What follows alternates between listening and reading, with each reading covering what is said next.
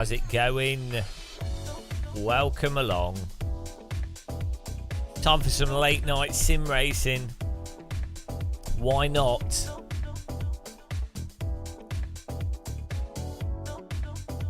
Why not?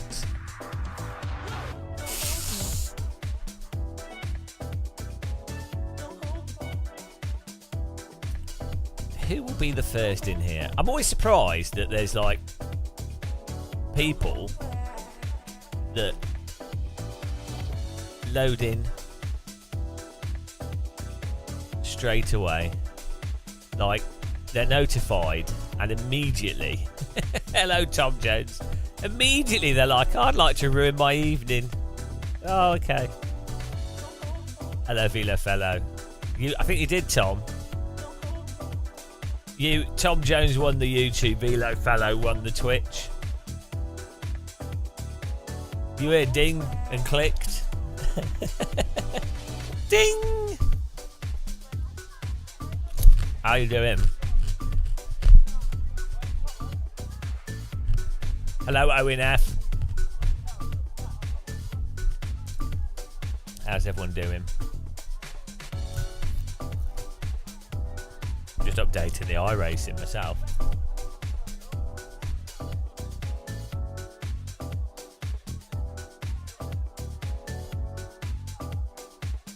Got chips here. Whilst we update.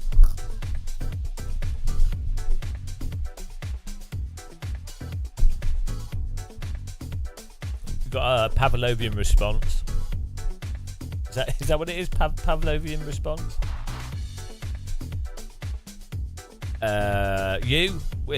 We're upsetting viewers as usual.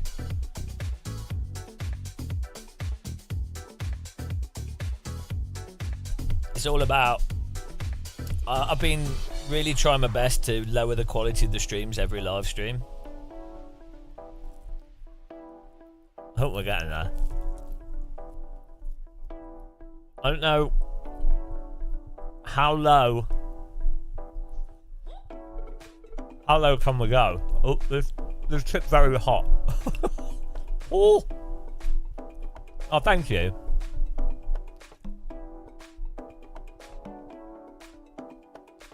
Seeing what's changed on iRacing. Fuji. Oh no, Fuji's not very good, is it? But it's not bad. Formula V's at. Formula V's at VIR. Formula C's at Spa. That's good. That'd be fun. That'd be hilarious. That's a good combo. Is there Fort Laguna Seca? Oh, that's going to be like an absolute wreck fest. Yeah, that'd be fun. Hang on. This is at Sachsenring.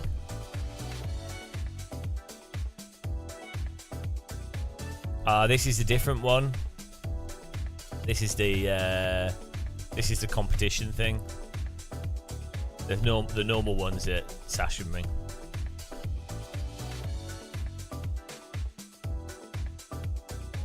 No, I can't do the dirt in iRacing. It makes me sick.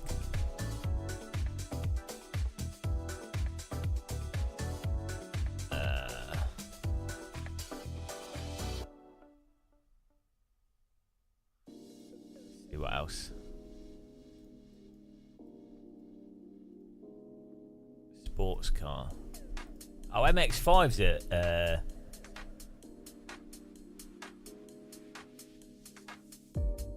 the Guinness Echo. That's good.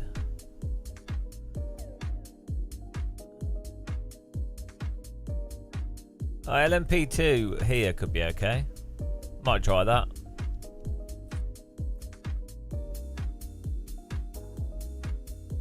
Might try that. Oh, Geoda. Blessed be. Blessed be. And on the 39th month, lo, the despair had set in, and tears ran down his face for he realised he had wasted far too much money on a bolt git. Thank you very much. Let me give you a rocket. That's an Amazon rocket, not basically for the Twitch people. Thank you. Where would it be without you mental people? You guys are insane. Honestly, I'm not even joking. You're mental. Hungaroring the Porsche Cup, that'd be good.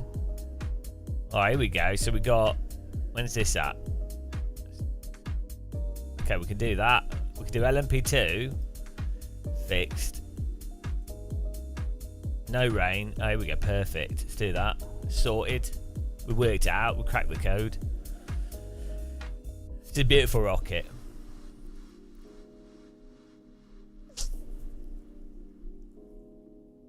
They are going to change the tyres again. Oh, I don't know. It's always time to change the tyres. Alright, Tom. Thank you.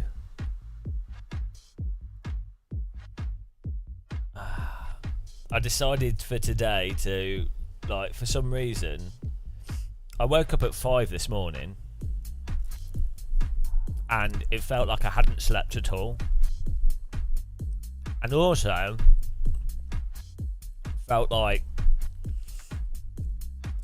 I had like my brain was like messed up. I don't know what was wrong. It was insane, like spontaneous massive depression or something. So I was just like, what's going on? So I was just sat in a dark room all day. I couldn't get back to sleep. I don't know what was going on. Tried eating, like just dizzy. Terrible. What happened? Probably a blood clot. What's the new tyres will be worse? Who knows? We had a problem. We couldn't start the game. Oh no. Easy anti-cheat's broken. Well, that's good. Is iRacing update broken the game? Oh, hang on. Is iRacing not working with IFFB now because the update has broken? Is that what it is? I think that's what it might be. Well done, iRacing.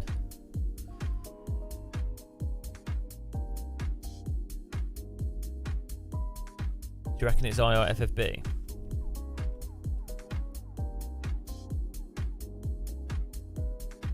Let's see.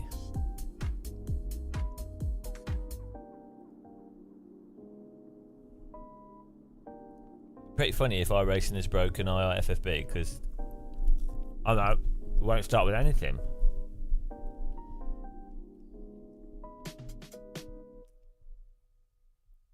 It thinks it's easy anti-cheat. Failed to open driver handle. What?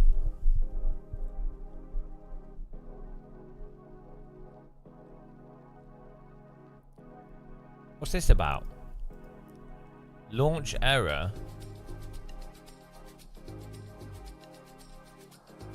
Hang on, is it easy anti-cheat that's broken, not iRacing? Well, what does anybody know the fix to this?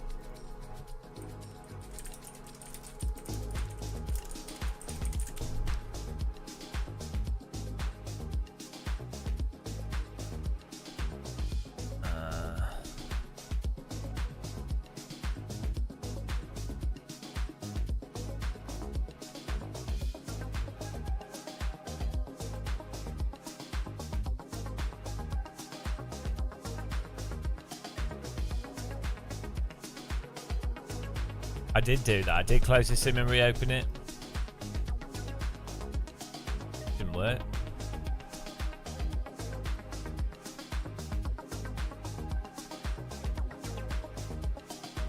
But I can only drive with cheats. I've never not cheated.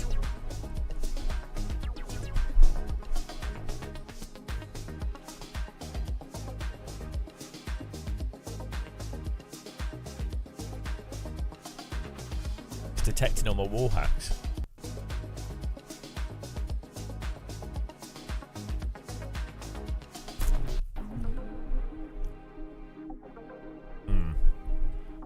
Oh, here we go. I've restarted it. See if it works. Loading the renderer. Or maybe it's working now. That was weird. Really lucky my wall hacks. I upgraded my wall hacks. Wall hack 2.0. Don't you guys all use wall hacks? Best way to play driving games. You can see through the pit wall.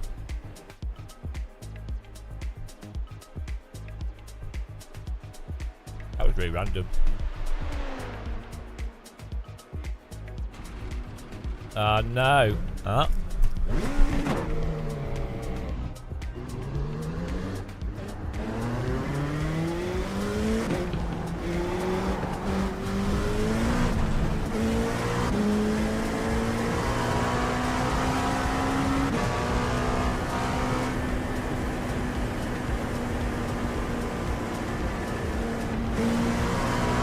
I like how it loaded the skin, but it's the default skin. That's pretty funny. Slow down. You got a penalty? We're cutting the course. Eating chips from your shoulder, yeah. There we go. Oh man, I've got like knee pain as well. I need to... But it's alright because it's got a nice rubbery thing on it. So it's easy to clean.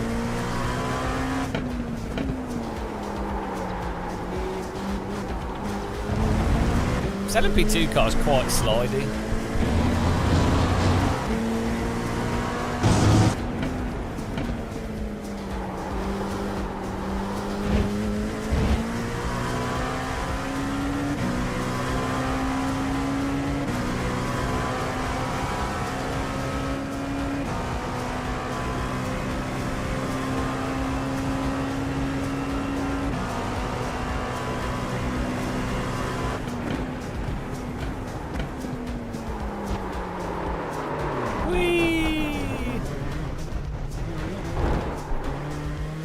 You cut that corner and got a slow down penalty.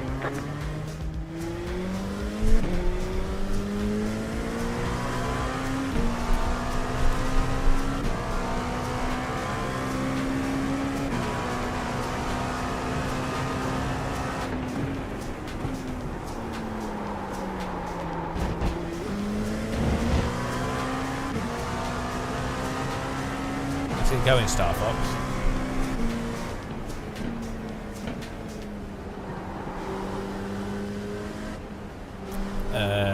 Yeah, if you brake straight away, the faster you serve the penalty, the quicker it goes. So downshifting will basically engine brake immediately, so it's probably a more effective way of serving it because the car instantly deaccelerates. That's probably what that is. Yeah, it's probably. Maybe it notices the amount that it's a sudden deacceleration, so maybe the way that they calculate the penalty, maybe they do it based on some aspect of telemetry, and they see that if a car is deaccelerated quicker, let's try. You'd think just hitting the brake would work.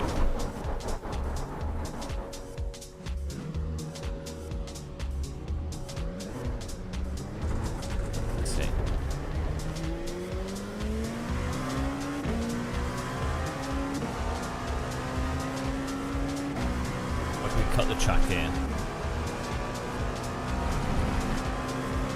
We'll cut the inside.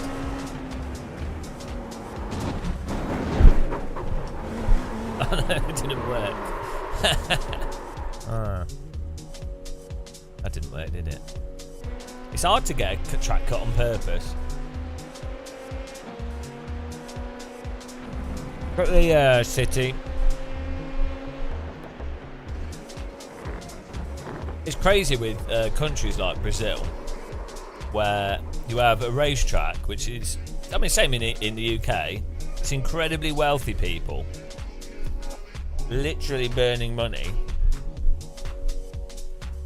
surrounded by poor people, and the poor people are like, no, all right. It's literally rich people rubbing wealth in the face of poor people. Like, they're so wealthy that they can partake in a ludicrously expensive, totally arbitrary activity. That's how wealthy they are. And then meters away, you have people that can't get basic education, can't get basic medical stuff, which is a direct result of inappropriate taxing or inappropriate wealth distribution. and yet the poor people put up with it because an authority has told them it's the status quo. Maybe it's better that way. Maybe that is more stable. I mean, you know what happens? Revolutions are very unpredictable. But it's surprising. It's surprising how much you can rub wealth in people's faces and get away with it. But it's surprising how you can reframe it through propaganda to the extent where people see it as a positive. It's crazy. Motorsport's amazing.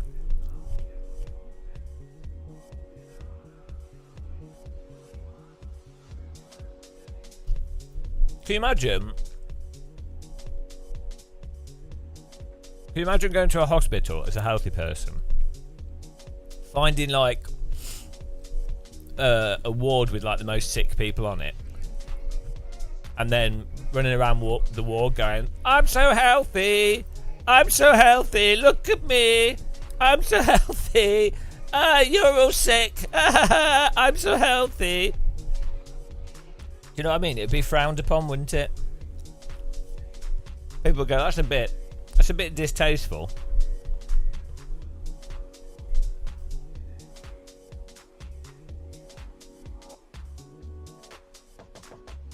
Oh no, I'm part of the corrupt system, Star Fox. I'm part of it. That's the thing. I can talk about it still. Look at LA, literal Hollywood with 100 million houses too. But I know the thing that it's just surprising to me that people put up with it how they do. How effective propaganda is.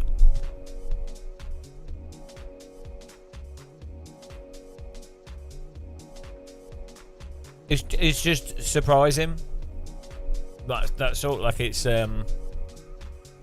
like as I said before, if you're a wealthy person and you go on holiday to a poorer country and you eat in restaurants and the food is cheaper and everything because you're using a richer currency, or like their economy's not as large or whatever, you'd expect them to spit in your food. Like, you'd be like, hang on a minute, why should they not resent the tourists? Like, it's framed as, oh, tourists are spending money, that's really good, it's raising our economy. Okay, I mean, you can frame it in different ways. I'm sure you could argue lots of different ways, but intuitively, you would expect people to resent it more, given that a rich person didn't earn it. Like, you don't earn being born in a wealthier country, do you? So people are surprisingly friendly. Arturo drives cars. Just got iRace, started F4, got my second first. Got your second in your first race. Where can I claim my sim racing degenerate card? So you actually got that the moment you installed a driving simulator. Star Fox, I worked in McDonald's. McDonald's actually they're surprisingly clean. I worked in 3 separate McDonald's. They're actually surprisingly well done for what they are.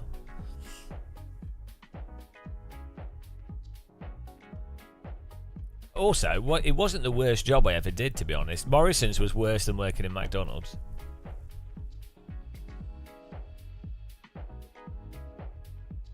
You don't even have to use religion to trick the peasants anymore. You just have to keep convincing people that the high road leads to tangible victories. Yeah, I made the mistake of reading more Noam Chomsky again. and now I'm even more depressed. But, that's why I was depressed today. Because I've been listening to Noam Chomsky. That's why. That's probably, my brain was probably processing it. It was going, No, there was something really interesting, and I've forgotten what it was, so that was good. That's why it's pointless reading books, because I don't remember anything. He framed something in an interesting way. It wasn't just a simple case of, trickle-down economics is terrible. It was partly to do with that, like, the consent component and the sort of propaganda and the censorship. And I'll have to keep. I read books by reading them like multiple times because that's how long it takes me to remember stuff. Anyway, the point is he put something in a way that I hadn't thought about before, directly, or he explained it in a clear way. But then I think that Noam Chomsky does make some economic mistakes.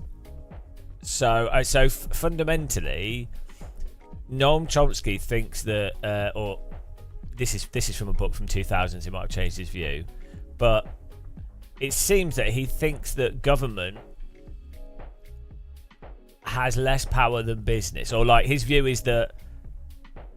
I mean, don't get me wrong. We do live in a corporatocracy, and democracy isn't really democracy. I totally agree with that, but I think he underestimates how much power the government actually has, or the sort of appeal to democracy that the government has, which I think a lot of people did. And I think COVID and the financial crisis of 2007, both of which happened after these books that he wrote, so fair enough. But COVID and 2007 financial crisis both demonstrate that the government directly actually has a surprising amount of control. So like the government can just issue money independent of businesses, and businesses are effectively beholden to government in the sense that government is the controller of the money, like they print the money. So I think Chomsky actually underestimates the actual power of the government, even though I think he's right that the government is put in place through corporate propaganda and through balancing corporations, and it's not the people. The government's not really in place from the people. So I think he's generally right, but yeah, it's interesting. You're only allowed to say what you want because they like what you say. Exactly. That is so true. It is. I definitely think. Well, everybody. I definitely think there's a lot of people in the West don't understand how Western censorship and propaganda works at all.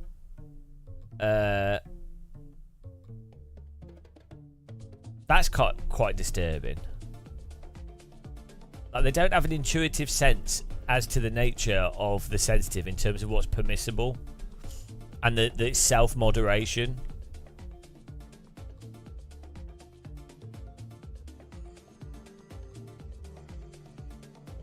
So it's very interesting.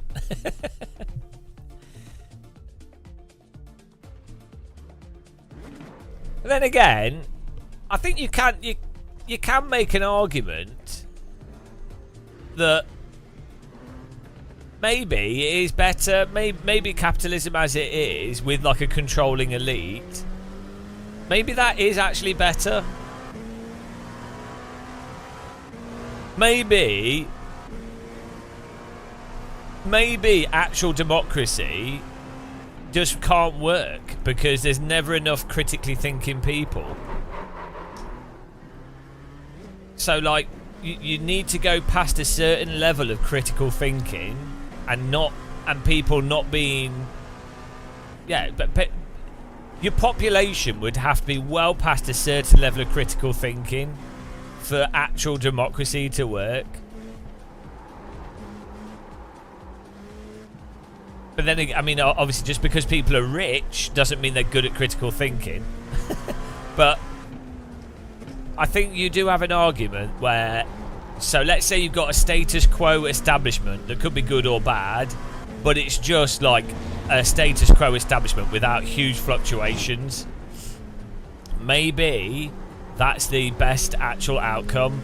Not that it's good, not that it's perfect, and not that it's even, you know, even semi-decent, but maybe just a basic stability, even in something like any country, a basic stability, even if a lot of it's flawed, actually ends up being better than instability from actual democracy.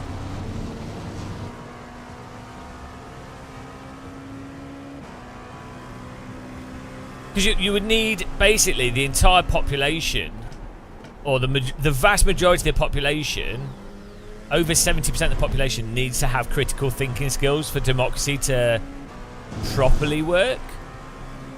Otherwise, they're always going to be susceptible to outright lying and populism and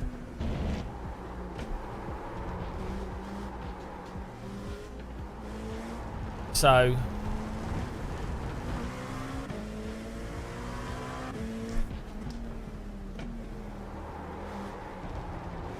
Another argument that Chomsky makes is that all countries that the West interfered with or tried to turn into like Western democracies, or like Western, you know, the friends of America, they've all ended up worse. The only exception is like Japan and maybe South Korea, but even South Korea is quite independent. But he draws a parallel that actually, if you look at like Brazil, loads of African countries, they're way worse off than other countries that haven't been interfered with by the West in that way. So I don't know to what degree that's true. I'd need to.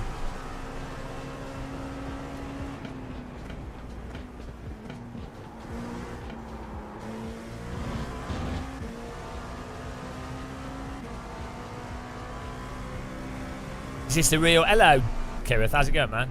How you doing? Kirith, can't believe you put Golden Age. I see your bloody thumbnails. You put Golden Age of sim racing. You know better. Bloody Golden Age of sim racing. You do realise by mentioning Golden Age of sim racing, it puts you in the bracket of people that probably haven't been sim racing for more than 5 years. It was a quest. No, but the implication. Hang on, we'll read it. It also, you can't do the get out of jail question title. I'd never do this, obviously. You pose a question that's not. It's a disingenuous question for the sake of then being able to say, "Oh no, I'm just asking a question." It's a Piers Morgan question. Hang on, what's the title? I think you did imply that it's the Golden Age of sim racing, which, quite frankly, isn't true. I need to make a video about this, because it's not. Kira. By the way, guys, check out Kira's channel. Hang on. Could someone give him a shout out? Kira, here we go.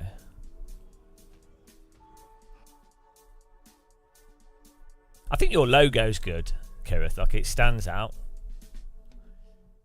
Where is it? Let's see. Oh, here we go. It's a sim racing Golden Age. No, it's not. but we need this. So fair enough. I haven't actually watched the video. I just saw the title. But the point is, you're guilty of implying that it's a sim racing Golden Age, which is like a weird meme that's going around at the moment. Yeah, but you can't get out of it. You've implied it's a sim racing Golden Age, and it really isn't. It might be. It might be a sim racing Golden Age. in the future, but like right now it's not. I'd say like 90s. I mean, yeah, I don't think you can really say it's a golden age of sim. Like what? How would you define a golden age? Like right now we're stuck with sims that are all out of date massively and have gone backwards and have got worse. It's a hardware golden age for sim racing for sure. The hardware, especially premium, but in terms of software, it's more like the Stone Age. It's more like a post-apocalyptic. It's like we've regressed.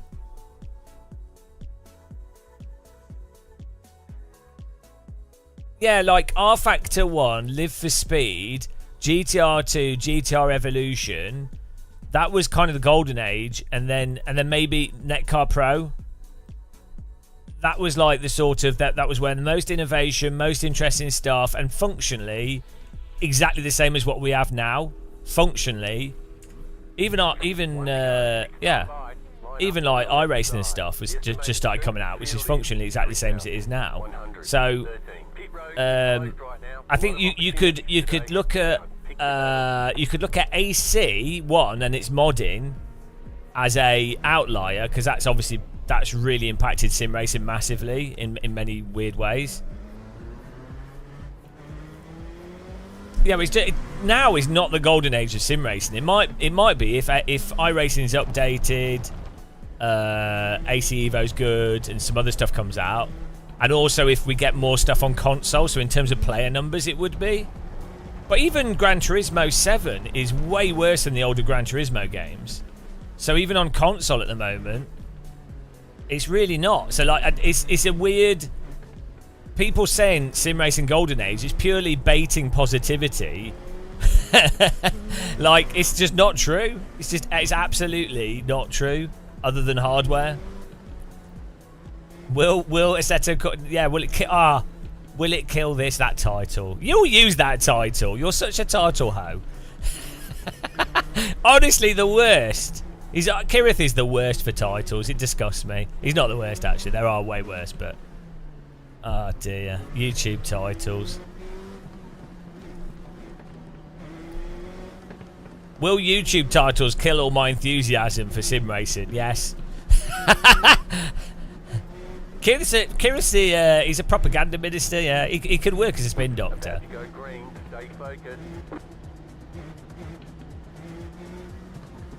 This is going to be a wreck, isn't it?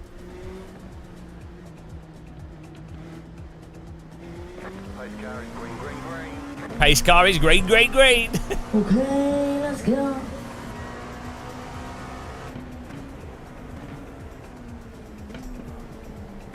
Pace car is green, green, green. Keep to the left. Clear on the right. Right side. Still there. Clear.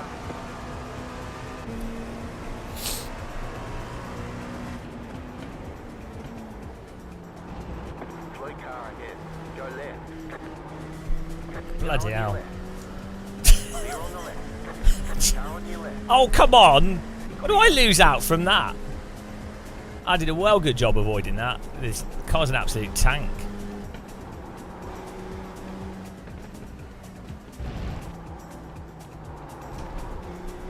Will I be doing Spa solo? No. I'm too old for that kind of stuff. Golden age of crash avoiding.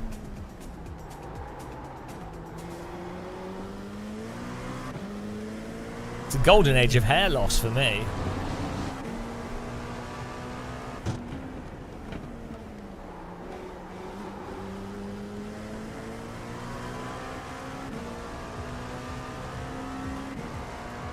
How many cars wrecked in that?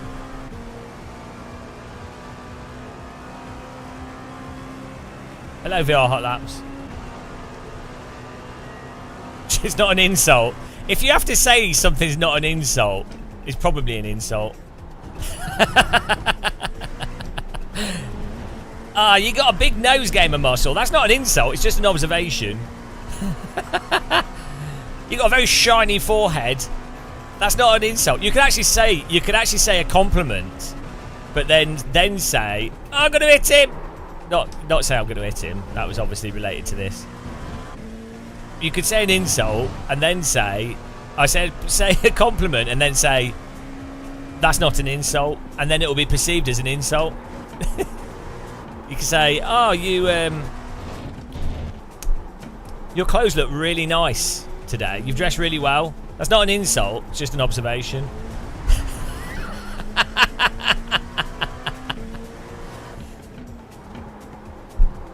Oh, you're driving really well today. That's not an insult, that's just an observation. It converts a positive into an insult. It's genius. It implies... How is that an off track? That's literally the edge of the circuit. Why would I want to start a sim racing newspaper? There's no news. Print only. Printed on toilet paper. Someone tried to start a sim racing magazine. It's like based off the sort of nostalgia idea of magazines.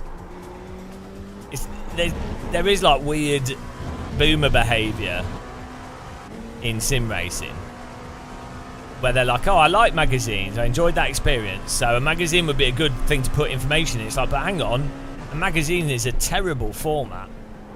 Don't get me wrong, I do enjoy reading magazines, but it's not a good format for something that's not popular.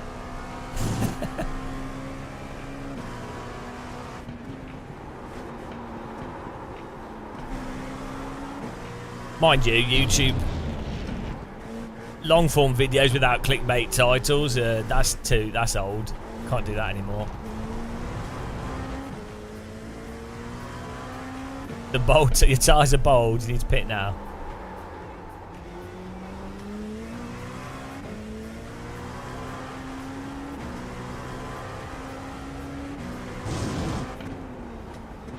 That is not a track cut every time.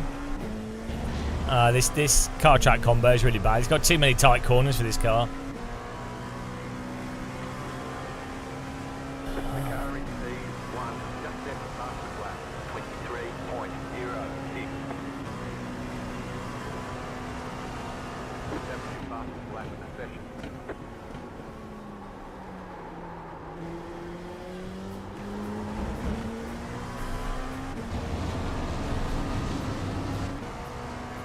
All my driving's a skill issue. Well, for iRacing physics, you need any time you're leaning on tyres, the physics break. So Okay, on the left. Clear on the right.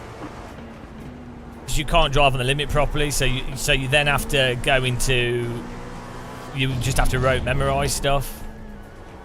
And the more corners like this, the longer it takes to rote memorise for iRacing, because you can't just... This type of track, in reality, is a really good type of track because you're always balancing the car through the corner. So it's really good in real life. Also, the grip returns quicker. It's really good in realistic sims as well. The grip returns quicker, so you can balance the car, and you're really holding it on the limit through the corner, so it's really fun. But in iRacing, it doesn't support balancing at the limit, so it means that those types of corners mean that you have to go through like a rote memorization process, which I don't enjoy. Some people do.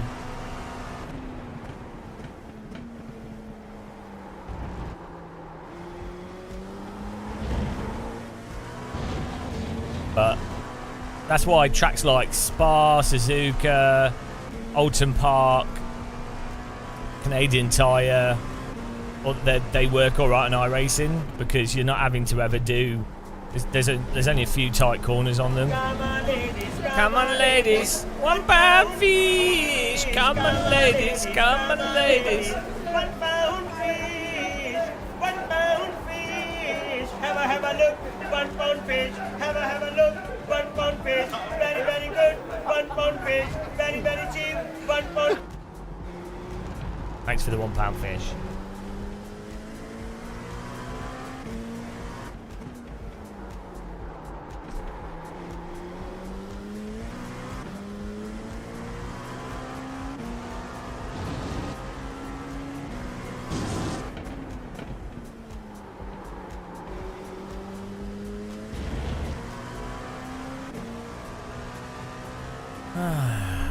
Just gonna cruise around here. It's fine.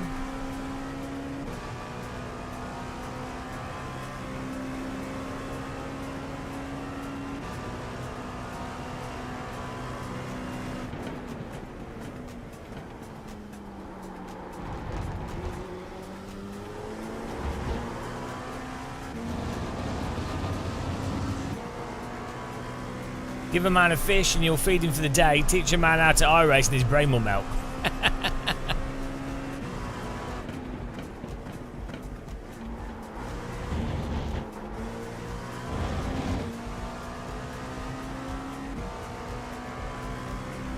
I do think this is generally a good track though.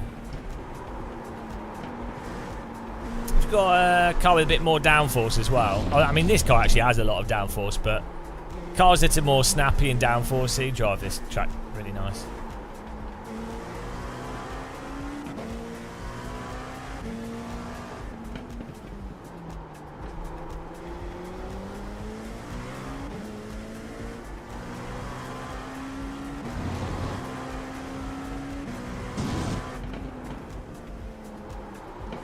Leader is running 23.48.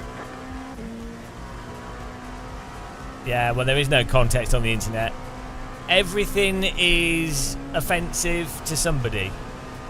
And everything is devoid of context, and you can use everything in whatever way that you want for your own purposes, ignoring any intention of the initial thing.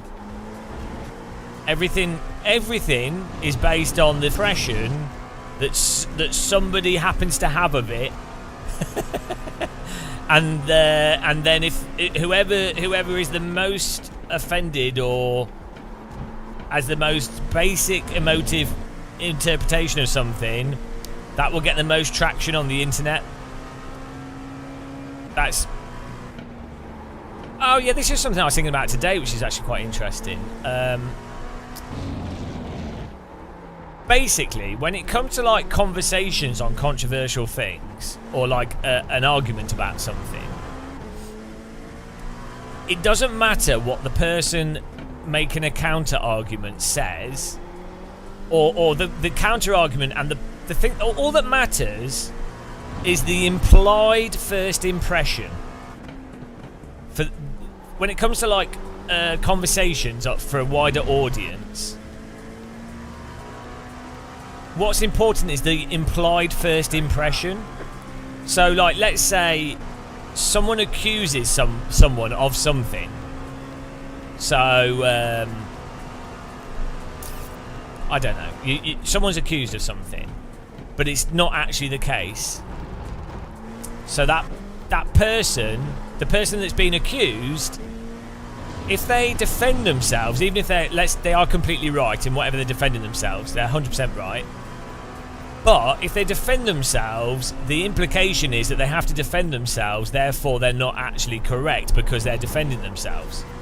So then then what happens is they have to make the counter argument, if they can make one, isn't actually to argue things properly. It is to say something that counters the implication that would otherwise arise from defending themselves.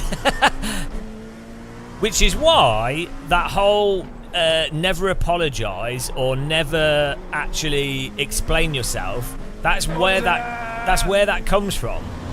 Because even if you, as I say, even if someone is right and not guilty for something, purely by virtue of explaining stuff clearly, and the more clearly and more precisely they explain it, subtextually, the worse it looks.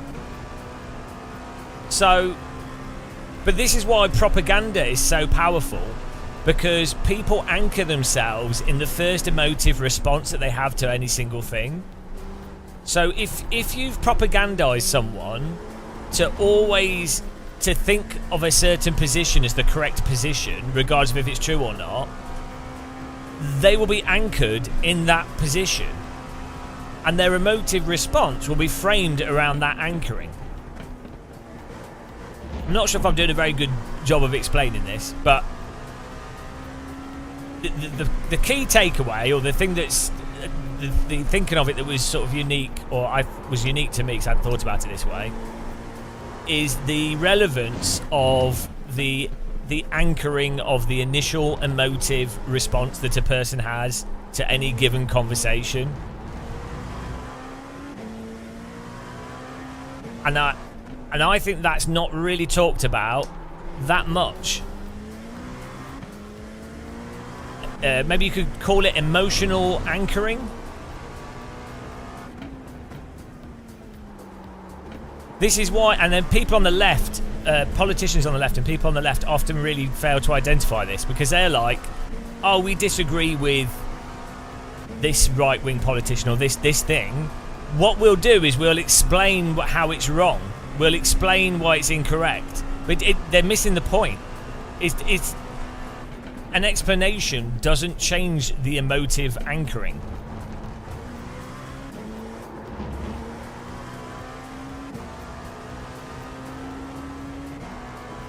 Can we get a dictionary check? Look here, Kirith, Mr. Eatery. Proper. What was the other word? We came up with another word. It was a real word, though. Well, it wasn't completely invented. Hello, Necrodogs. What was the word that we came up with? Attentive. Attentive? Attentivity. Attentivity. Attentivity. Makes sense.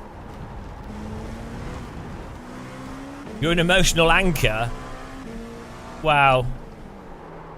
I help people remain sensibly depressed about everything.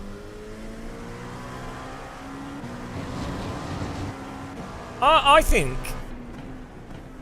there's a great comfort in identifying the absurdity of stuff. Like, if you can't do that, you couldn't live. It'd be too depressing. Like, without a pragmatic stoicist view and realization of the absolute absurdity and lack of control and randomness, if you try to frame reality as some sensical thing, you would end up really, really depressed.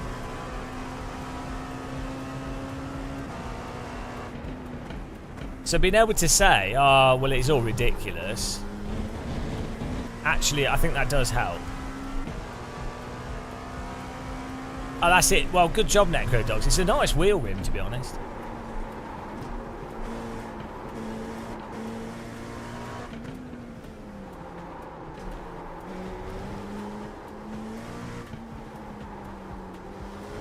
Are you in the club? There's no clubs here because I'm a bit of an anarchist. My personal thing is, I don't think you should group stuff. I'm an anti-groupist. Don't know what that would be. What's that? What would that be described as? If you're anti, it's anarchy in a sense. I don't like how stuff's grouped together. Oh, I'm a sim racer. Oh, I'm a gamer. Oh, I'm a white person. Oh, you're straight, you're gay. Oh, who fucking cares? Just a human. Dude, a human that's currently doing some arbitrary activity. I don't like grouping.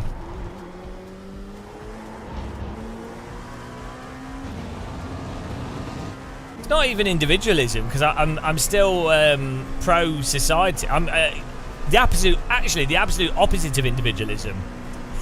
Be like claiming that all humans are basically the same entity. So, like, my grouping would be everybody is under one group. I would say there's obviously utility to arbitrarily grouping stuff for individual scientific studies or specific things where there's specific utility to those groupings. So I'm not disagreeing that there's value to, you know, the science of how you group stuff. That's fine, but I'm saying that has to be in a very limited context when that's used. I'm hot, and you're not. And unfortunately, people tend to use grouping as a concept to be tribalist. So, and when it comes to humans, I think the most pragmatic thing to do is to group all people as category human. Or like that's just like, because you all have, everybody, regardless of your views, whatever, everybody is sentient to varying degrees, and you know, I mean, some people are disabled or unconscious and what have you, but like, you know, everyone's assuming a base functionality of awareness. It's like, well, everyone has the same humanity, so that's what matters. Yeah, so we're grouped by being humans. I'm hot and you're not.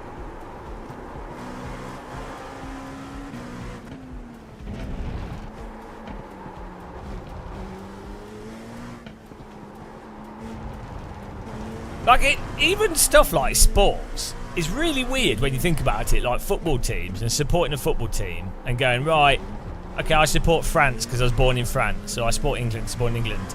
And then it's fine if you go, oh, I know it's irrational, I know it's stupid tribalism, you know, it's a game. I'm role-playing being tribalist for a short period of time in a context where it really can't do any harm. I'm not going to take it too seriously.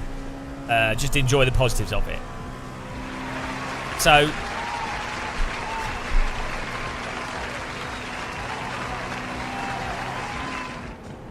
like, that's kind of okay, but you know that a lot of people aren't treating it like that.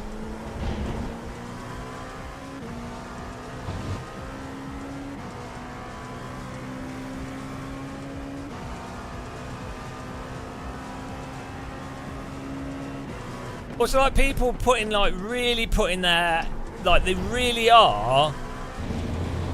It's the thing that I find difficult to understand is why people really attach their sense of pride to things that have nothing to do with them.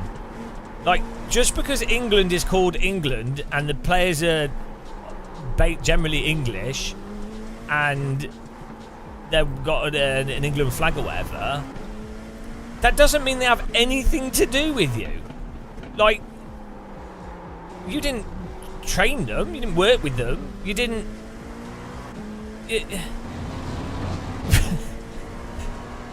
and then, okay, if you're going to say it does have something to do with, like, your taxes and national pride and stuff, well, then you're being racist and nationalist.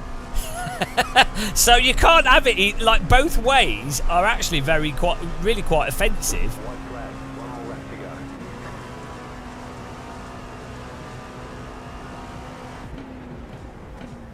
Because then you'd have to go, well, England lost because there's something fundamentally wrong with the English and England and our taxing and our sports facilities.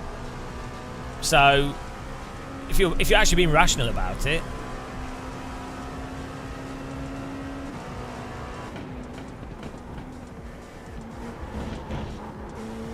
Hello, Chris Wilson. How's it going? That race was terrible. I'm not even vaguely at pace on this track. I'd have to do about 3 hours of hot lapping to get up to pace on this track with this car. And I really can't be bothered to do that because it's too sloppy.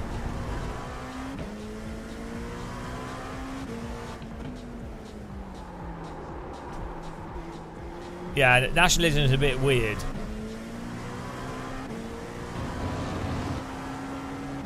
England didn't lose because of the pressure. They lost because they are it's a stupid football team. It always have been.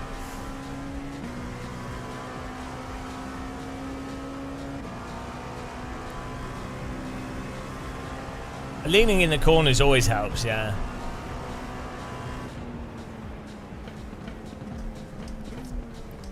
Right, that was terrible. That was awful. Back to the pits. We're going. Have a look at the start of the race. Oh no, we can just do the Porsche.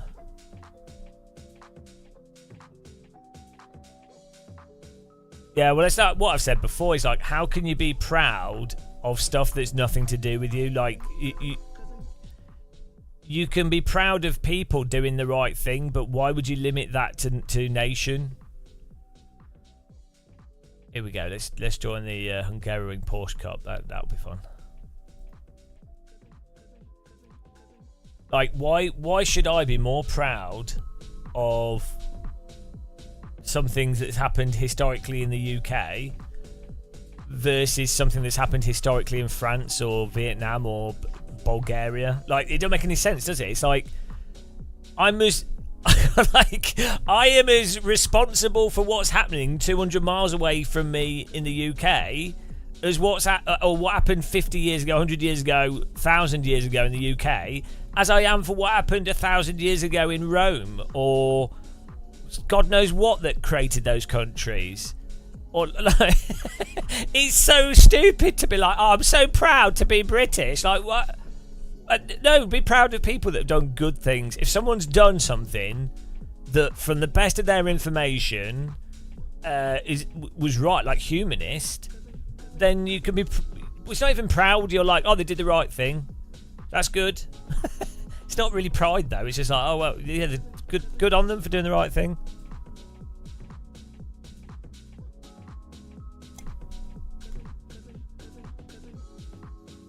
So depressed. Here I am, a brain the size of the universe, and I'm asked to open doors.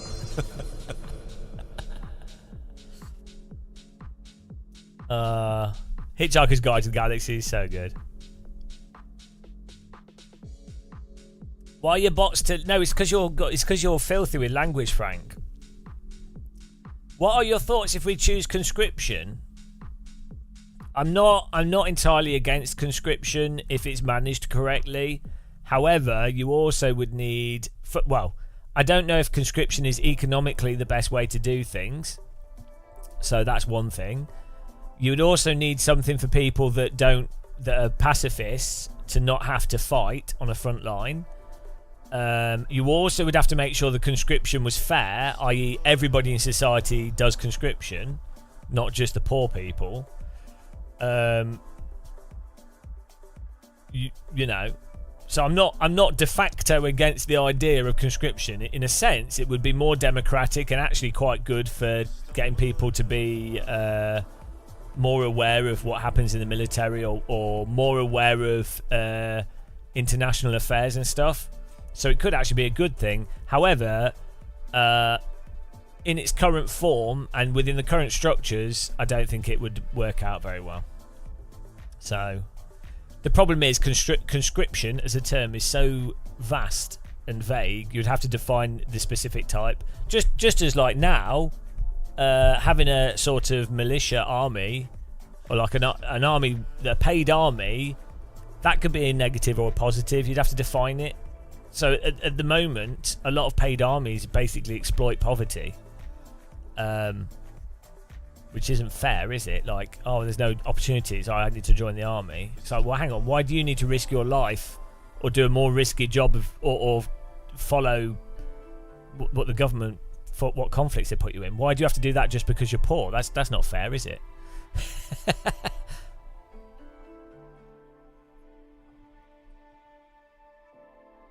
Sometimes beer drink is a chore, but someone's got to do it. Most people watch this channel drunk. I don't blame them. You'd have to run away. Yeah, I mean, I wouldn't fight in.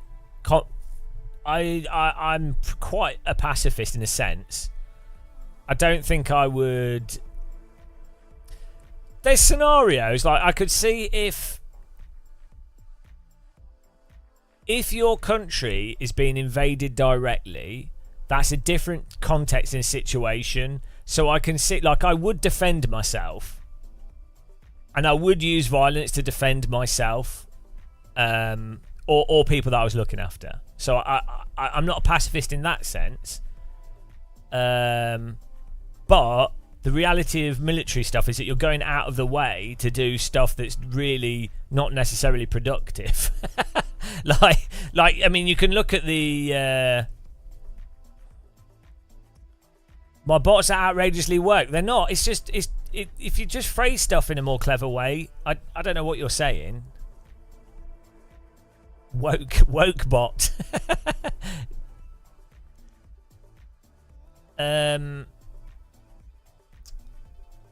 It takes more than poverty to have someone willingly, excitedly join the army under the guise of adventure. Well, you can look at the data, can't you? I don't know about UK, but in America, there's a predominancy for people in the army to be less well off. I think it's the same in the UK, because also it's also to do with if you're from a region where there's no opportunities and the army's presented as like an opportunity, and it genuinely can be an opportunity, and it genuinely can offer structure, and it genuinely can be a very good thing for a lot of people. I mean, I've known people that really benefited from being in the army and really enjoyed it, and they didn't necessarily want to be shooting people, but you know that like the Afghan war and the second Gulf War, you know that they were like really a bit stupid, right? And then in history, like the Vietnam War was horrendous. So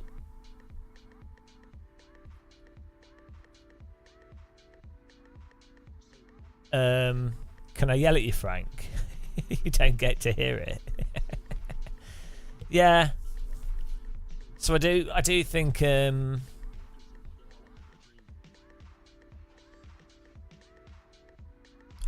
not sure with.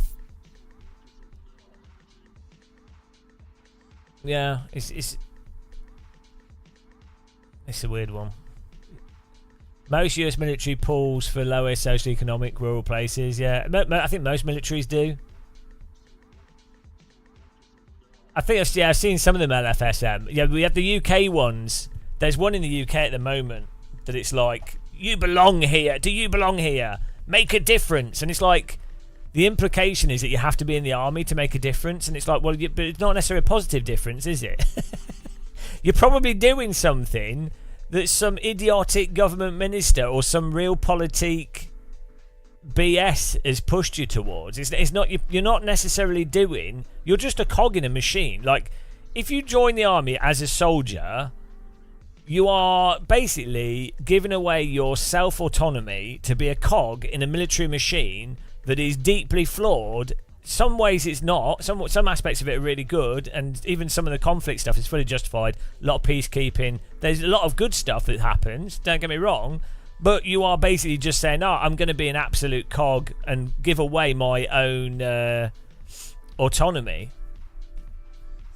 in order to be a cog in this machine that's fundamentally a machine that's based around violence. Otherwise, you would like...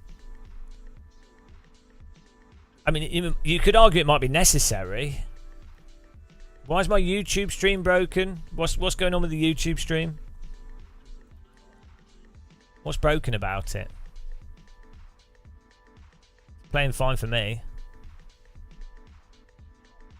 There's excellent connection. I don't know why you say it's broken.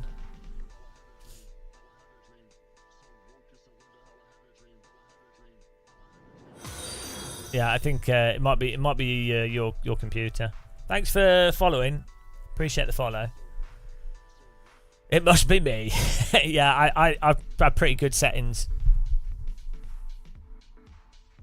It's both. Yeah, if you might have an ad blocker, YouTube doesn't like ad blockers.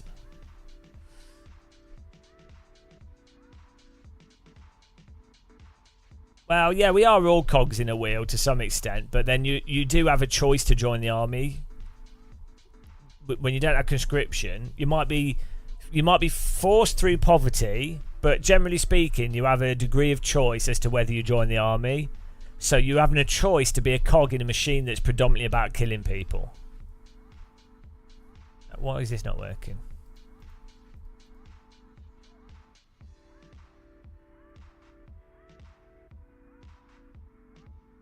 There's some weird stuff happening with iRacing here.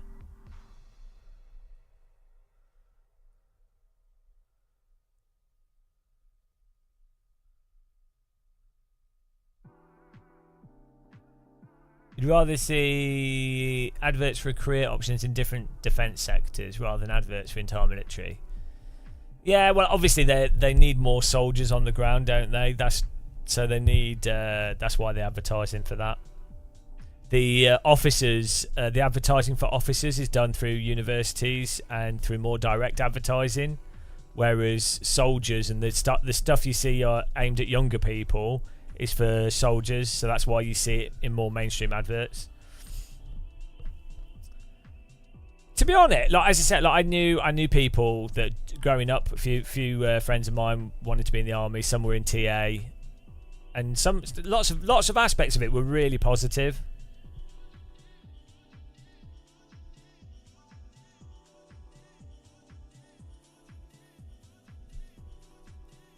Ryan the Afraptor wasn't even in poverty. It was either join or six. Well, you know, but that is still, yeah, it's not poverty, but that's still exploiting wealth, isn't it?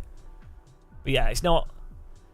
That's not poverty in a direct sense. But I mean, it is poverty though, because it's 2024. Let's say it was the 90s or whatever when you joined. Well, you should have had the ability to get a normal job, to be able to go to university, and to be able to have a house and a family without needing to join the army. So it is still exploiting poverty. Yeah, when I say poverty is framed as people living in like 5 people in a flat with rats climbing over them. But like actually in 2024, given how much wealth and abundance of resources there are, poverty should be being forced to join the army for like a basic quality of life. That car was on 2 wheels.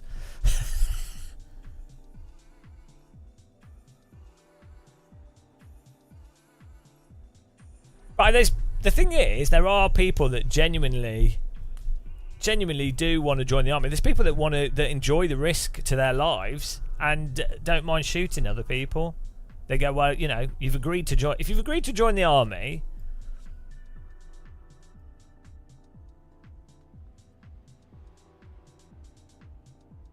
and you're like, oh, it's like people that decide to go base jumping. You've decided to do that. And then you know it's dangerous, and you know you might die, and but you've decided. And for those people, that's great.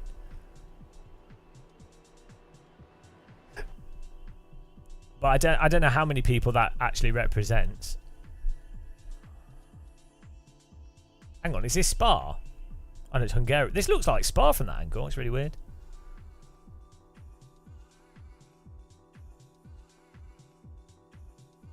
Traction poverty, yeah. He's saving his wheels. Can you blame him?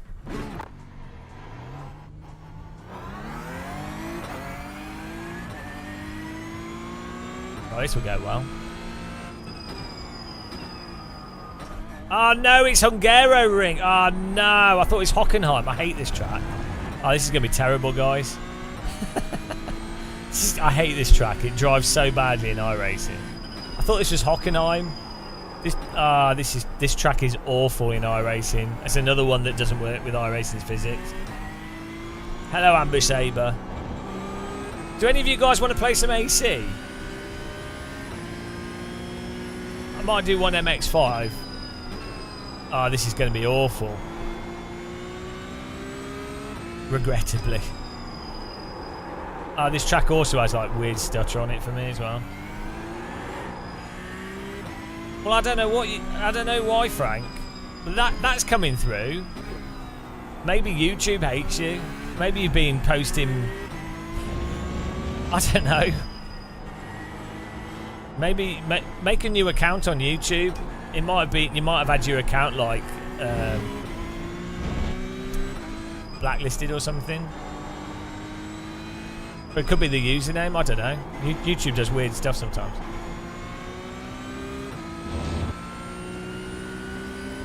But no one's deleting your comments on here because I think our mods are all asleep.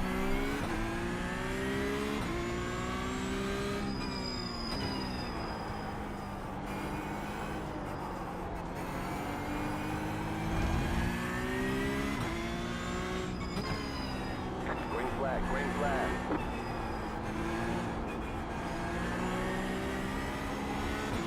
Well, that's it. Maybe they put you on like a list. The bot list. I don't know how it works. I have two. There's the YouTube has its own filtering, which is weird. And then I also have I have a stream bot. It's mostly to stop spammers, to be honest, which we've actually managed to do for the most part. We haven't had any link spam for ages. Hooray! I'm not sure if being able to hear this is a good thing.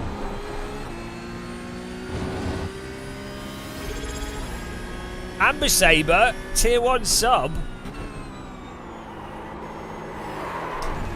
Thank you. Oh, I missed the corner because I was pushing the rocket launch. Thank you very much, Amber Saber.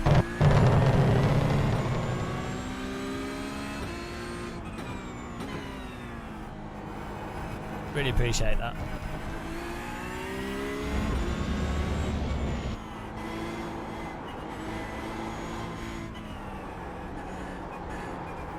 Yeah, I said make if you'll be getting filtered on all YouTube channels, so you might as well just make another account and see if the same thing happens. I'm alright, yeah. I was like massively depressed today.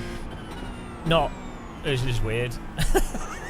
Don't know what. I woke up and I think it's just because of erratic sleep, but my brain was like, I just felt dizzy and everything was really annoying. Everything. Every single thing was like massively annoying, and then I'm like, oh, hang on, I know what's going on here. It's just like, I just couldn't even think.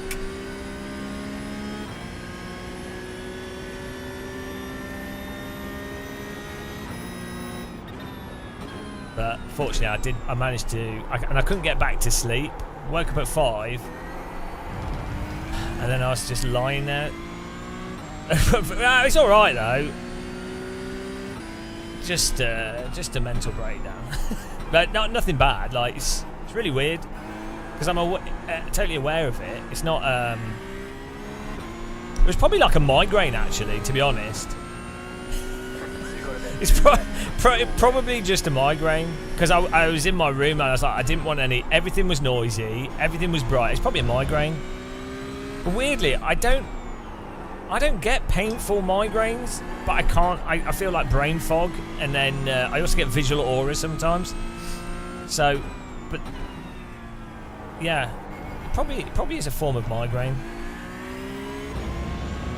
Yeah. So because I black out my room. I just in my room all day in the dark, pitch black with ear protectors on. Honestly, even like the birds, I was like, some noisy birds. Bloody cars. Can hear cars like 5 miles away. Bloody cars. The sunshine. Bloody bright sunshine. Jesus Christ. Actually, it would make sense for it to be a migraine because it lasted about 7 hours, 6 hours. Oh well.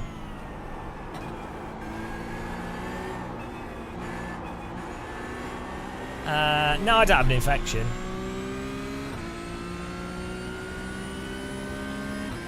It'll be from sleeping erratically. Basically, if you sleep really weird times or you don't get enough sleep, that's what triggers like migraines and stuff. It'll be that.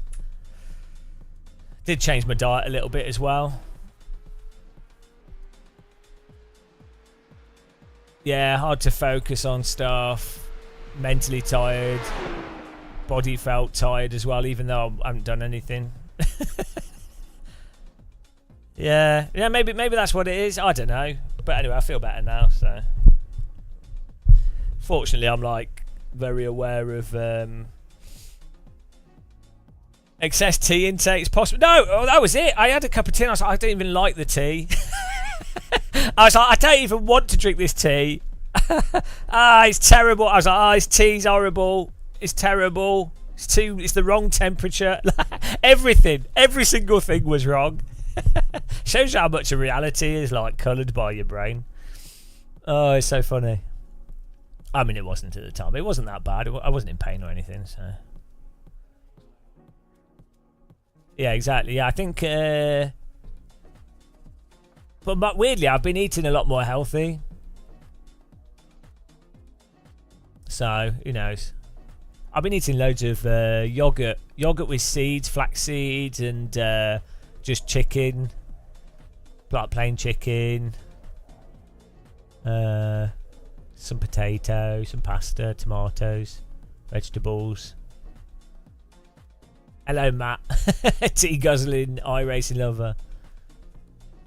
Who knows? I think it's just weird sleep stuff, but it's just how it is. I'm really lucky that I can do this as my job. So if I had to go into work today, well, I would have took a sick day. I would have probably, I don't know. I don't think bots can do timeouts, no.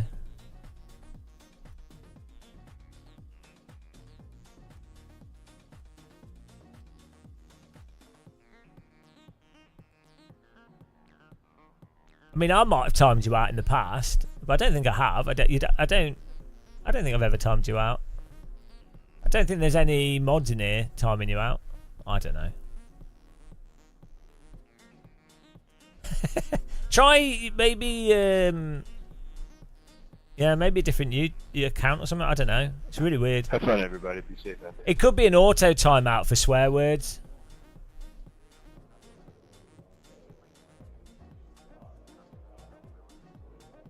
Oh, this is not going to go well.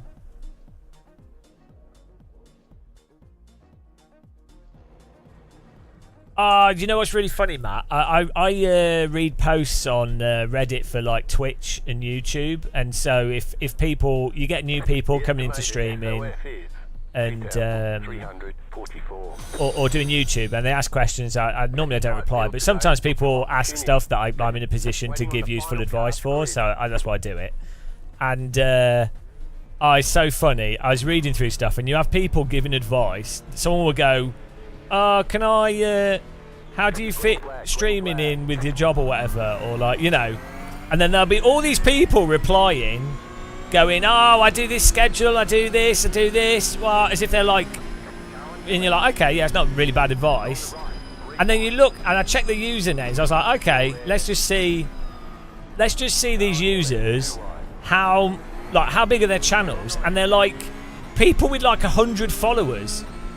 And you're like, you're not in a position, like, yeah, for streaming for fun, that's fine. But the person asking the question isn't asking about streaming for fun. They're asking about, like, the actual, you know, what would help you grow a channel, you know. So it's really weird how you get people that they're not in the position at all. Like, if anything, their viewership undermines their advice because they're not successful with what they're doing. It's not their fault. I'm not knocking it, like, in the sense that I think anyone should stream if they're having fun. They should do it, and you can't just go by view numbers. But if someone's specifically asking for something, and you like don't give a logical reason, but you just say something with no context, unless you can give a logical reason as to why something works, or you've got evidence from your own perspective,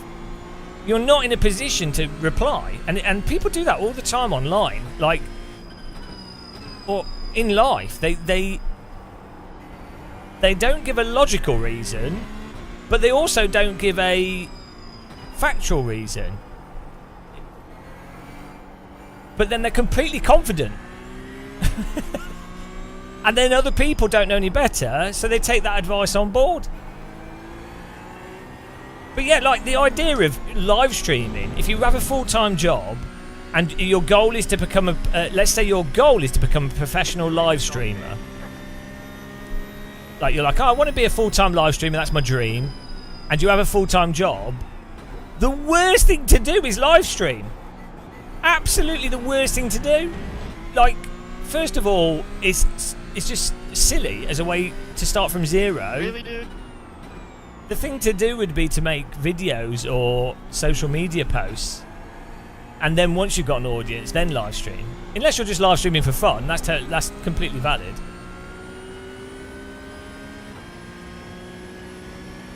But even for me, at the size I'm at and what I do, live streaming is a terrible idea. Whoa, there we go. Tyre model, thank you. Oh, you pushed the tyres a fraction too hard. Goodbye. That's what Porsches do.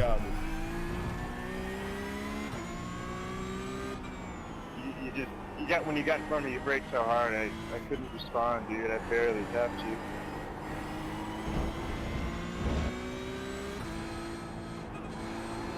We're good, bro. I think Sims have nailed tyres at the limit, to be honest.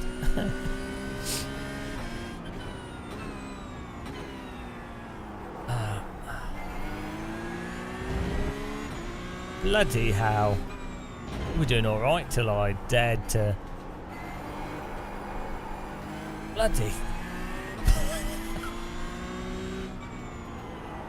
There's no nuance to the slip in this car, it's just a passenger slide.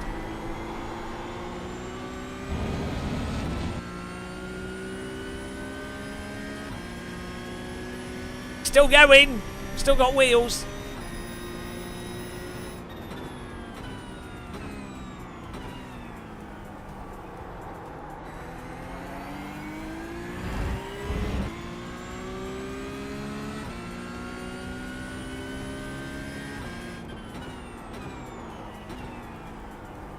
These corners are like brutal, off camber. Really, this would be amazing in real life to drive like a radical around here. It'd be so fun. Replay and see that I couldn't do shit about that.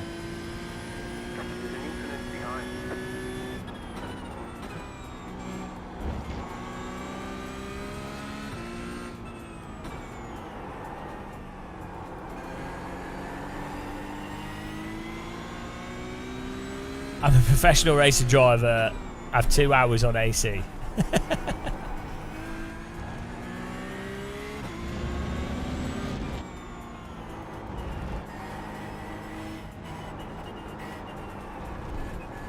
think the thing that a lot of sim racers kind of don't really understand, if someone's...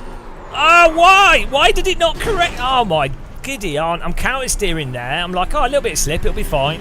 No. And then it wouldn't respond. Such like a... Right, we're playing AC after this, I think. I might do an MX-5. Jesus Christ. The uncontrollable oversteer in this car is insane. Well, the timing of it, I mean, it's insane.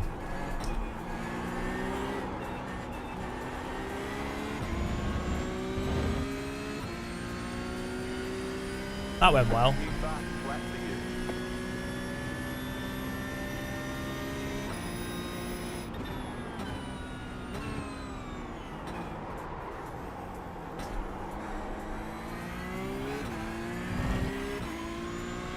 Yeah, what was I going to say? Oh yeah, so if someone had gone through life go-karting from a young age, then they'd also been a real race driver for a long time.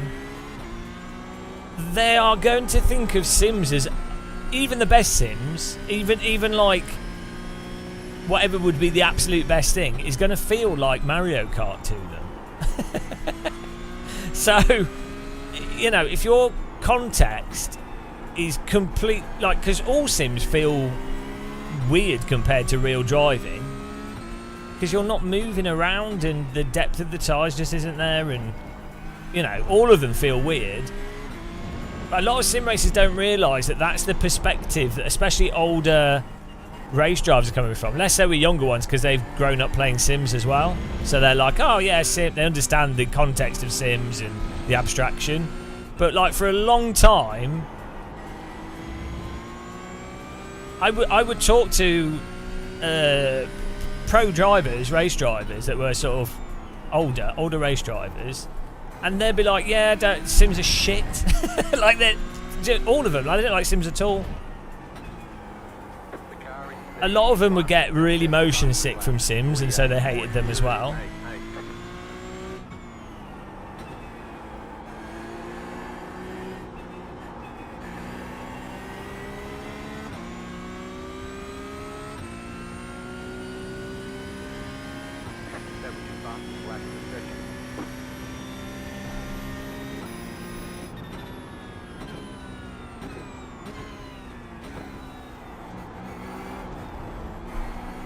I've got good advice for how to become a full-time race driver. Be wealthy. There you go. Best advice ever. Be wealthy. There you go. Oh, you're full-time race driver. Great. Good job.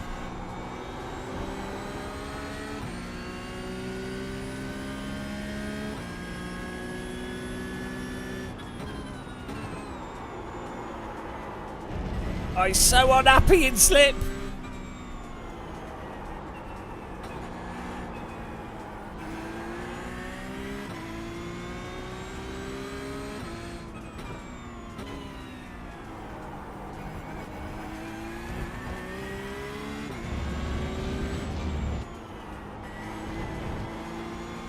Yes, it's like owning a boat, isn't it? Yeah, owning a boat's great if you've got enough money or investments that allow you to just keep throwing money into water. Or, and like actually race driving, if you live on your boat 24/7 and you're really passionately into boats, like you live on your boat, you know all the engineering and stuff, and you like fixing it, you like painting the hull and everything, you know.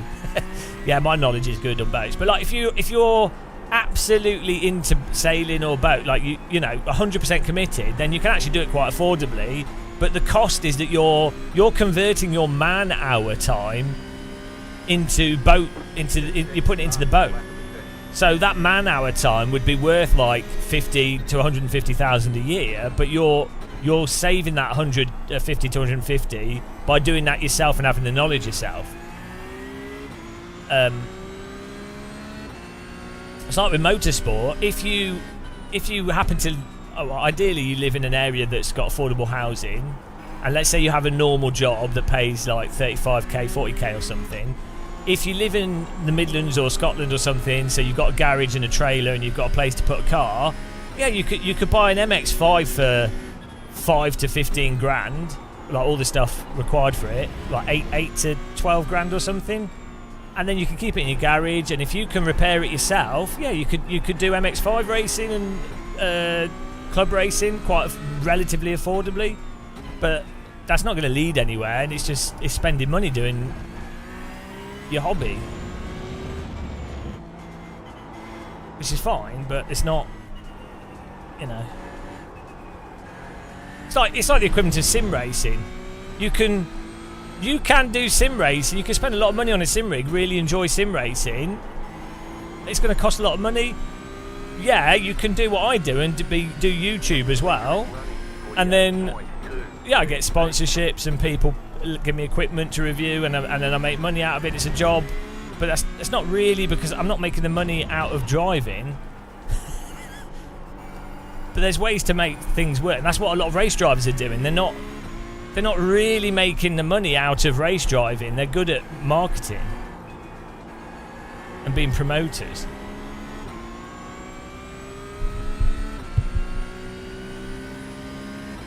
It's like professional photographers a lot of the time are not making money out of the photographs, in the sense that the quality of the photographs aren't what make the money. It's the business of selling themselves, promoting their business, the type of photography work they do, the actual photographic quality and technical aptitude of the photographs is one of the least important things. It just has to pass a basic threshold of quality.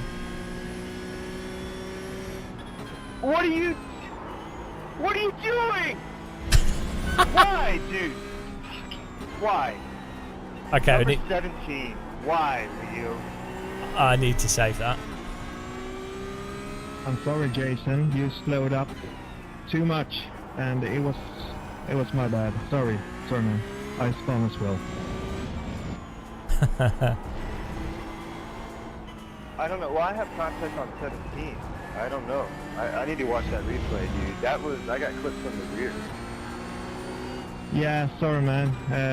We went too close, just slowed down too much, and yeah, I spun as well. Sorry.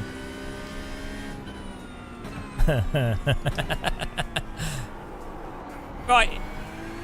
It's funny that with iRacing, right, if I jump into a car like this on a track like this, I just can't drive vaguely. I can't believe you've done this. Vaguely close to pace. If this is like LMU, AC, AMS1, we'd be driving with the other cars. Like, I wouldn't be the fastest, but we'd be like actually racing people. But you have to like, iRacing is so much about memorising a predefined group of inputs. It's so restrictive. Such a restrictive simulator. So little feel as well.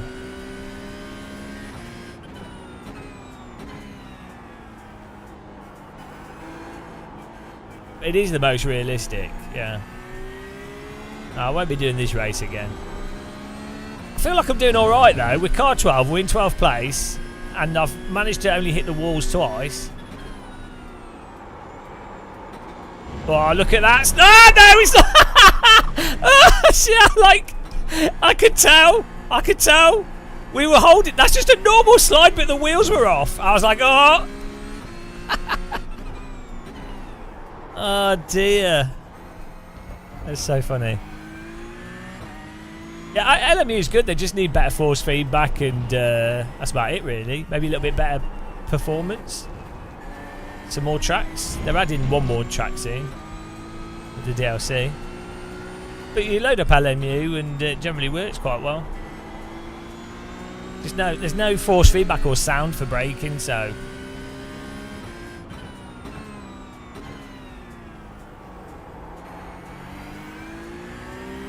I like that there's retired esports drivers now that basically say exactly what I've been saying, so I don't so I could just go, yeah, look guys, I'm an idiot, don't listen to me, but here's some esports drivers that are the best drivers in the world. It's kind of weird that they have they're saying exactly the same things I'm saying. Maybe there's something to it. No, it's alright, don't worry about stuff growing on you, it's fine. I've got barnacles growing on my forehead. Oh my goodness. I should just let this car go past. That's racing. Otherwise he'll hit us.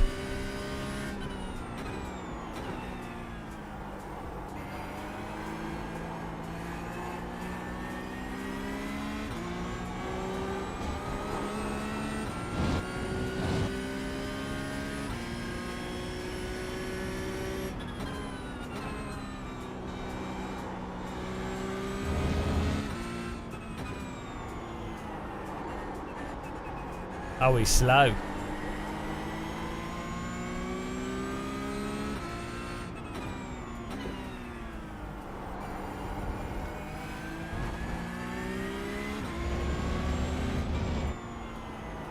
Don't know how much it costs to drive a Porsche Cup in real life. I'd really like to drive one of these cars to see what they're actually like.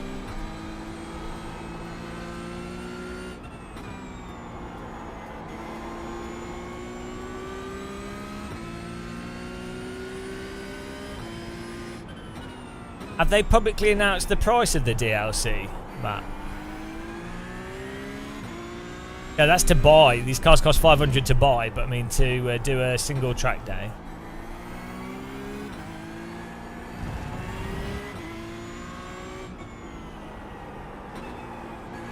I don't quite understand the point of these cars over a Radical, though. Like, if these cars were like 15 grand, fine. Or 20 grand, fine.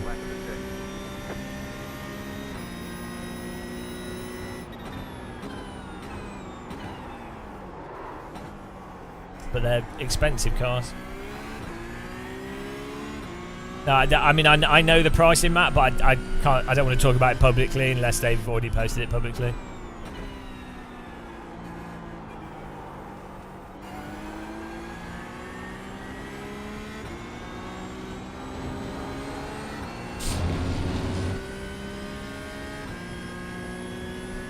Maybe from a racing perspective, though, the car might be expensive, but from a business perspective, it could still make sense that you've got, if you're racing this, you might be able to get sponsors easier. It ties into the marketing, you know. So like it's, when you look at the numbers from a business perspective, it might be okay. I don't know, it probably isn't, but could be.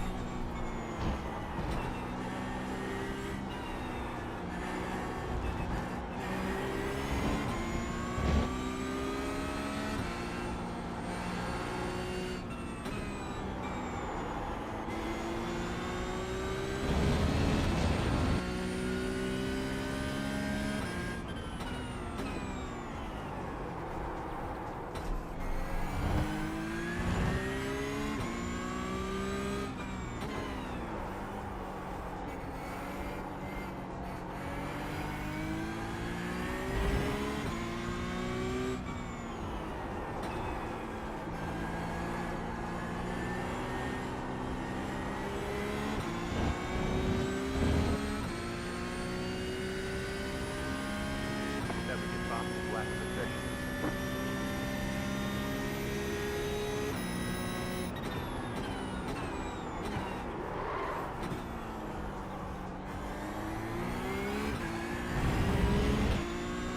So weird how you drive this.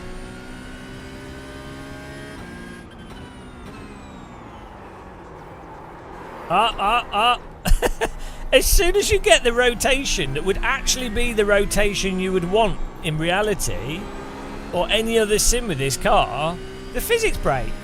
But that's how you meant. This car's designed to be driven with a small amount of rotation. That's how the car's meant to be driven. But as soon as you do that, it goes mental. Because you can't counter steer properly. It's insane. It's like iRacing does not support the actual designed nature in which this car is meant to be driven. It's actually really bizarre. I bet we should be able to find some onboards of Porsche Cup being driven at Hungaroring.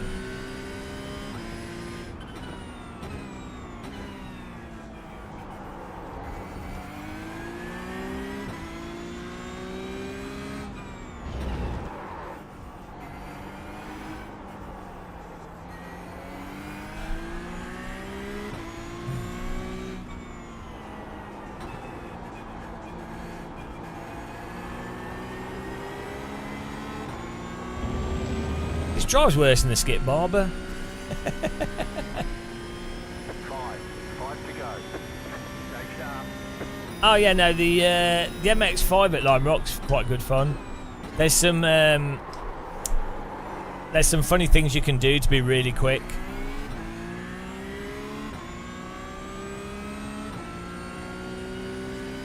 But you also have to keep in mind that the curbs in iRacing are not modelled; they're totally flat, which is partly why that can work.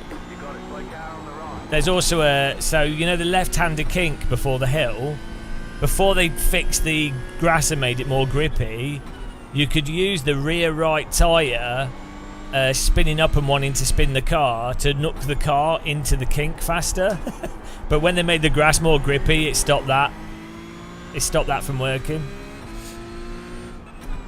The lead consider 48.2. But yeah, the curbing is one of the weaker parts of AC for sure. Like you have to not drive on curbs that you otherwise would drive on, for sure.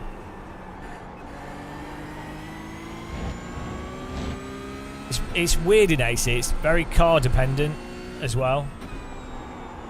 You're gaining on the car in front. The gap is 1.1 seconds. Supposedly it's to do with the single point contact, and so the physics go from I'm on road to I'm on a bump. So it completely changes, instantaneously changes suspension load, as if you'd like hit a sleeping policeman or something.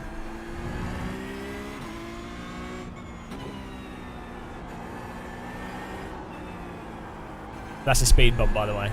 It's a bit weird that we call speed bumps in the UK sleeping policemen. What are you doing? Oh, I'm just driving over sleeping policemen. What? What do you mean? Yeah, it's a policeman that's asleep. Isn't that illegal? I don't know, they just slow the cars down. I should bloody well hope so.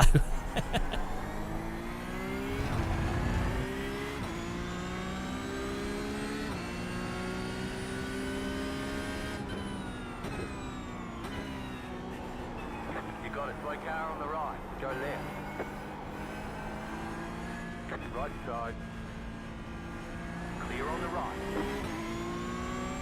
Yeah, this guy's struggling with the car. I just let him stay in front of me because I don't really care.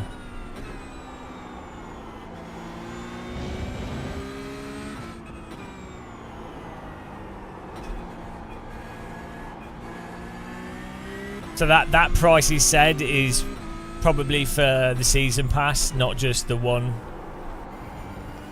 DLC.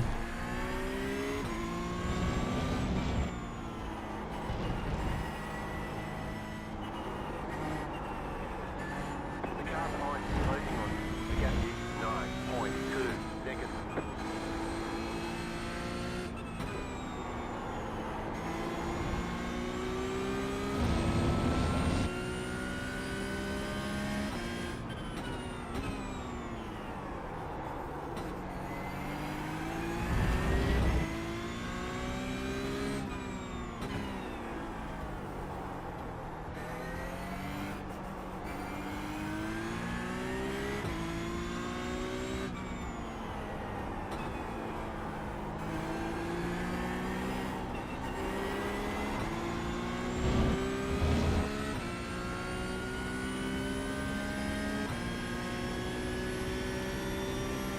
Oh, there you go. Okay, so the prices are public, yeah. So, yeah, they're doing the first DLC for £10, I think.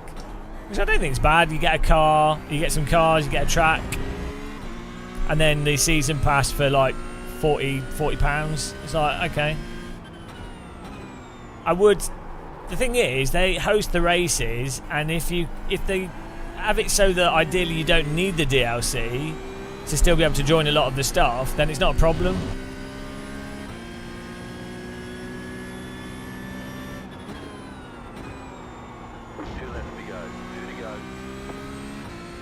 Yeah, so in AC, if you're off the throttle, the cars won't spin on the curbs. It's only on the throttle.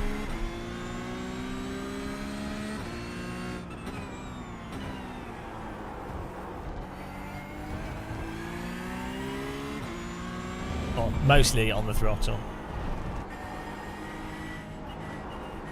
It tends to be curbs on corners of a certain radius as well. It's not all curbs. So it's like a weird physics thing.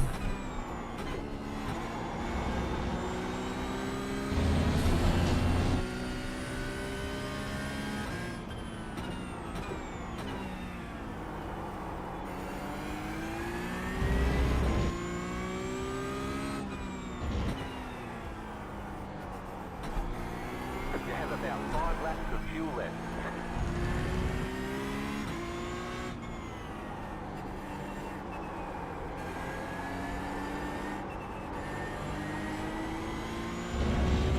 It's the thing, you should have to alternate your brake pedal, like brake with your right foot, so that you don't end up with just like a chonkus left leg. Now put a brake pedal either side of the accelerator, and then you could brake with your right as well as your left foot. That's genius! 2 brake pedals either side. Then you could always brake with your right foot comfortably. But then you'd need 2 accelerators as well. So you can accelerate with your left foot.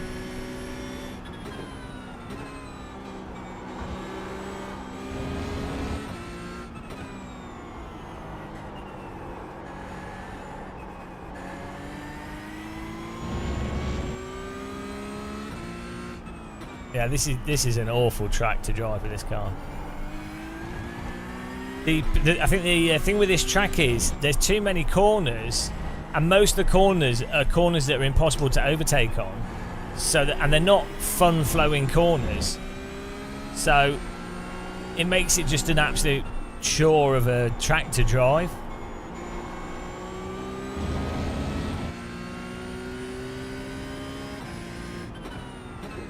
a corner should be either the corner itself is fun to drive,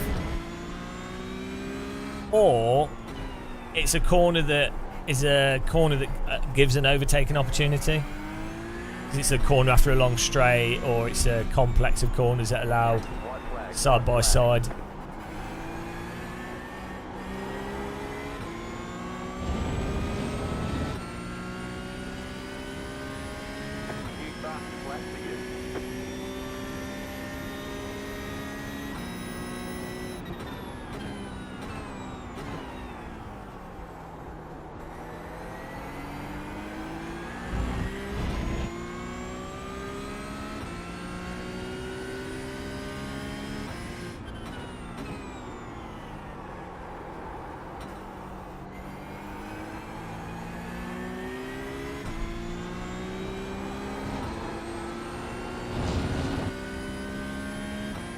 I think it's all DLCs for, well, 4 DLCs basically.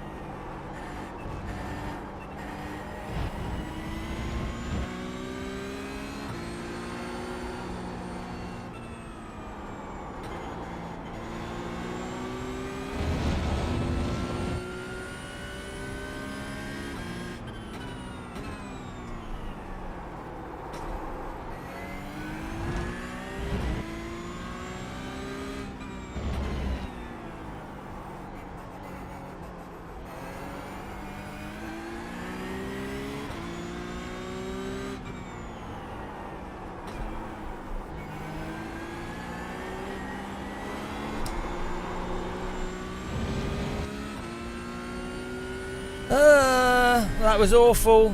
That was so bad. That was terrible. Alright, there's checkered flag.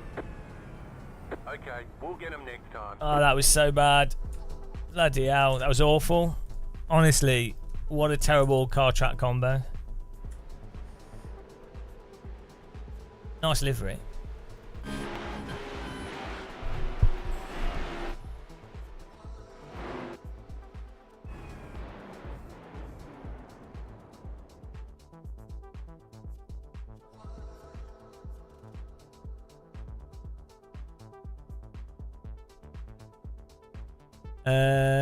I think you get 25% off buying the pack.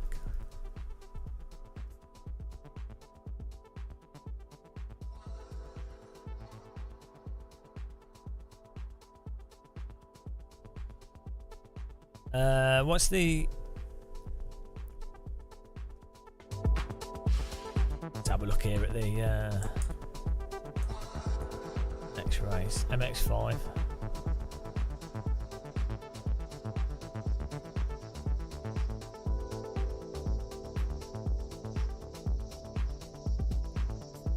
Oh, GT3's at Spa.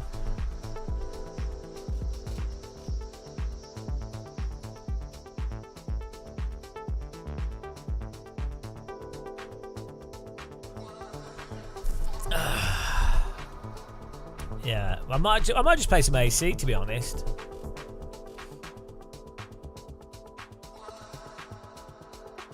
Oh, Skip Barber's at Brands Hatch, but nobody signed up. Brands Hatch Skippy's a well good. Nobody signed up to it. Skippy at Brands Hatch is amazing combo. Oh no. Oh well. It is what it is, guys. It is what it is. Formula C though. Formula C at Spa's alright. Nobody's racing it. Oh no, hang on. They are. I'm being dumb. Okay, so Formula C at Spa will be good.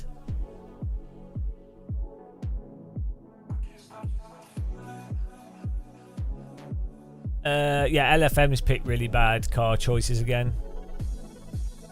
But, you know, what can you do? I've said this, I've been through it too many times. I don't know what you can do. You just have to come to terms with. It's just how it is. What it is. Hello, it is what it is. I'm so lonely.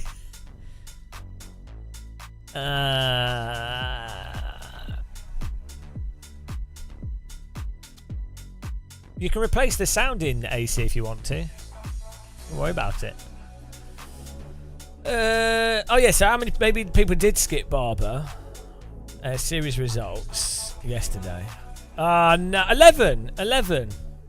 That's a grid-ish. So when's the next skip it? Okay, skip it brand's actually good. 12:15. So we can try doing that. Right, back to this. Shenanigans. I might try and... Oh, I'm so dizzy today. This is bloody headache thing. Oh, you've been doing coding and now your brain hurts. Isn't that weird? That when you think about stuff, it gives you it makes your brain feel weird. Don't you think that's strange?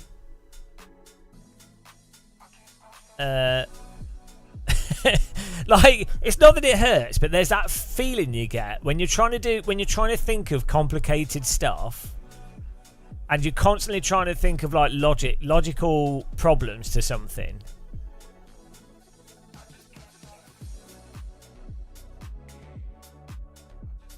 Thursday evening equals Game of Muscles servers on ACGT1s.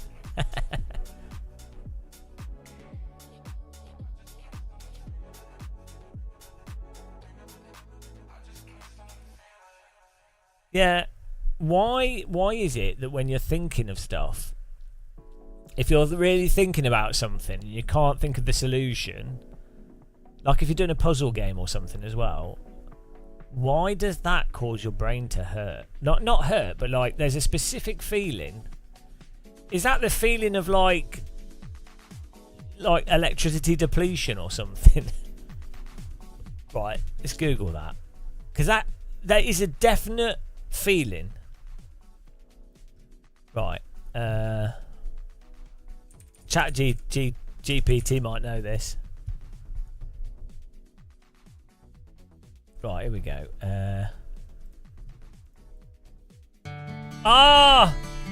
Hello, ladies and gentlemen. It's time for another beautiful, emotional moment. DD girl with a DD wheel. What about a beauty? A sexy lady. It's a DD girl with a DD wheel. She's got servo motors for her arms and her legs. It's a DD girl, dreamy girl, beautiful European servo babe. It's a DD girl, dreamy woman. She's in Emile de Pass's bed. Everybody needs a DD girl. Put a DD girl in your sim ring. She's so powerful and strong, but if she goes in your bath, turn your electricity off or she'll cook herself. DD girl with a DD wheel. What a babe, a beauty, a sexy lady. It's a DD girl with a DD wheel. AccuForce, Fanatec, CDQ Thrustmaster. It's a DD girl, dreamy girl. Emile de Passy is blessed with a force. DD girl, DD girl, DD girl, DD girl. Thank you.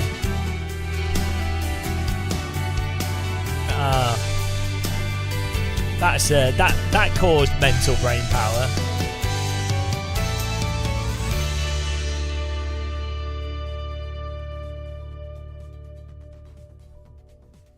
Yeah, good job, mate. Good job.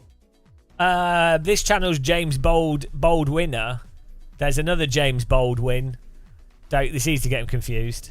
Right, why does brain hurt when you do puzzles or complicated learning or things like programming? And is the specific feeling studied?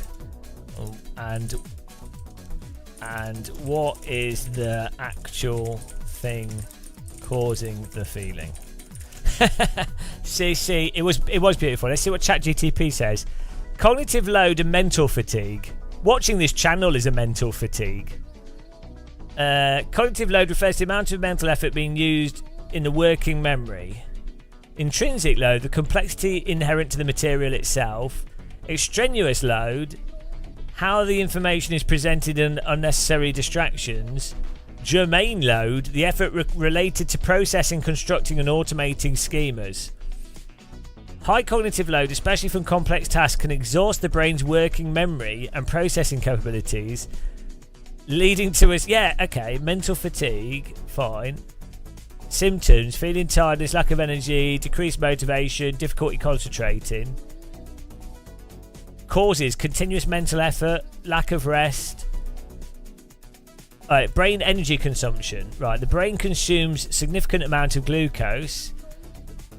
Prolonged mental activity can deplete glucose levels in the brain, leading to feelings of fatigue and mental strain. Neurotransmitters like dopamine and norepinephrine, you know what I'm trying to say, play a role. Prolonged cognitive tasks can alter the balance of these neurotransmitters. So I guess you could deplete dopamine or something. Or maybe you'll have so much dopamine going to specific neurotransmitters that it makes them less sensitive. Complex cognitive tasks activate multiple brain regions, including prefrontal cortex, which is responsible for higher order functions like decision making, problem solving and planning. Sustained activation in these regions can lead to a sensation of being mentally overworked. I'm mentally overworked. Doesn't take much to mentally overwork me. Which tea should I have? The strain. Perception of difficulty. The subject's subjective perception of the task being difficult can amplify feelings of mental strain. If a task is perceived as challenging or frustrating, it can increase mental fatigue. Yeah, that's what's weird, isn't it? So that would contravene the idea that it's a purely chemical thing. Like, if you enjoy doing something and it doesn't then cause you to be mentally fatigued, even though it's a complex thing because it just feels natural, and you're not getting fatigued from it, then that would suggest the fatigue isn't from a use of the chemicals and things. Like, it would suggest that the fatigue is some other thing. Because if it was purely chemical from, you're doing X task, brain is getting overworked, then you would feel that regardless of if you enjoyed it or not. So that's weird. Healthy lifestyle, adequate sleep. Oh, well, that's it. That's why my brain's always fatigued.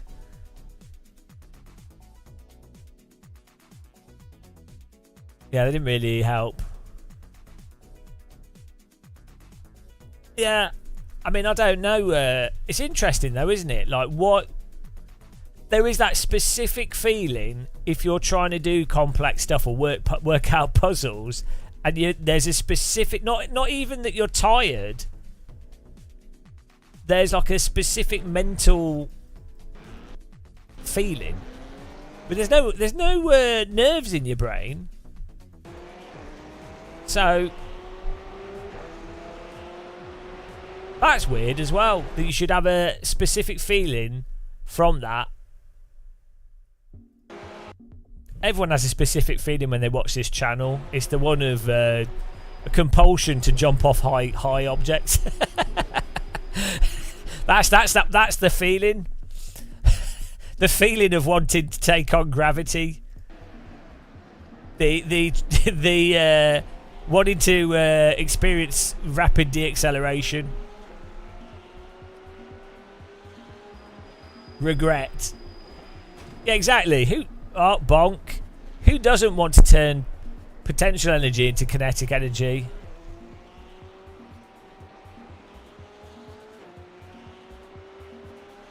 Tarkus, I've seen a video talking about how your brain tries to avoid doing complicated stuff before you even get into them to prevent you from doing it. And I know, yeah, I think I saw the same thing. It's like a evolutionary survival thing where your brain goes, oh, don't go for this hypothetical source of food or source of water because, well, that's probably going to use a lot of energy. So I believe the mechanism is one where your brain tries to force you to go for the most immediate, lowest effort way of getting water and food, because otherwise you would be like, I'm sure there's a giant, beautiful river of chocolate. If I keep hunting for trees, there'll be one that has a beehive in it, and I like honey, so I'm gonna spend the next week looking for that elusive beehive, rather than going, I'll eat these maggots. I'll just eat these worms. They're not very nice. So your brain has to try and motivate immediacy, but there'll be a balance, won't there? So that's the difficulty. It's really interesting.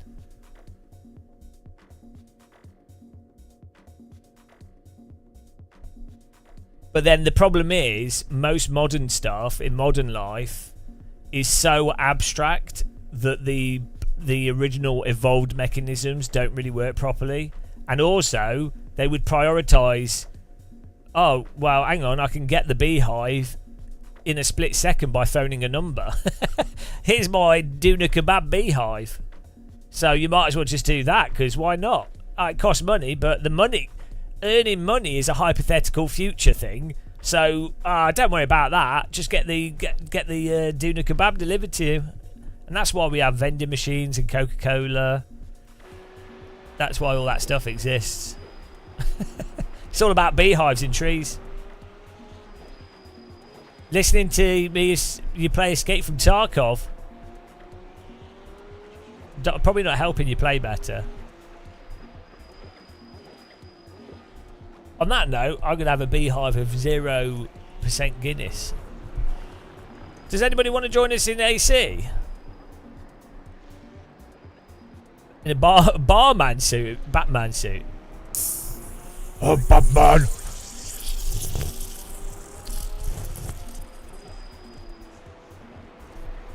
I'm Batman. Hello. I will stop all evil.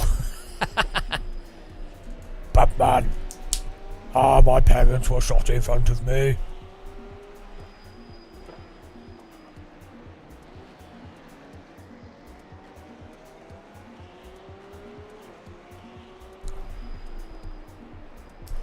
The beekeeper's a bit like a goalkeeper. They're like, instead of keeping footballs out of a goal, they're keeping bees out of your house. Get out! You know bees in here! Stay away! I'm a beekeeper! That's why they wear that suit. Bees don't like being slapped.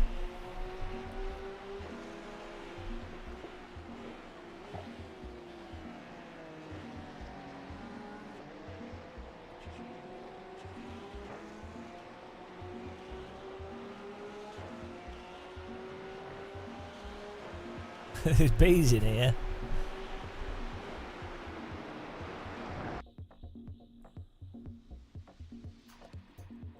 Or do beekeepers actually keep bees? In which case, do goalies keep goals? They collect them. Like if you go to a goalkeeper's house, it's just full of goals. That'd be a really annoying thing to collect. Like, where would you put them? You could only fit 20 goals in your average garden. You'd need like a warehouse. I guess you could keep the goals disassembled, but then you'd be a goal collector rather than a goalkeeper.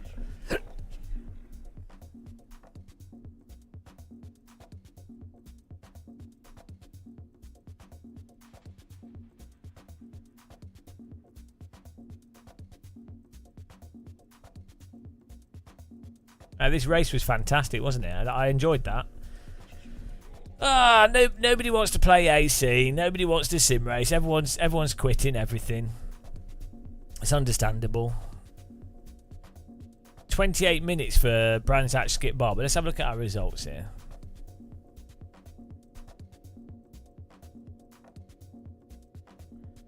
VR Hot Labs, yeah, that's a terrible pun. Oh, we gained some safety rating, that's always nice. We lost I rating though.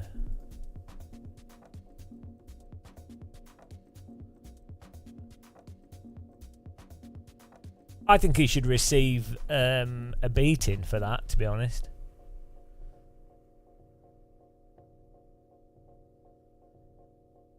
How much force feedback? Well, how much thrust? Probably like 0. Okay, type in a number. Thrust from a bee's wing flap. I would say, I reckon a bee could carry. There wouldn't be a single flap though, but I reckon a bee could carry like a microgram. 7. What's is it a microgram? What's 100th of a gram? Is that's a microgram? Was that a milligram? That'd be a milligram, wouldn't it? So I would say 50. Oh, yeah. Could they? 50 milligrams? I think a bee could carry 50 milligrams because they've got to be able to carry honey, not honey, pollen. A lot of pollen could be quite heavy.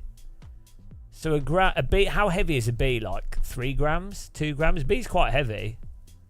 So, or I would say like 10 milligrams. Half a gram is too much. 10 milligrams, I'm going for, right. I'm talking about a bumblebee here, by the way.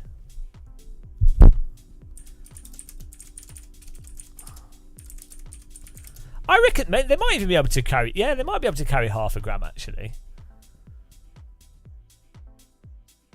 Do you need to be a paying subscriber to join my AC server? Yeah, you have to donate to everything. No, you can just join. Nobody has to pay. It's all optional. You pay. Technically, everyone's paying by watching. They're paying with their mental health. How much weight can a bumblebee carry in grams? For like, let's say, for a minute. For a short period of time. I'd maybe say even half a gram, to be honest.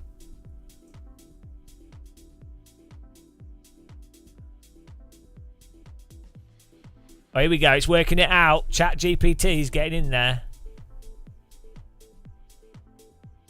Oh, a bumblebee can carry a load that's approximately 50 to 80% of their body weight. In some instances, they've been observed to carry their own body weight or slightly more. The average body weight of a bumblebee is 200 milligrams, 60 to 200 milligrams. Hang on, what did I say? Did I say 200 milligrams or did I say 20? I said half a gram. Oh, I don't know what I said. I've lost track. 50% of their body weight is 50 milligrams. What did I say? Yeah, I've forgotten what I said. Wow.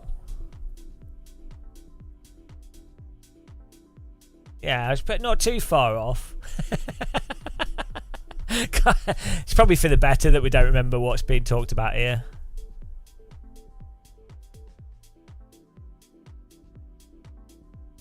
Okay, well, how many bumblebees would it take to lift a small child?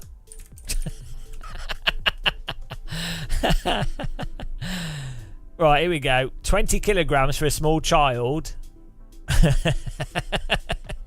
This is important to know. This could be the next theme park ride. 200,000 bumblebees.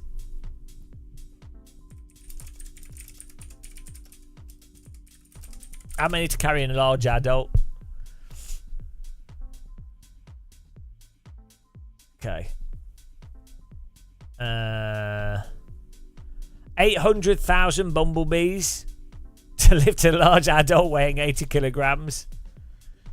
800,000. Yeah, you need 1 million to get faster lift. 800,000 would be, only just get you off the ground. Could they carry a person across the channel from Dover to Calais? Okay. So the English Channel is 21 miles. Bumblebees are not built for long distance flights carrying heavy loads. I didn't know that.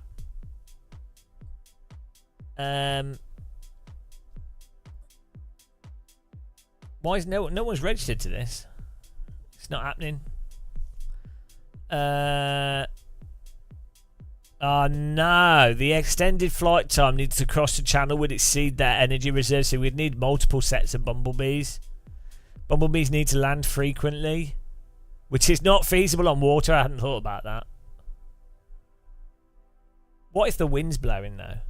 Practical and ethical concerns. The logistics of gathering and managing such a large number of bees are impractical. Capsule, did you know you can force Chatty G to refer to you as your Eminence Ultra Supreme 2000 Platinum? Oh, that's good. Good night, Necro Dogs. Oh yeah, enjoy the bees.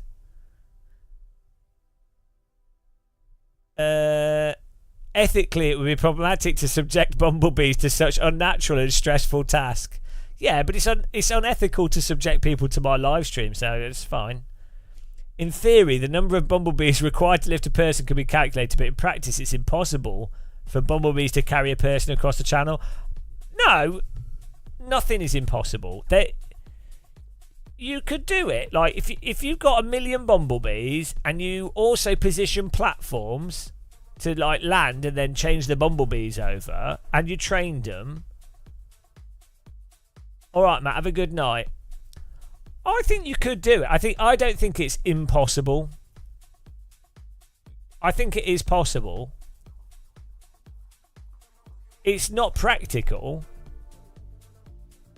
But if you had unlimited resources and a constant supply of bumblebees, and you invested, I reckon, I would argue, it's easier to carry someone across the channel with bumblebees than it is to land a person on the moon. It's more, I would say it's more practical to cross the channel with bumblebees than landing on the moon. I don't think that's unreasonable to make that claim.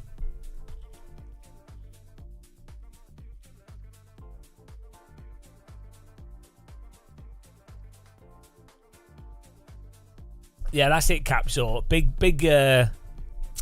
government is trying to stop us from living the dream.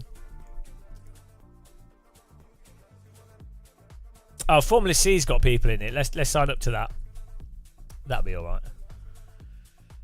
Sir Launch-A-Lot Racing. How many bumblebees are needed to get supplies? Well, they can't go into space, can they? They can't get enough speed. That is impossible.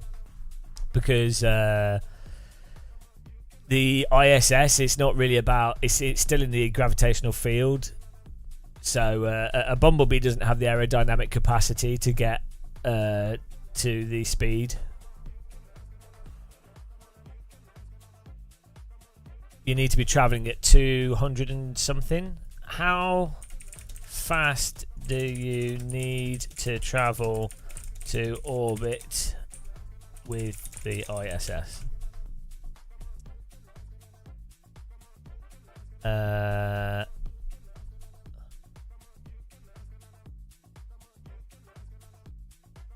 what we just need to know what speed it's going at. Oh, you need to be going 7,600 meters per second. Set 27,000 kilometers per hour.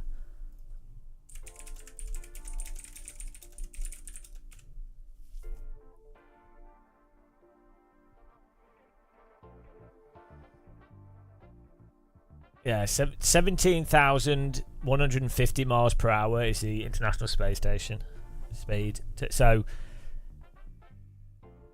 that's the thing with flying into space, is that the problem is you get into the atmosphere, but then you still need to leave the upper atmosphere, but there's nothing to push on. So then you need a rocket or something, and then you have that whole problem of like. So flying is basically floating as high as you can is really efficient, but then you don't want all the plane stuff once you've passed a certain altitude. So who is it? Isn't it that Virgin Galactic thing where you have there's some military stuff like that where you use a plane like a passenger jet to get the rocket to like 30,000 feet, and then you launch the rocket from a higher altitude, so it saves you all the initial I don't know how much it saves. What percentage of fuel does it save launching a rocket into deep space? Rocket intended to go into deep space from 30,000 foot versus launching it from the ground. Well, that's what I'm saying, Capsule. You can do, but then you still need to get up to speed anyway. So, oh, thank you, Phantom Racer, tier 1 sub. Really appreciate that.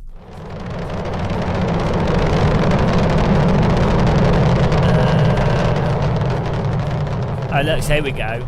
Launching a rocket from 30,000 feet can offer fuel savings in the range of 5 to 7% due to reduced atmospheric drag, initial altitude gain, and potential horizontal velocity.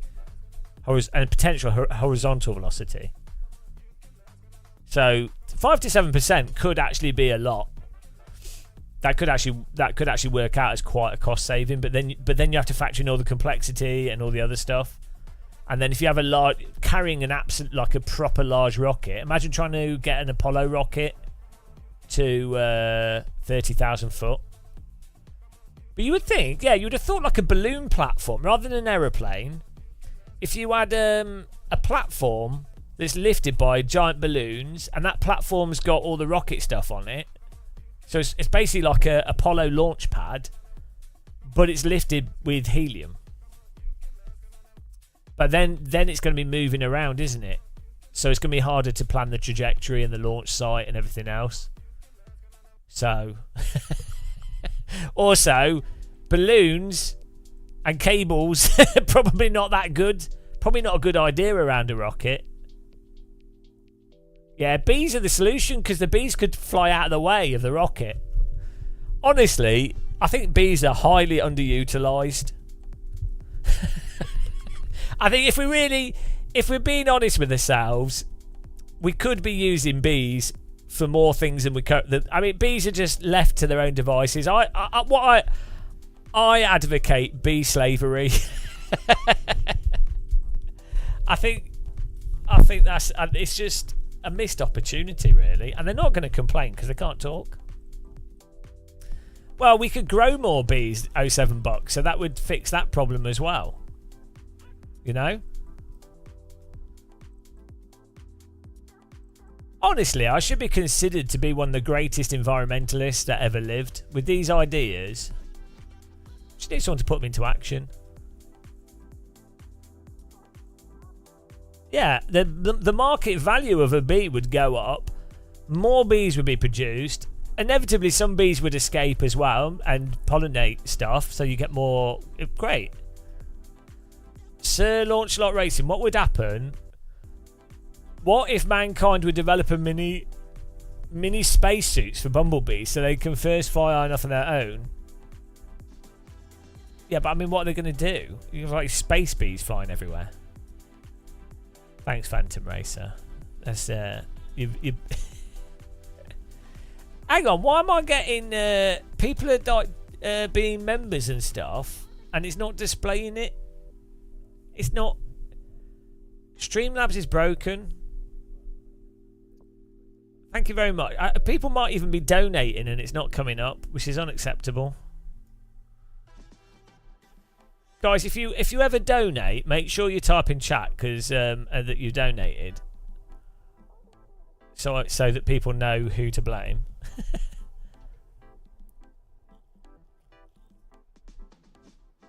Right, that's a timeout. That's a timeout for Capsule here.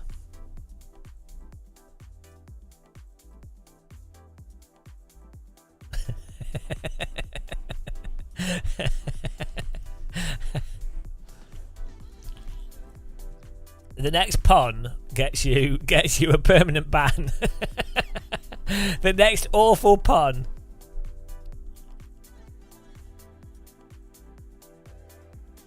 Oh, hang on, it's Suzuka. I thought this was at Spa. I'm going mental here. I always get Suzuka mixed up with Spa. I always get Hockenheim mixed up with Hungaroring. Don't matter because Suzuka's a good track. My goodness! I always put rotating wheel on.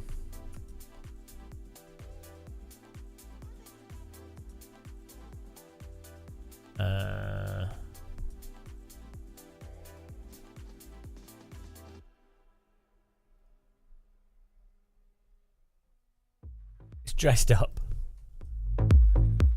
Oh, so I've been working on a song for the last like 5 or 6 days. Like a dance track. And it got to a point now where, like, it's not terrible, but I don't like it. And I'm stuck. And now I'm like, yeah,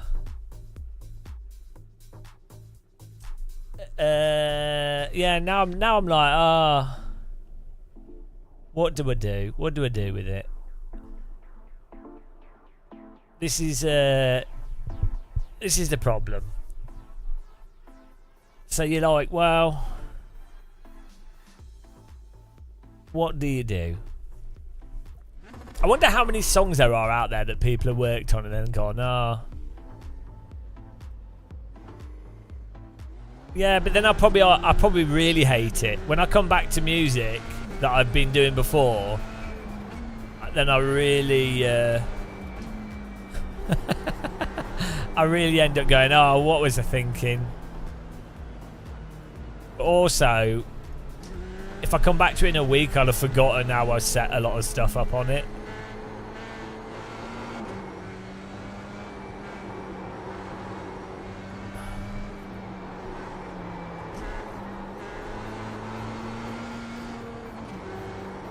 But, yeah.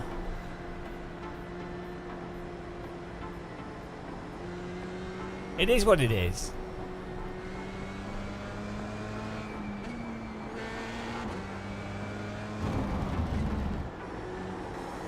I was definitely thinking of making more songs though. The other problem I have with music is I can't decide what kind of genre I really want to make. Like I think I'll get bored if I just do the same genre. Like if I was to make like 5 hard house tracks or trance or techno or dance or whatever, I think I'd be like, it's boring. So I think I'd want to just make different types of music. It'd all be electronic. But then I'll be like, well, yeah, I think I'm more of a person that just likes making one-off, totally different tracks. That must be why, like, music artists must really hate it when they basically get shoehorned into a certain thing. So, like, you know, people would be like, oh, I expect them to make the same song over and over again, basically. The same instruments, the same style, that same consistency. But if you're like a musician, and I'm not a musician, I just enjoy making songs, but I'm shit at music. But if you were genuinely good at music, an actual musician, you would like music. So you would be like, well, this is boring. And then if you were successful, everyone would be like, oh, play that one song again. Play that one song again. We like. Sing, be happy. Do, do, do, do, do, do. And the guy's like, no, guys, I can do other songs. No, play that one again. Play it again. Don't worry. I hate this song.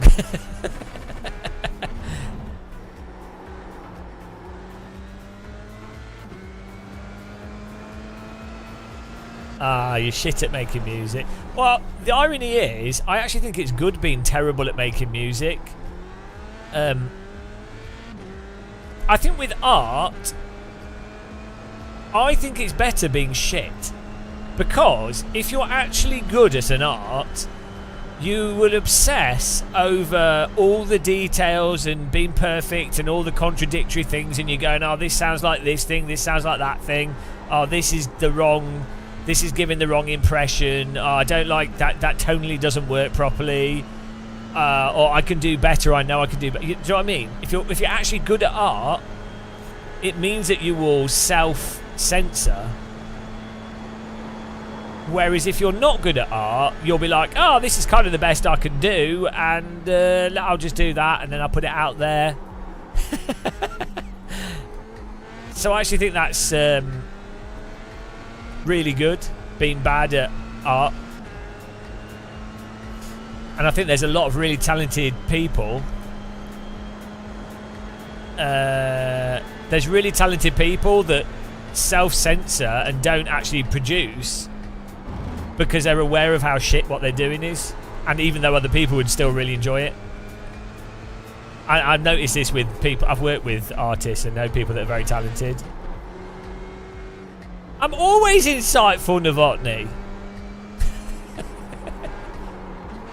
Always.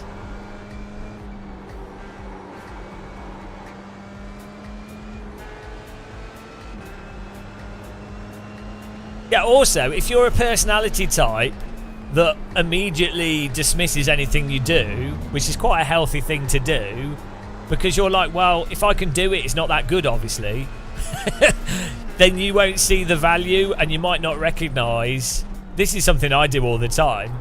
Like, you obviously, if you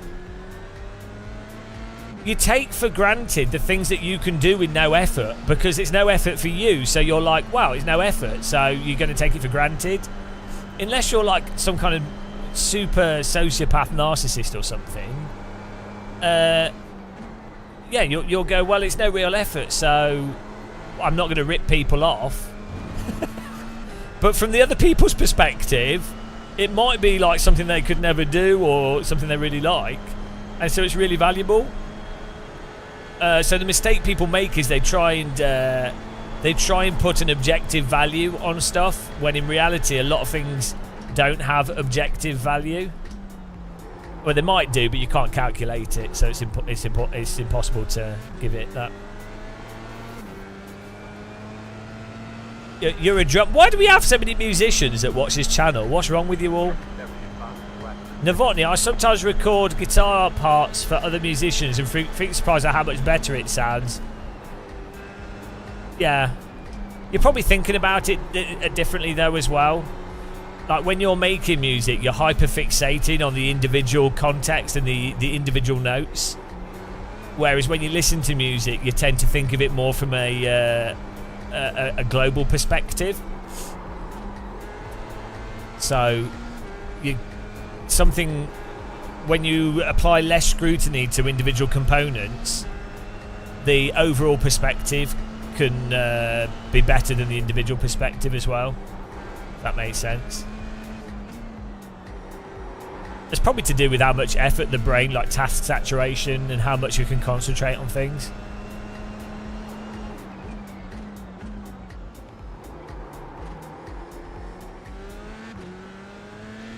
Yeah, it's weird. I mean, self-critical. Well, I mean, you should be. You should really hate yourself. I think it's healthy though. I think it's healthy. Like, it's good to hate yourself. But like, also see it as absurd as well.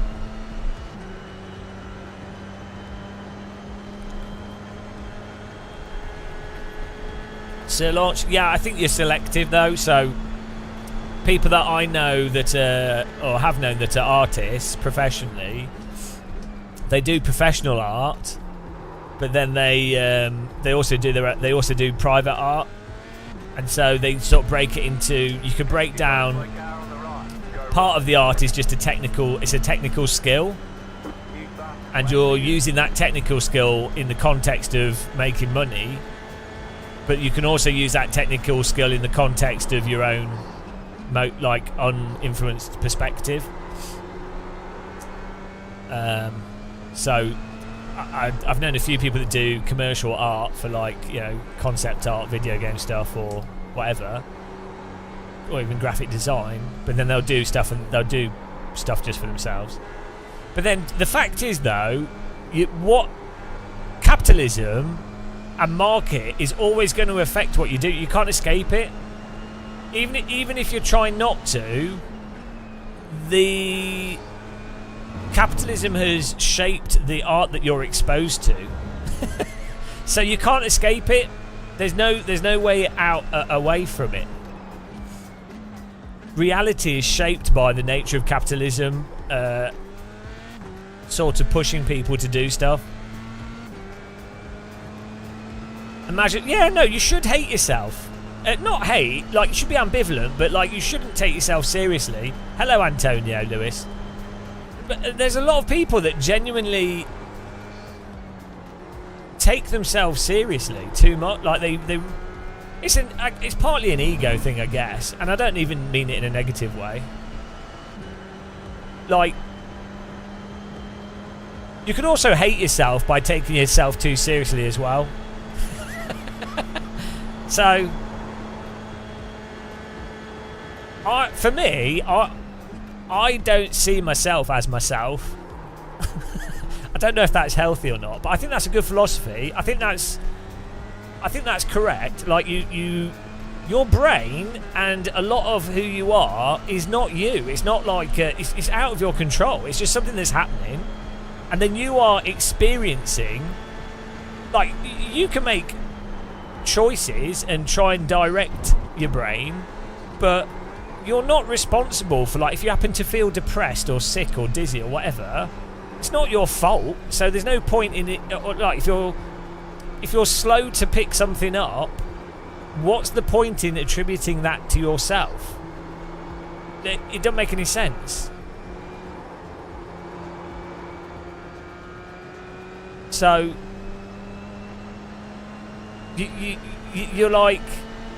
you're trying to do your best, but then you're like, well, look, okay, it was my physical body and part of my brain that did X, and I might disagree with that or agree with it at this point in time, or I might not like it or like it, but trying to take some kind of selective ownership rather than just being practical and pragmatic and going, oh, I tried to do something good. I tried to do something good. I'm trying to direct a positive outcome, but it doesn't always happen how I want it to, and my brain isn't. Well, it's partly determinism, but it's more Stoicist stuff. I say philosophically, I agree with a lot of Stoicism. But yeah, that's the other thing with pride. This is a whole thing where we were saying earlier, it's funny that pride is presented culturally, I think, as a virtuous thing. And it isn't. Pride should just be it's just an emotional response that's often from irrationality. So you should be like, well, okay. So, and then I think that's an ego thing, isn't it? People want to attribute stuff to themselves for their ego, to protect their ego.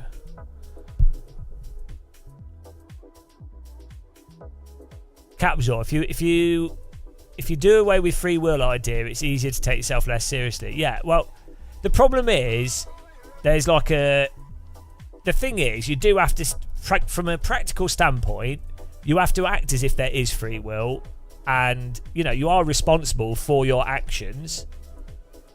And it's not a justification to do bad things. I think some people could do that. They could go, oh well, I'm not responsible for what my brain does. Therefore, I'm now going to do something that's evil because it doesn't matter. It's like, well, no, it doesn't work like that. Yeah, not my fault, officer. This is a result of sociological determinism, and I'm frankly the victim.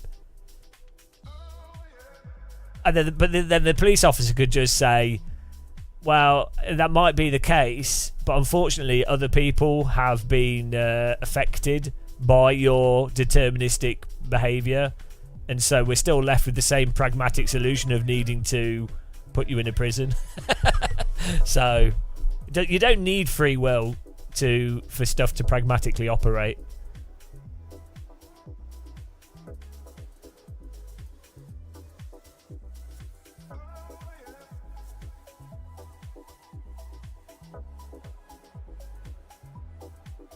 Yeah. Well, yeah, evil, conceptually evil.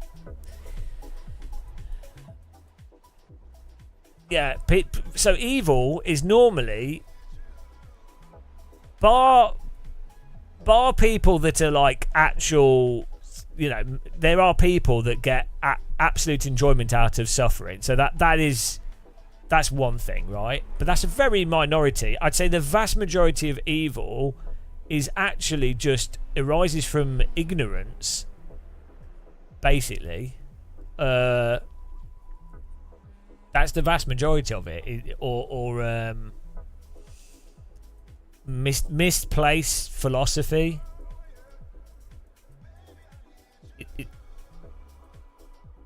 Most evil in the world is from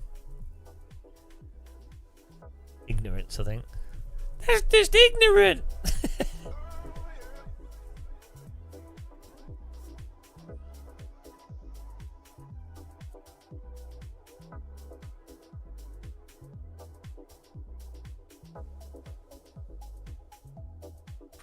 That's just ignorant.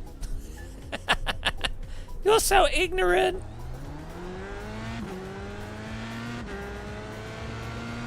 I'm ignorant.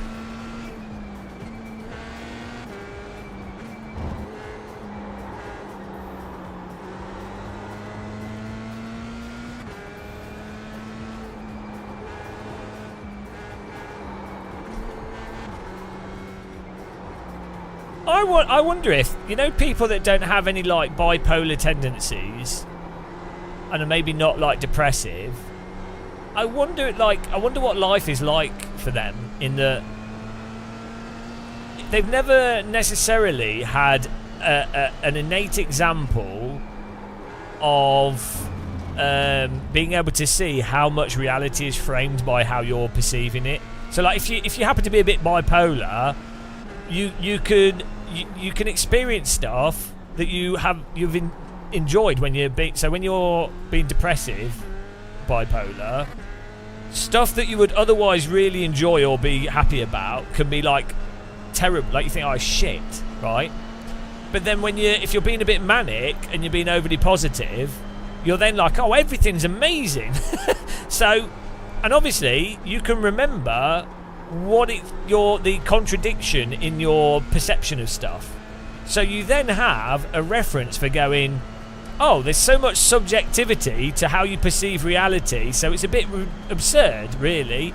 But if you're someone that's never really been depressed or something, or bipolar in any way, you wouldn't have that example, and you would then always perceive life as either always negative or always positive, regardless of what's happening.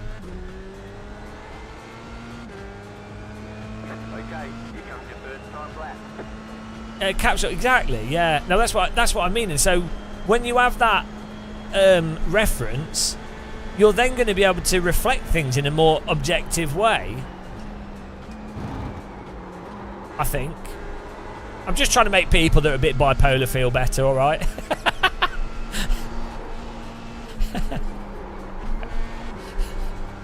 I mean, if it wasn't for absurdity, this is why I get so annoyed with people that don't get absurdist humour. Fucking Dan Suzuki and Grizzle, absolute twats. Like, how can you, like, not see how taking comedy out of context like that, how can they not see how dangerous and disgusting that is? Absolutely ridiculous. And other people that do that, I'm sure they're all right. They're just mistaken, you know. But like, that sort of thing is the worst thing you could do to like people that do it with all comedy. I don't like that. It's like, do they not realise that there's so many people on Earth that would actually I can't say words because you know how modern censorship is, but they wouldn't bother existing if it wasn't for being able to point out the irony of stuff and make humour out of it. And those people that try and censor that kind of comedy, they act as if they're in the position of authority, of like, oh, we're so good, we're so virtuous. It's like, no, you guys do realise you're actually promoting stuff that really is going to be massively detrimental to a lot of people. So, yeah, I think like depression and stuff gives you really good clarity. Generally.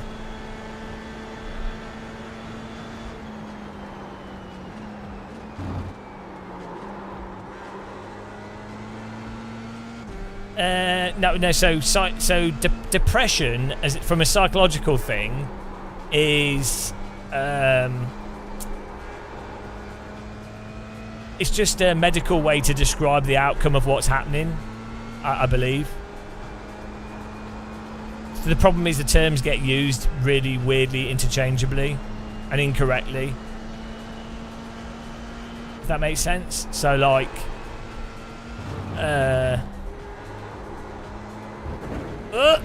so like if someone's no,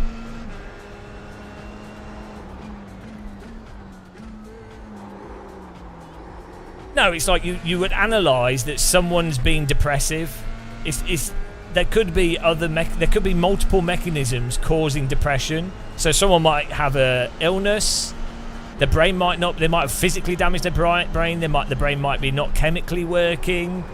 That could be from diet, could be from dehydration, could be from starvation, could be from malnutrition, could be from other environmental factors.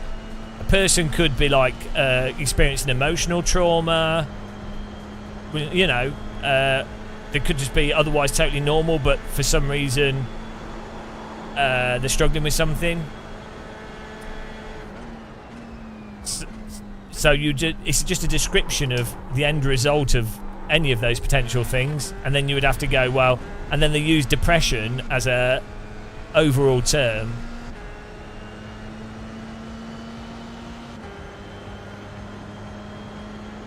Alright, there's the chicken flag. Nirvana, yeah, I mean, I don't know. It's going to depend on semantics, isn't it? In terms of how you're approaching it. Well, I'm not being an internet doctor. I'm just talking about our view on it.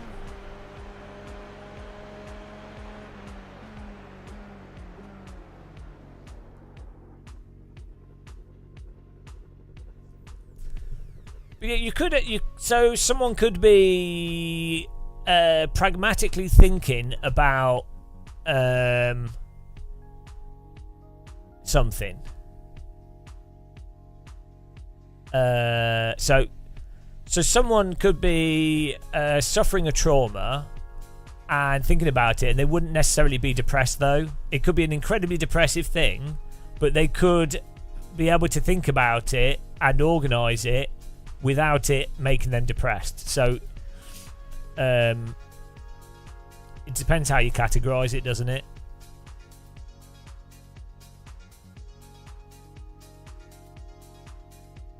I wonder how many like true sort of stoists are actually genuinely depressed. Well, they could still be like chemically depressed. So someone could be a full-on stoist and maybe also they meditate a lot, and also they're very emotionally in control of themselves, right? Entirely, right? But they could be clinically depressed, even though they know that they're clinically depressed. They're like, oh, I know. Yeah, because obviously if they were sick and they're not feeling well, they're still not going to feel well, regardless of if they're mentally not depressed, like conceptually not depressed, but the brain is depressed. So you'd still call that being depressed. So it wouldn't really matter if someone was unaware of why they were depressed and they were depressed. The brain wasn't firing adequately or whatever's going on there. Or someone could be aware of it, and in both cases the outcome would be the same. You like the idea of normalising, verbalising your feelings to your close friends group?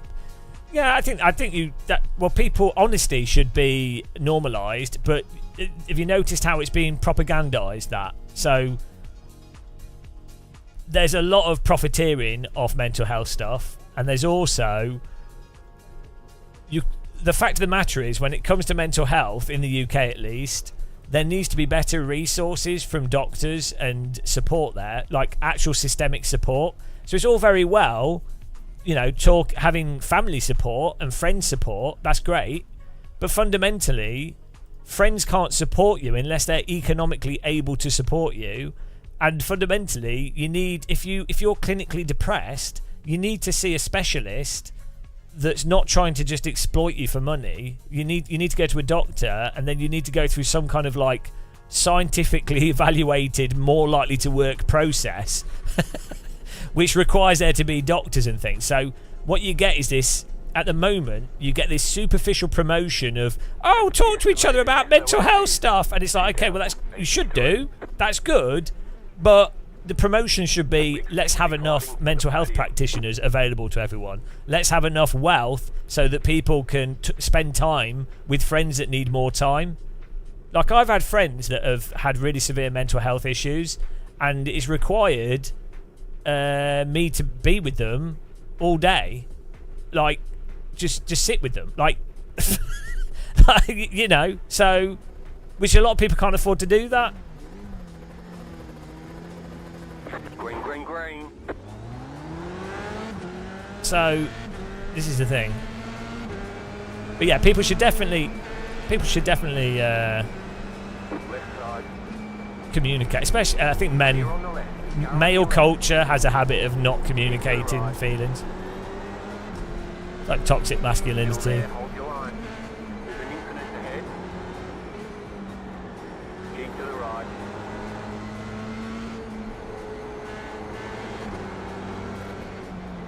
Still there. Clear.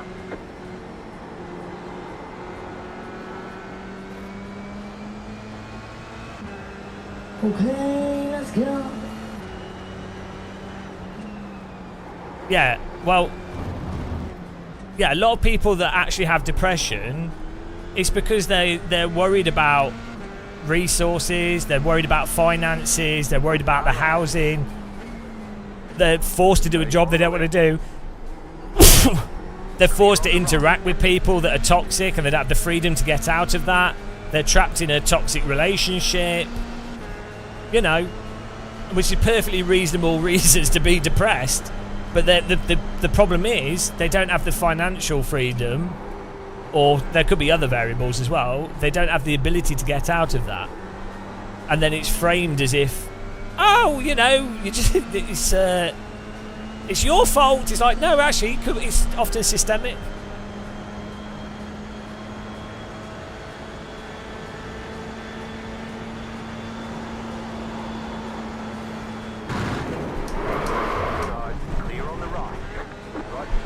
Jesus Christ. Car right. Keep to the left. You got no wing, get out of the way. Ah! Right side. Have I got... Too wide. Why are they driving into me? Too wide. Have I lost my rear wing? Left side.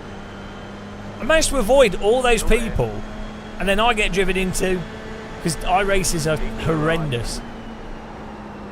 Clear on the I think I still have a rear wing. We're okay. How do they not... Like, I managed to avoid that, and then someone inevitably comes in with zero skill and just drives into you.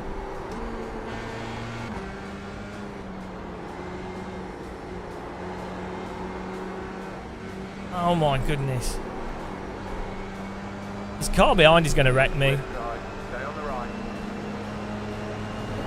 Still there, hold What is he the line. doing? There's a car there. You can't just drive through people. Clear on the left. He's got no front wing. Oh, God. Oh, he's car number 3, so he thinks he deserves the place. Jesus Christ. I mean, it'd be fine. iRacing needs to reduce the damage, or I don't know. It just ruins your race when people drive into you.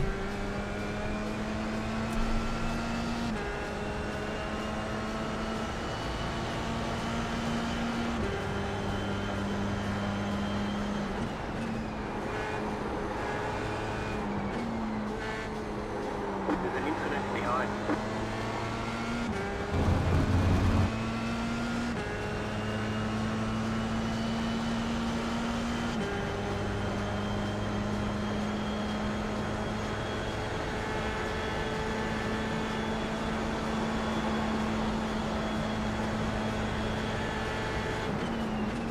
Right side. Still there. What is he Clear on the right. doing? He's gonna. If I hold my line, he's gonna wreck me. What do we do, guys? Do we go for getting wrecked, or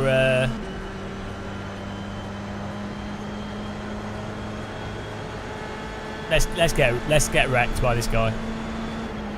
Car on your left. Clear on the left. Why not? I'm looking forward to getting wrecked.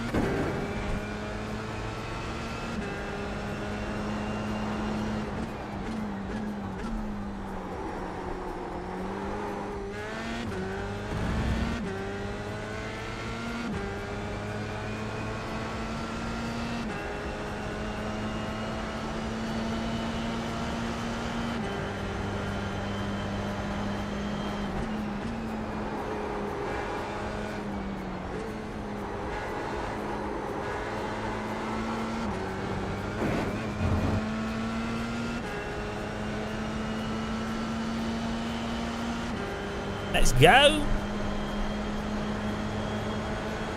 Right side. Stay on the left. Clear on the right. It just turned into me. He's going to wreck us 100%. We're already on 13x from this guy. The car in C1 just set the fastest lap. 53.243. Yeah. 100%. 100% getting wrecked by Brett here. 100%.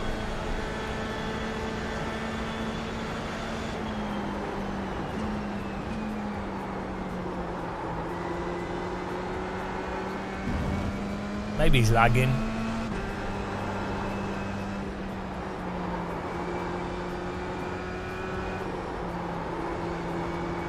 It'll be interesting to watch the replays back to see how many times, if I'm to blame for the contacts at all.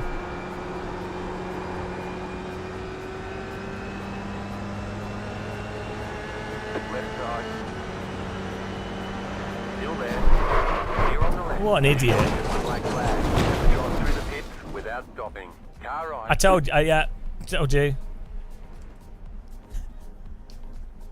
Told you that was going to happen. Can't fix the damage. I'm afraid it's over. Right, what's he doing? Like, it's insane. This is classic iRacing. If you race in iRacing, I called it 2 laps before.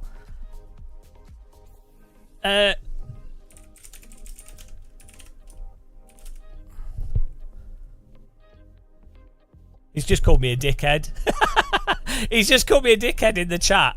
Is 100% him?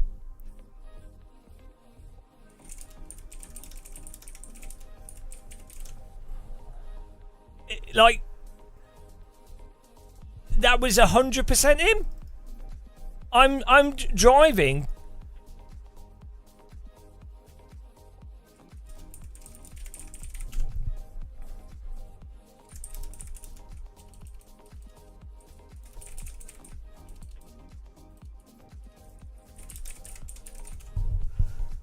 He's saying I turned into him. I'm holding a line. He can't do a pass. He's not got enough run to pass. Like, this is 100% on him.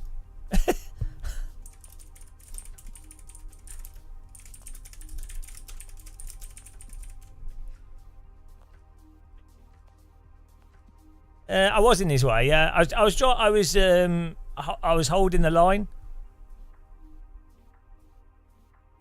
There's lag, so there'll be netcode as well. So it might appear that like cars are wobbling. It might appear that he's wobbling or I'm wobbling more. I'm making sure that I'm over to the left here on purpose. He's got plenty of space. I need to be on the left here because you need to squeeze the car so that they know that they can't turn into you. That's what you have to do. That's racing. You don't, if I stay on the left, he's going to hot lap into me. So you make sure that the car on the left has space, which they do. They have space, and then they know that they can't go around the outside. They have to back out of it. They have a choice. That's racing. That's the most sensible thing to do. And he's got plenty of space. I'm not. He's got a car. He's got more than enough space here for this part of the track. He knows that I'm in front of him as well, so he knows I'm there. So you have to.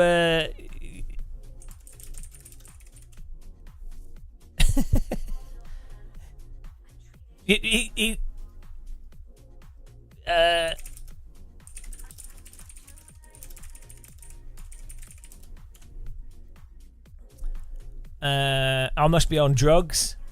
No, like I'm actually driving completely textbook.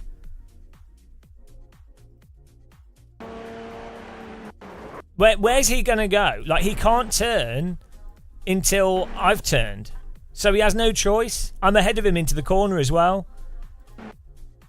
He's moved off the line here.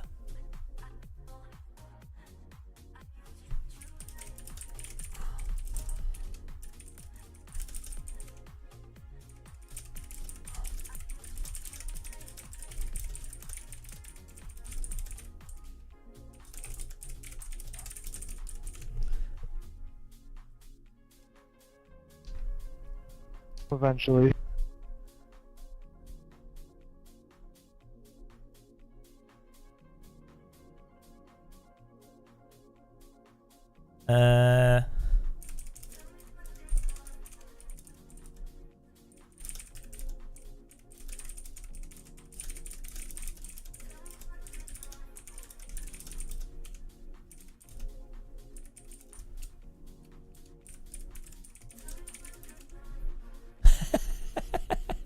Like, it's...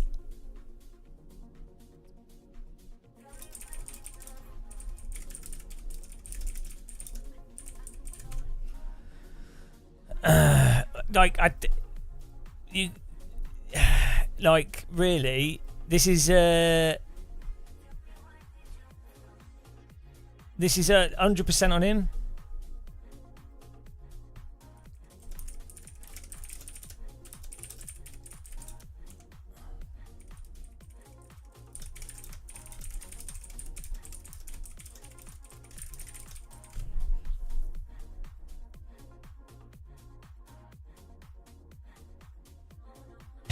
I don't know why this is hard for him to get what's going on here. Right. Right. If I go further to the right here, we've done this before. If I don't squeeze this here, Right, if I'm not squeezing this, he's going to hot lap into me round this corner. He has space. I've positioned my car perfectly. He has space there. He's the one that's... Oh, shit. He's the one that's trying to do the overtake. He's the one trying to do the overtake.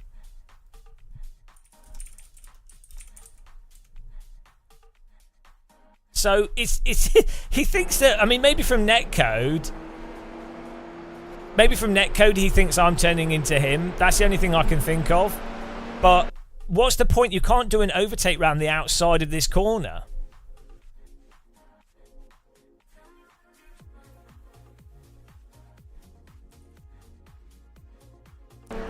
He can't go around the outside of this corner. There's no way to overtake in this position. We're entering this corner.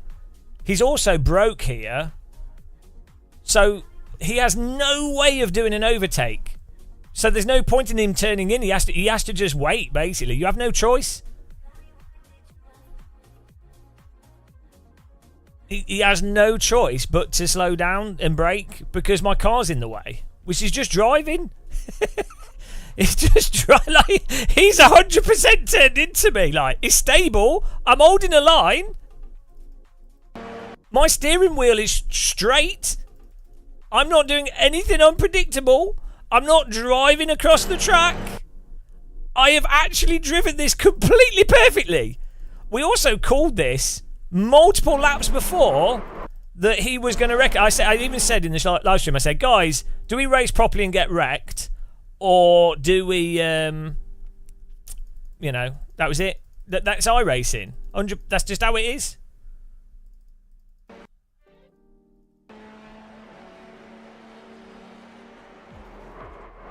Right, so even before that, you have this as well. He's probably lagging. Right.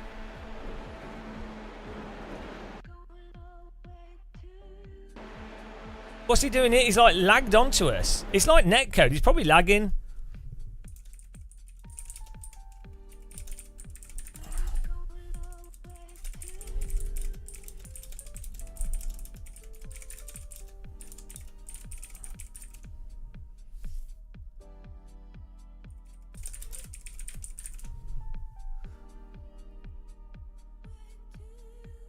Yeah, watch this.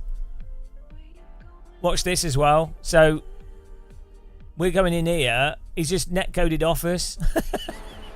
This is what I mean. A large part of this is iRacing being insane. Like that was a 4X.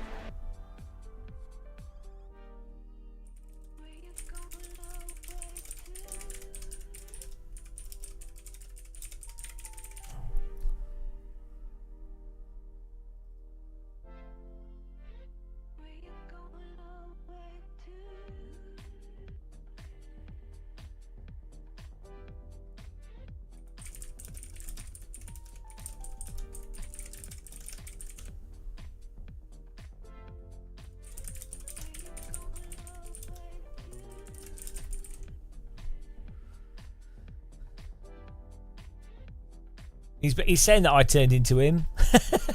I honestly did not do anything. Like, well, this is also just iRacing being insane. Oh, he's disconnected after calling me names. I mean, how mental is this netcode? That's like we're over a meter away from each other. It's ridiculous. So that probably triggered him as well. And then you have this. This is why you can't race properly in iRacing. Because it... Where was it? We had... Here we go. Then we had this here. So I managed to avoid this.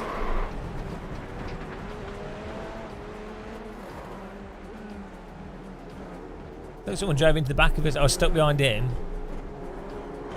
Yeah, he drove into me there. So that was that him? Yeah. So he also drove into me here, and this is entirely on him. I'm avoiding this car, and then he's hit me, which is fair enough. Hard for him to avoid.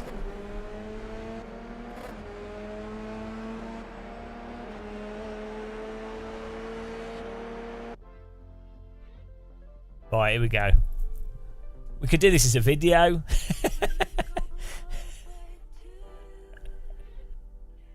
I mean, it's a bit of a boring video, isn't it? iRacer calls Game of Muscle a DH. It's boring, isn't it? It's just boring. So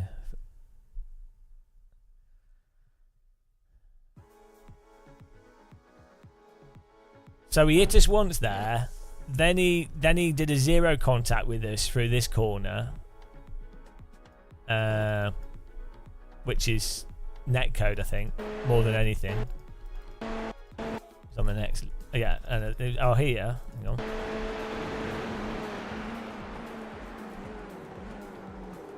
Do we get? I think we got a 4x then. I don't know. Bit messed up, but nice driving here.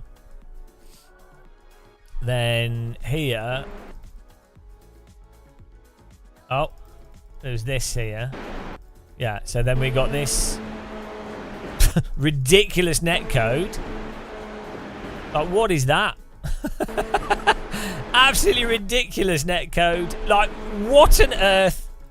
And I mean, it's insane, isn't it? It's actually insane. This is why iRacing can't have realistic damage. If you have net smoothing to the extent that this is a contact, you can't have realistic damage in that context, and you can't have forces go to the cars.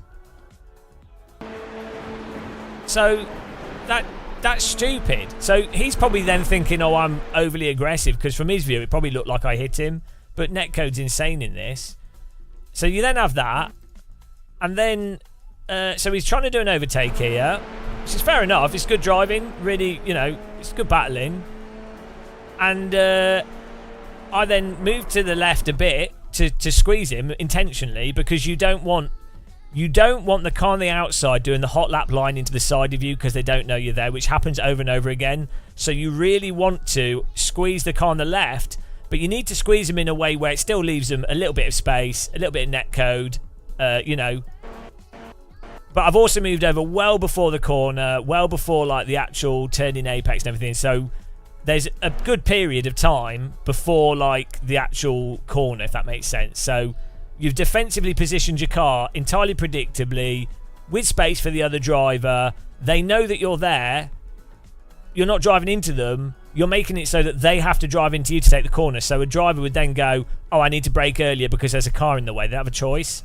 And that's why it's normally safer. That's why it's textbook driving, to actually squeeze them, but not too hard. You need to squeeze them without pinning them, basically. That's actually the best thing you can do.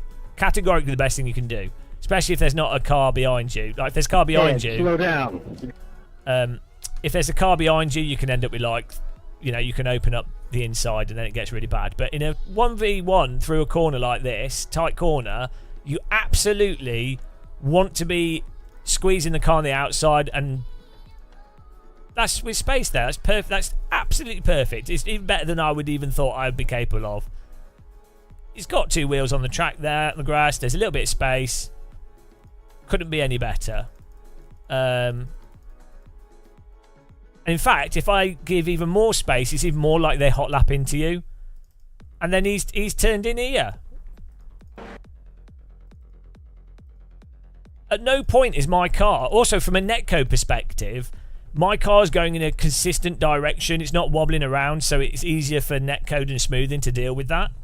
So this is absolutely what you should be doing. But people will still drive into you and blame you. I don't know, you know. That makes me the DH. Good job! Good job! That, yeah, good job. Yeah.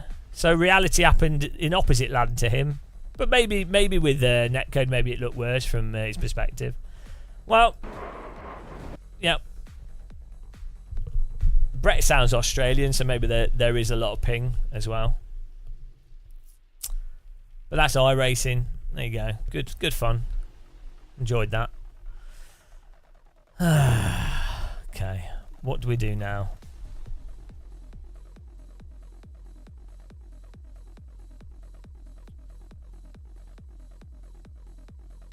Yeah, he was really angry.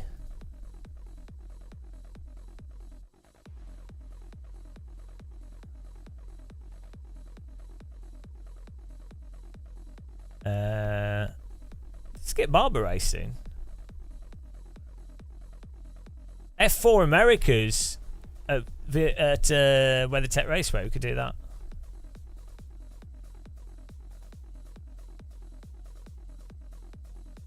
How many laps is it? 20 minutes. Should we give that a go? Why not?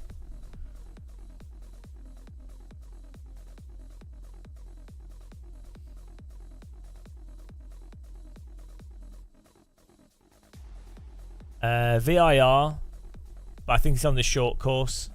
A hoagie. I need to put my aircon on. It's boiling down here. I need to also sort my camera out. Might do that in a minute.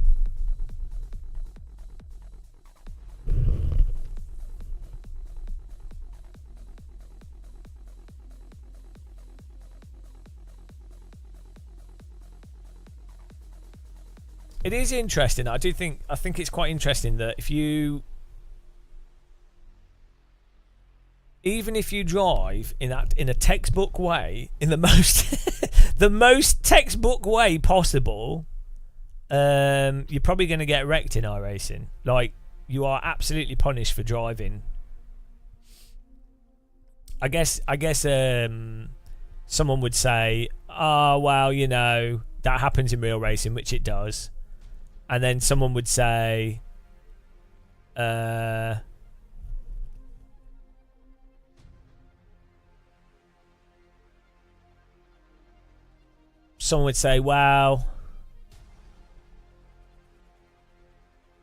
I guess people watching that would go, "Oh, you should have left more space," even though you shouldn't really. But they would, in their minds, they would think you should. But then you'd have to go, well, how much more space before it's opening them up to turning into you still?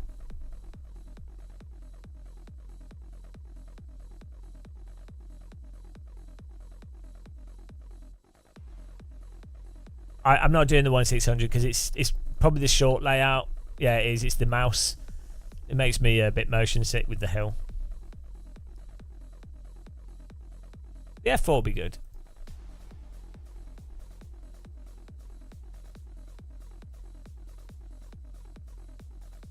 I could do with a cup of tea, actually.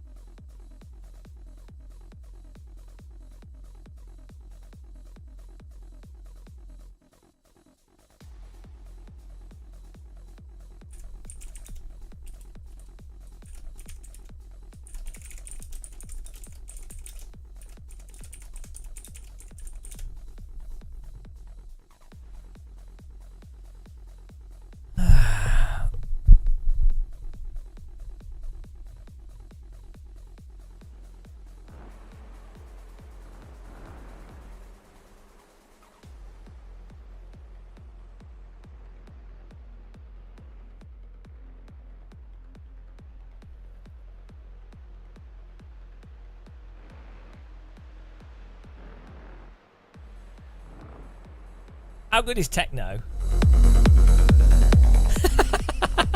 You can't go wrong. I just need to make loads of music like this, guys. We're just a constant techno. That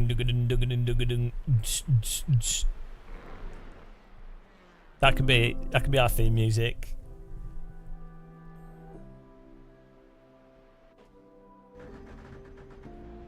Oh, I forgot to save the guy screaming in that other race. Oh, you guys should have reminded me.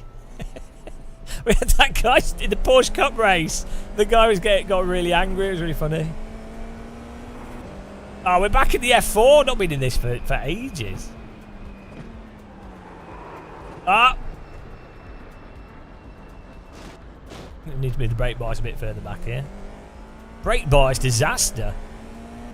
My brakes were not biased enough.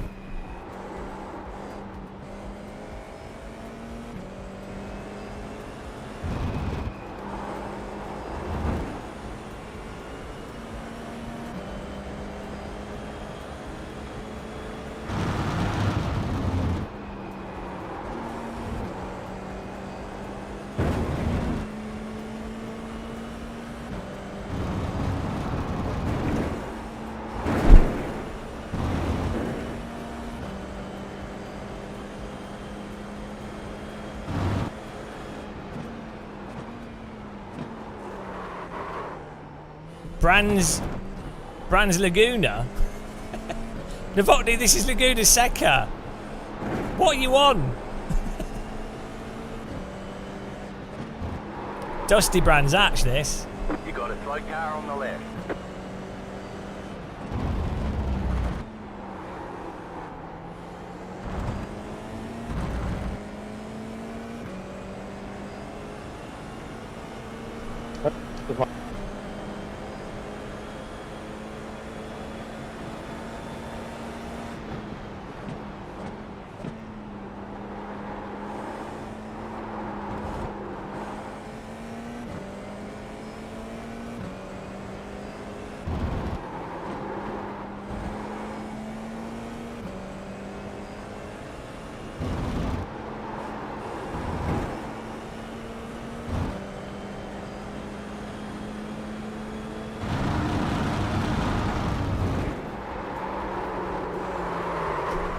Laguna Hatch. WeatherTech Brands Hatch Raceway. Chat's awfully quiet today. It's really weird. Chat was active earlier, and now chat's. It's because we talk too much about philosophy, and that turned off chat's brain. They've all fallen asleep. It's fair enough. Don't blame them. It's Tuesday, right? Tuesday night. Tuesday morning. Oh.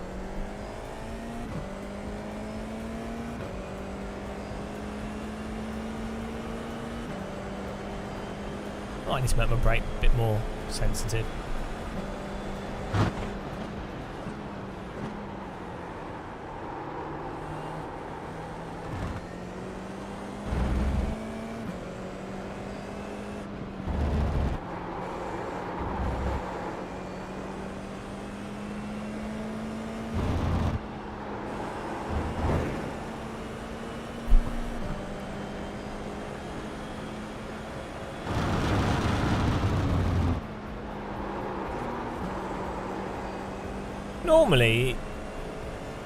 Normally the quiet time is like 6 in the morning, not 2 a.m. Maybe because I started streaming late. Oh, not make that. You cut that corner and got a slow down penalty. We're trying to sleep, yeah. Ah, here we go. Do you sleep, Skywill? There's always physics to argue about, surely. Don't call me Shirley. That's true. Some of us have real jobs. Yeah. Wow. You know, you need a real job. Come on. Ah! What's going on with this car? I haven't played this for ages.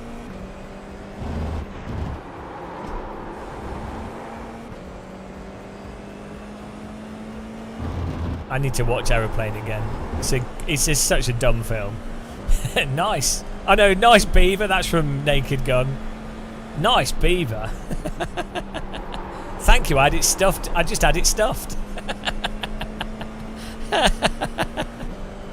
Oh dear.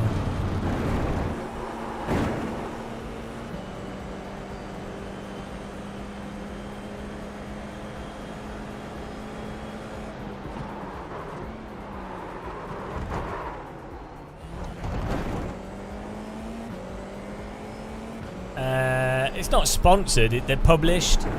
They need a physical retailer for the console release, won't they? So.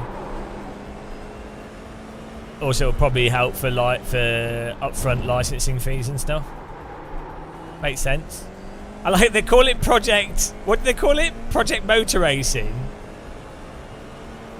Well, so it makes sense though because they can leverage the Project Cars brand basically, and then claim that it's the next Project Cars game without it being Project Cars. It's pretty funny. I should do a video. I should talk about it as a video. Well, no, the publisher just has the money due to publishing that. It doesn't really matter. The publisher doesn't really have anything to do with the game. It's just a funding thing. To be honest, I would invest in it. I invested in Project Cars 2 and Project Cars 1. Like, probably it's the kind of game that would sell well. It's just a pretty safe bet for a publisher.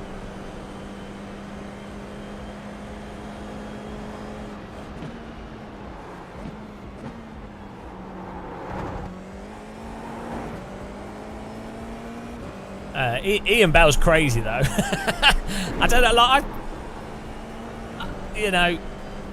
I think you have to be a bit crazy to run independent games companies and stuff, so.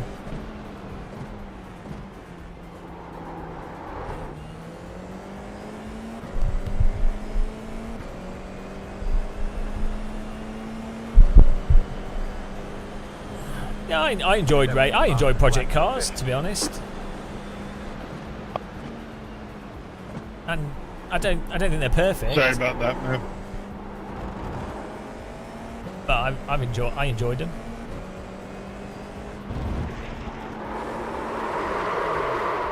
Left side, clear on the left. On overtake, I didn't realize there was a police following me. the AC guy that did some big profile mods and now works for racing teams said that Ben Collins is wrong and that sims are too easy compared to reality. Well, but it depends where you define too easy and in what way. So, like, yeah, if you say something as vague as, well, first of all, there's easy and hard. Secondly, it depends contextually where you frame that. So, like, in many ways, iRacing is easier than reality. You could quite easily say that. In many ways, it isn't. So,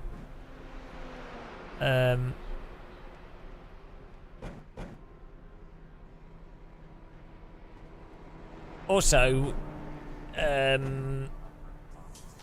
why would someone making mods necessarily mean that they happen to know necessarily? I mean, they might do. Yeah, it just depends how you define it, doesn't it? That's the thing. I think the thing that Sims don't do realistically is that they're too simplistic. They lack depth. That's all Sims, because they are models, aren't they? So they all end up being a bit simplistic.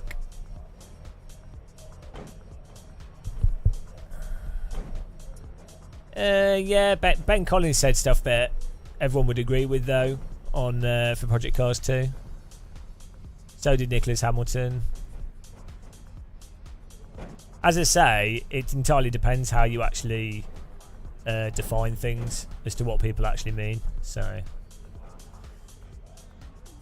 I could think of loads of ways in which you could say that iRacing's too easy, or R-Factor 2's too easy, or AC's too easy, or that AC's too hard, R-Factor 2's too hard. And also, what's easy and hard for different people? That's the problem with difficulty. It's quite subjective unless you really define the specific thing that you're talking about.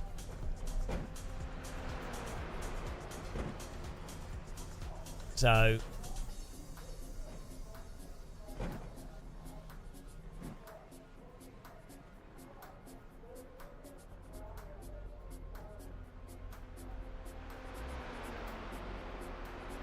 I think maybe he's trying to refer to. I think we were talking about this the other day. Sims seem a bit slow in initial rotation. That's the same with flight sims as well. Like either a sim is so responsive and then doesn't actually have the balance, or it's unresponsive. So it's that sort of scale between responsiveness and balance. Seems to be hard to get right.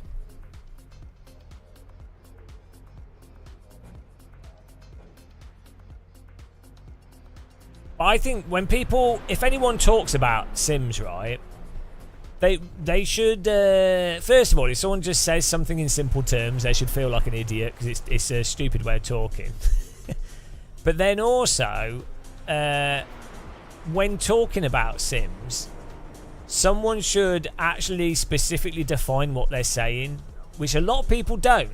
It's really weird. Like, they'll just say, I get this with lots of comments on my videos. They'll go, oh, this is shit, or this is really good, but they don't actually define. They just have a global view without them saying a specific thing. So, like, let's say you're talking about AMS2. Someone could say, oh, I particularly enjoy the AI, I particularly enjoy this, particularly enjoy that. I enjoy the handling because it works well with the controller and it feels nice on my equipment. I find it easy to drive myself. That would be perfectly fine. But some people just tend to say, oh, it's shit. Oh, it's the best. It's like, well, it's not. That's not how language works, is it?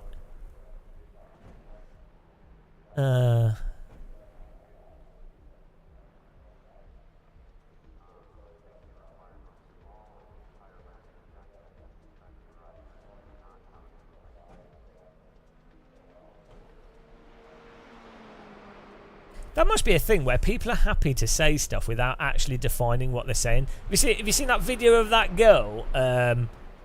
Well, she was asked something. Can't remember what it was. She was asked something. Oh, it was about men. It was about first dates or something, and conversation on first dates. And she was like, "Ah, well, you know," she didn't actually say anything for like 3-4 minutes. She was talking without actually making a single point. And in her mind, she was like, "Oh, I've answered the question." And I think that's a lot of people just saying words, but they're not attached to any reason.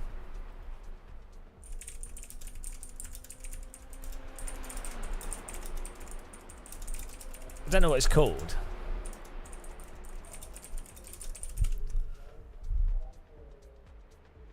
Yeah, AMS. I said before, the auto correction feature that it has for oversteer correction is really good when you play with the gamepad, and you would initially think, oh, it's a really cheesy mechanic as an assist, but it's fine. If you're playing with the gamepad, it's better to have like a little bit of oversteer that you induce through driving, and then having the back be corrected, because if you're playing with the force feedback wheel, a little bit of oversteer is corrected automatically by the force feedback wheel anyway. So it's not really cheating having that on a joystick, you know.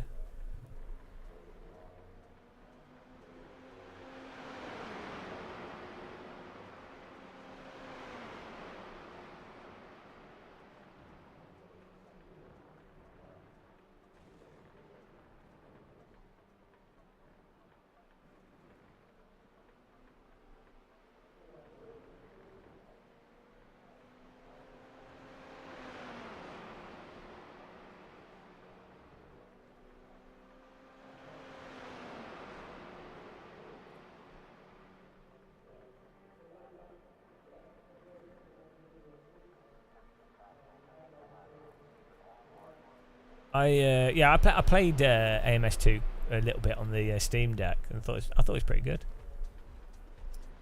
The main thing is it was I couldn't get the steering to work with like tilt steering. Gyroscopic steering didn't seem to work.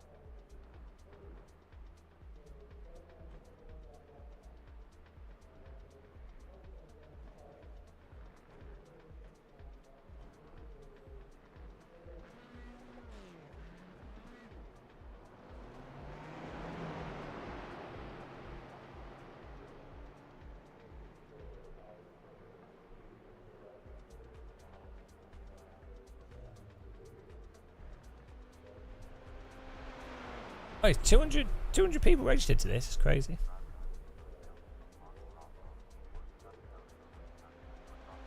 Go.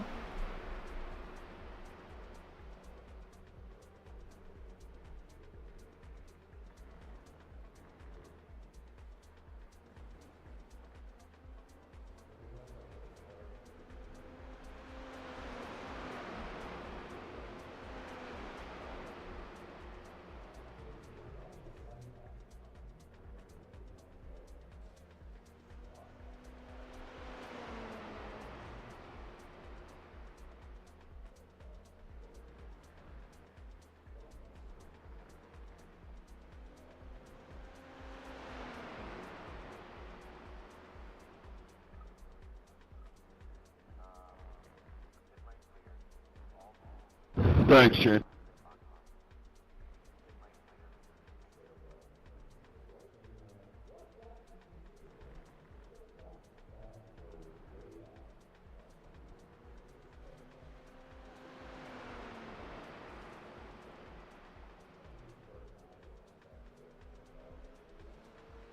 How long have we got? Oh, it's 1 minute.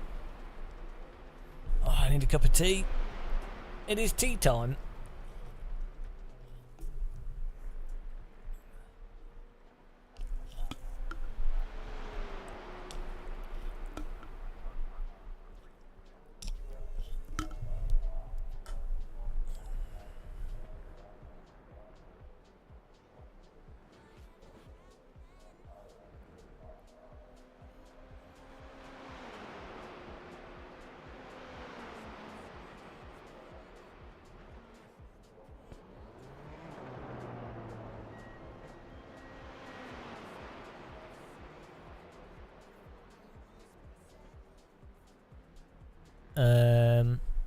Yeah, it's a qualifying for the sports championship.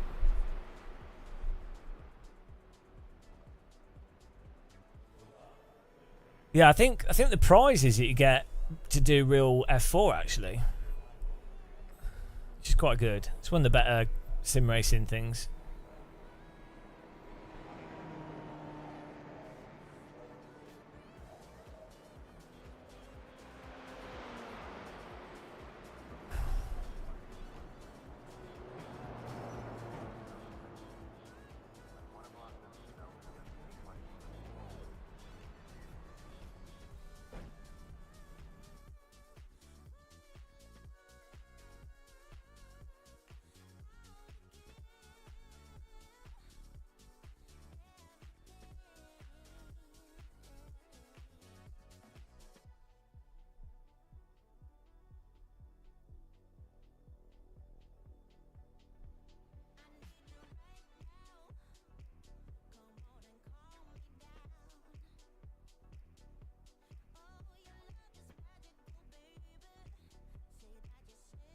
I don't know how the is it based off series results, the selection, so people can still do multiple races.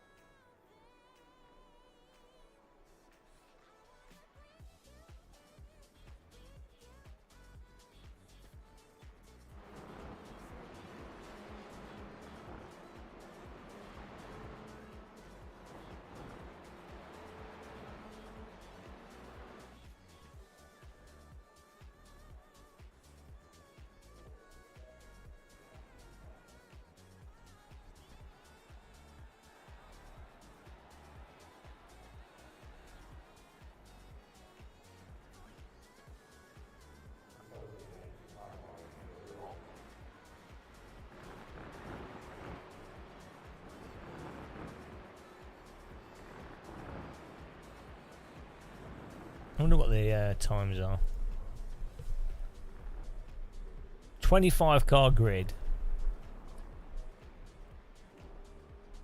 Oh, I think we can finish in like 12th.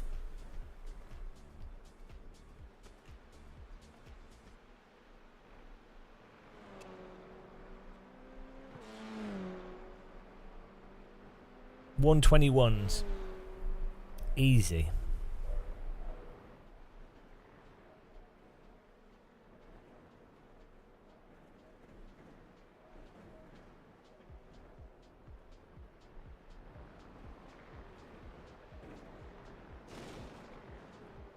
Yeah, I'm pretty slow. I need to do a lot of laps to get up to pace.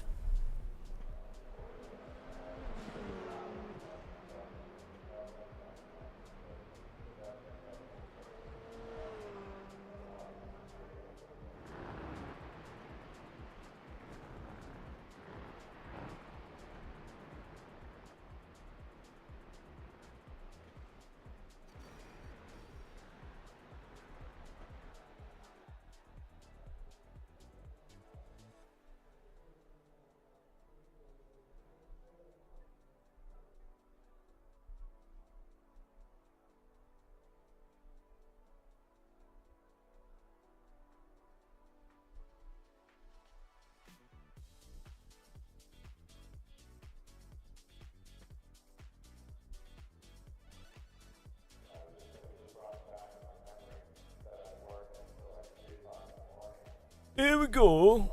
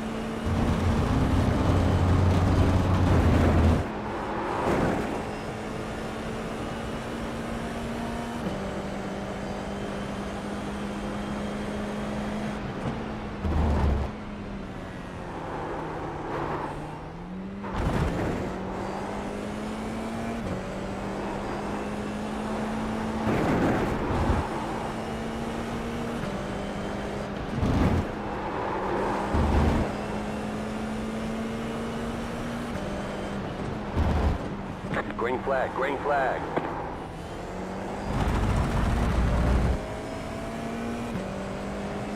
Okay, here comes your first time lap.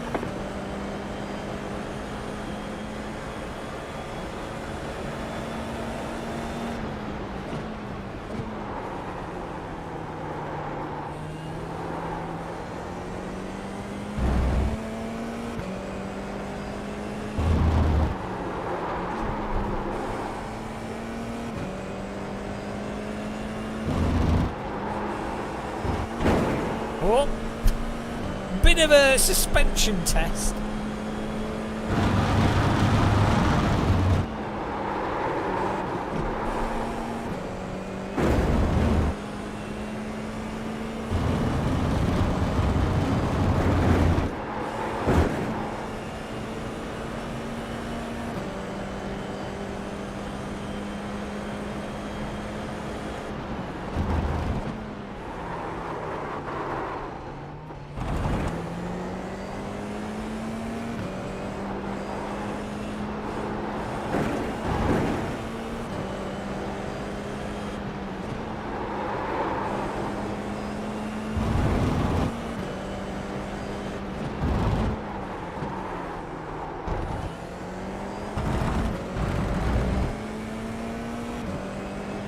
One more lap.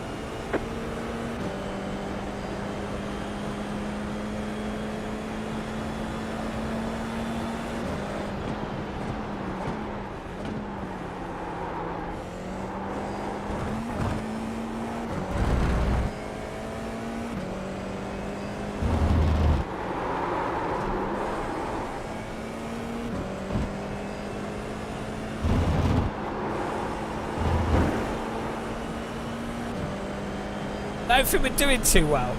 Oh, no, we're not last. We're not last. It's all going to plan. We're only 3 seconds off the pace, it's fine.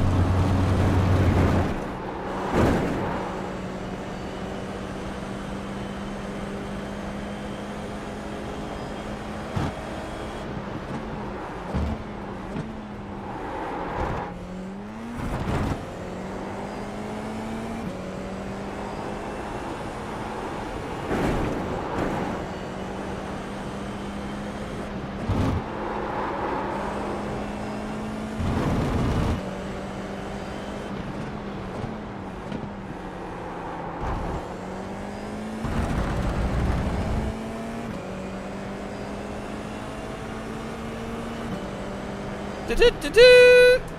And it's still last. Chicken flag, chicken Oh flag. dear. It's what happens if you don't drive cars for a long time. Oh no, there's still some people as bad as me. F4 used to be my best car in iRacing. Not anymore. These guys aren't even qualifying. They don't care.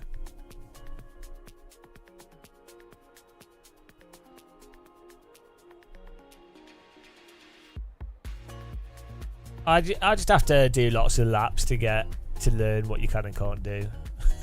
Washed. It's totally washed. I washed. I washed. I had to quit iRacing. We're going to go to flight sims. Quit driving sims.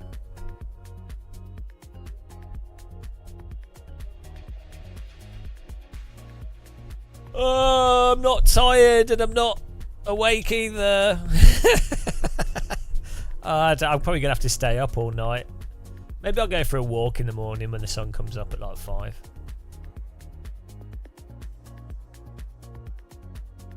It's been so bad, the insomnia recently.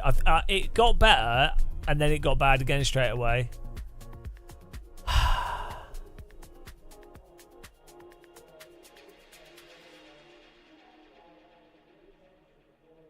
El Gato con la Pippa. Is that another streamer?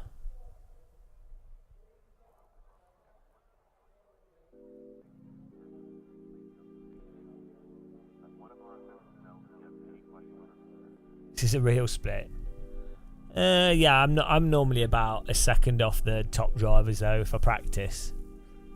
Like a second off pace basically, which is terrible. But that requires me to practice a lot to be within a second of what is pace, because I'm not naturally good, especially at iRacing. I'm a bit better at AC and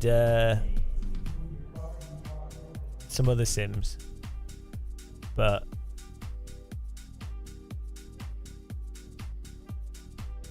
I just don't have the I'm not a race driver, I just enjoy it. You have people that have done like sim racing from when they were really young, or they did go-karting, and so I think they have like their brains. You know, it's people that like learn how to do stuff from a young age. It's just unfair. You can't compete with that.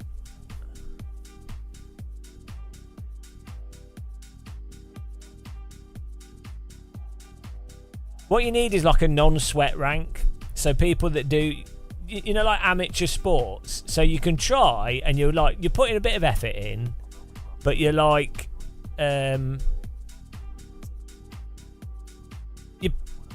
you're putting a bit of effort in, but it's not like elite athletes. so you can still have a good time, but you're not playing against people that are like amazing. You know what I mean? Like your sort of local five-a-side football type scenario. That was annoying. Whenever I used to play sports, and you'd have like someone would come from a team to visit, and a professional team, and they'd just be on such a high level compared to everyone else. And you're just like, oh well, you know, there's no point. there's you know, they're just at such a level that you're like, well, The estimated strength of field is 4,884. nothing I can do. Let's go points racing. Good luck, everybody. Have fun. Half the field is on the grid.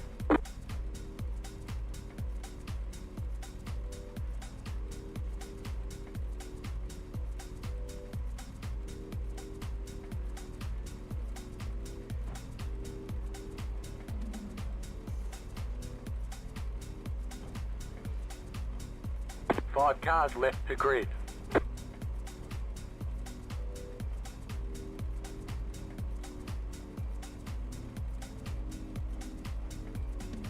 Orichov?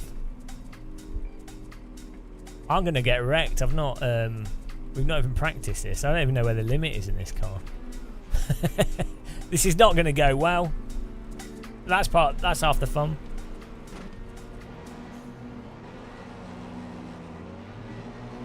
Green flag, green flag.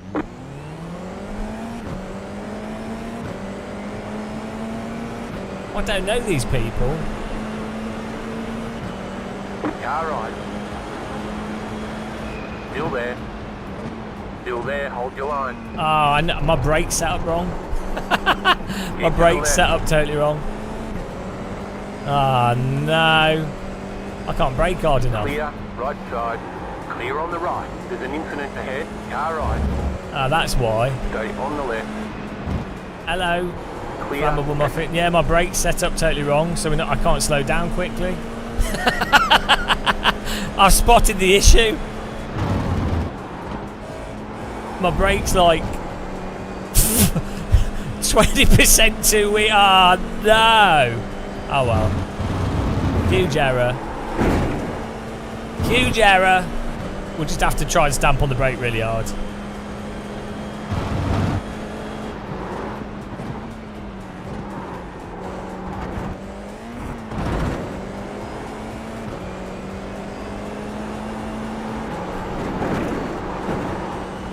There we go. I just have to basically 100% push the brake every corner. Right side. There's an incident ahead. Clear on the right. There we go. Yeah, it's always good to jump into a race with your pedal setup totally different to what you're used to. That really helps. The pads are bold, pit now.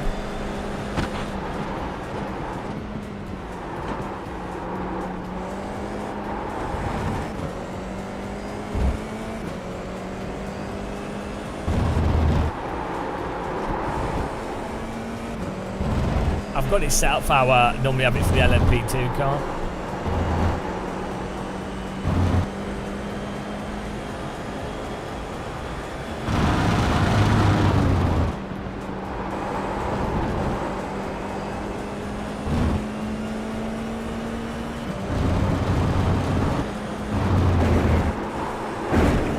Ah, we're learning, guys.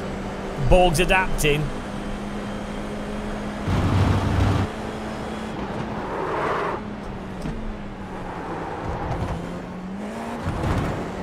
We can lock up, I just have to push the brake really hard. Right side. Clear.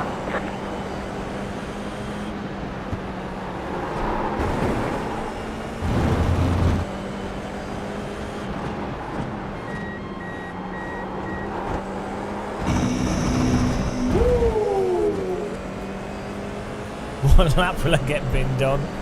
Oh, this car behind will try and do a pass on us and just drive into me, that's for sure.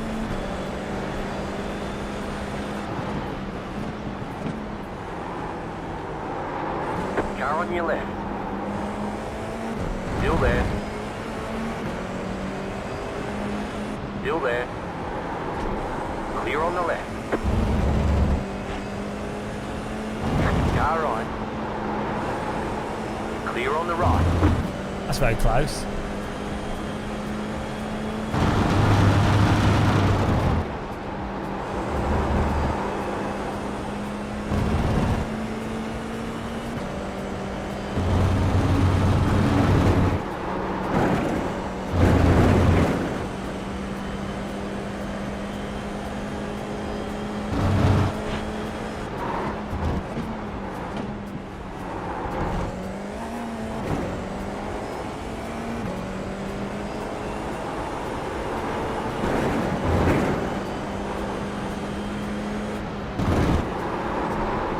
Car right. Clear. Left side. Car stopped ahead. There's an incident ahead. Go left. Clear. That was close.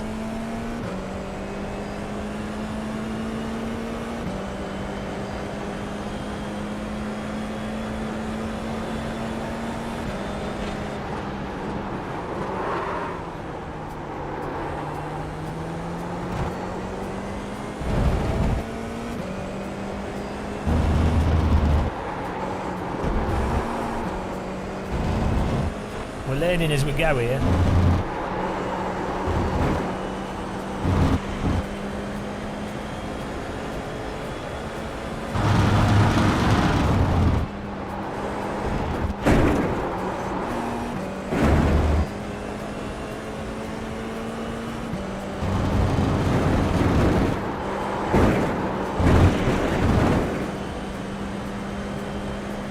Ah, well, I generally don't want beer all over yourself.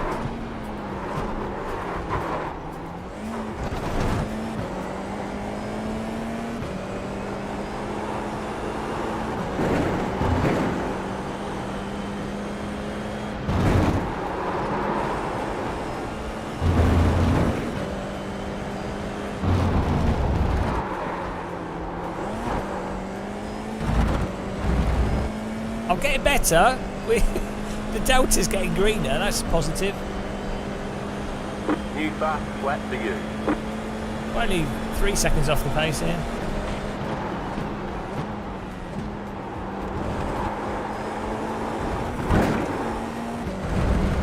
It's always good when you're gaining 2/10 each lap. It really shows that you practice the circuit.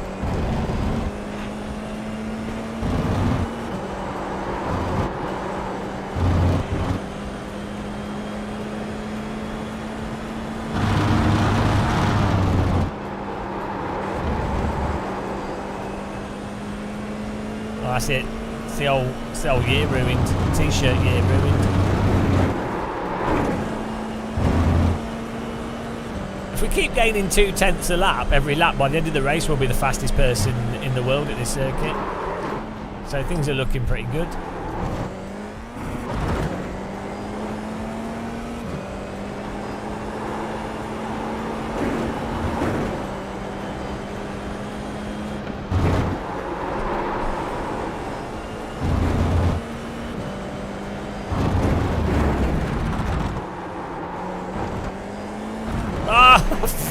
Why do we have more oversteer? Like, I wanted the back to come out of the throttle.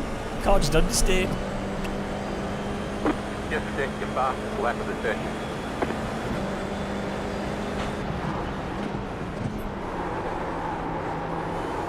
Left side, stay on the right. Stay on the right. Clear.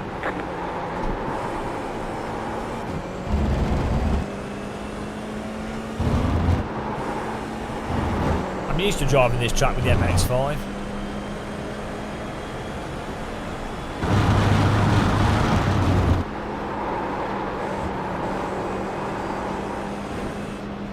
Right side. Clear.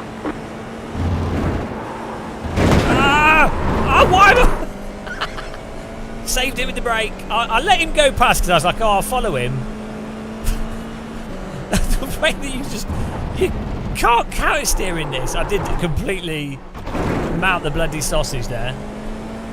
You're an idiot, dude.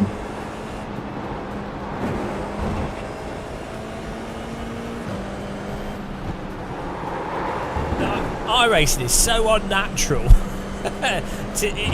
It's weird. You get used to it. There's an incident ahead. Car stop on the left. Oh, with Go back right. marker that I let through has crashed into someone. That was great strategy.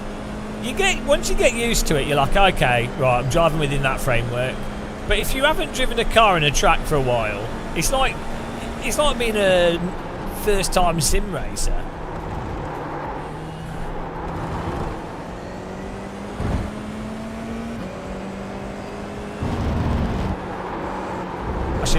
I let this car go past me, and then hopefully I can follow him. Car on your left. Stay on the right. Clear.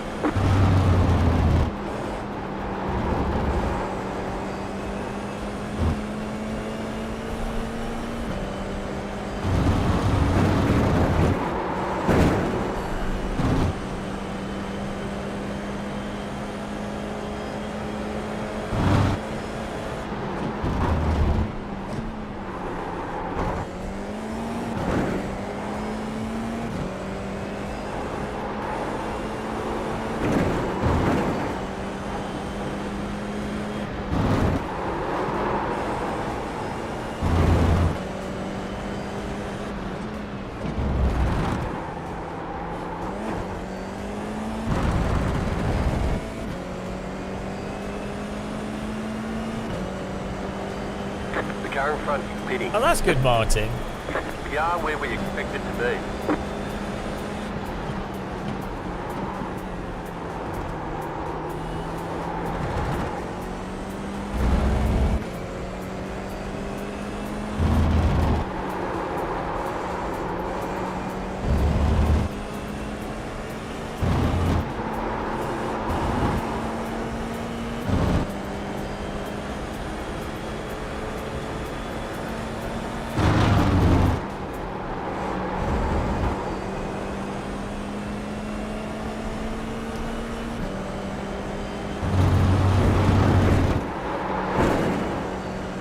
I have zero confidence in this car and my skill level.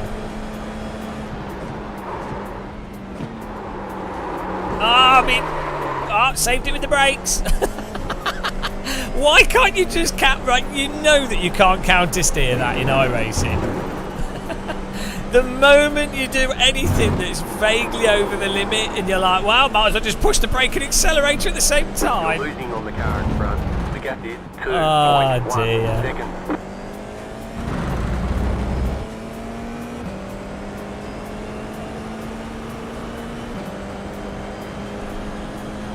I really don't get on with this sim. It's like, I think iRacing developers sat down and they were like, right, what can we do that will make it the most ridiculous sim for Game of Muscle to drive? Like, how can we make this so this one guy,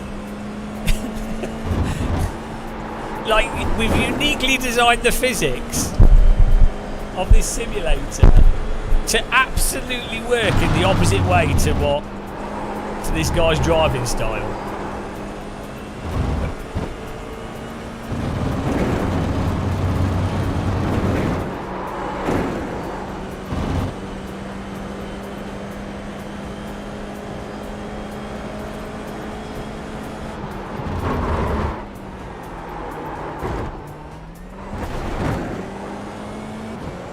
It does make you better at braking because it's the only option you've got. Oh, he's made a mistake. We're coming back. Battle for last. That's where it's at.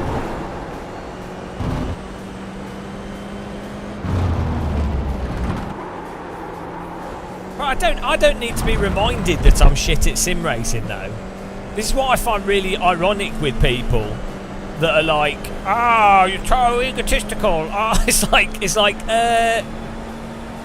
you really probably haven't been watching the channel for very long. Oh dear.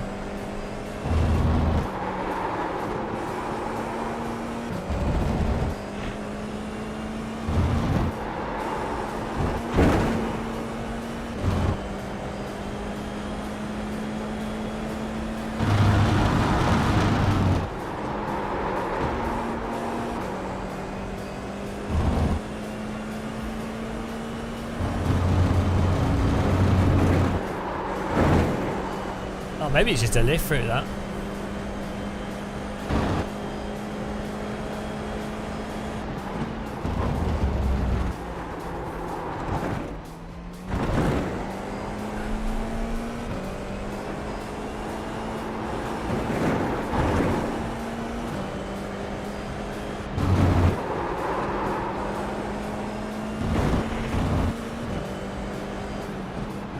That'd be an interesting thing to see. It's like, how long does it take for someone to learn new sim stuff? So like, that was quite interesting when Rennsport first came out and they did a demo in Germany and they had all the esports drivers there, right? And a lot of them were absolutely terrible at it, but they picked it up within like 30 minutes. But it's quite interesting. But you could, like, I noticed this with talented real-world drivers, when they go to a new track, or even when they're playing a new track in the sim or something, they pick things up really quickly. That's the difference between a good driver and me. I'm slow to learn. Slow to learn a track.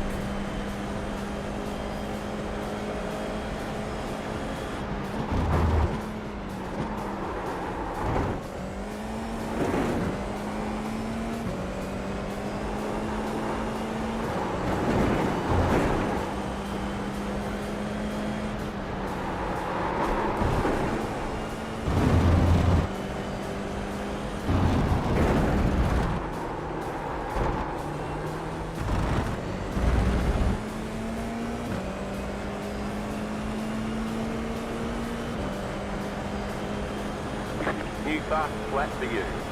It's for last place. Car right. Clear on the right. This is the battle that matters. Car on your left. Clear on the left. Car on your left. Clear on the left. It's all about last place, guys. This is all that matters. Last place, fight to the death. I'll be defending this.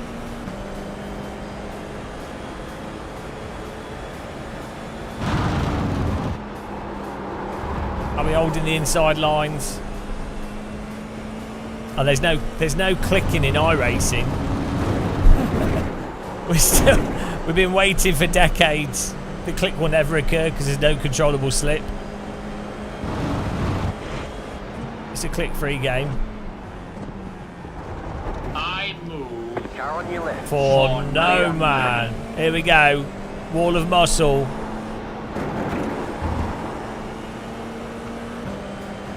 Right side. Clear.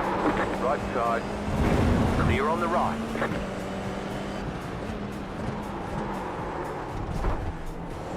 Left side. Stay on the right. Clear on the left. Ah, he bloody overtook me. And we can take it back though.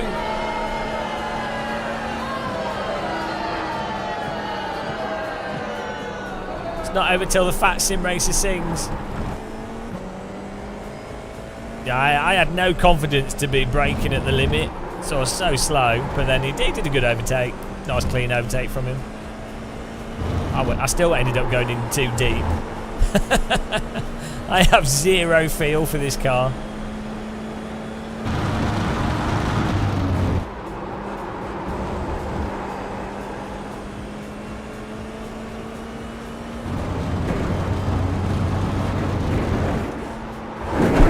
What? Then there's another suspension test.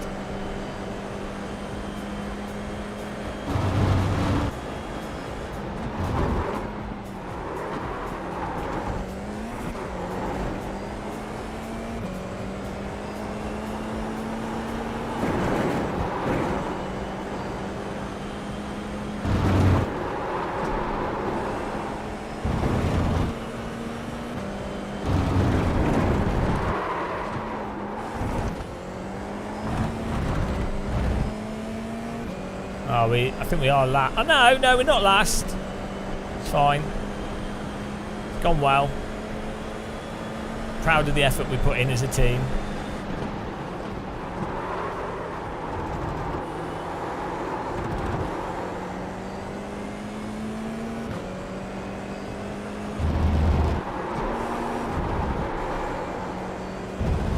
GG.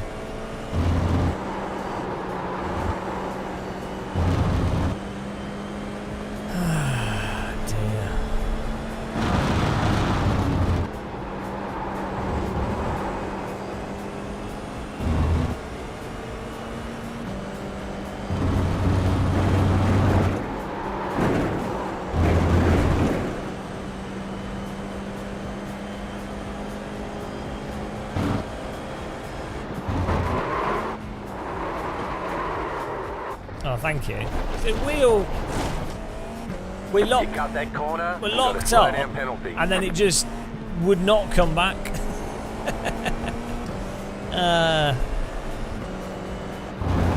You're losing on the car in front. And You I think get I'm just going to stop 5.5 seconds. playing iRacing again. Last lap. Thanks, Racing Me, for following. Welcome.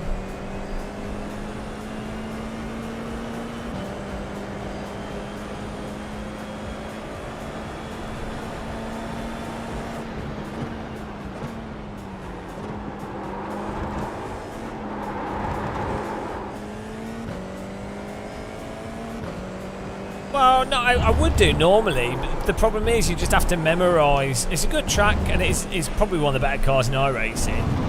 But you just have to have memorised the exact process rather than just driving it. It is entirely not entirely, but like 99% a memory game. No, like so. Then I know that it's going to be to learn this to do this car track combo, I'd have to hot lap for like 5 hours, 6 hours, sleep on it. But that's with a car that I'm normally alright with and a track that I know well, but because it's just everything in iRacing is so binary, you know, I just can't be bothered. Just can't. It's just not fun. So I don't mind getting wrecked at T1. That's spectacular. Like the racing part is alright, is fun, but the driving's so bad it's not fun getting up to speed. For me at least. Alright, there's the checkered flag. But I tend to just drive the flowing tracks, Road America, Road Atlanta, VIR, Suzuka, you know.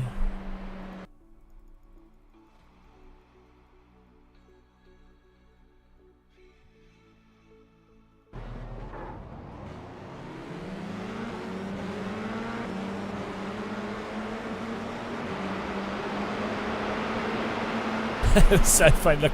Look how slow I am on the brakes before, because I realised that the brake pedal's set up twice as stiff as I usually have it. So I'm like, oh, hang on a minute. why are they braking so late? What's funny is, you know, when people do motorsport in real life and their team sets up the car, and often they set up the car messed up, and so someone would have paid a fortune to go to a track. They're still maybe on a budget because they're not rich, and then their team will have messed something up with the car, and then that's it. There's nothing you can do. That's it. They've totally messed something up, and tough.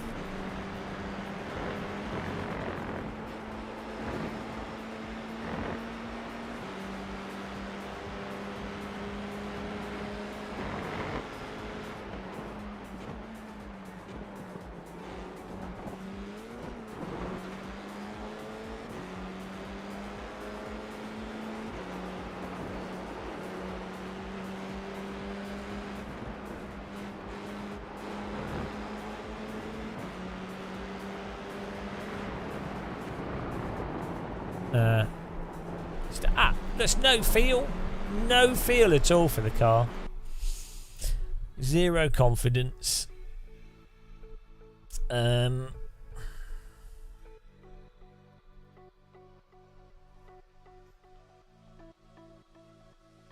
want to try and set something up with my camera using a splitter box. I'm not sure the best way of doing it. So we have the rear camera.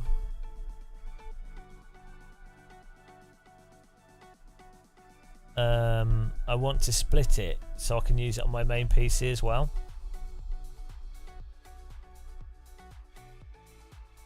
I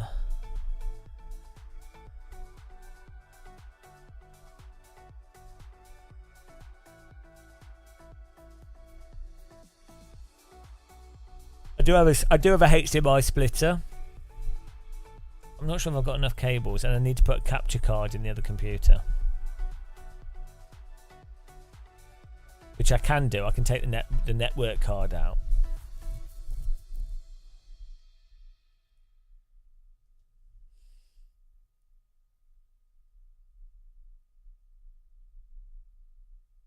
Then it's just a case of cables, which I should have. And then the splitter box should just split the HDMI from the camera into 4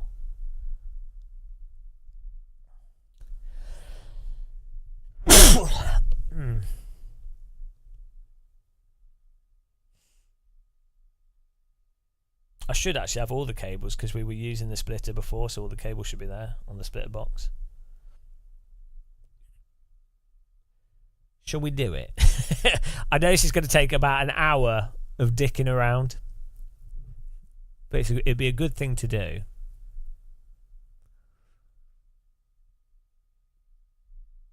I need more energy. Where can I get some energy from?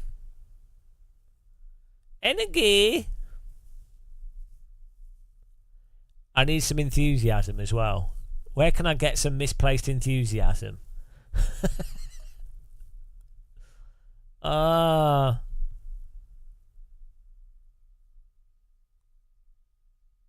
Well, yeah, I don't mind being slagged off. I actually find it funny. Like, this is something that I thought was funny. It's like one of the reasons why I like Dave Cam is he takes the piss, but he's quite witty. And I noticed that very few people actually take the piss out of you. In general, they're far too serious. They're worried that you're going to be sensitive or something. So, like, do you know what I mean? It's really strange. Like, I don't need to be friends with someone for them to take the piss. Like, if someone takes the piss out of you, you as an individual, you can go, right, okay, they're taking the piss out of you. So either it's something that's true, in which case, well, it's true, so deal with it, or it's not true, and so it's irrelevant. So in both scenarios, if the person was taking if someone's like slagging you off to other people or something, but it's not true, it's only making them look bad themselves. Like it's making them look bad. So in which case, on a pure ego level, you've won by default. Like, do you know what I mean? It's like they've demonstrated themselves to be a lesser person by being, or like, philosophically incorrect. So you're just like, well, okay, they've just owned themselves. So they've actually, counterintuitively, actually dissed themselves. If someone just makes shit up about you, it's their problem, not yours. But if someone's doing it like most of the time, people are just having fun. And it's entertaining. Yeah, do you think it is a southern thing? But you see it in general, I think I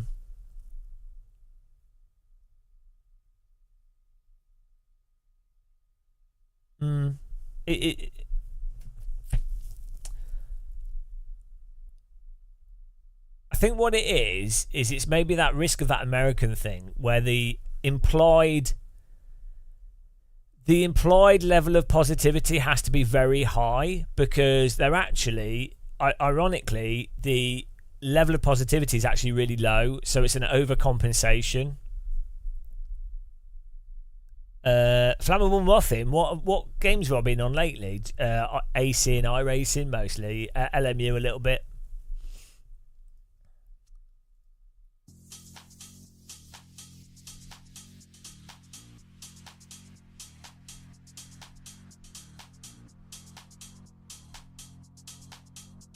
Maybe, to be fair, if someone's got mental health issues and they're a bit insecure, like if someone is incapable of not taking things too personally. Are we going over Reddit? Oh no, that's just I'll put them on the screen when I find salt about me. Well, I find people that hate me. I find that funny.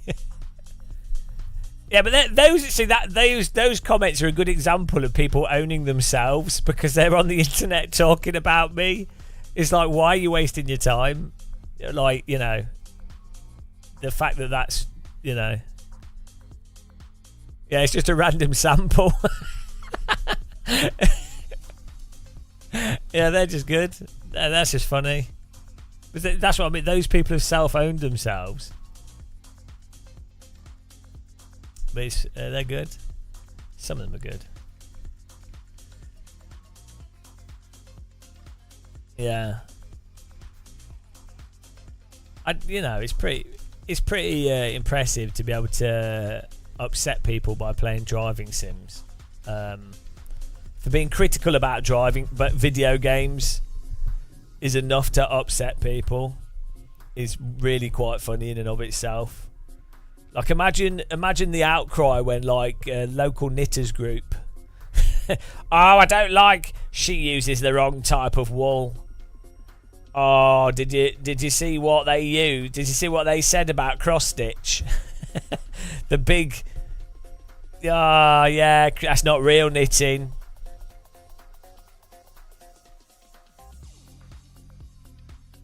Oh, I liked our. I know. The video that I watched that video, it didn't even get to the point. They were like, what is he doing? It's like, do you mean what is he doing? He's live streaming and just chatting. But yeah, I think what happens is some people get annoyed by something. They're not entirely sure why they're annoyed by it, and then they want to voice their opinion that they're annoyed by it. But ironically, by doing that, they're saying that they're annoyed that someone else is annoyed, which has annoyed them. So they've made a video saying they're annoyed. So if they'd followed their own logic, they'd go, oh, hang on a minute. I shouldn't be annoyed by the other person saying they're annoyed by something, because I can't complain about someone else complaining, because then I'm complaining. unless you were like, oh, I disagree with what they're complaining about, but that's fine. That's not you complaining about complaining.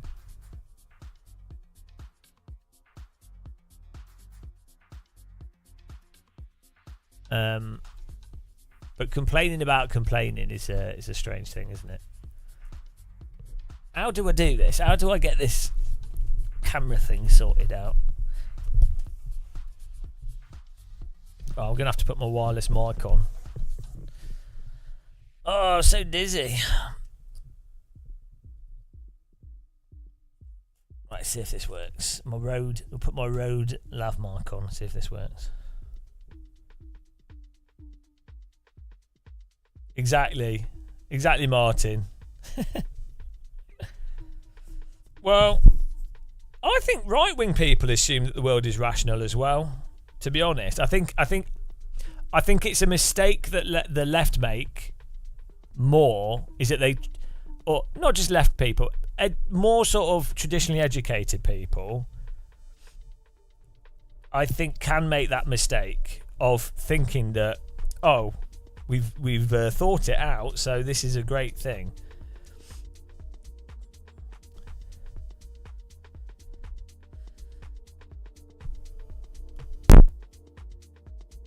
Hello. Oh, there you go.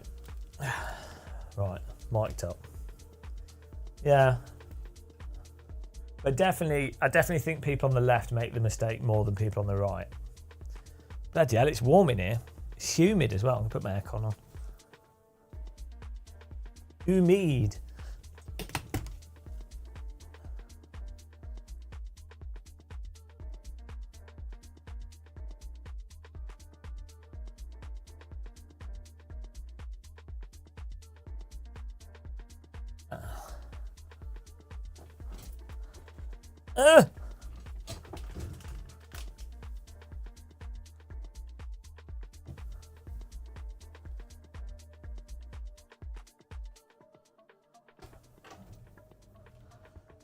I like how when I've got an orange here. There's some energy.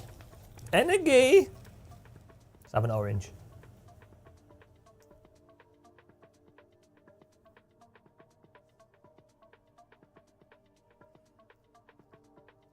What's weird, you know, the whole Trump thing, the whole guy trying to shoot Trump. What's weird with that is the conversations on it. Like, so there's people on the left saying, shame he missed, right? And then people on the right then saying, you're advocating political violence. But that's not necessarily the case.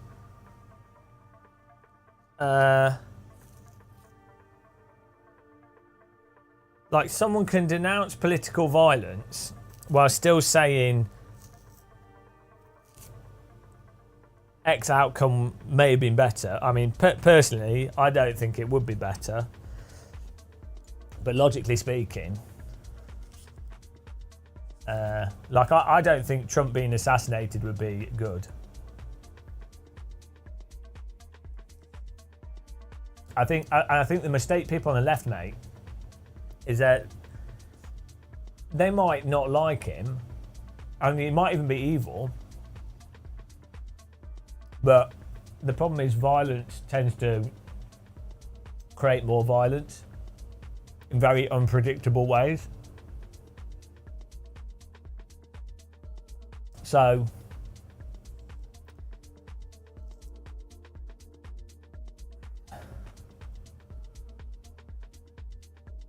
yeah, well, you don't want people shooting people. It doesn't matter. It was kind of ironic that it seems the person that was trying to shoot him was a Republican. Probably, my theory is all the pedo stuff came out, and someone that was would be like a mental Trump fan or whatever that buys into all the Trump stuff would then be like, they're the type of people that were like really obsessed with the Epstein stuff, and when it comes out that Trump is like obviously a pedo, or it seems that way allegedly, or you can see why someone would think that from what seems to be evident. So then that would drive the kind of person that's a little bit unhinged to then be like, oh. You can see why that could happen. Regardless of what the truth is, I mean, that's not a reason to shoot someone, obviously. But you could see why someone that's unhinged would see that and then do something stupid.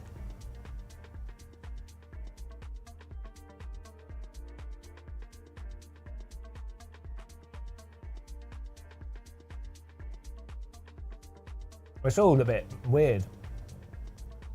Also, like that whole thing is like really weird that the well, not weird, but like stupid that you've got the police there, not with like radios, and then the problem from the Secret Service perspective is that you can't just shoot people that happen to be carrying a gun in a country where people can carry guns, because you can't make the assumption that they're a shooter immediately, and it also might not be clear, like it might not be absolutely clear that they've got a rifle from the angle you're watching at.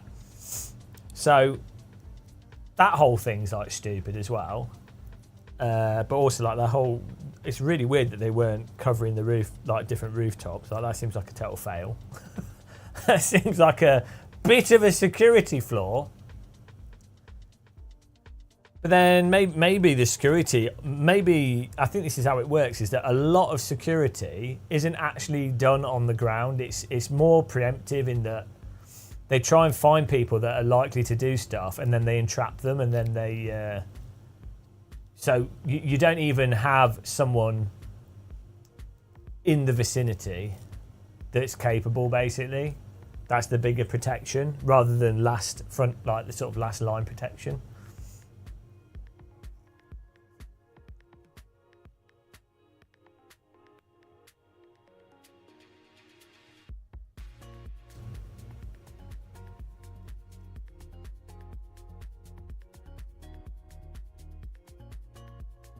But also, it's super random that missing is like the best possible thing that could have ever have happened to Trump. So in a sense, someone failing to do that Trump couldn't actually hope for a better scenario.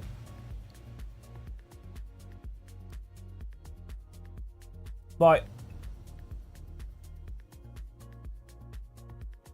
so it's really crazy how reality works. It's like that, like the whole start of World War One, with the was it Franz Ferdinand? Like, why was he? First of all, why is he like? Was he in Austria or something? Then there's a failed attempt on his life, and then he goes down a street on his own with no protection, where there happens to be another person that's a conspirator. It's just like, reality is so random and so stupid and so disconnected from like actual facts and, or intention. What's weird, right? There's hardly any talk about the person that died, that actually got shot. Like, that should make Trump look bad, really, is that you have someone in the crowd that's being shot, and then a former president being like, "Oh, look at me, I'm so strong," and then not even like really, you know, obviously using it entirely as a promotional thing. Which, okay, I get it, politics. But you'd think that you would really put emphasis on the victims that actually got shot. Like, it was a public shooting.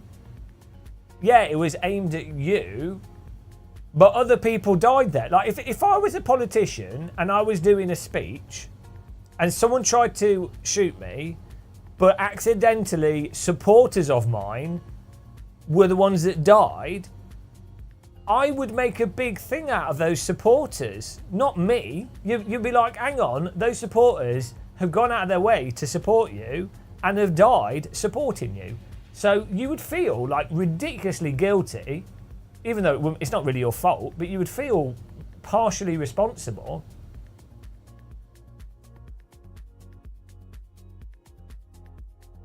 Yeah, I saw that Phantom Racer. I can understand why the victim family wouldn't want to talk to Biden. I get that.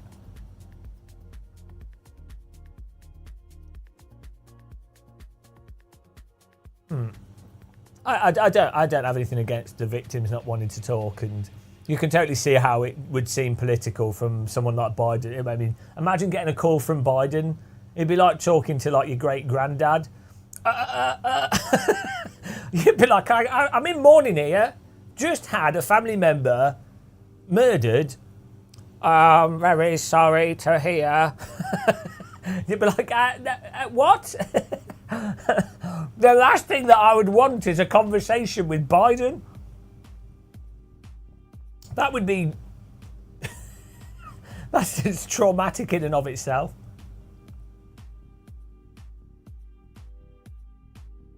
Oh, it's so mental. The whole thing, America's so crazy. Well, Britain's crazy as well, but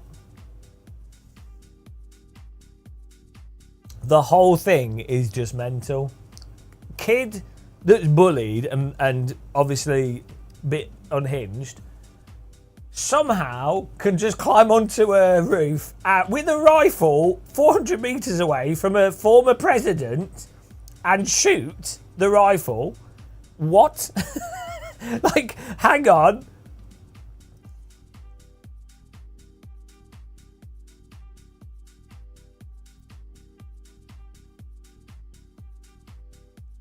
How does that work?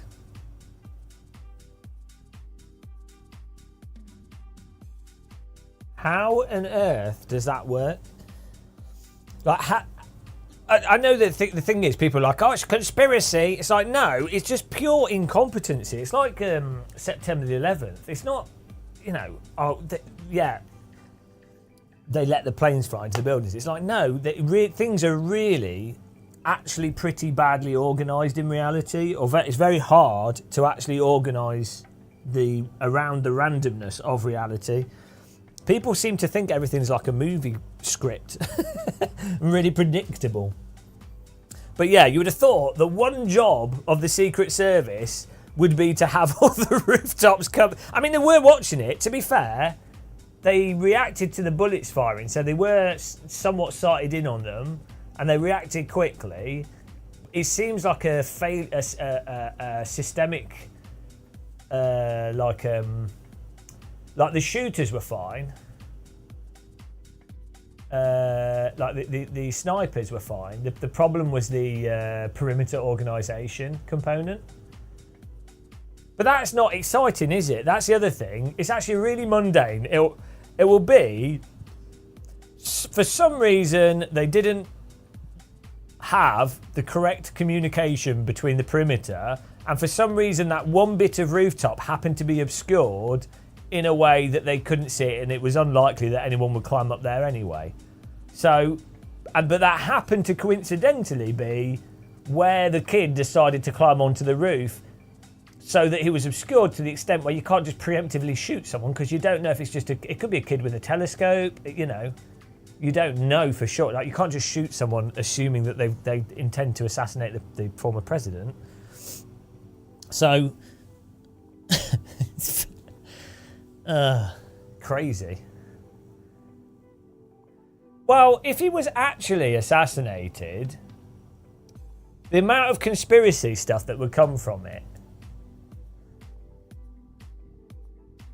But this is the thing as well. People are already making up like really weird conspiracy stuff, like, oh, he was trying to miss him, or oh, obviously it was all intentional, or like all this weird stuff. And it's like, because they want to fit like a narrative that they've pre-decided on.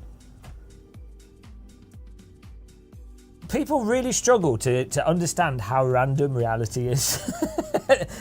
They've watched too many films. Yeah, like so much stuff in real life happens that you couldn't do in a film plot, because you'd be like, oh, that's stupid. That's unrealistic. I mean, like that submarine thing. You know that submarine that whoops. Breaking everything here. The submarine that exploded.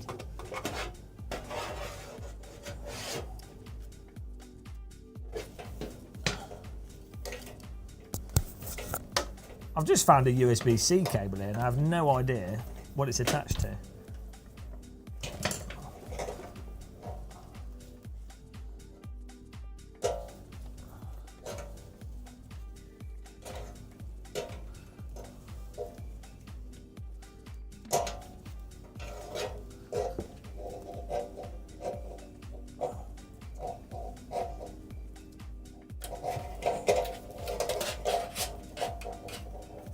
USB. Hunt for Red October. No, not the Hunt for Red October. Jesus Christ.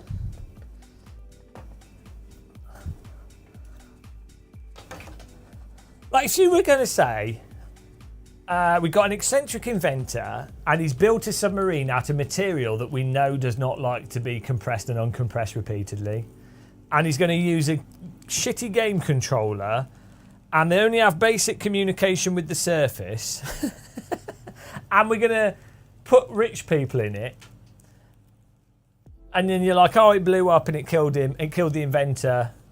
You'd be like, that's stupid. That's obviously a dumb story.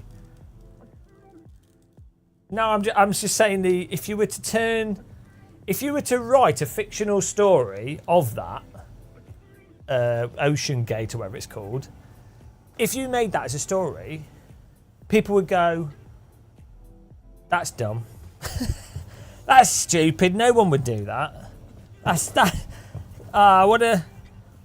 an implausible story. Ridiculous. Like, they go, why would people trust him? Why would he build it out of these obviously not on working materials? What a ridiculous story. Different movie, different submarine movie. No, that was plausible. That's a military submarine. That did make sense. Because you were like, oh, the motivations make sense.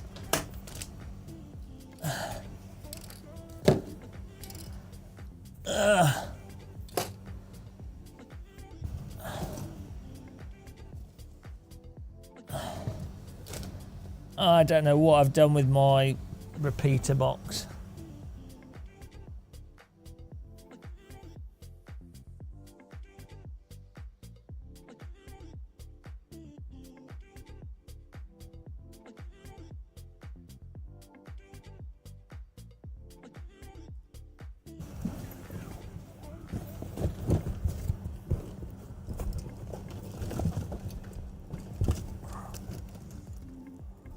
Oh. No.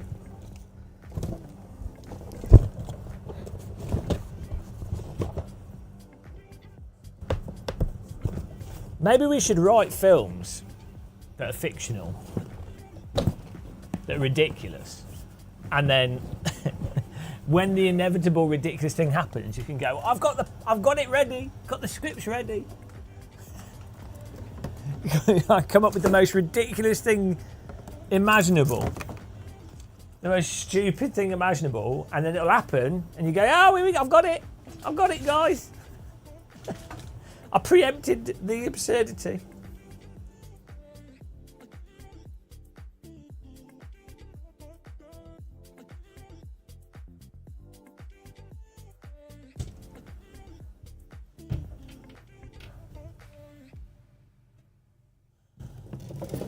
I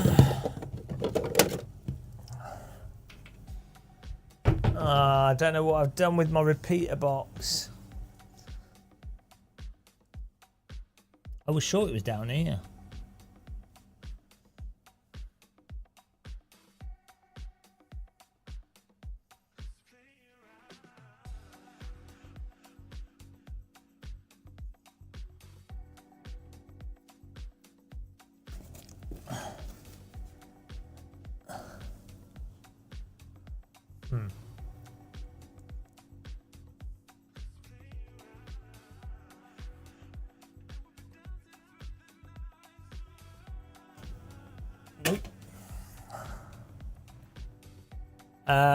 No, I'm trying to.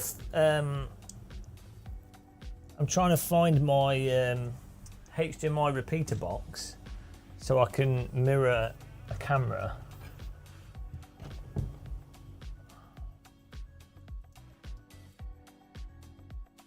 Onto a separate computer because NDI is not working very well.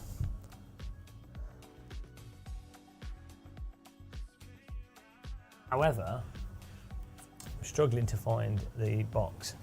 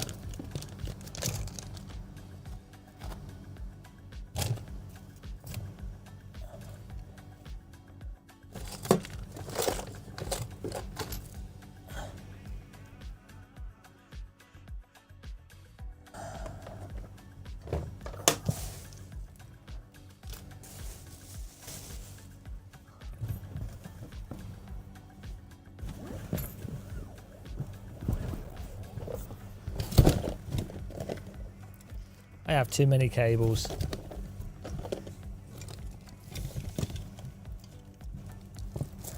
I have USB switches, they're very handy. Don't use them.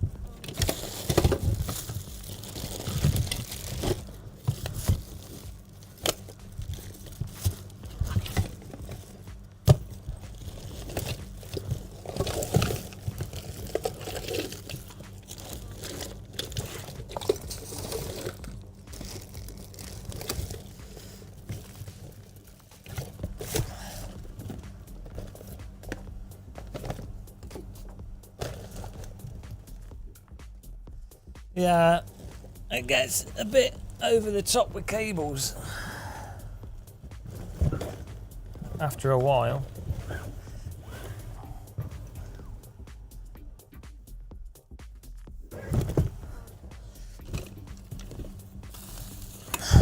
Ah, found it. Here it is. Here it is.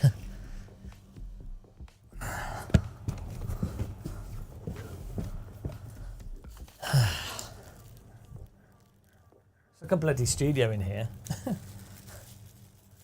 I mean, it actually is a studio, but gone too far. So, now I need the instructions. EDID settings, copy out, edit, copy, scaler, 1080p. Right. So this box basically should take the HDMI in from this rear camera. Oh God, I'm so tired today.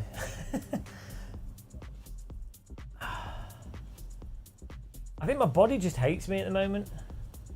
Right, it should take this camera and it should duplicate it so that my other PC, which I'm going to have to take it apart, put a capture card in it, but then the other PC will then also be able to see it because it'll just be duplicated the exact same signal, which would be perfect. And that way, I won't need to use NDI. You see, we've got this camera as well. It's for the other computer.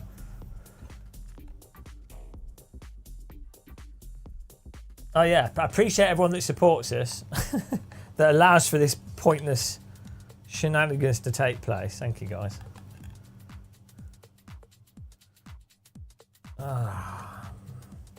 It'd be so much better if I could drink alcohol and do this whilst half drunk. As again, it's probably good that I can't drink alcohol because I'll be an alcoholic, so.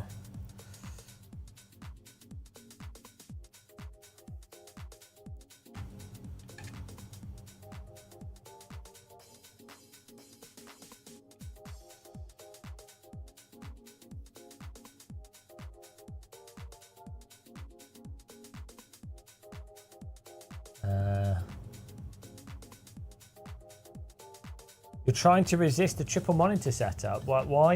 You don't really need triple monitors, to be honest. But if you only have one rig and you only do occasional racing, triple monitors isn't too bad, to be honest. If you've got a rig already and you've got the space for it, it's not the end of the world.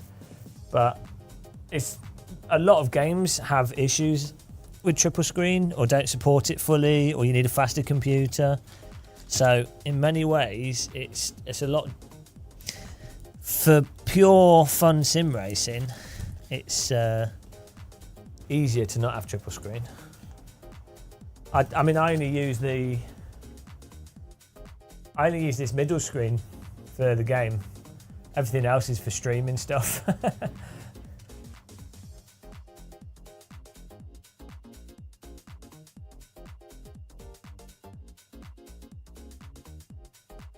Triple screen's a bit overrated, to be honest.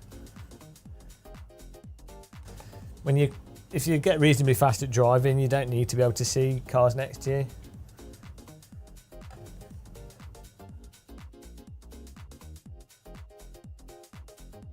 Right.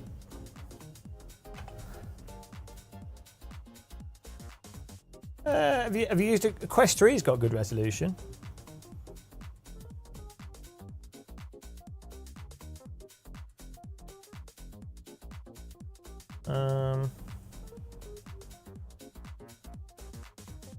Don't listen to Phantom Racer, he's a scammer. Triple screen, he's working for Big Triple Screen. Right.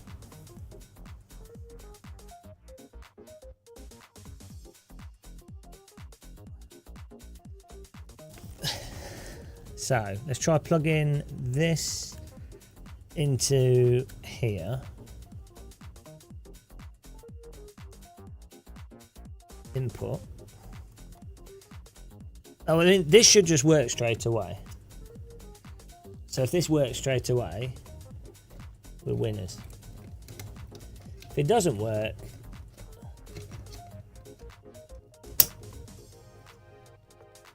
To be expected. That made a sparky sound. That's not good.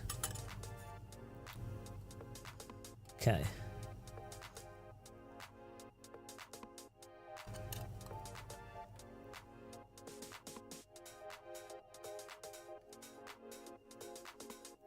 Did this work?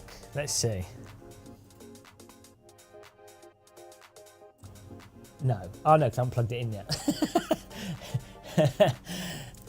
I've got to plug this. Oh, I'm an idiot. I'm going to plug this into here. Ah! I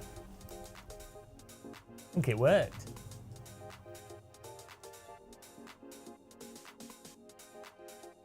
Yes! Look at that. So now... Hello, sheep. Now I just need to add... That's cool, that works straight away.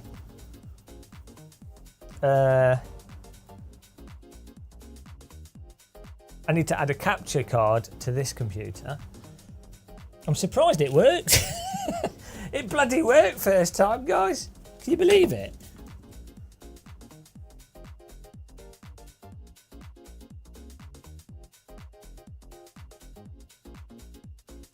Oh yeah, if you're looking at sim rigs, Red Eye Warrior has the best sim rig.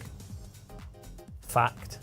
His triple screen setup, perfect size, joysticks, flight stuff, active pedal, shifter,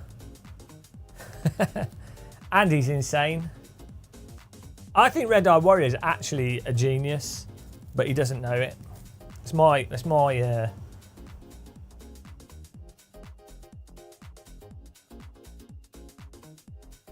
I think he's a genius. I can spot geniuses.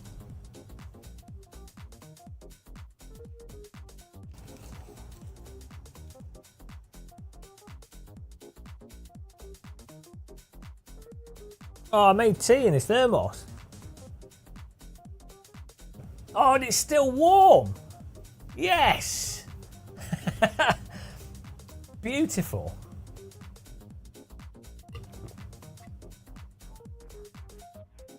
Wow, this thermos works well. I wonder what brand this thermos is. Oh, look, it's an Iron 8 thermos. I wonder if I have an affiliate link with a 10% discount available. Probably do if you type !water.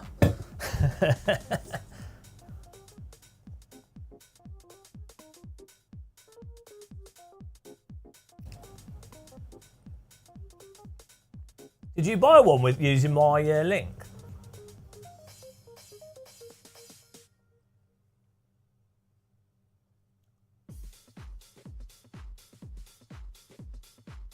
I get like 10% of each sale. And you guys still get the discount, which is good.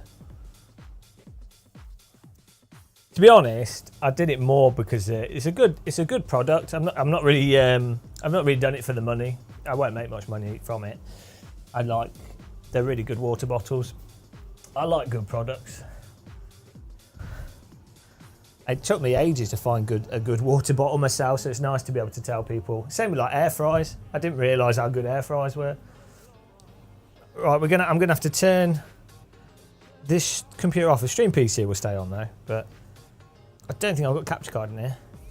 Look, Novotny, just because imagine if air fryers produced beer, you'd be like, oh, give me an air fryer. Oh, give me the air fryer. Yeah, unfortunately, oh no. This motherboard does have another PCI slot, I think, at the bottom. Okay, let's try this. Oh, I'm gonna have to unplug everything and oh my god, I'm so dizzy.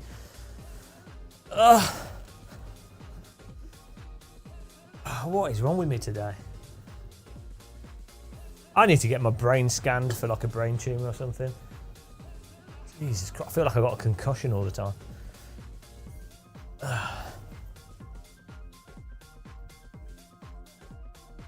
Right. I need to turn this computer off and put a capture card in it. I won't. I'll still be able to see the chat, but I won't be able to see the preview.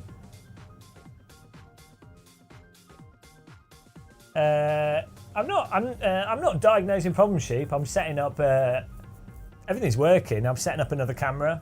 So this camera at the moment is just plugged into a separate stream PC.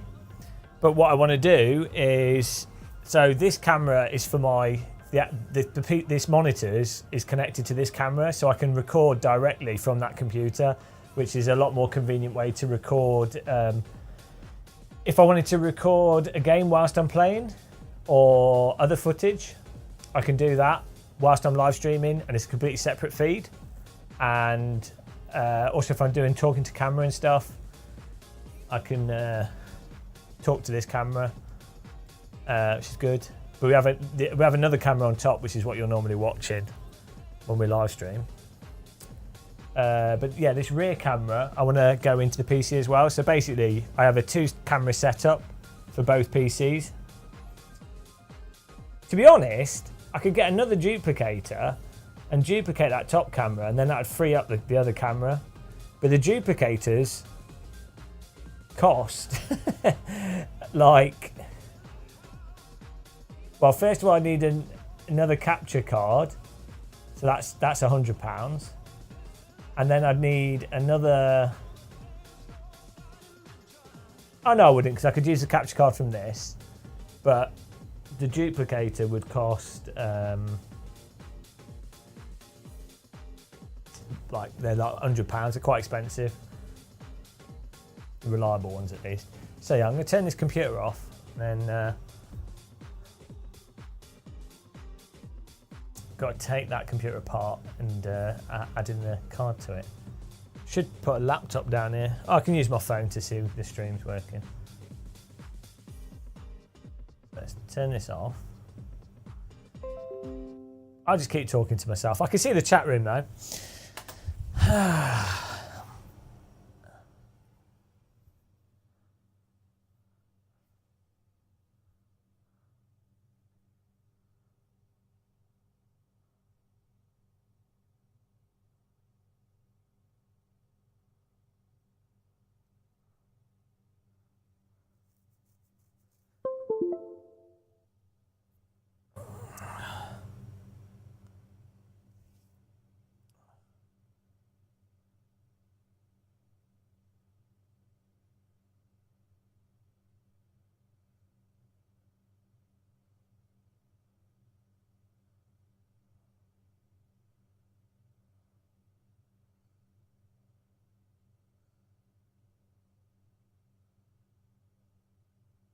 Hello?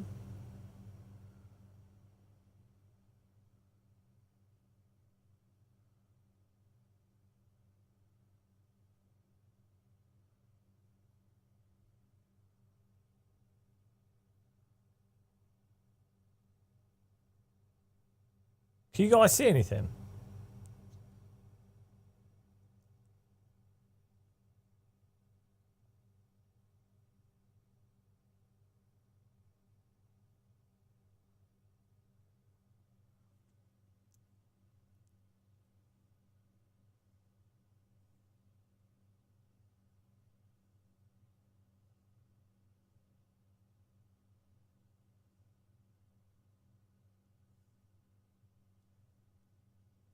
You can see crotch cam. Oh, there you go, it's working. Right, perfect. Okay. So as long as I can see that the stream's working. Right. Now I'm going to unplug this computer and put this, got a capture card here. An Elgato 4K 60 Pro. We'll pop that in it.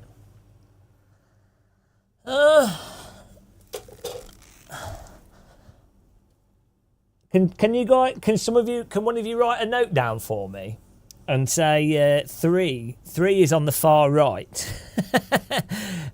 Can someone? If someone could just type 8K UHD 3 far right. and then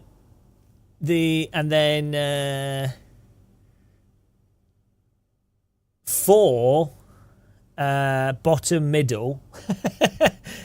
If you can type DP 8K4 bottom middle.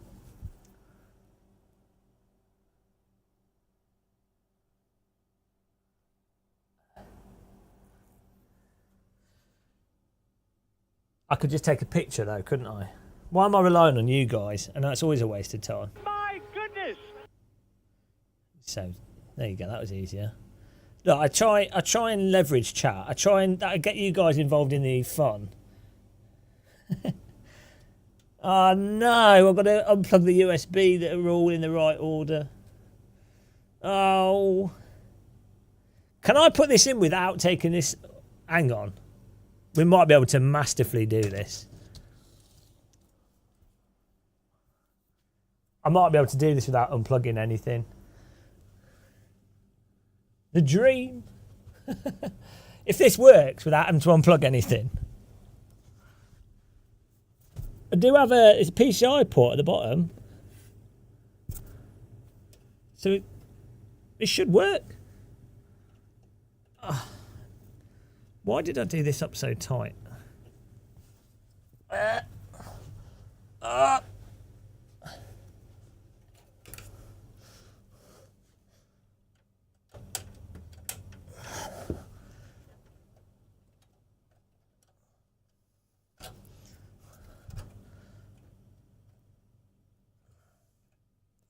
only going to use 1080p, so it shouldn't. PCI 4 should be fine.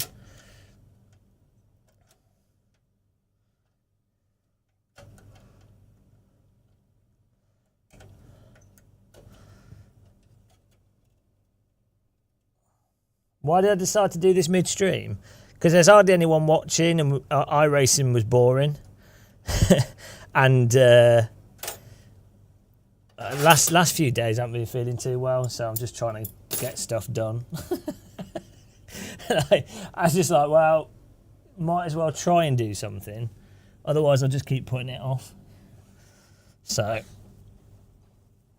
whilst there's only 5 people watching,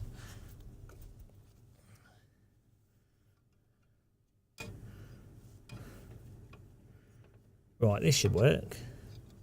It's a PCI Express card. I hope it's a PCI Express port. If it isn't, I'm sure it'll catch on fire.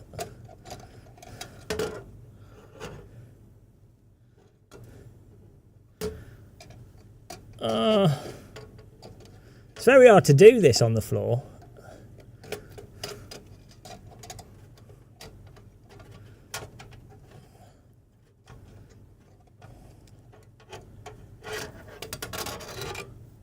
She's only a PCI Express 2 times PCI Express. I think it's a 4X port. By Jove, I think we've got it.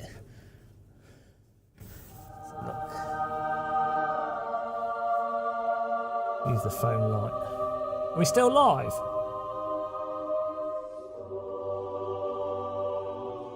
Yes. Right. We'll keep thinking I've accidentally knocked something. Okay, it's in.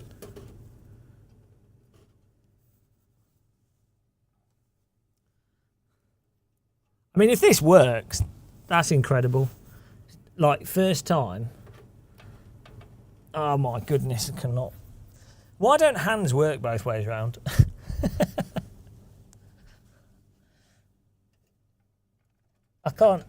I can't screw things in upside down.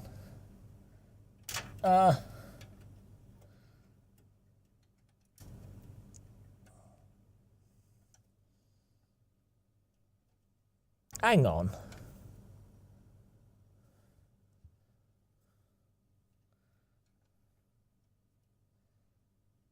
Why is this not going in?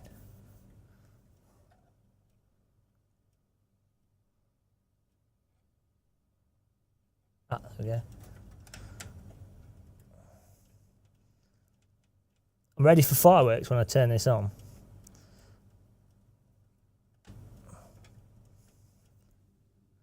It's in. The PCI Express card is in. In theory, you can put 1X in a 6X, 8X. I don't need to use all the pins, so...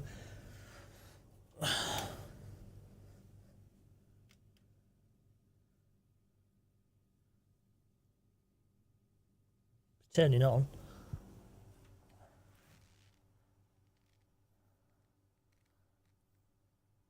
Computer's booting. Oh my goodness. Working first time. Quit time to quit. We're ahead. Quit whilst you're ahead, guys.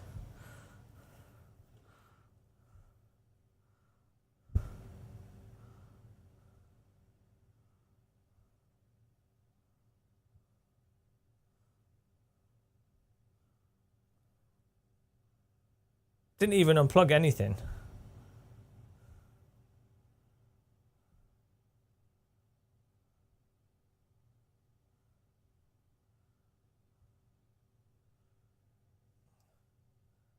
Okay, 2 of my screens have turned off. No, but they were all on, so why would they not be? Oh, there we go.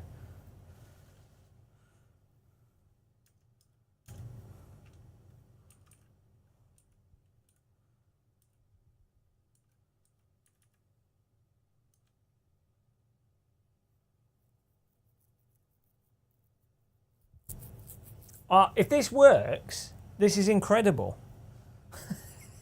It'll be an absolute world first.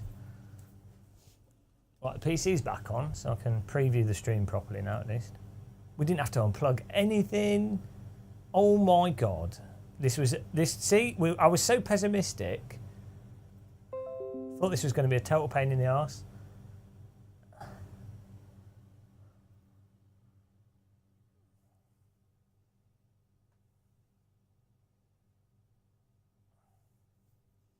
Why does it look like I'm wearing trousers back to front? Hello, we've just swapped. We just added a PCI Express card to this computer. Nice one, BWX. That's good.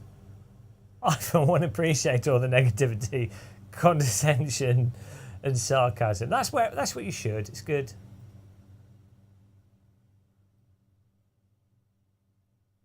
Hang on a minute. Has the main camera just reset? Oh no, that's this little one. It's this one here. English. There we go. That's that camera. Put the rear camera back on, see if this works. Right, that's that. And then, hang on, you can see on the screen here. So this is, that's not good because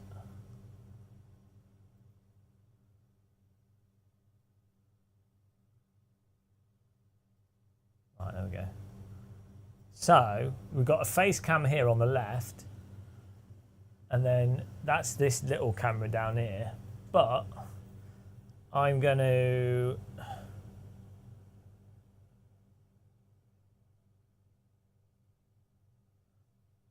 hopefully the Elgato's working.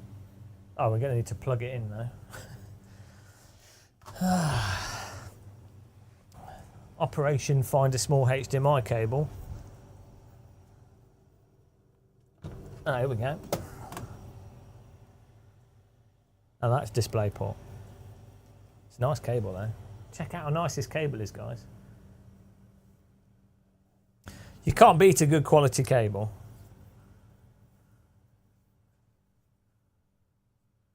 When was the last time I used TeamSpeak? A long time ago.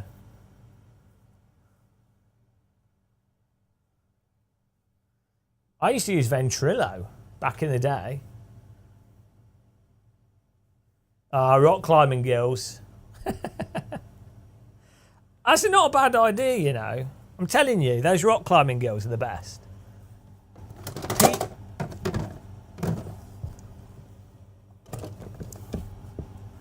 It's true. It's true that rock, like, someone proved me wrong. rock climbing girls are the best. It's the most. Same with rock climbing men as well. I'm not even limiting it to women. Oh, here we go. Rock climbers have the best physique. Fact. Toned strength and flexibility. Right, hopefully this HDMI cable works. It should do. We're only going to be putting a 1080p signal through it, so should be good.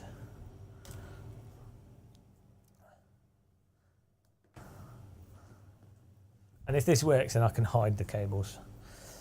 So let's have an ibuprofen for the back.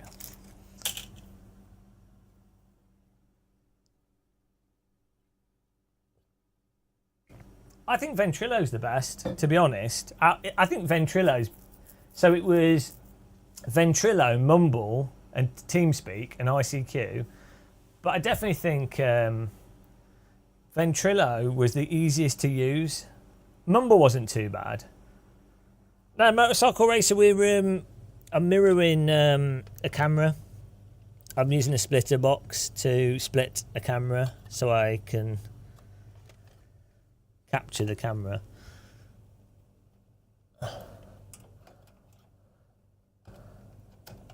I've just realised we could split this 3 ways, 4 ways even, because it goes. There's an out on this one as well.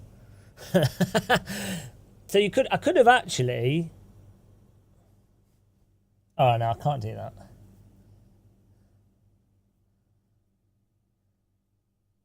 If you wanted to use a camera,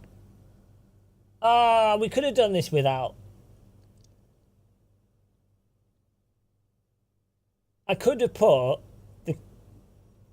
the front camera. Oh, we can do this. The front camera can go into this capture card, and then the capture card can then go out of that into the other computer.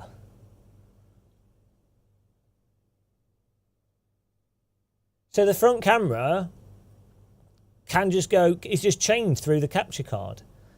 And then this camera, I can duplicate the rear one like we're doing, and that can be plugged into an Elgato 4K.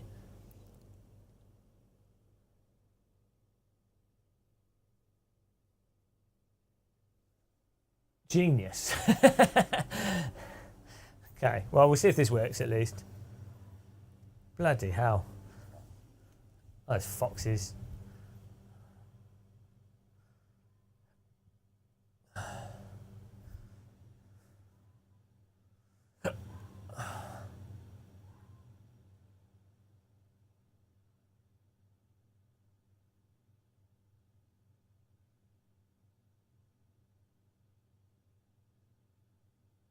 Yes!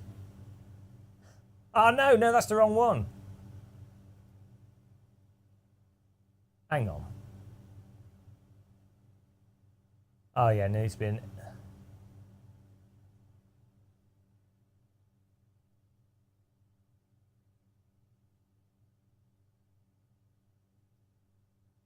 No, it's not come up. Should be an Elgato...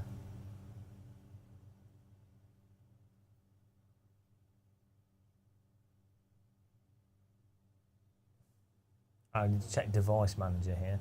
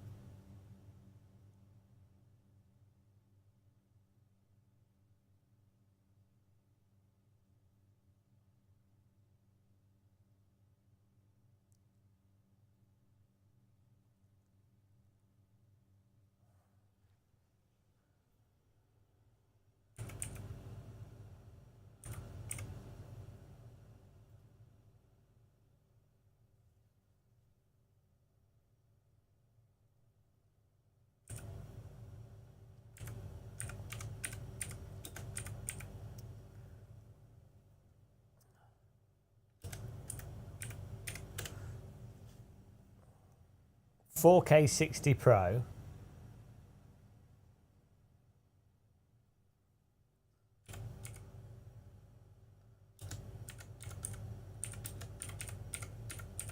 If this capture card doesn't work, I've got another one. So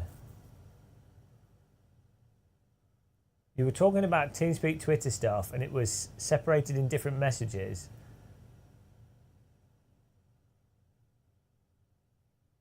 Oh.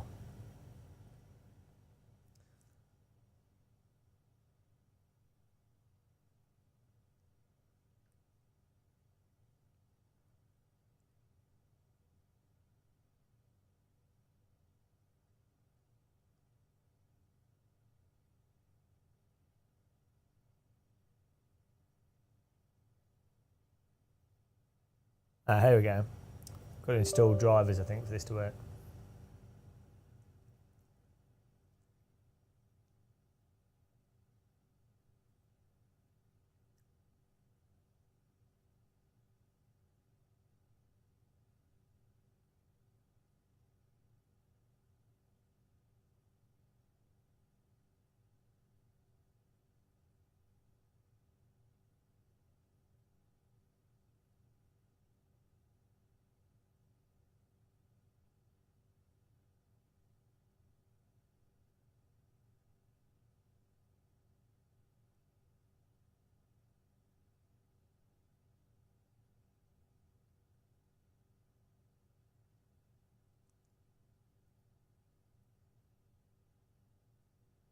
Oh, will this work?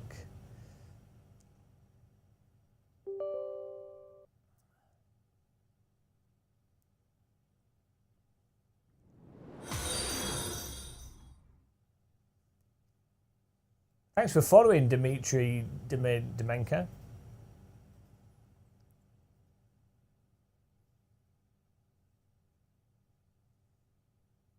It's still not showing up.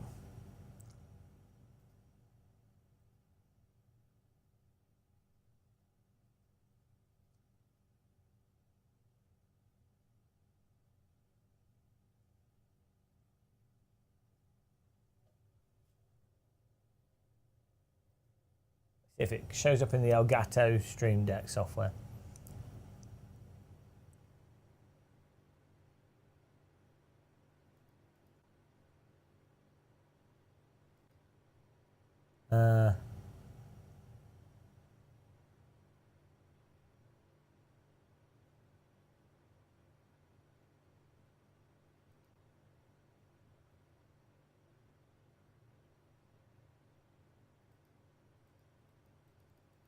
No, it's not even coming up.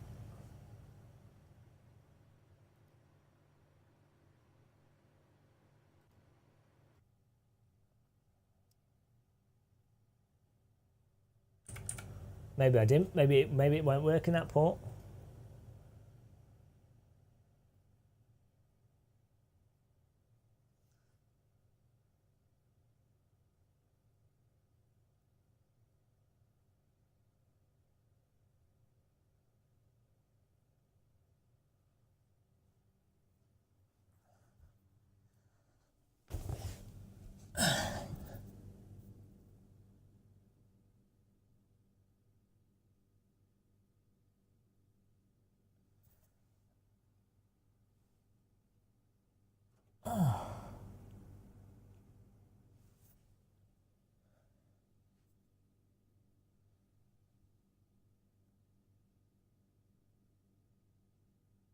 Oh, that is the only port I've got.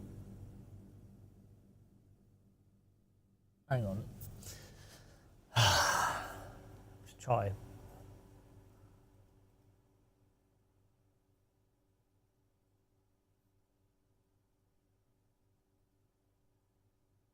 Maybe the port's disabled in BIOS.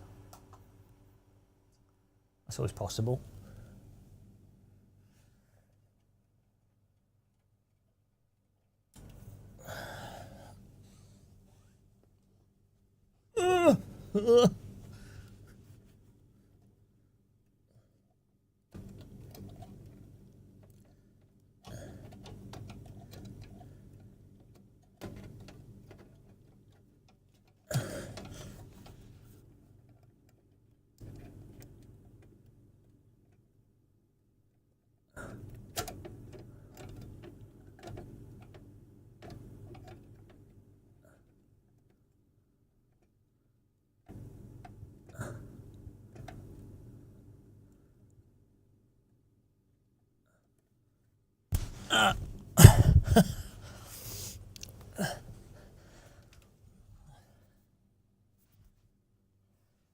See, this is the one time where it would be nice if the capture card had a bloody LED light on it, because then I'd be able to tell if it was actually on.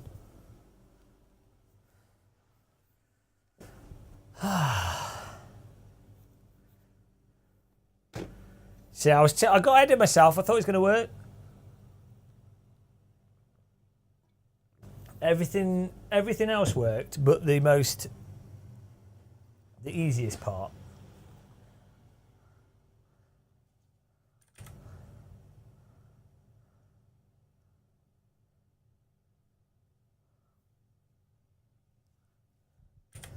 I think I might take the wheel rims off the thing behind me.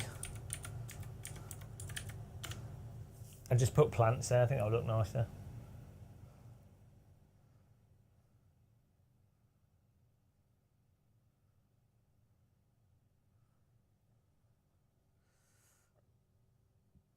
Let's see. I've reseated the card.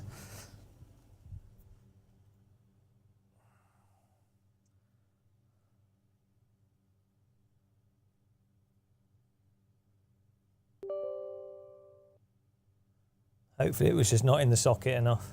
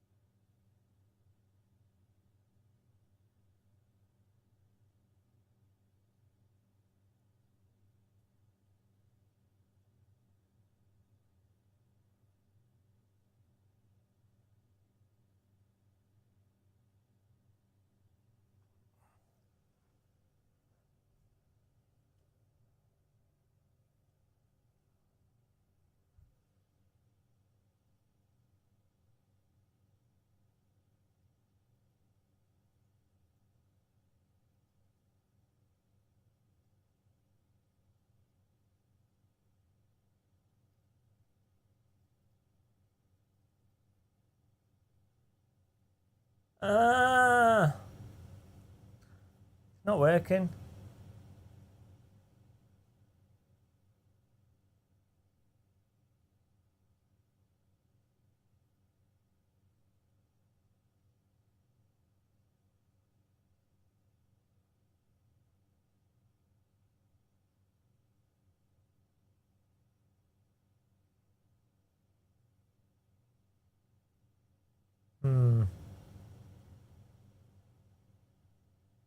Well, we can try it in the other port. Let's do that.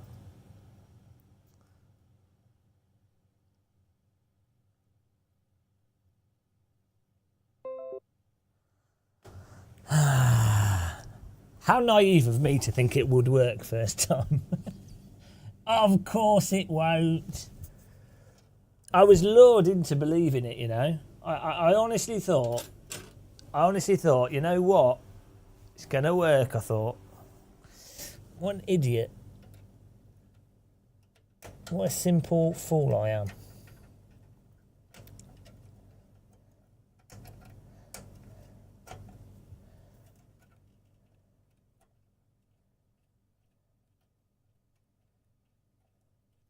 This is real sim racing right here.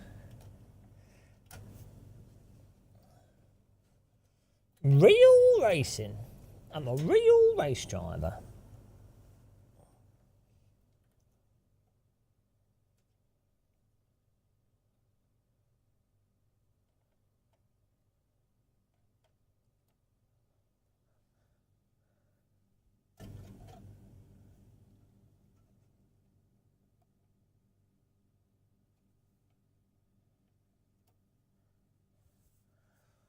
Oh! Welcome to computer yoga.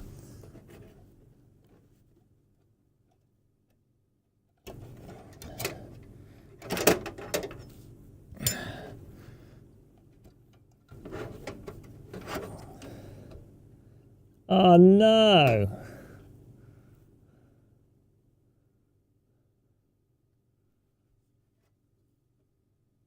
That's only a PCI 1 port. What? So if it's not working in this one, I'm screwed. Why? The graphics card covers 2 ports, so I can't use one of them.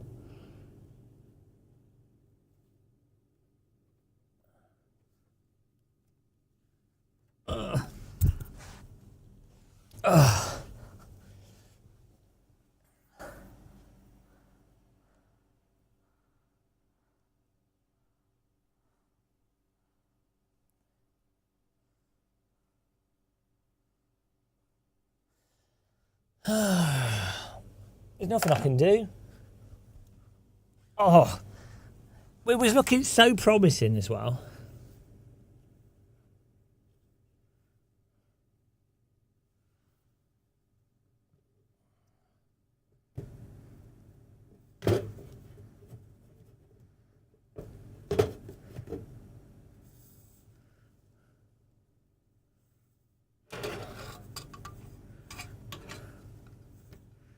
I mean, this is a PCI bloody... It's a PCI port, so...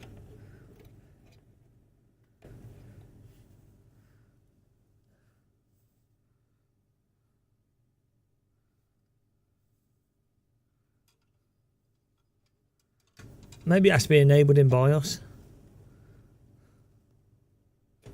Yeah, it's in. It don't make any sense. Well, I know it's in. I know that's a PCI port.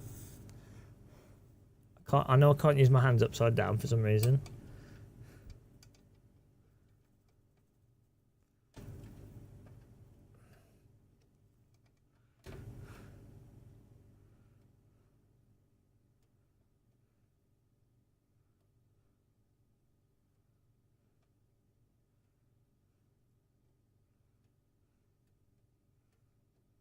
Oh my goodness. Have any of you guys learned how to use your hands upside down? Maybe this is what astronauts have to learn. Oh, there we go. We did it. Go me. Like, that is plugged in. That is the only available port.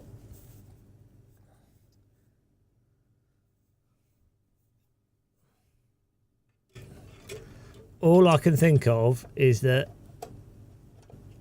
it's not enabled in BIOS. So it should display in BIOS if it's got something plugged into it.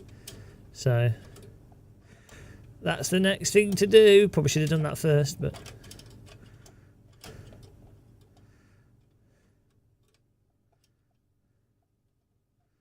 I do have another capture card as well, so if this one doesn't work, maybe the card's broken.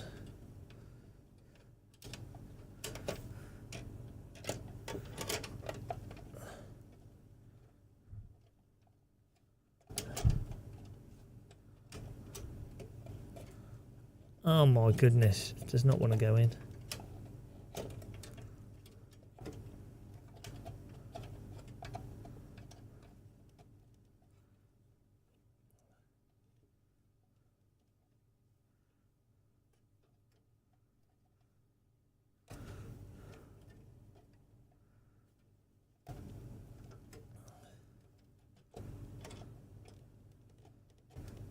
Okay. Why are computers still fiddly, guys, after all these years? All these years and they're still weirdly fiddly.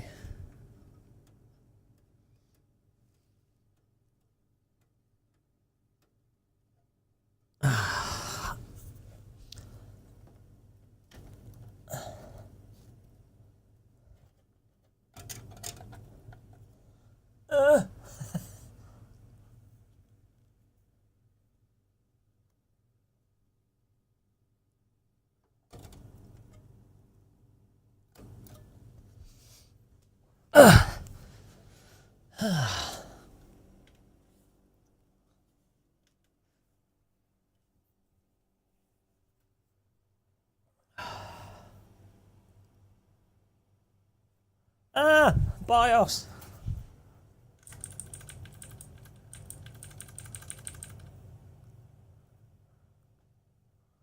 Right, here we go. If it doesn't come up in the BIOS, I'm screwed.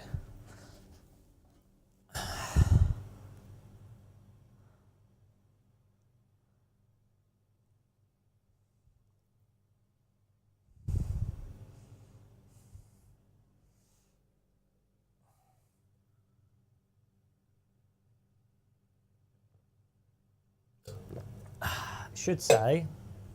I think it should say PCI cards.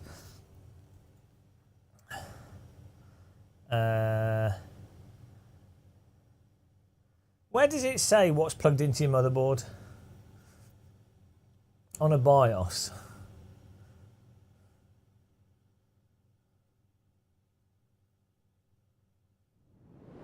PCI. Oh, thanks for following. PCI configuration, subsystem settings. No. Monitor. It's crazy having a mouse in BIOS.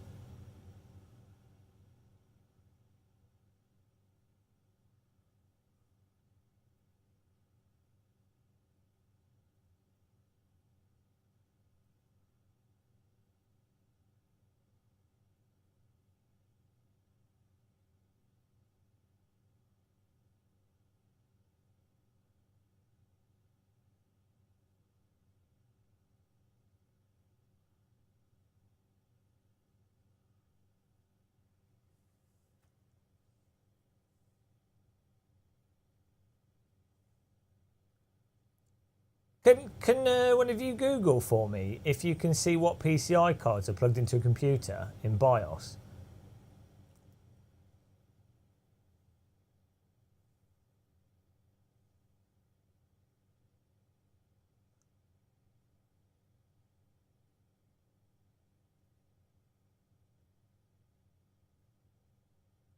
Like if so, when you go into the BIOS, this is on a I don't know what it is, bloody Asus, I think.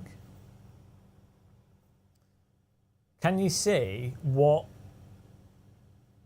You know, you should be able to see like if you've what PCI cards are plugged in. So like if you have a network card plugged in, or if you have a sound card plugged in.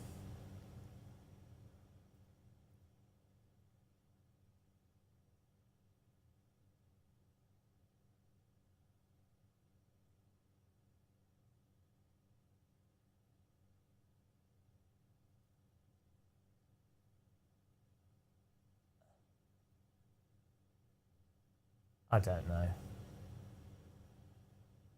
It should be like a generic thing that's.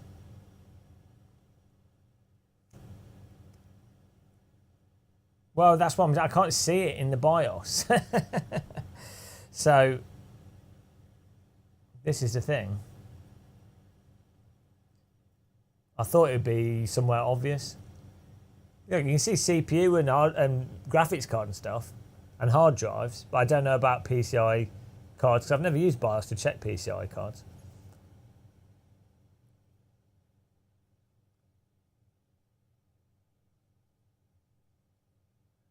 Maybe it doesn't.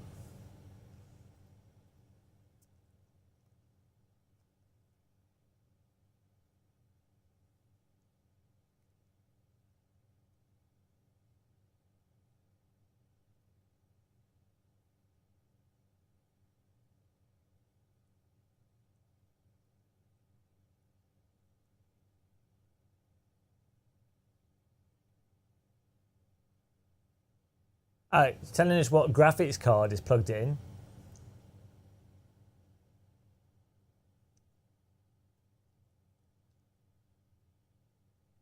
The other ports say nothing.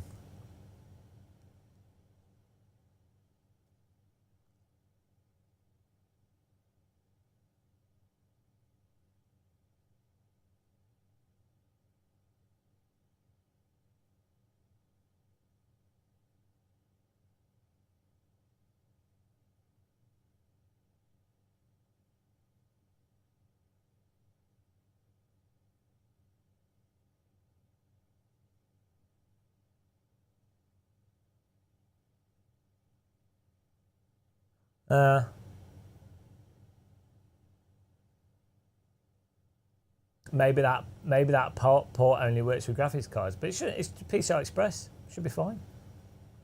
Oh well. I don't know.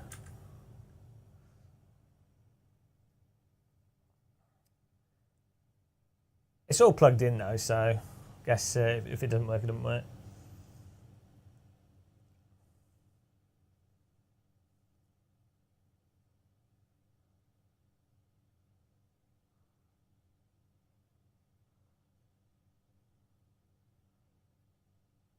Yeah, I don't know where it should be in Device Manager if it's there, but I don't know what it's actually called to search for it in Device Manager. It should show in the PCI Express slot. But I was hoping it would just come up in the BIOS, because then that way you know, if it's in the BIOS, you know for sure that the PC can see it.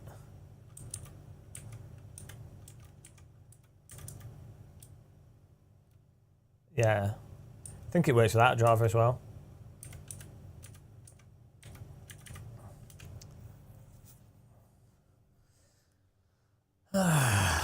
Right.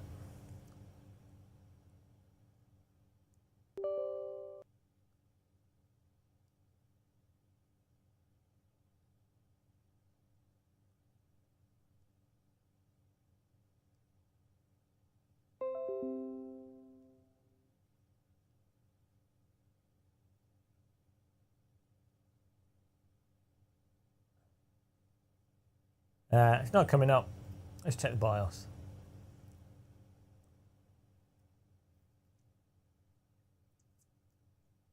BIOS, Device Manager.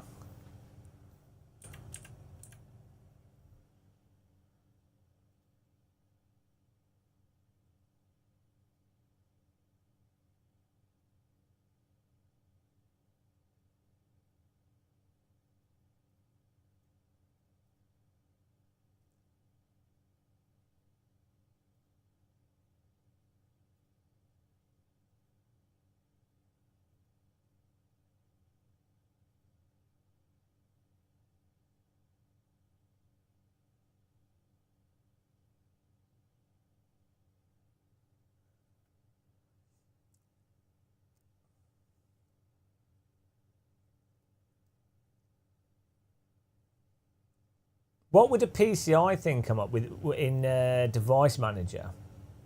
What would it come up as? Is there a PCI section? The thing is, the graphics card comes up as a display adapter.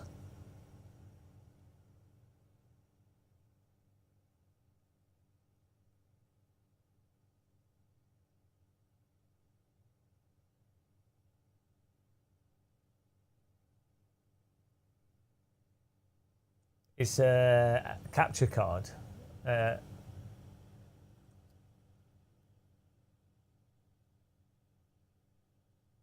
PCI Express capture card.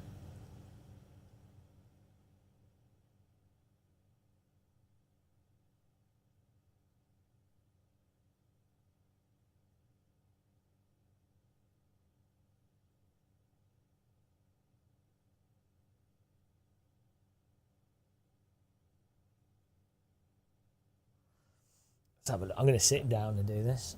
I think everything's plugged in. I've got other capture cards. I'm pretty sure it works. I think what the issue is, I think the issue is that it's a motherboard thing,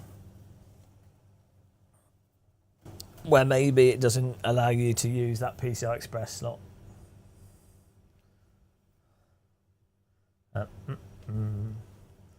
So, system devices.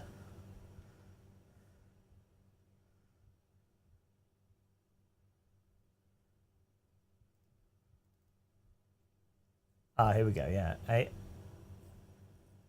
PCI, standard bridge, there's so much stuff. There's no...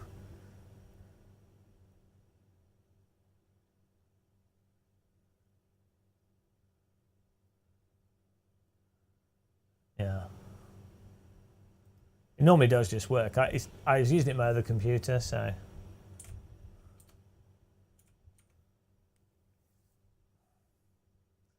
It must just be the PCI port.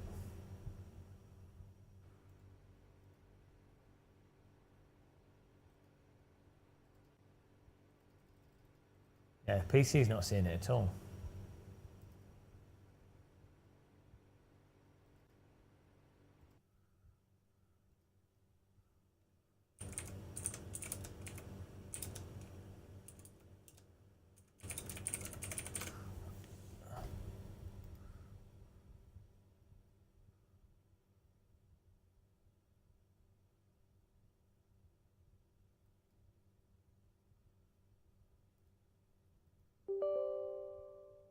Well, that's what I don't know how you enable it. So I looked in the BIOS and it didn't seem that there was a way to disable or enable it.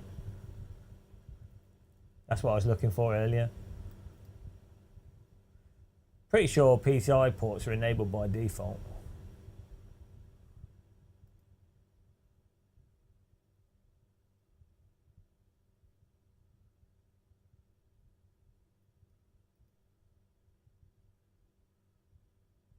Just tried some different drivers here.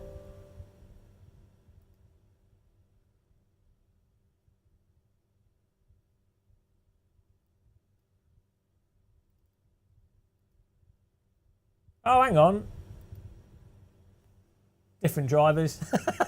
Yes! We win! We win! It was drivers. Ah, different drivers. Good job, Windows. There we go. Yes! It was just drivers. I needed Mark MK2 drivers. It's weird though that it didn't display in anything. The average person would have no idea that that was the issue. Because I had installed the drivers, but I installed the Elgato Game Capture 4K 60 Pro, but this is the Elgato Game Capture 4K 60 Pro MK2. Why did it's not displayed in Device Manager though at all? It don't come up in Device Manager, so I don't know what that's about. It must have a different name. Must be some like weirdo media controller. Well, at least that works. Top notch. Well, also, it's cool that I've got another PCI port I didn't realise I had. Exactly, yeah. No, I've got a BTEC National in IT. So, yeah, I did IT technician for a job for like 4 months in a school. And then I built like computer labs and stuff at college. So it's pretty funny. It's pretty funny when I struggle with something. It's like clearly it's not. Do you know what I mean? It's not exactly user friendly. If I'm struggling with it as someone that has, I mean, I'm a bit dumb for sure. Yeah, that's what I thought, Carlton. But I also thought it would display something in the. BIOS. Oh, this is fantastic though. Now we have oh, it's really low latency as well. Ah, so good. So now I've got the two cameras. Basically this camera is now on this computer as well, so it's mirrored. So rather than using NDI, it's just going through HDMI. Perfect. Wunderbar, as the Germans say. Sehr gut.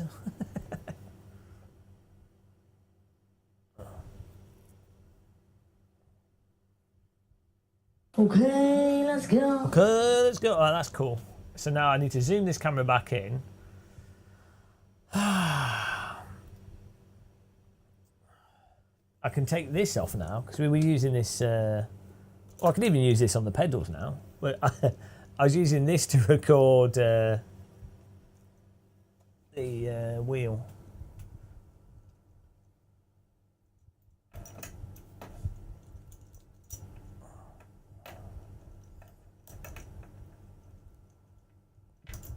Must have a full double recording setup here.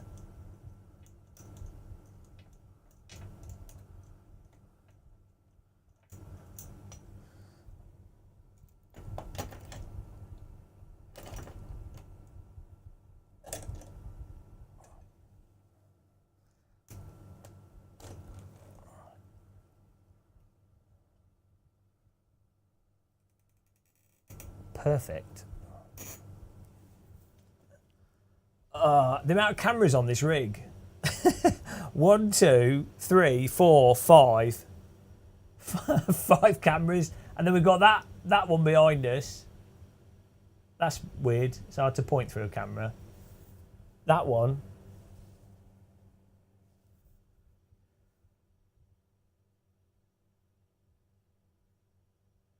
Yeah, exactly, Carlton. I think you're right, yeah. I think you are correct. What are you thinking about? We're sinking. What are you thinking about? The boat is sinking. Ah, I am sinking as well. Ah, don't we all like to sink? That's so good, that. Is that a Christmas advert?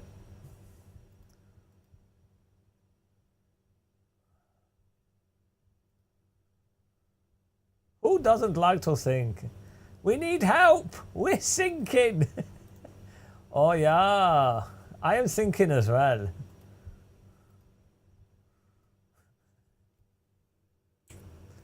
Oh, silly jokes.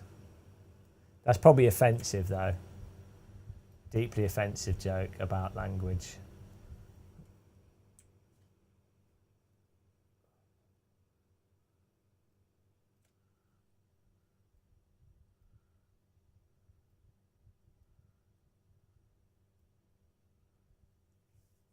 Now I need to put the glass back on. Oh, we can plug this back in. I'll do that in a second. Oh, yeah, I could set up the ultimate Airbnb. What are they going to watch, though? I thought about this, right? You know how people, like, hack you to, like, expose you? Because they're like, oh, we've got pictures of you naked, or you're like, whatever. And it's like, well, okay, if someone had pictures of me doing whatever, I'd be like, okay, you can release that if you want. Like, I feel sorry for anyone that watches it. Do you know what I mean? I'd be like, well, okay, release the pictures. You know, it's you know, well, I'm not. It's like, yeah, I'm doing human stuff. We have a video of you shitting. Oh, well, okay. If fine. You know, everyone does that. Just make sure you put my affiliate link under it. You know what I mean, though? It's fun. I can understand why some people, you know, I understand why it would be bad for some people, but.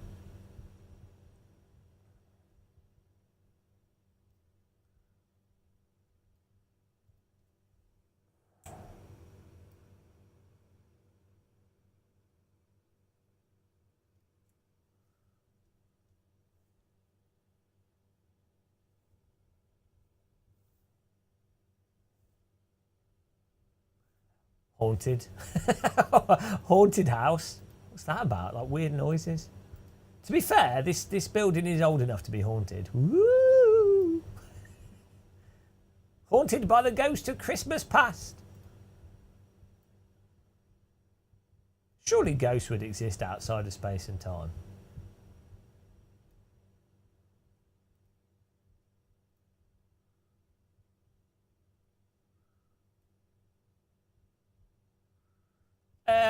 Can someone work this out for me? If resolution is set to...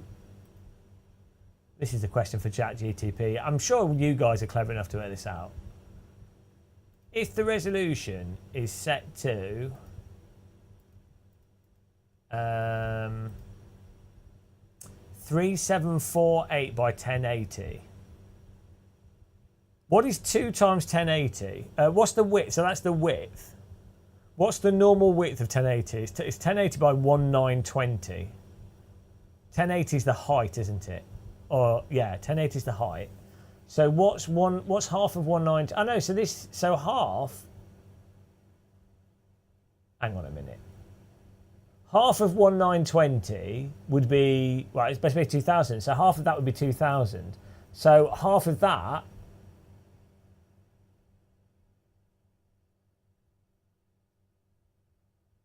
No, hang on. Hang on, right. What I'm trying to work out is you have, if you've got a 1080p, you've got 1080p image, you want to You want to fit two 1080p images side by side. Yeah, you want to put two 1080. You need 4. Like basically, what resolution would you need? So 4K is like 4 times. Yeah, but I've got this as a wide resolution. So this is what makes it confusing. Hang on, maybe you'll be able to see this. So we have. So I want this to be 1080p and this to be 1080p. But in order to do that, this would have to be 5000, wouldn't it, as well?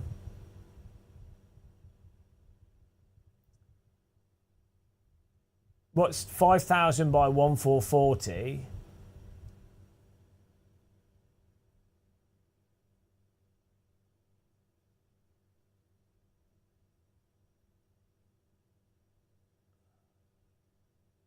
It'll be pretty close to 1080p, actually.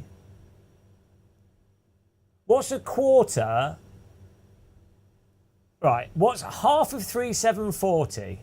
3748, what's half of that? Let's just say that's 4000. Half of that is 2000. What's a quarter of 2000?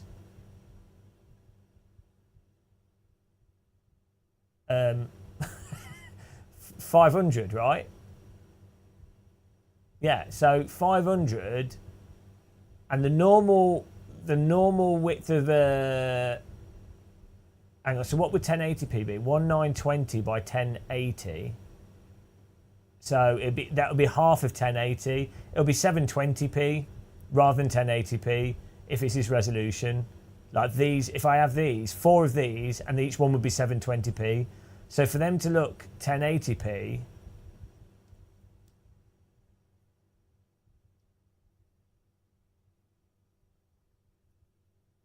The only way I can squish this to make it. I mean, the problem is if I run this at higher resolution, it starts to be, yeah, Benny Hill music.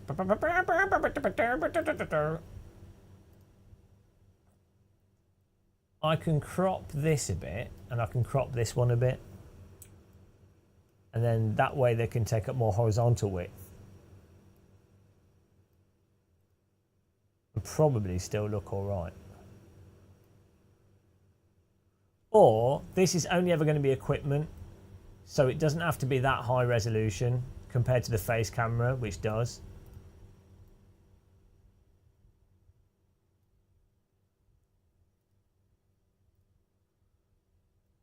This is behind the scenes stuff, guys. Behind the scenes of the scenes that nobody wanted to see behind.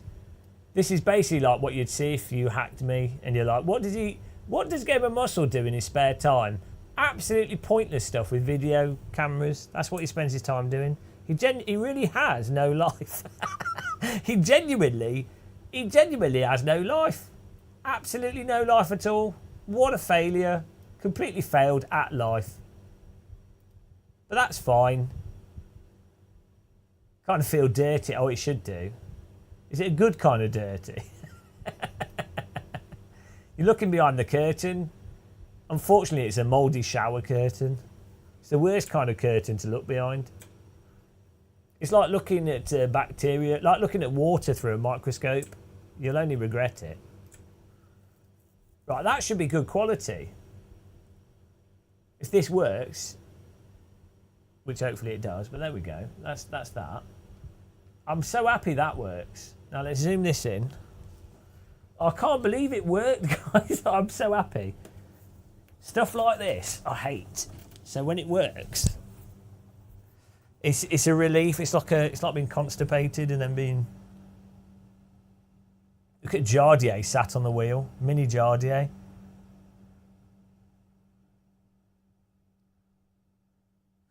Oh, I can actually crop the camera on my other computer. That'd be a good idea. Put Mini Muscle on there as well. Where's Mini Muscle gone?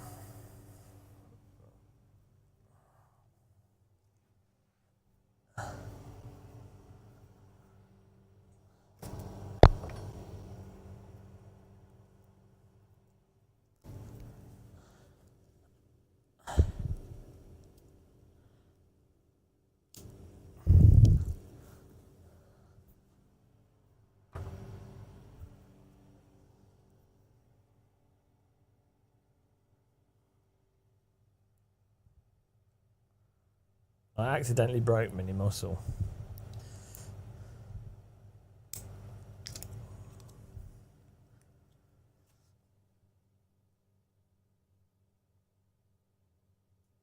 Yeah, mini muscle's just trying to fall off.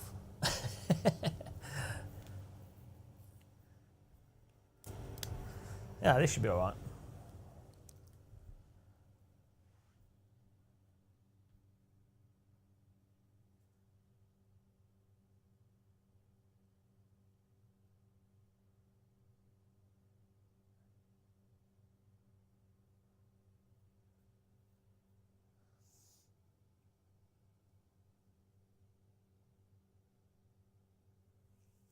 Why is that capture card is dark? Color correction. Brightness.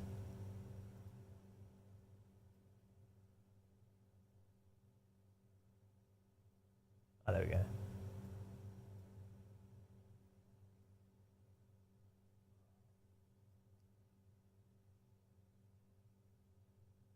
Wow, yeah, you know, but I didn't know I was going to be arsing around this much. Oh, I can't believe this is actually come to plan so well.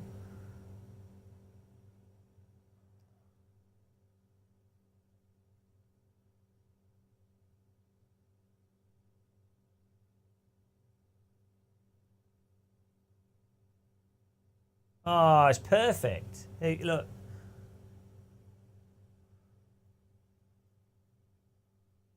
Now we have the wheel. It's a little fractionally delayed. We've got the pedals, the wheel. It's all duplicated, and then we have a clean. Hang on, something smells. Oh, it's petrol outside. We have a clean video out, so hopefully we can record stuff whilst we're live streaming, basically.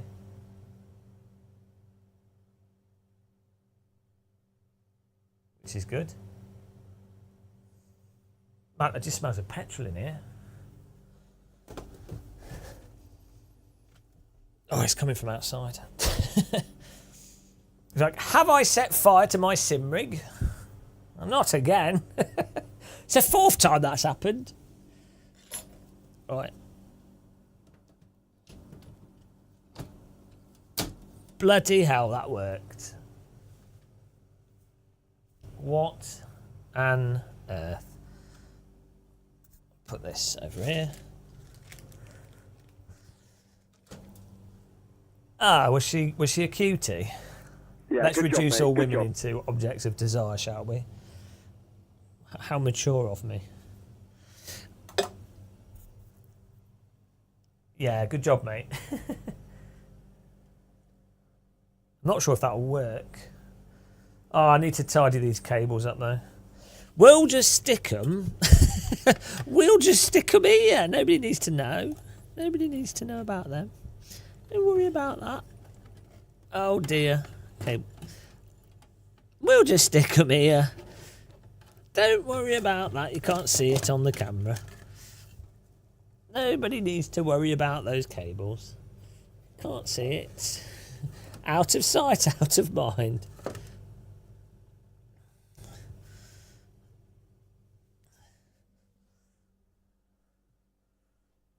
Right.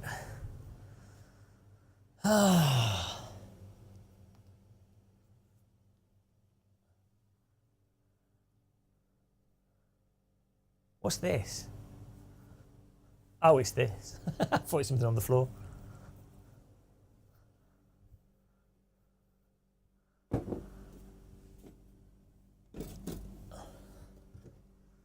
I don't think we need so many wheels here, to be honest, in the background. Not needed.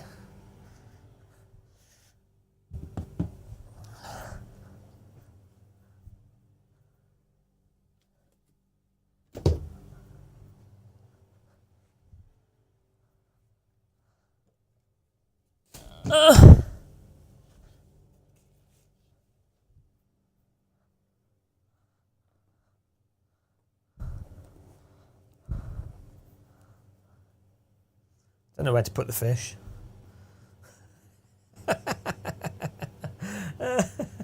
Perfect.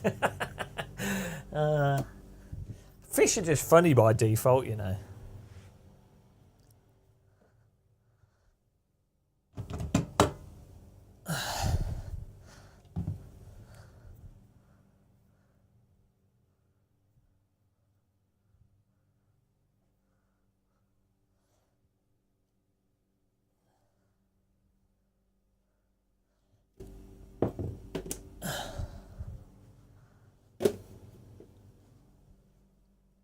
Give the side a clean whilst we're here.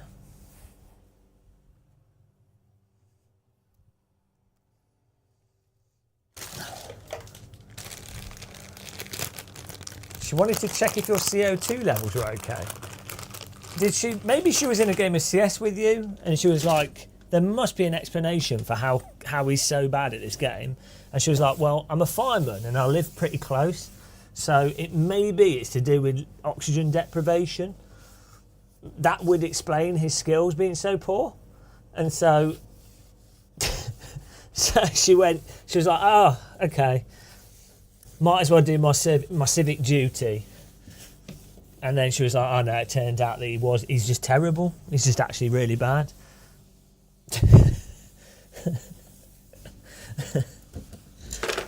I mean, that was a good story, wasn't it? My goodness! Absolutely pwned you with that. Wrecked, wasted, destroyed. My goodness! Right. I think we should put a plant on here. That's nice, isn't it? Maybe the bamboo can go up there. Put the bamboo around here.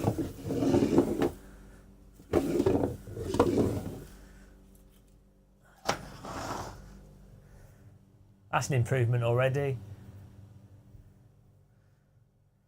There's all this shit here though.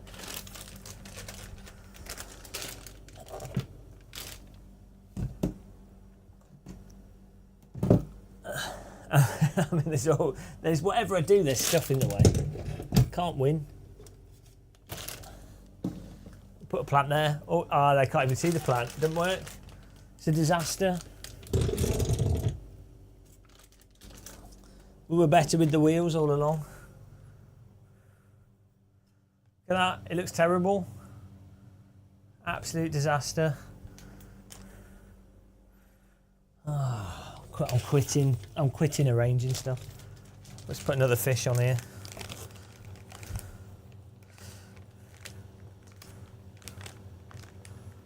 How many fish can you fit on a sim rig?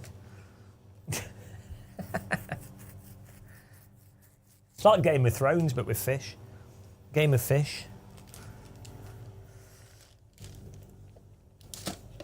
It's like some like cat king's chair.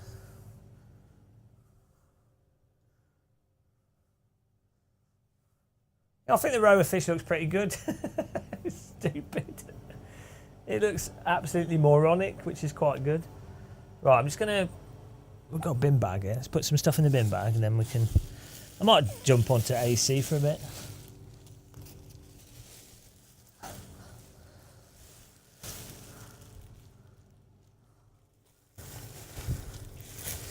Could really do with eating something as well.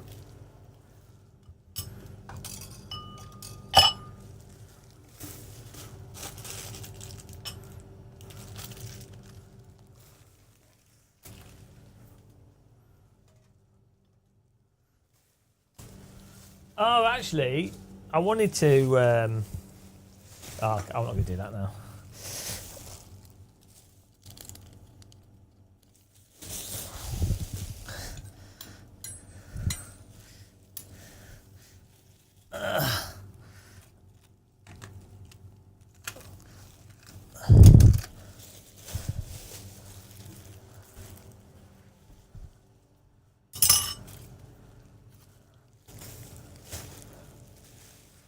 Yeah, will do, but not when I stand up. The fish can command the stream, so it's win-win really.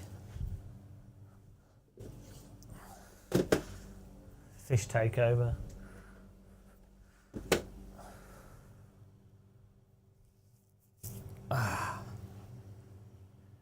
Do You like the finish? I think the flags. This was a good idea.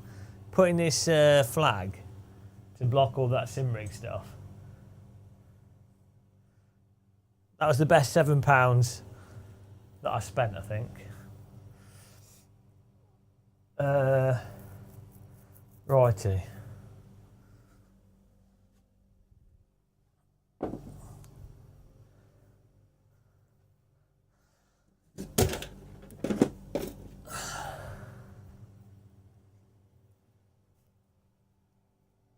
I'm just going to get some food. See what I can find. I'll be back in a minute. Let's unplug a microphone as well.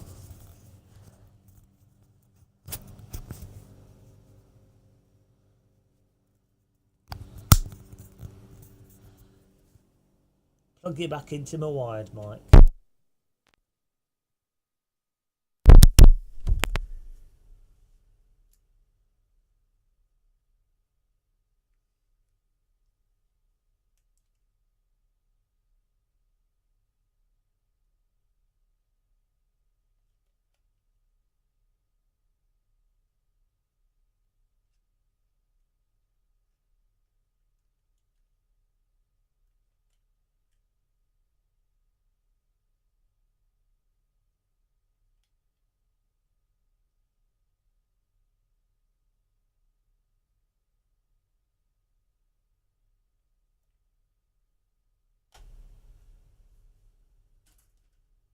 Right, back in a second, guys.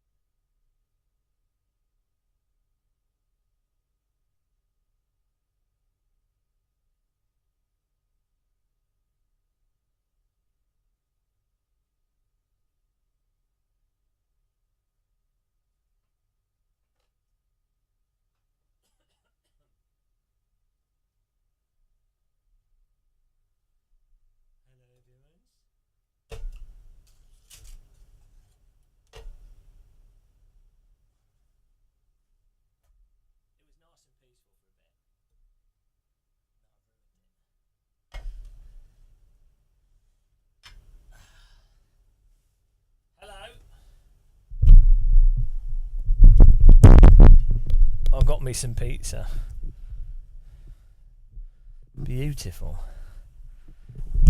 Ah. Hey. Beautiful. My glasses. My fashion style. Oh, you can see the fish just behind me. Perfect. Oh, that MKK we've just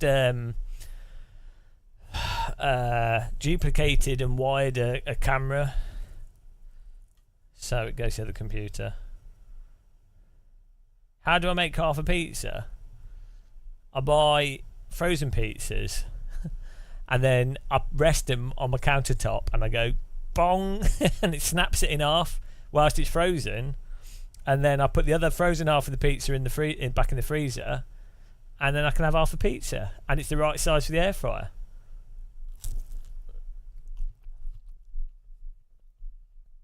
Pretty good technique, actually.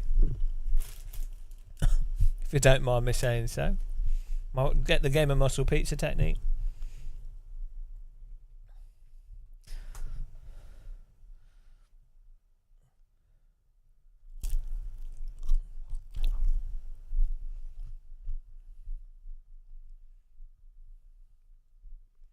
He's always wrong.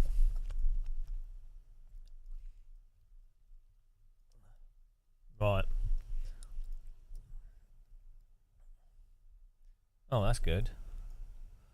Computer says no.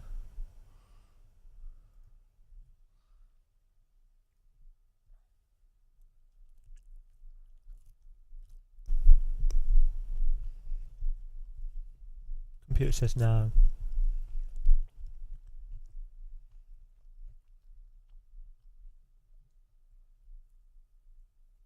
This is stuffed crust pizza as well, weird. They're pretty good, the Tesco's ones. It's like £2.70 a pizza, which is quite a lot for a frozen pizza. They must make a huge profit. £2.70 and it's frozen, so it's never going to go off.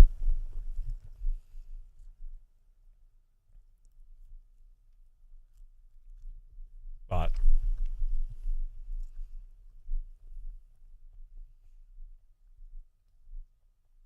Chat GTP this.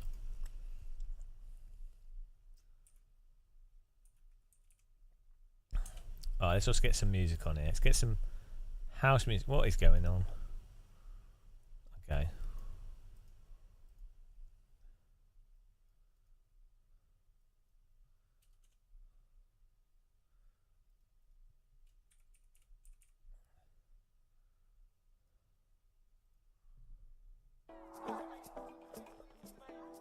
$5. Well, where are you in the States? Oh, there's a Skip Barber race about to happen. That could be good.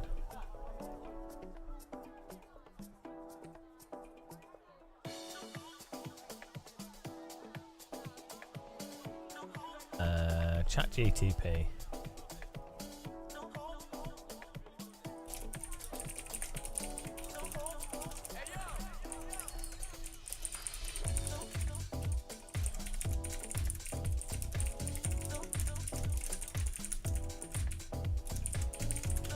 Right, let's see what it says. Oh, Jesus, bright candle. Right, here we go.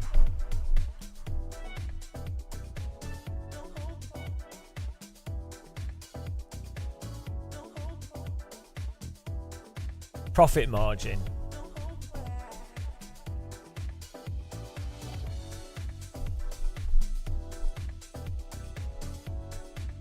Well, they reckon it's only 14%.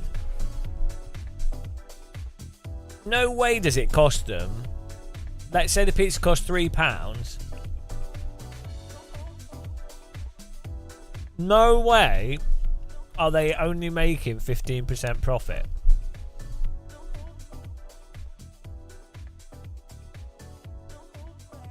On a frozen pizza in a supermarket, mass produced.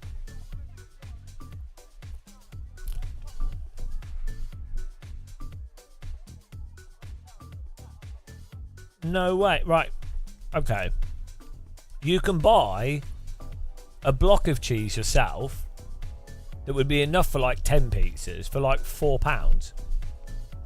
There's passata enough for like 4 pizzas would be like £1. So, and the dough you can enough for like 10 pizzas would be like £2.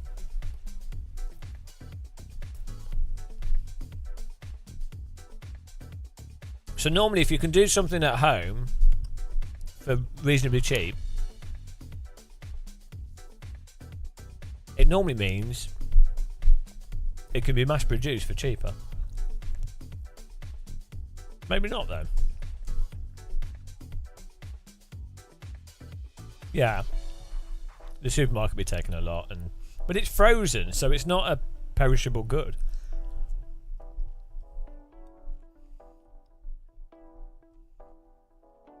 And a pizza is quite a high demand item, so it's not like a thing that you're going to be like, oh, I can't shift it. If you reduce the price on a pizza, it will sell. And it's frozen, so there's no rush to sell it.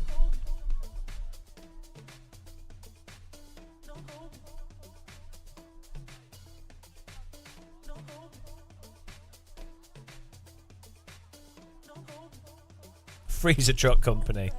That's where the money is made. You need to set up a freezer truck company business. A lot of money in that. They make billions. It's one of the biggest industries, actually. Think how much money they make freezing all that ice in the Antarctic.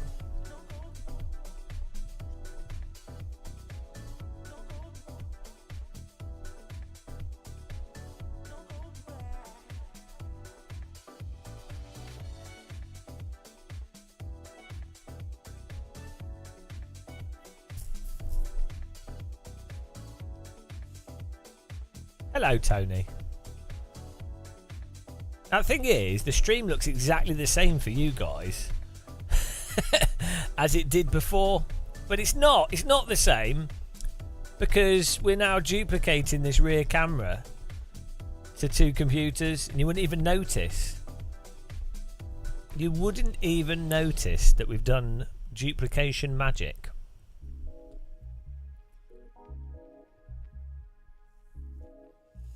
I need some more greenery behind me, you know. I need like a... Yeah, more green.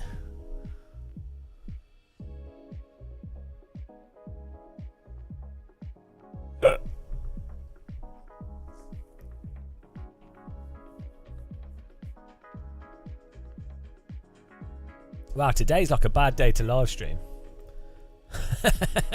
We're like... hardly any viewers today. Oh well. Get more viewers walking.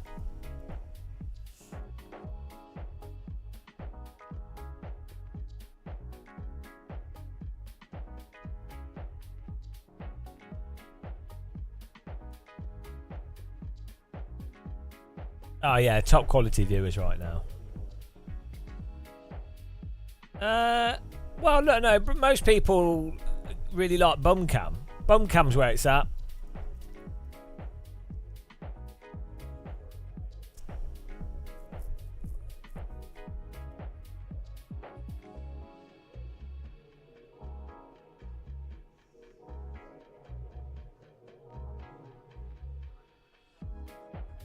Oh yeah, that's not real, Chris Tat.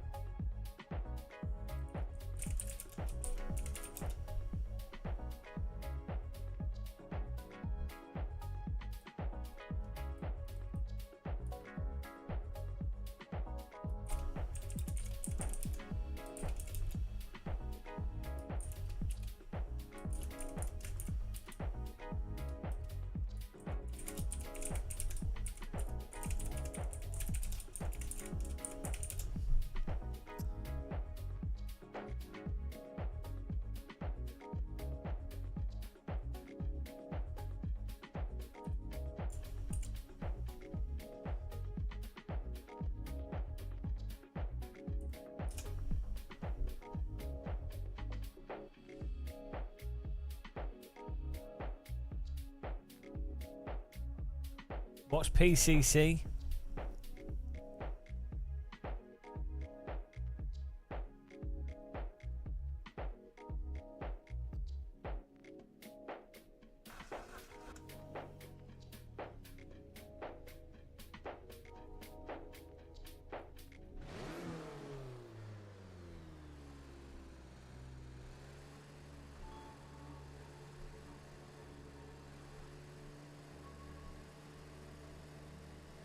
Oh. Oh. That's how you drive, guys.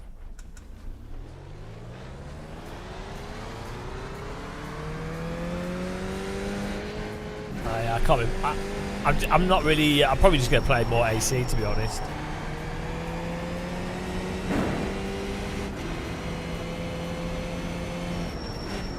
AC one, I mean.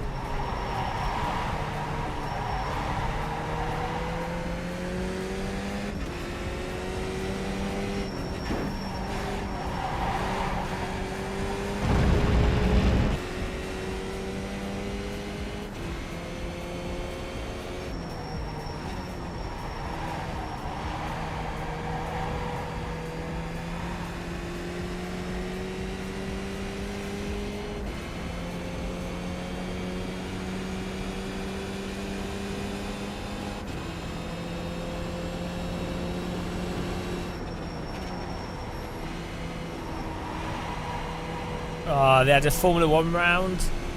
Who was the most successful Formula 1 driver? I can't. Why are you going to a pub quiz? Honestly, pub quizzes are like the most depressing thing ever devised by man. Hello, is it possible to adjust force feedback and MS2 but only for the most subtle frequencies? You mean high frequency stuff? What wheel are you using? Yeah, you can get custom force feedback for track texture as well for Project for Automobilista 2.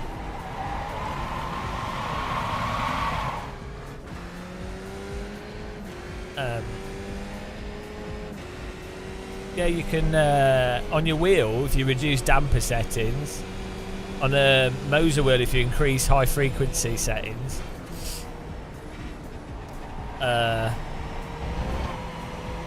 Within the game, there's I think there's an option.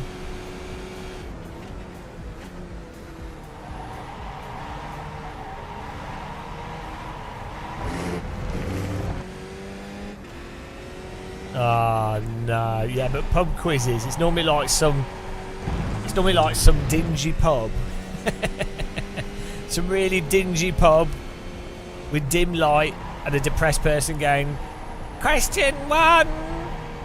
That's an exciting one." Do you know what I mean? It's just I'm sure there's nice pub quizzes, but in the UK, generally speaking, there's just something really depressing about them.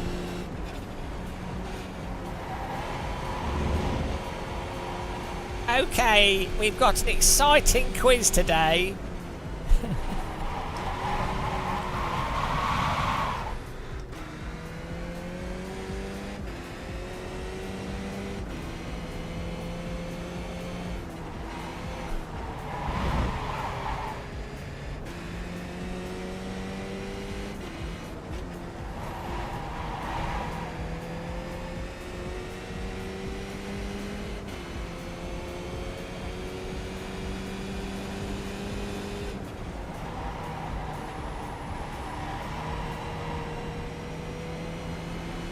Four registered. Hang on. This race isn't happening, is it? Ah, oh, forget this. Forget this. Nobody wants to do it. Everybody hates iRacing.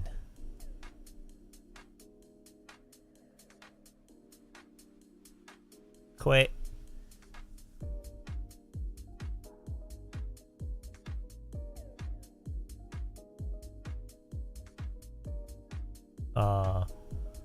Oh well.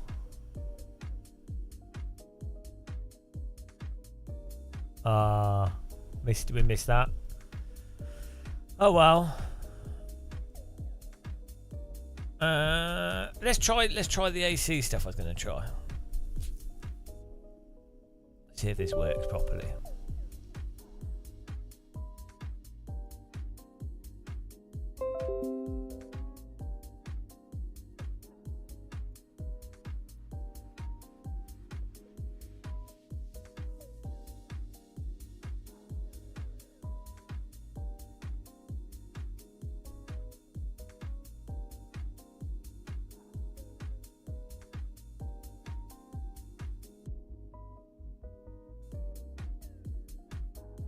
Funny how AC is just full of cruise servers.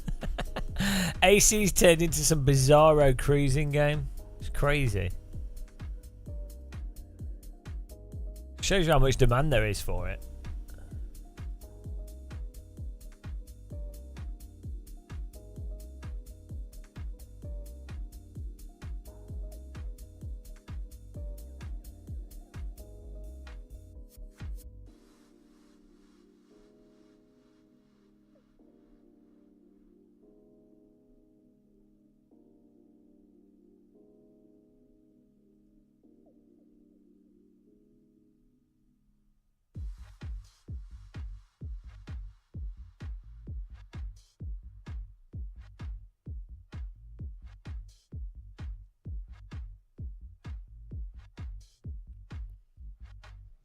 It don't work like that in the botany.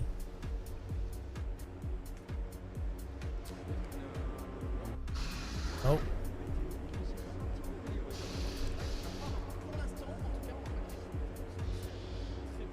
Like, it doesn't work like that.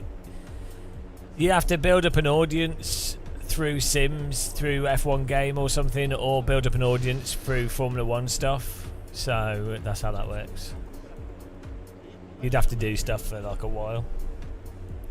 You don't. It used to work like that. You used to be able to just do a title and.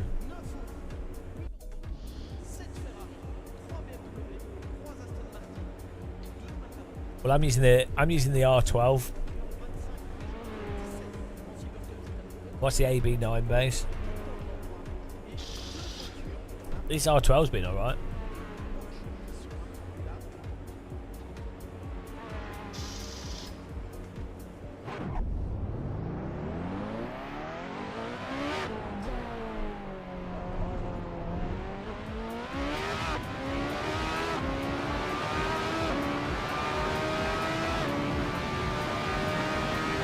AC runs way better than iRacing. Oh yeah, I don't know. Have people bought it? I'm waiting for them to send a review unit out.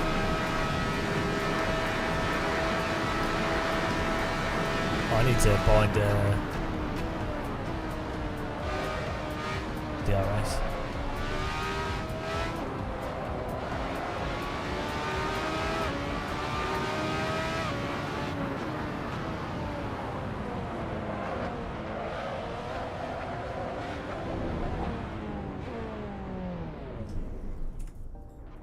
Do that. Oh, they've not sent me one. Oh well.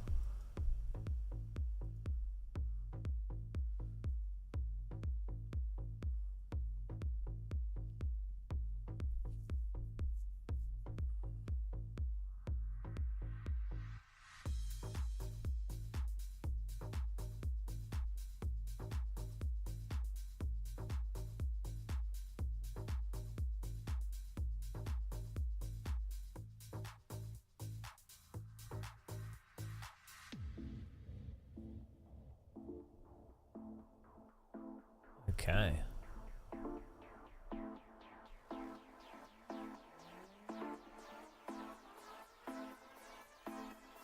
DRS.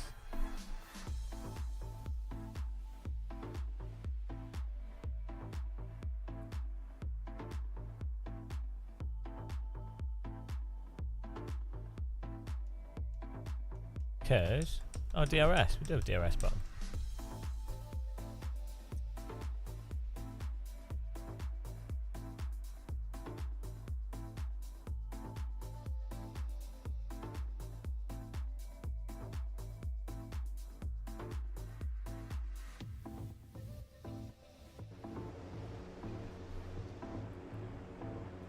Well, they'll probably send them out to flight sim reviewers and stuff, primarily.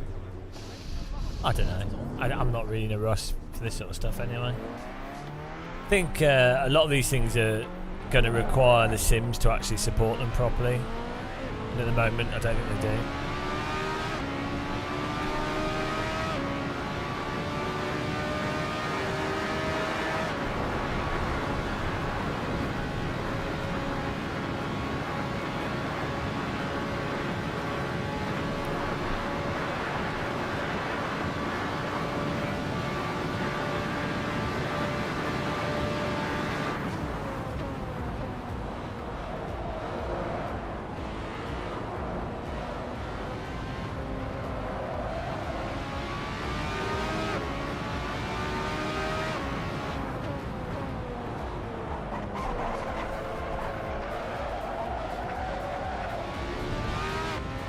I think it'll be good in the long run. I mean, I use like the Brunner's good, but again, that uses its own drivers, so I think it'll just depend on that support.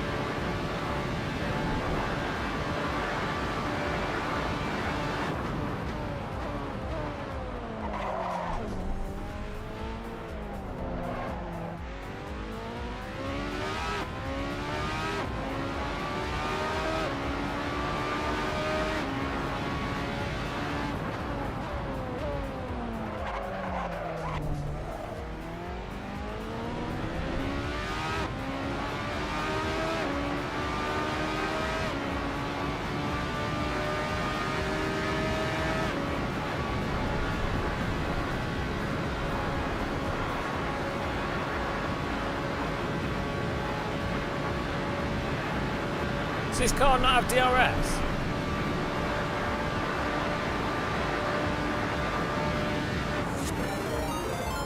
Oh, thank you. Hang on.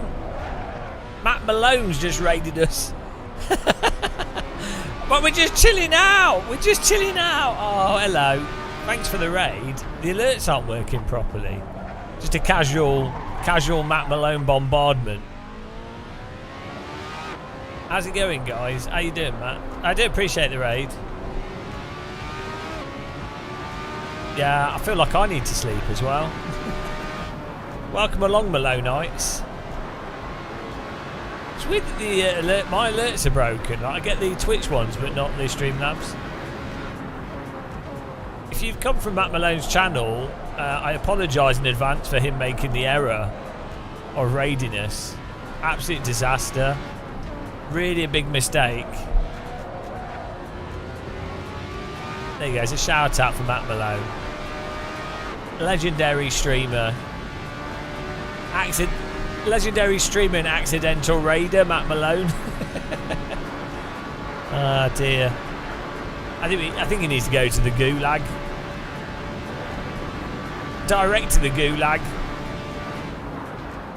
We've got the I mean, there'll be loads of filthy Americans here now. They'll be confused. They'll all be very confused. This isn't America. This isn't the land of the free. This is the land of the tea.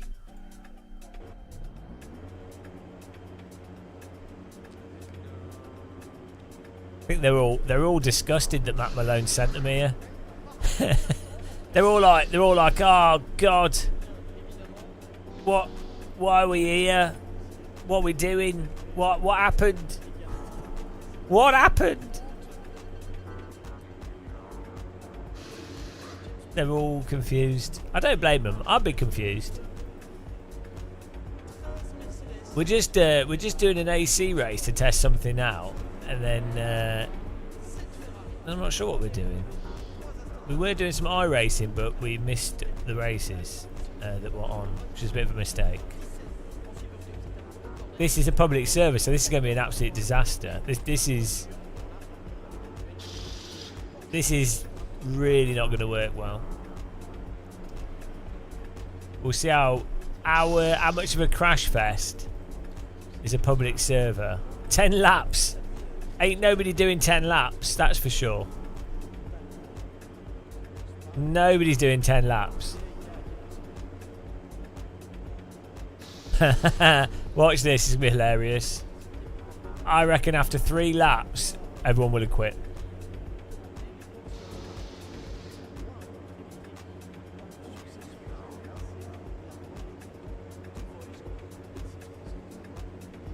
Yeah, why would you want to do 10 laps in this car? Like, people really set up servers terribly.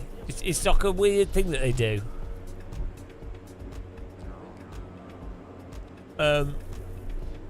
As soon as you give sim racers freedom or choice, it all falls apart. Car choices, server choices. Anytime you give sim racers a choice, it's over.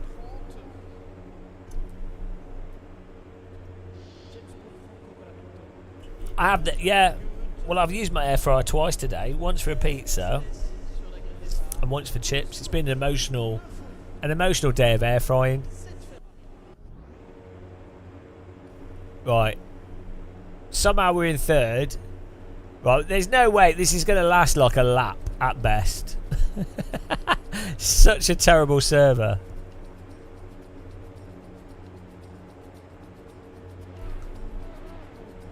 But yeah, if you've come from Matt Malone's channel and you like tea drinking, feel free to follow if that's what you're into. We've got YouTube as well. It's a bit sad and miserable here, to be honest. I wouldn't hang around here. Not as sexy as Matt Malone.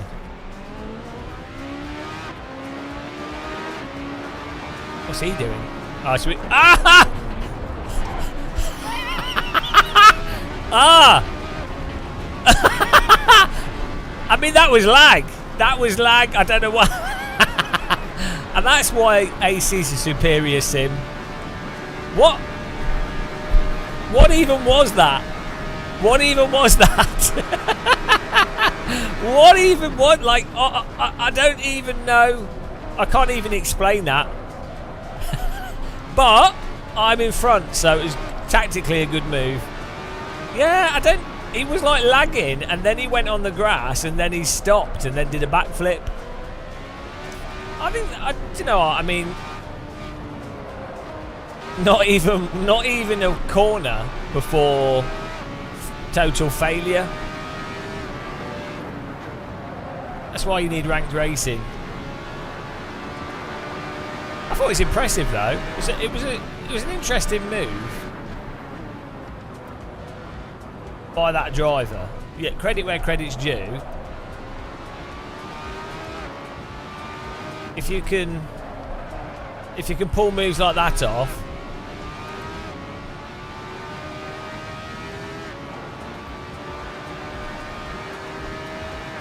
yeah, no, there's only, I think the leaderboard's showing people that joined the qualifying but then left. It's very strange. AC public servers are super weird. Really, really weird. They've always been like this. I think what it is that there's a lot of people that play AC just for cruising or drifting. And then they sometimes go, oh look, there's a server, I'll join it. It's really weird.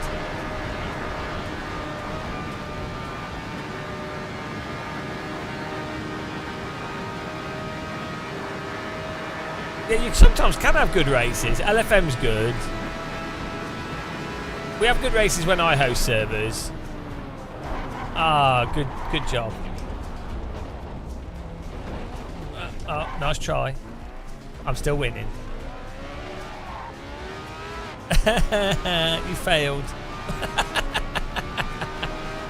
Come on, you noob. You have to do better than that if you're going to take me out.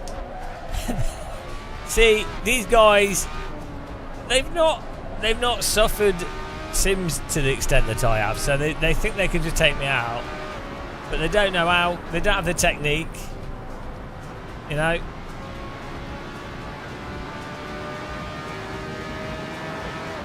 It takes special skills to be able to completely wreck me. One of the greatest crash avoiders.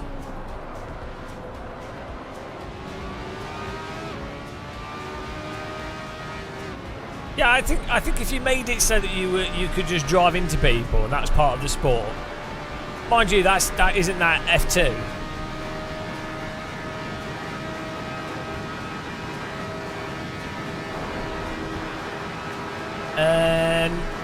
This isn't iRacing right now, no, but we are doing iRacing. I just thought I'd hop on to make sure stuff's working.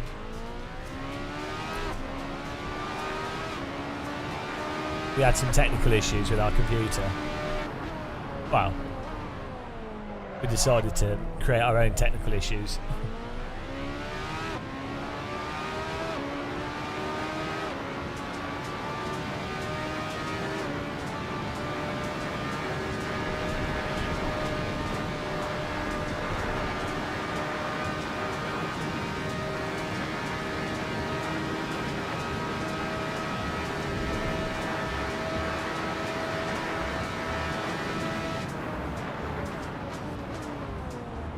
What is that guy doing?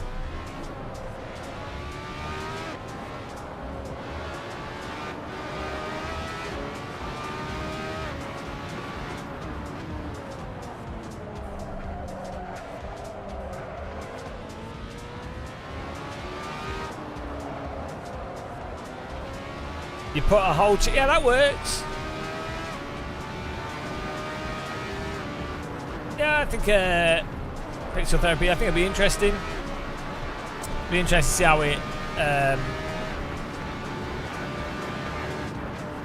Oh, you don't need to do. It doesn't take 2 hours for a whole chicken. It's like an hour and a bit. Flip it over. Do like 30 minutes on the bottom and then 40 minutes on the top.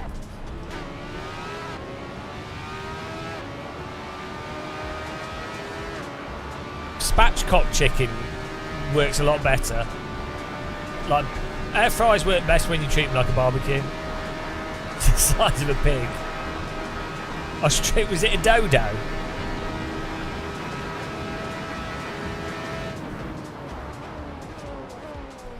It's an ostrich, not a chicken. Whoa!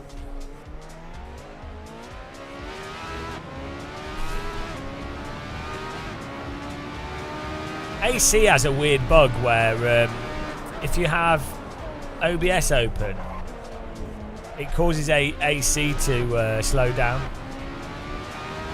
even when you're not recording. Just having OBS open.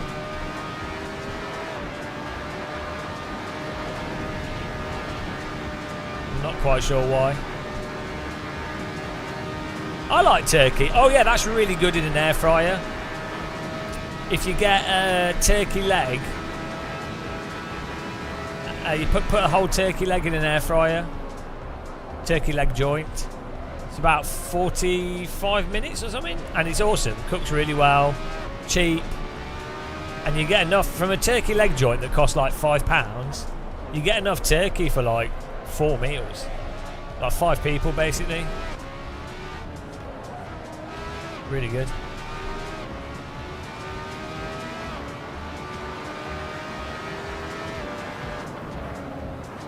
Air fries tends to keep things quite succulent. I'm not sure how. It could be to do with because the air's been pushed down. Maybe the moisture can't evaporate. It seems strange because you'd think an air fryer would actually cause things to evaporate. What are these guys doing? Can you do stir fry in the air fryer? You could, yeah. You can do anything in an air fryer. Anything you can imagine. Anything you dream of can be air fried. Even tea.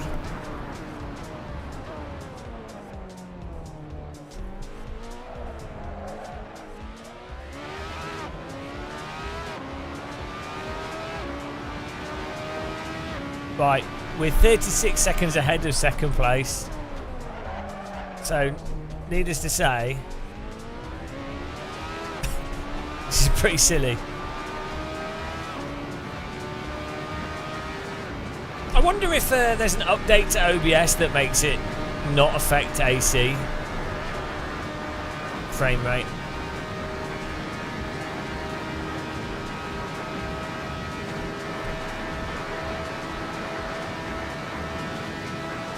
See, it's really weird. It's just having OBS open at all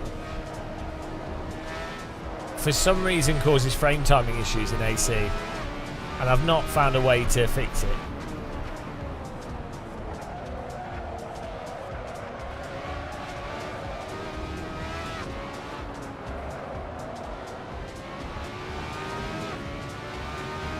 I do, but I use a streaming PC. I also want to be able to record at the same time on the other PC. So it's nice to do both. We'll go back to iRacing in a bit. This car handles so nice. It's really nice and easy to drive. It's one of those, don't use this car was you pay $2 million and you get to drive it as a hobbyist.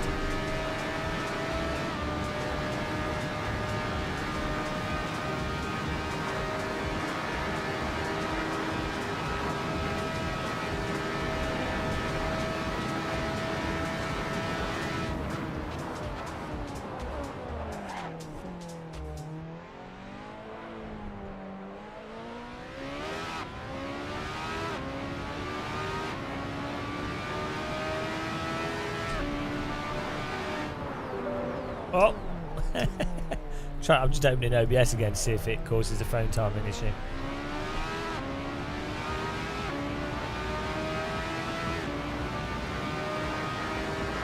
Yeah, straight away.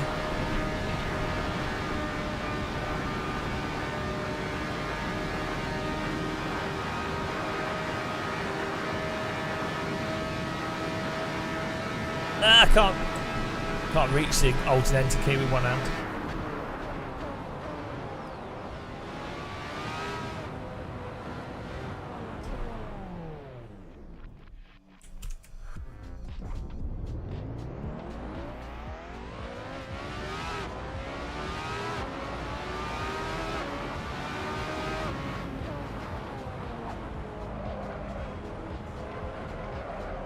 It's so random.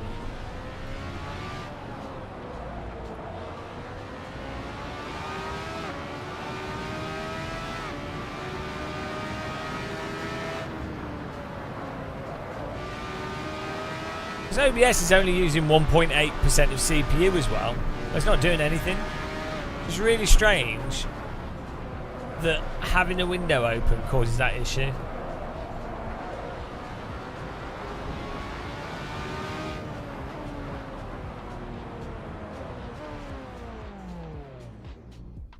Oh well, let's go back to iRacing. Yeah, it's weird.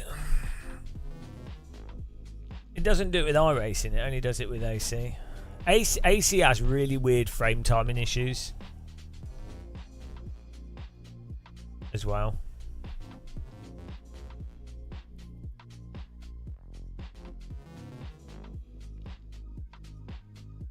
Why are Formula cars more fun? Because they're lighter and more agile, so they're more manoeuvrable. So you have better control over them.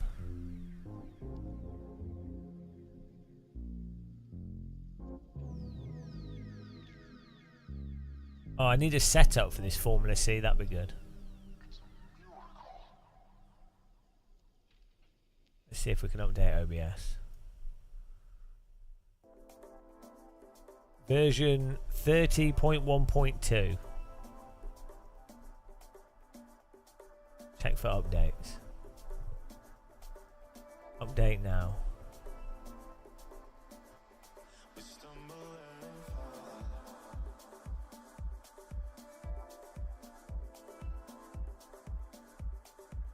Yeah, I quite enjoyed Project Cars 1 and 2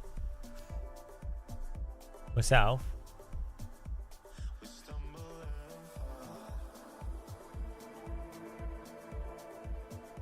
What's new in the latest OBS?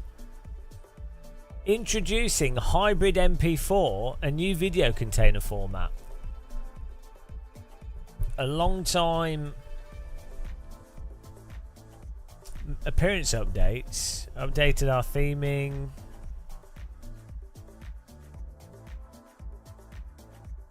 Multi-track video. Oh, thanks for subscribing, Keller. Welcome. Having multiple quality options makes it easier for viewers to watch your live content. Oh.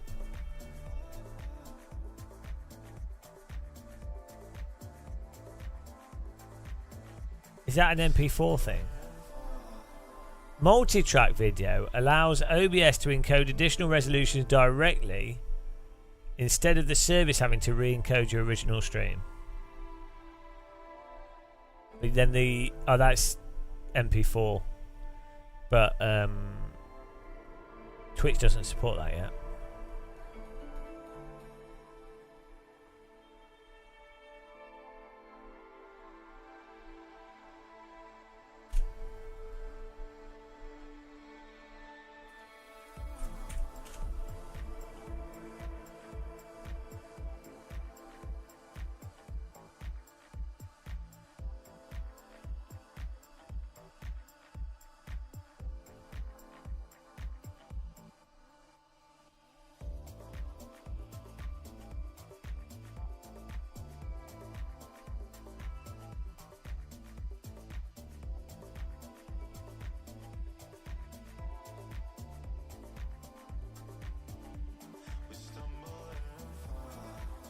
What's IMSA on? Oh, IMSA's on. Yeah, this is not a particularly good week for iRacing tracks. Spa in GT3 actually. That could be okay.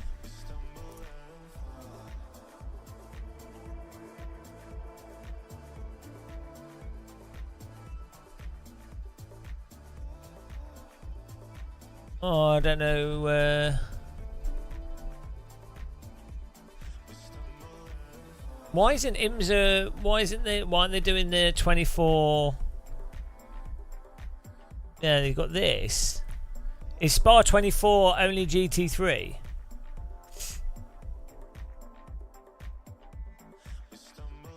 Yeah, it's only GT3.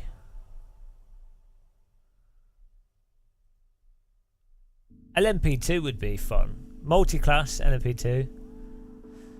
It's weird that because it's because Spa 24 is World Endurance GT Challenge, isn't it? It's not World Endurance. It's the other one. It's the Fanatec Global whatever. You know. Well, let's try this then. What car should we try?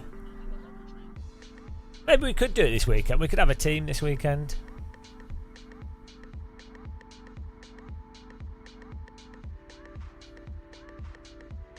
What's the best GT3 car in iRacing? People will say the wrong thing. What's the most responsive? Okay, we'll drive the Ferrari then, if it's the fastest. Obviously, with me driving it, it'll be the fastest.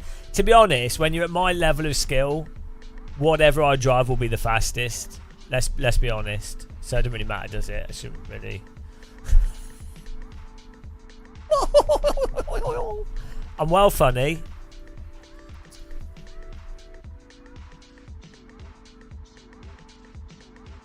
I am a funny guy. Oh no, they've changed the user interface on OBS. This is crazy. I need to update OBS on my other system. But I know if I do, it'll break everything. So probably maybe not now.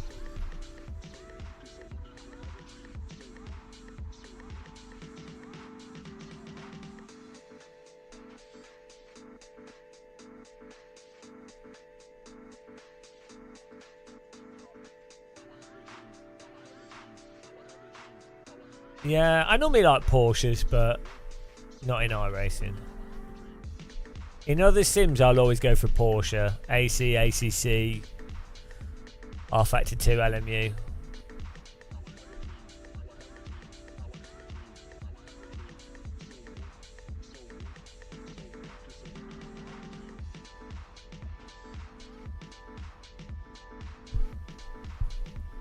We have a lot of people lurking at this time.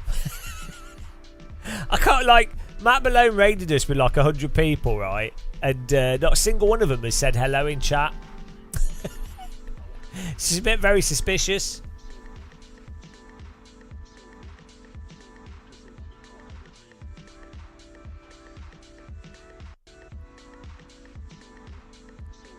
Hello, there you go. Hello. Cars are dangerous, but motorbikes are way more dangerous than cars. Briggs Rage, thanks for following.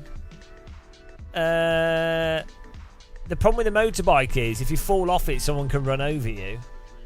It's very hard to fall off a car. You could try, I guess you could fall out the door or go out the window, but generally speaking, it's quite hard to fall off a car.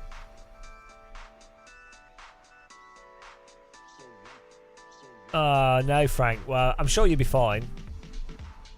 I drink a lot of coffee. It's good. It's good for your stomach. Yeah. People. Most people I know that ride motorbikes have like broken knees, and I mean, I've never seen anyone die in a car, but I have seen people die on motorbikes in person. So I'm gonna go with. Like, one of the most horrendous things I saw was when I was like 17. Someone drove a motorbike into a car in front of me, and it was messed up. That was trauma. It was actually disturbing. So, my first ever traumatic memory is, oh, it's at night time. Oh no! First ever traumatic memory was on the motorbike. So I think I'll stick with cars. Oh no! Why have they made this night time? To help sim racers practice, probably. Ah, I'm an idiot. I need to reload. Oh well. I need to put my force feedback on here. Yeah, well, the guy went straight up and then landed, and he wasn't the shape of a person. So it was pretty bad. It was more like, if you imagine a body that has bones in it, and imagine that you turn all those bones into slush, but it's kind of like, yeah, it wasn't good. it wasn't good. It really wasn't nice. And then the rest of the day at college, I'm just like, oh, okay. Let's just get on with the day. I just watched someone die horrendously. Ah, it's fine. It's so bad. So bad. Oh my god. I should have talked to someone about it. Ah. Oh well. These things happen. But yeah, so I don't really trust motorbikes. Also bicycles as well. Well, that's what it looked like. It looked like AI ragdoll physics. That wasn't really the problem. It was after they landed. That was the problem. You know. Seeing someone fly through the air is comical.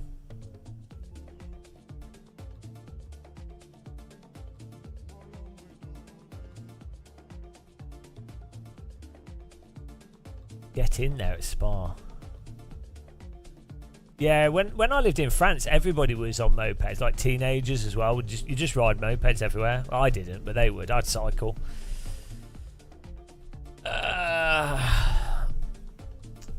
But yeah, bikes are just so dangerous, especially in the UK because other drivers are terrible. I used to cycle a lot. I still do ride a mountain bike a fair bit, but not on roads. People are. I mean, the amount of times I've always been hit by other drivers being stupid. People opening car doors and, you know, nothing you can. And there's nothing you can do. If you leave space, cars drive into you. If you drive close to pavement, drains get you. You can't win. Yeah, that when you, in a sense, I don't really 100% blame drivers because it can be very hard to see bikes because there's not that many bikes on the road in the UK, so it's not like their brains aren't fully trained into seeing them. Whereas if you were, I imagine if you're in France or Italy or something, everybody's like there's like one moped for every 5 cars, so you'd really have a good expectation. But UK, it's like one bike for every 500 cars. You know.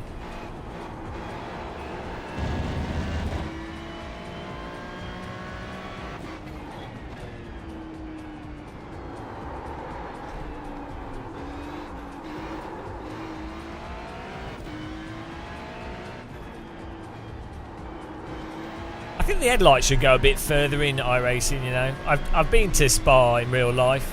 And they do go quite far, but like the road illumination is a bit narrow.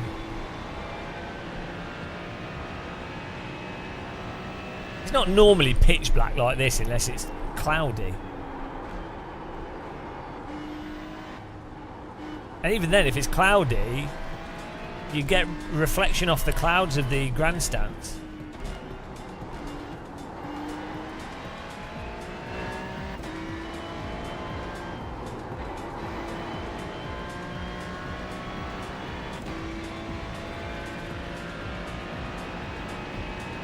Gonna get CBT. Well, you're getting cognitive behavioural therapy done, and then get a bike. Hang on, you're gonna have CBT and then get a bike. CBT's impossible to book in the UK.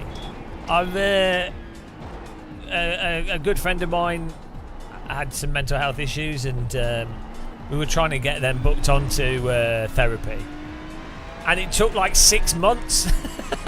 It's just stupid. It's so dumb. It's like by the time they got the actual therapy, I mean, they were still having issues, but like they needed it right away.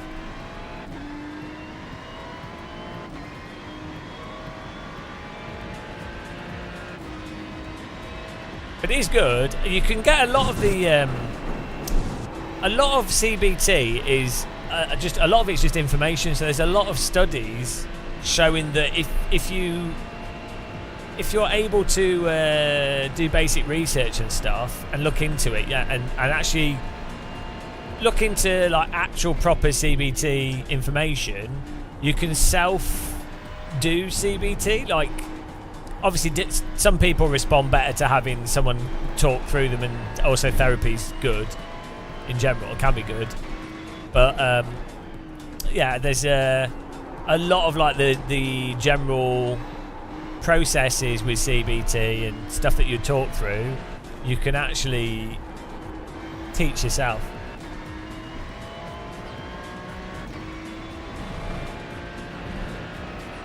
Well, to be fair, if someone's riding a motorbike, they probably have mental health issues.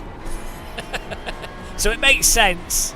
It does make sense. Like, you do have to be mental to ride a motorbike. So it's a good connection. It's like sim racing. No sane person does sim racing.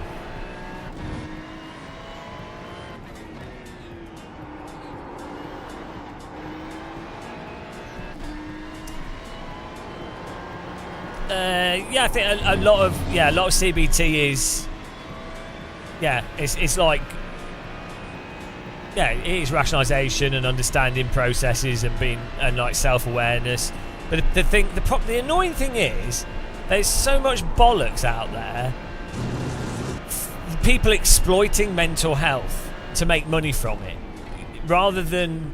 So then they put it behind a paywall, and then they make everything complicated, and then there's a lot of bollocks, it's like total bollocks, which is annoying because a lot of stuff that would actually just good advice is useful doesn't need to be associated with religion or right-wing politics or left-wing politics, or you know, or like mysticism and all this bollocks. It doesn't need to be. It's like really well established pretty simple. Just, you know, like, for example, people with chronic anxiety, them being aware of, like, exposure therapy and gradually building up and then congratulating themselves when they do something that they found hard and reminding themselves that they did something good. And, or, you know, people that have, if someone's, like, really depressed and they can't even get up in the morning, making sure that if they do get up or they do have a shower or they do something very basic, that they do say to themselves, like, oh, actually I did something today. That's fine. That's when someone's, like, really deeply depressed, just them going for a 10-minute walk, just them having a shower, just them going out of their bedroom, like, that can be really big for, like, when someone's got really, really depressed. Just that getting out of bed can be a really big thing, and when someone's depressed, they don't congratulate themselves. They don't identify that they've done something that's actually they should go, oh yeah, good job me.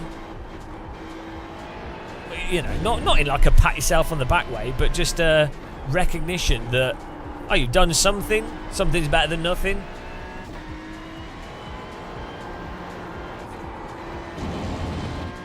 So, yeah.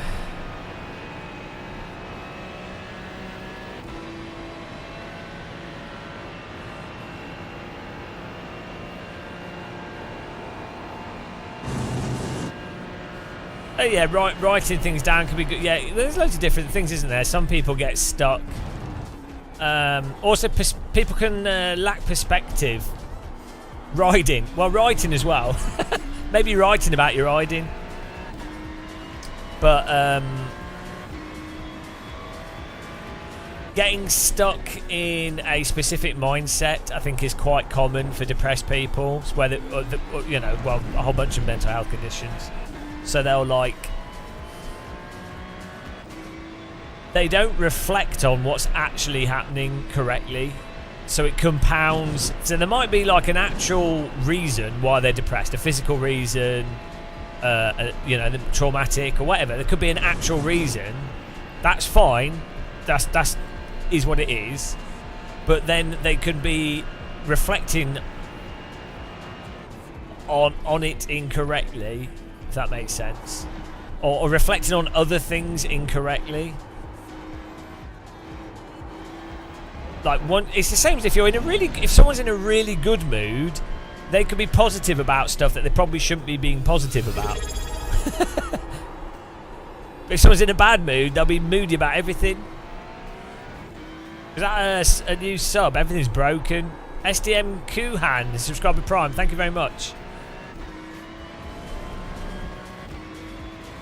Thanks for subscribing, appreciate it.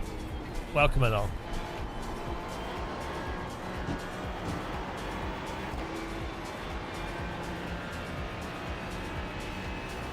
You had a vitamin deficiency. Were you missing vitamin GM? A lot of people are deficient on that. Sadly, you can also overdose on vitamin GM and it causes your hair to fall out. That's what happened to me.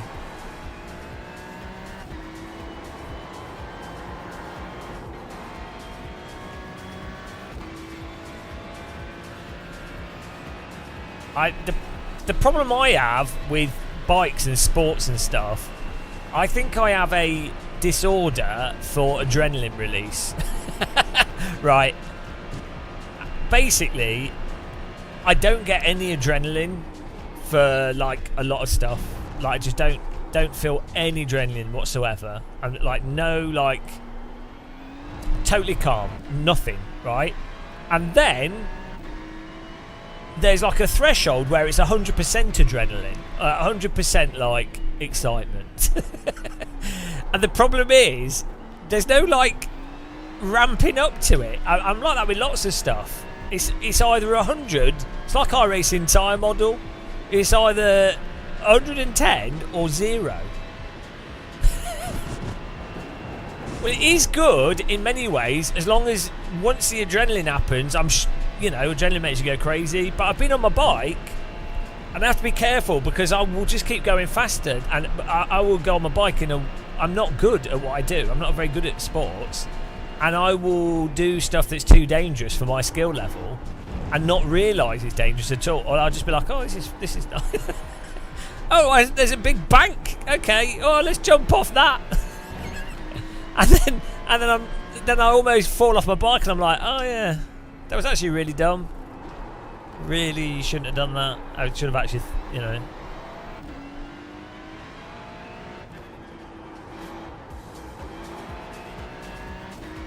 Whereas I think most people that are a bit like me, they don't really. The adrenaline ramps up, but at a higher level. It's not like a binary thing. So I know people that enjoy doing extreme sports, and I think they have to do like skydiving or crazy stuff, like mental rock climbing stuff or whatever, just to get a bit of adrenaline, if that makes sense. So they're like, oh, that was exciting, and they enjoy it. It's not like, oh, they've gone skydiving and they're shaking because they're absolutely terrified, or they've almost fallen off a hillside. They're like, oh, that was quite nice. Whereas if I do skydiving, I'd imagine I'd be a wreck. I don't know, I'd probably enjoy that, but like, you know what I mean? If I did an equivalent thing that was genuinely terrifying to me, it's terrible. I hate it.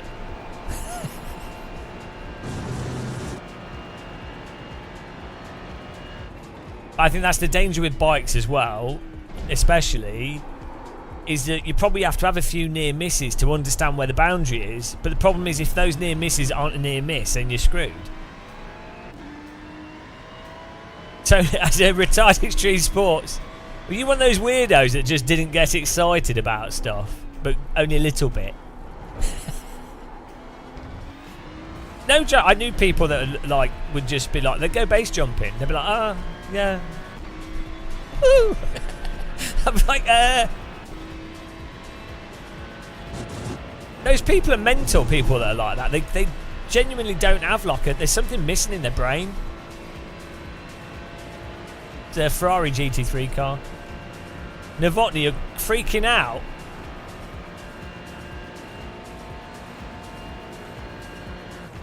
Well, yeah, what I tend to do as well is I always assume the absolute worst case thing. So if I'm ever in like a crowd or something, I'm always like, well, hang on, if someone started shooting, not in the UK, but like if something caught on fire, or if someone started running down here, or if a car was to crash over here, or like if this was to catch on fire, you know, where would you go? If you know, I find that keeps me, that relaxes me. I don't like crowds. Totally, I don't know why people are so happy being in crowds.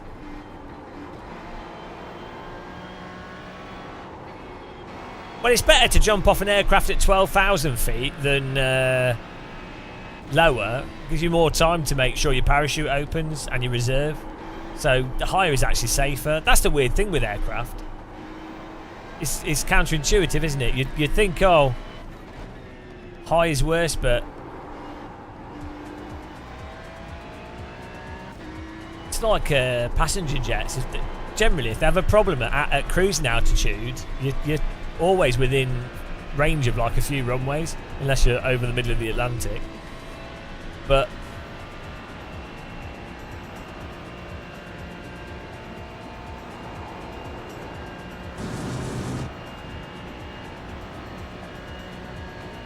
Just stop ahead. You got a slow car on the left.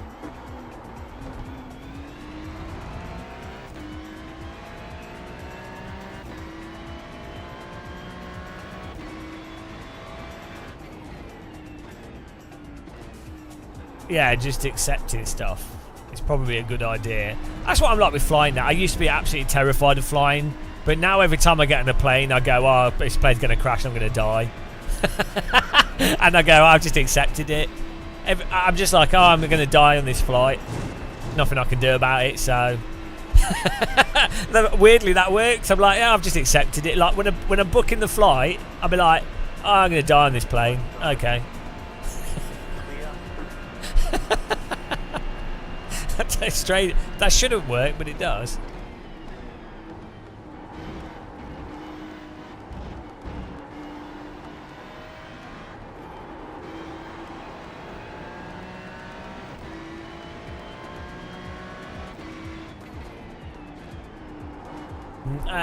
Not really, but I've had weird insomnia recently, so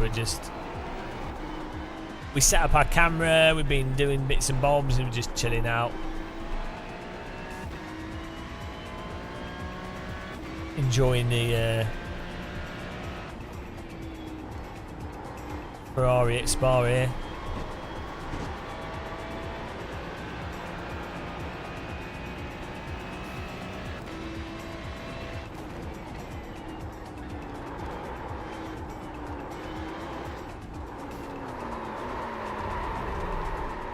Oh, that's good.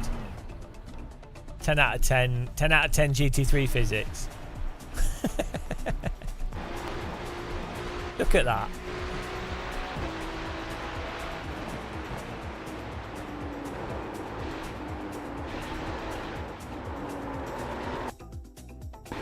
If the tyres are overheated from that turn, and then they get stuck in this turn, it's insane.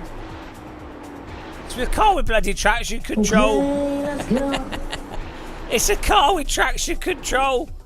And it's a GT3 car. What on earth?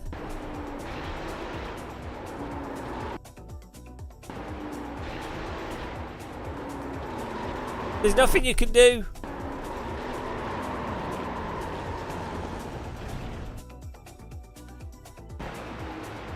You just have to not... You absolutely have to not get in the situation at all.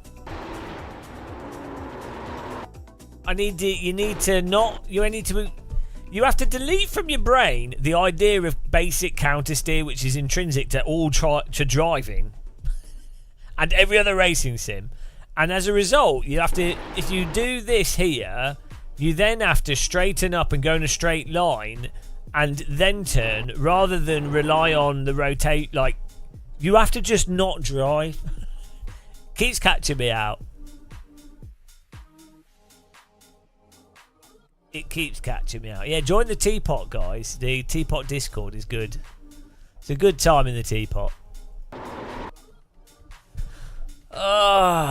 There's no way to... like, with other cars, you can use the brake accelerator thing to catch the back when it does that, but you can't do that with this.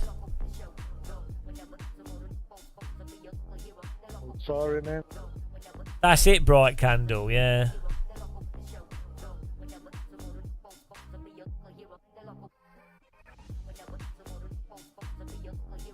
When does this race start? Oh, in like 10 minutes.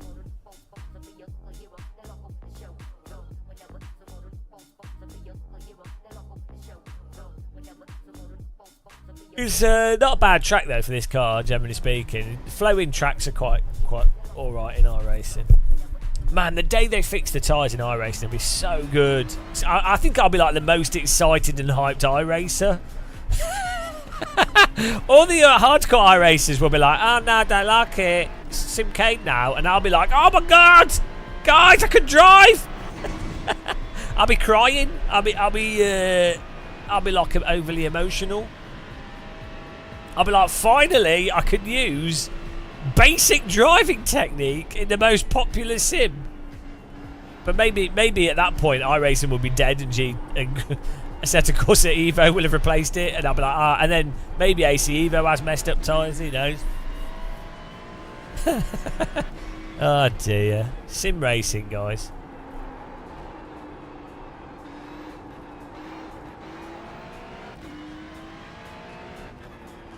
It's a strange world. The strange world of sim racing.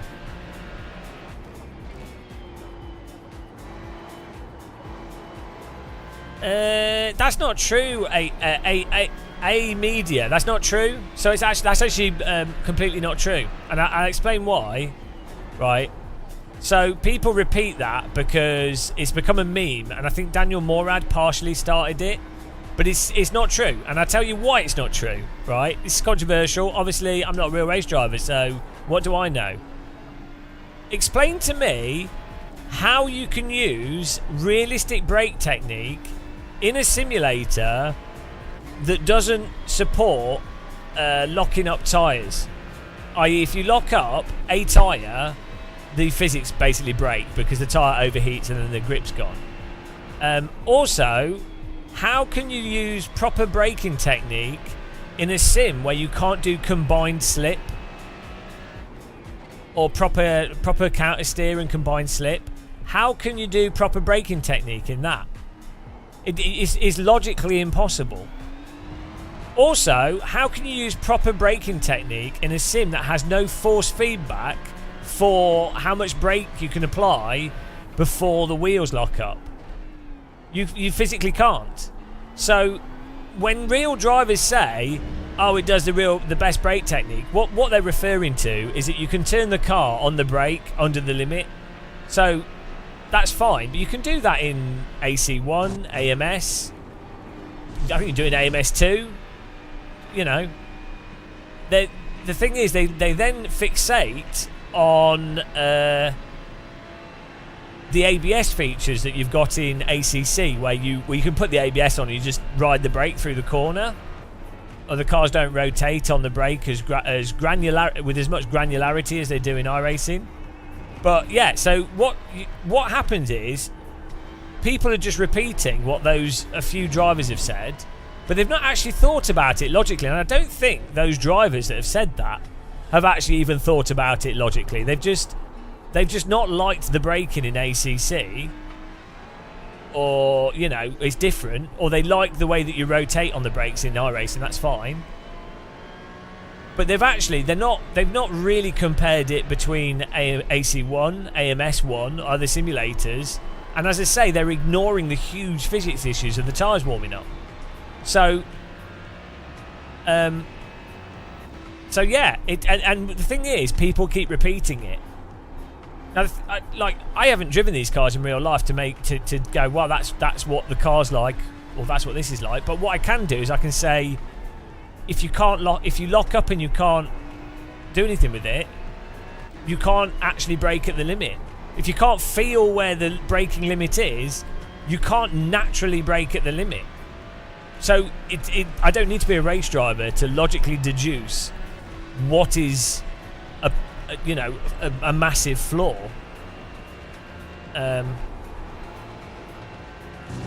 Also, you can for sure, if you've got a GT3 car with really good ABS system, you can absolutely smash the pedal in a real GT3 car. Also, I have talked with real GT3 drivers that categorically think that ACC is the most realistic. Like, I don't agree with them, but they categorically think that. So, you know, people can argue, but I've just given you a good range of explanations around it, which are a bit more nuanced. But, you know, what do I know? I'm just an idiot, so... No, 8 Media. So that's not... You can't use that as a reference for where the actual limit is properly. I have tactile transducers. I've also used every motion rig pretty much on the market. There's not enough resolution in a rumble to convey exactly where the limit is properly. It will like build up, and, you know, if you start pushing the tyres and stuff, fine. But the type of thing that you need to actually balance at the limit, the only thing that's really got the resolution and the detail would be like a direct drive servo motor, a force feedback wheel, and with it then applying like a range of force that you can feel through your hands that correlates to the grip, because that grip for the rears locking up on braking is the range of force is very precise and happens very quickly in a real car, like when you're braking at the limit, or even a shitty rental go-kart.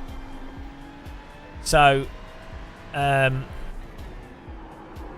you can know that you're pushing hard with tactile transducers, but you can't actually balance from that, and it's yeah, so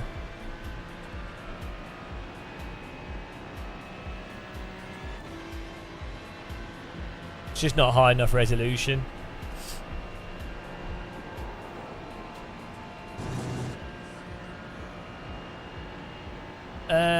Well, the problem is if the time model doesn't support bringing it back, so you can't actually go to that point. So you can only drive under the limit. If the physics engine doesn't support driving over the limit, or actually on the limit properly, it can't work, can it?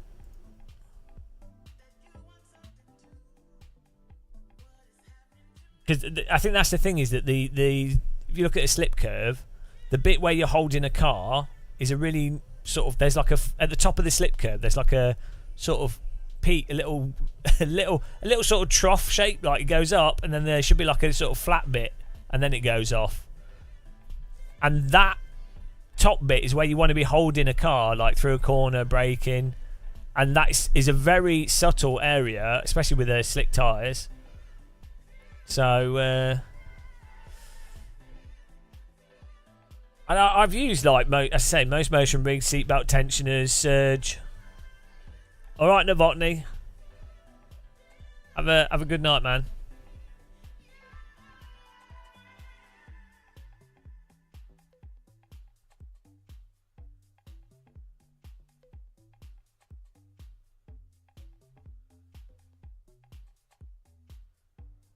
So yeah, basically you can use tactile transducers and rumble and stuff to be like, oh, I'm getting closer to the limit, I'm putting more strain on the tyres, but you can't use it to balance at the limit, especially if a simulator doesn't support it. So it's the same with the audio. You can use the audio in iRacing to know how much you're pushing the tyres. Well, and in fact the audio is probably higher resolution and more clear than a vibration, tactile transducer or anything. So, but obviously you can't use audio to balance a car at the limit. You can know where you are at the limit, but you can't balance it at the limit because you're not feeling that force to work with it.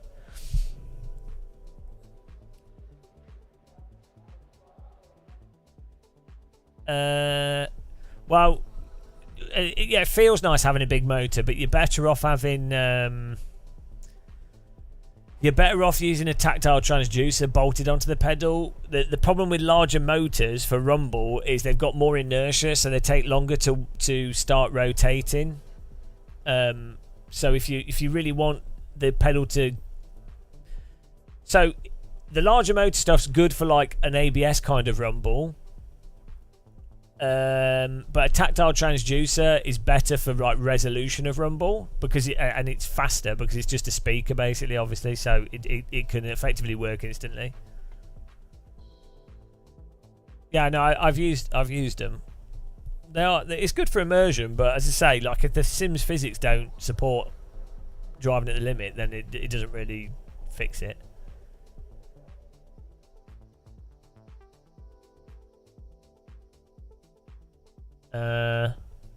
What if the rain is based on the current model? Well, the rain will be like multiple systems.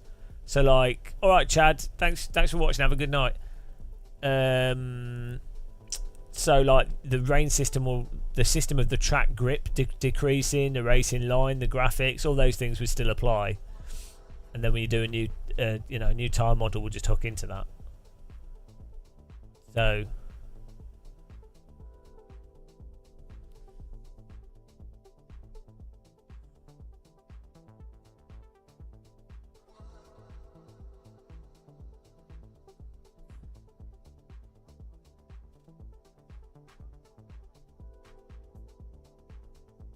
I really need to make a video explaining force feedback and haptics and why what works well and what doesn't work and the limitations.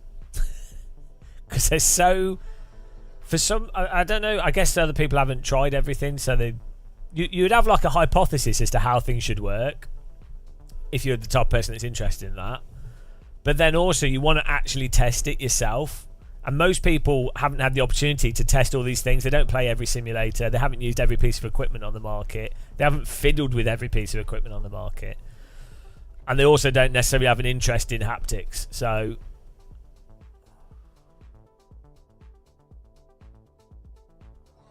yeah, the V3 motors are too small on the Fanatec pedals.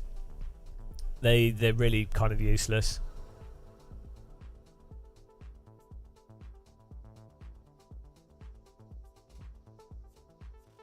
The larger tactile, not tactile transducers, the rumble motors on the pedals, larger ones, do feel really good. They are decent. I think it's well worth it. I just they're good for immersion. They're just, you can't really. It doesn't suddenly let you actually balance at the limit in iRacing, but they're good fun. As I say, tactile transducers, even rumble motors in the wheel. Or like in Forza, the rumble on the brake trigger for the Xbox controller. It's actually quite good. Works pretty well for what it is.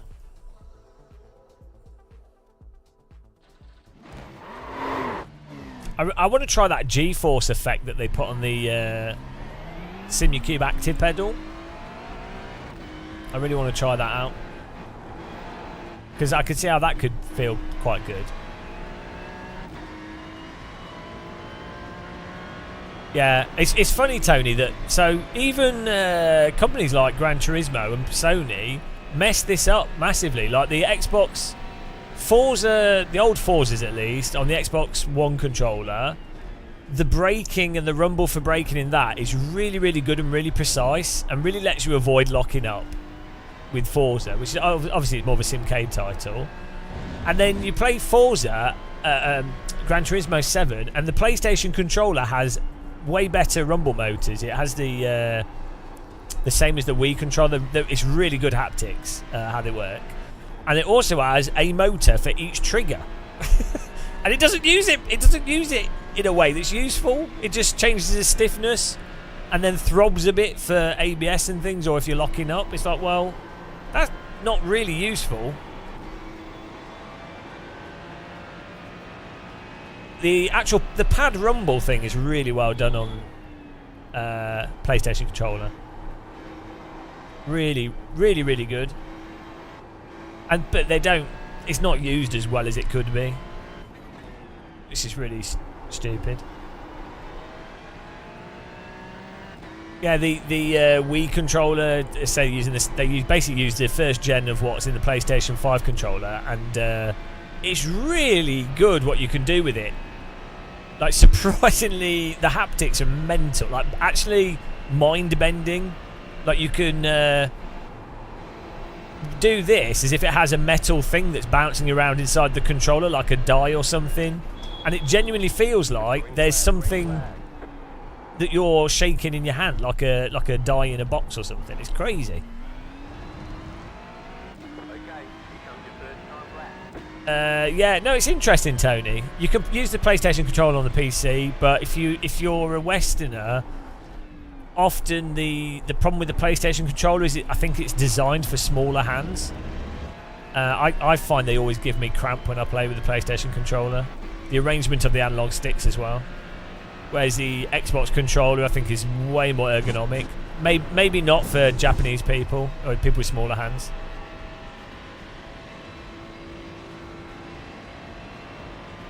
Yeah, well, they designed those games to be played on a games controller, that's why.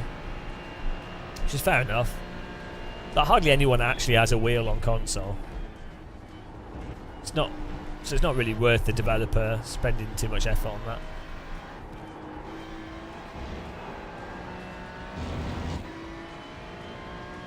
It's probably like 99.9% of players are playing with a gamepad.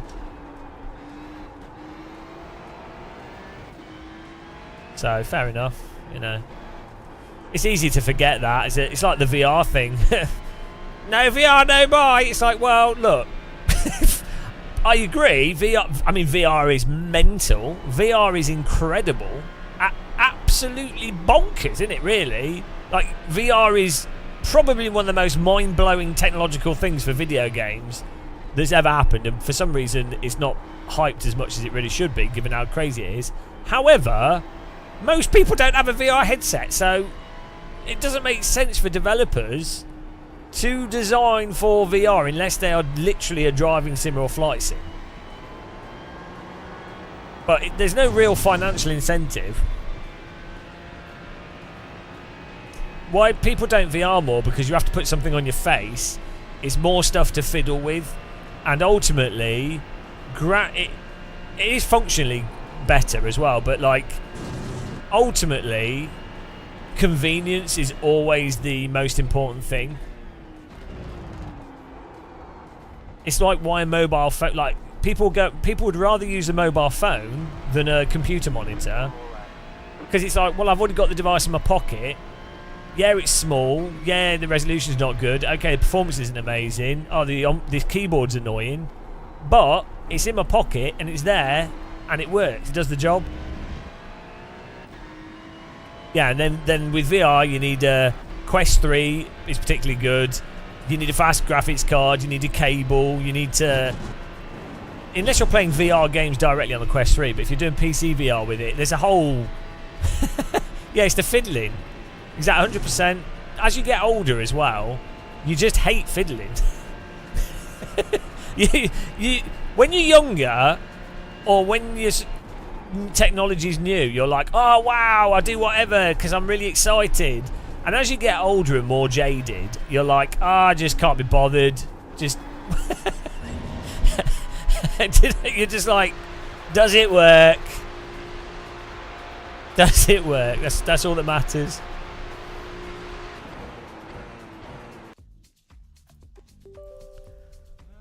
Oh dear. Oh no, my mouse. It's not good. Need some new batteries in it.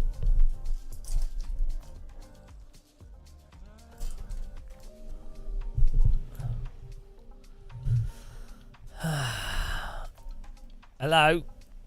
Get that off there. Full screen that. Hello, Sarah M. The fiddling's worth it. Well, oh no. These batteries are AAA, not AA. Okay, forget that. Forget swapping that over for now. Huge error.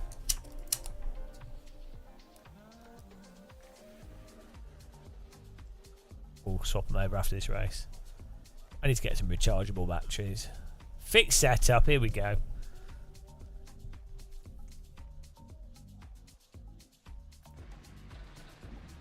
This will go well. One to go. Next time by, line up on the left side. You can't get back to screen. It helps you. Oh yeah, no, it's way more intuitive. Yeah, yeah, VR's way more intuitive and feels like you're in a car. Yeah, I get the no VR, no buy crowd. I understand it. I you know.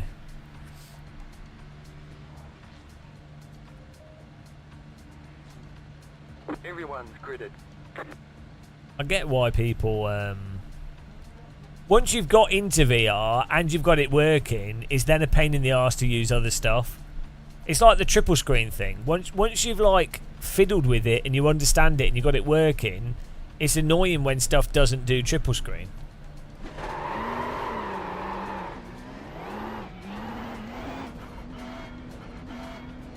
Oh dear, we're getting like 80 FPS here.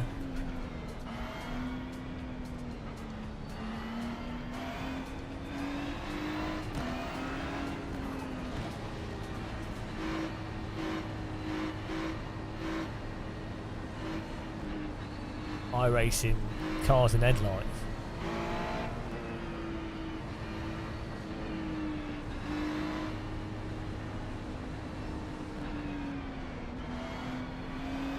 Here we go. Spa fixed GT3 at night.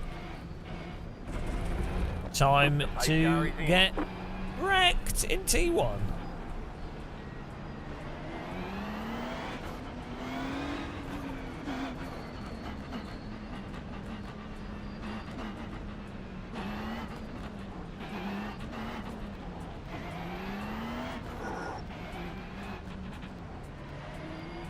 Okay, where's the actual start-finish line here?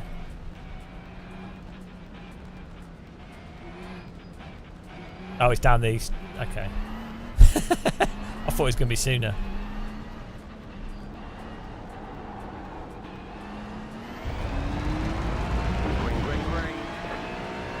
We We're using the endurance start finish. Fair enough.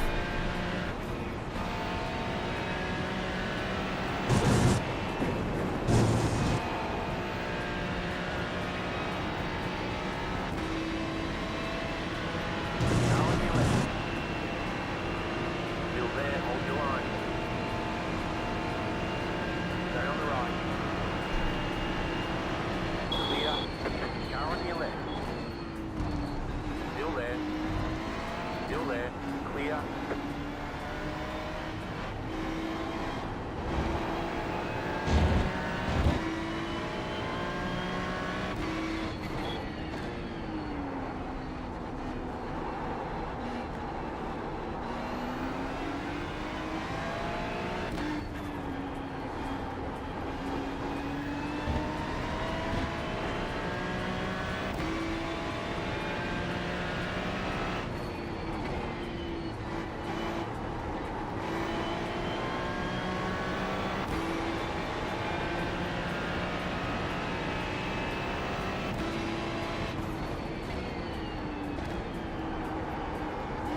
I don't know what graphics I can turn down here to get better performance.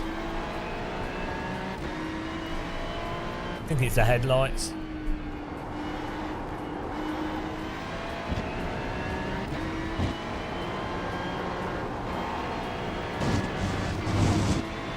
Mr. Marco's car number 6, so he's probably going to wreck trying to send it through the field.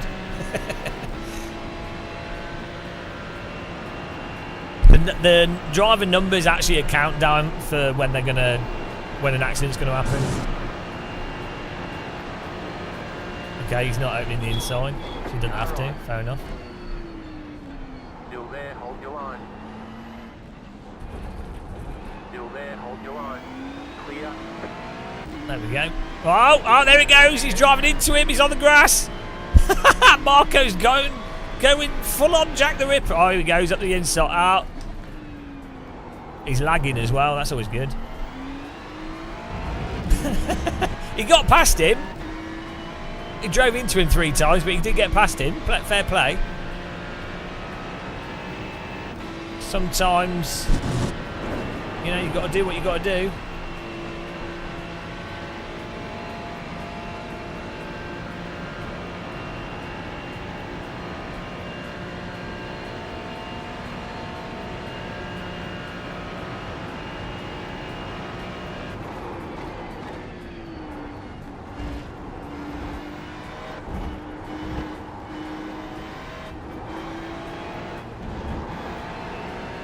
I've got to try and get on the tail here.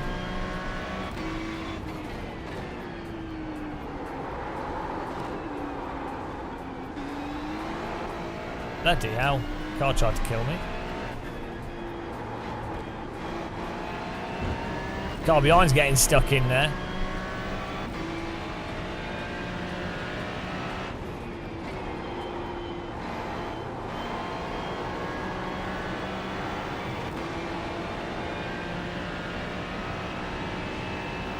Oh, the yellow car's gonna wreck him. It's always the yellow cars, guys. They're the ones you gotta watch out for. Always the yellow cars. The danger colour. Sarah M drives a yellow car. I drive racing green if I pick. Yeah, it's not mellow.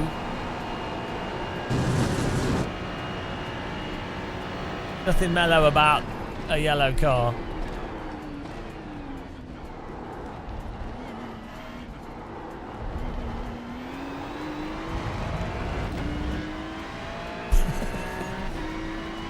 Got him.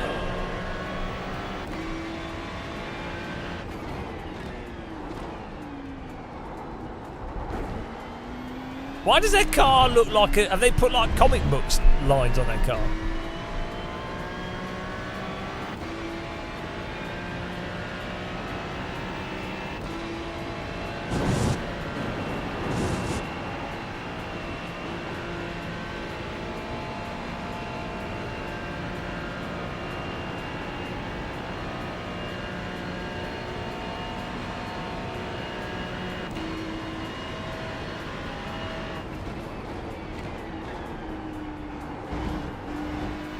These corners are fun corners to carry speed through.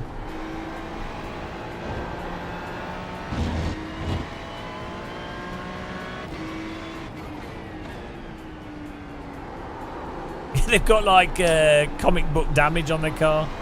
It's pretty funny. Credit where credit's due.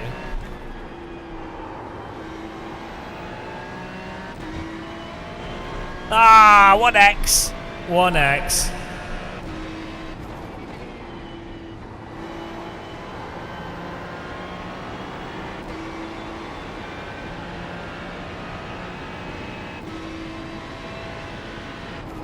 I think yellow is about to punt him. What? No? No, we're just, that's fine, it's all good. Alles gut. Entschuldigung as we work our way through.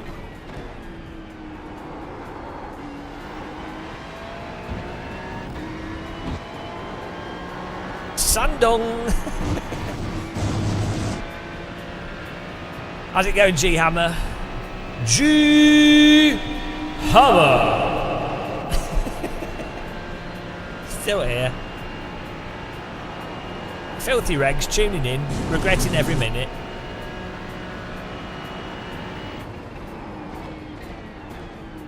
Ah, here we go. Can we get a bonk? Ah, 6 is back behind us. He's been bonked by the GT3 Porsche or whatever it is. What a bonkers. Ah! There it is. I knew it was coming. I could tell. They were not getting on together. They needed a kiss and a cuddle, and that's what they got. Emotional scenes at Spa. Do I have the salt muted?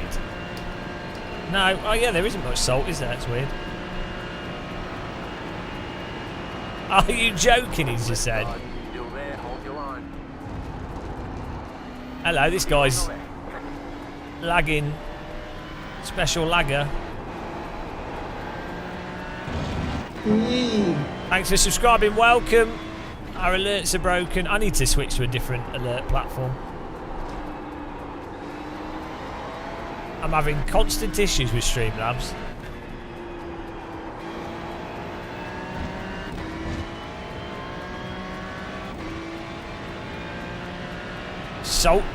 Salt in the chat. Yeah, they're writing it down. The holy book of salt.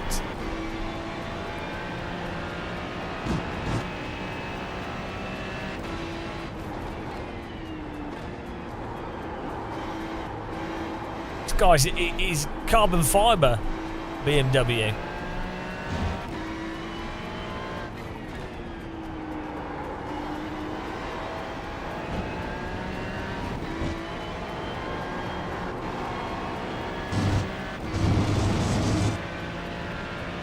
No, that's a classic move. Oh, you should. Were you here yesterday? Where we were defending a guy and we were holding them perfectly normally, and I squeezed them, left like half a metre, and then they drove into us, and then they were calling me DH in chat.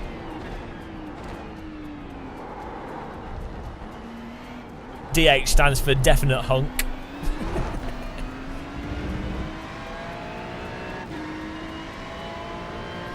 iRacing should, you know, when people type swear words, what you do is you make it so that your game swaps the swear words with like other words. It's pretty funny.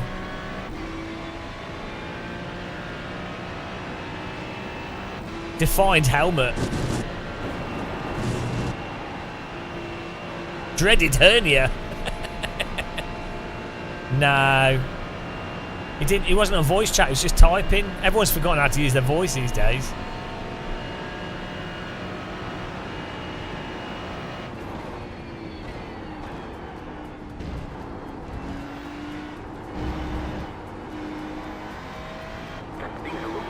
Maybe we could do Spa 24. If I can get the graphics working, we get a team together. Don't think I've got anything else planned this weekend. Oh, no, I was gonna. Do I do Spa 24 or do I go on a date? What do we do? Sim racing or women? I don't know. We could do sim racing.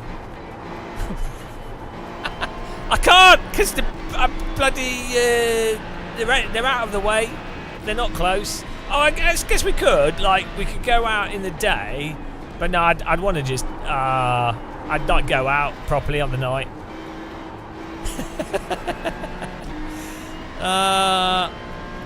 Maybe I could like I don't know.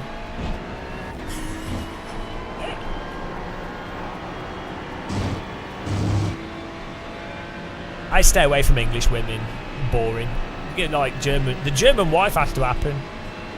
Ruin things by dating British women. Absolute disaster. Well, I wouldn't be lying. Left side. Still there.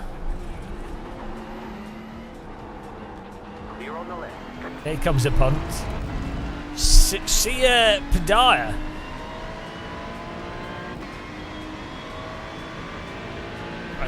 She has a real job, so she's only free at weekends or afternoons. It's terrible.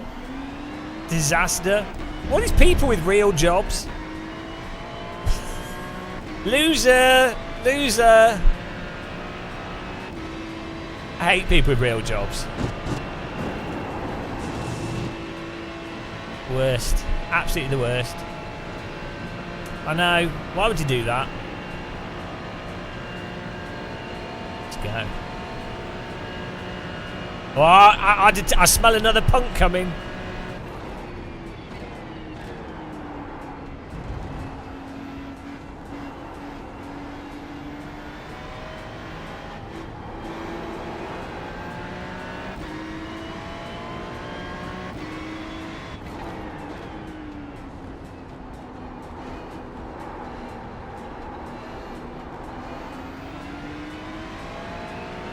Shop girl. Let's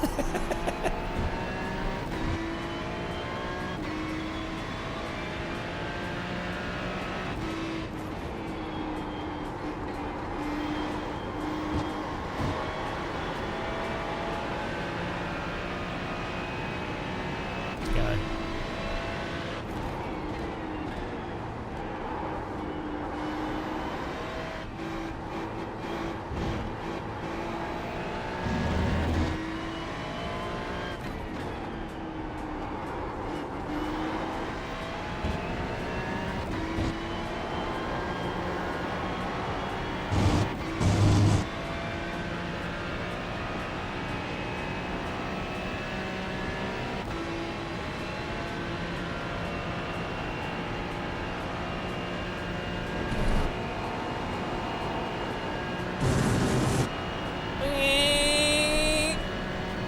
Full send, inbound. We could pass these guys. The car in P1. I'm just kind of taking it easy at the moment. My first time driving this car here, and we're on 80 FPS, which feels very weird.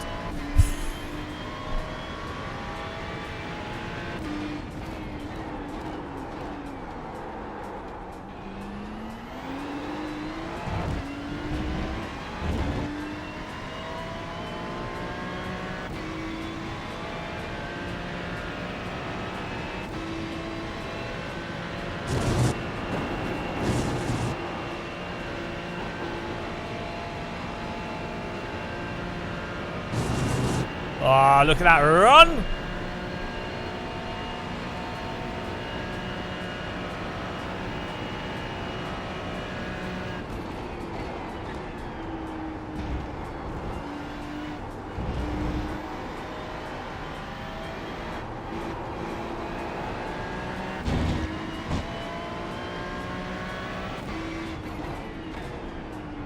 How many cars are in each split for the 24-hour race?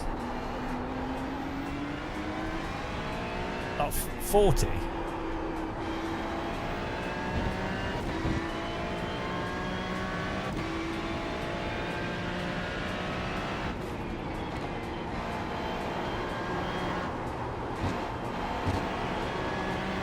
that's good. That's a computer melter.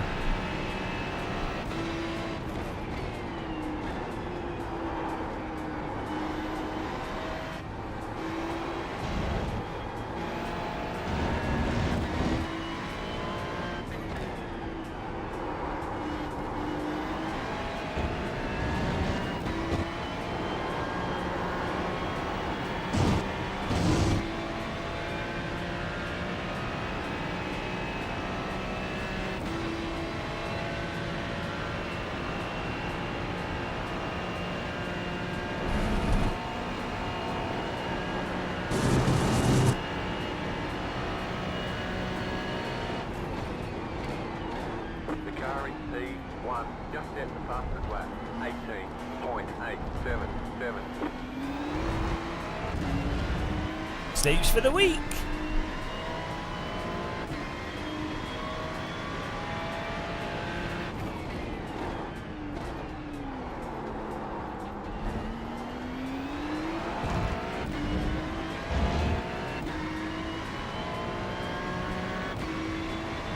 Oh, there's only 3 minutes to go here.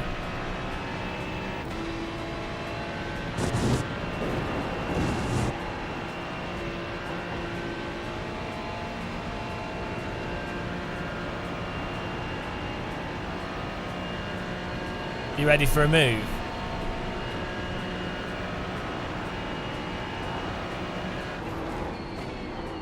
Lol.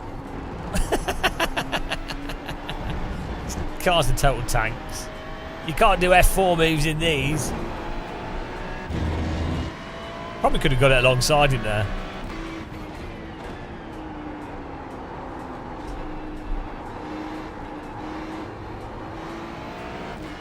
But he is lagging a bit, so it's a bit risky.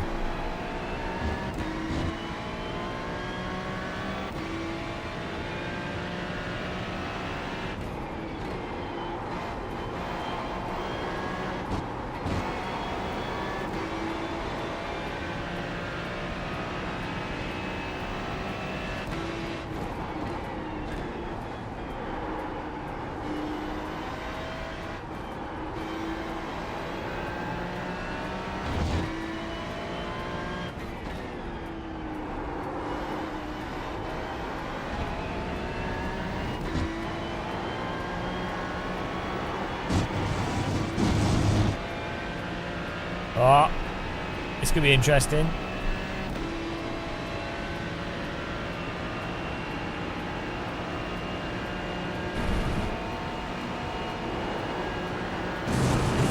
About 5 laps of fuel left. Right side, last lap. Still there. Oh, Clear on the right. Right side. low. Oh, come on. Clear on the right. Why can I not have the position?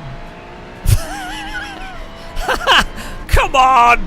I mean, I got one place in total there. Bloody hell! That was Ah! What are you doing? What are you guys? You idiot! What an idiot! What is wrong with iRacers? Absolute morons! Absolute morons! What is it with this simulator? It's so dumb. Like, anytime you do any racing, you just get taken out by people that are brain dead. What on earth? How on earth? Why do people take this vaguely seriously? I don't understand it. I don't get it. How on earth do you drive into me there on that corner? And then the next car. Like... It's so stupid. Yeah, I know there's nothing else with full lobbies. It's a shame it's bloody iRacing that is, with its terrible netcode, zero moderation, and bloody random damage. And no handling over the limit, so if someone taps you, your car's going rotatey, there's nothing you can do. What's wrong with iRacers? What were they doing? How do you even drive into me there? Like, they drove into that other car, We get a pass. I'm like, oh, that'll be nice. We can overtake the next car. That'll be fun. And then we're just like punted on it. It's just dumb. So stupid. This is a GT3 car. It's like walking. It's such a slow vehicle. Like nothing's going to happen in this car that could break. Like that's surprising. Nothing happens in this car that's... It's such a, like, slow vehicle in terms of left-right movement.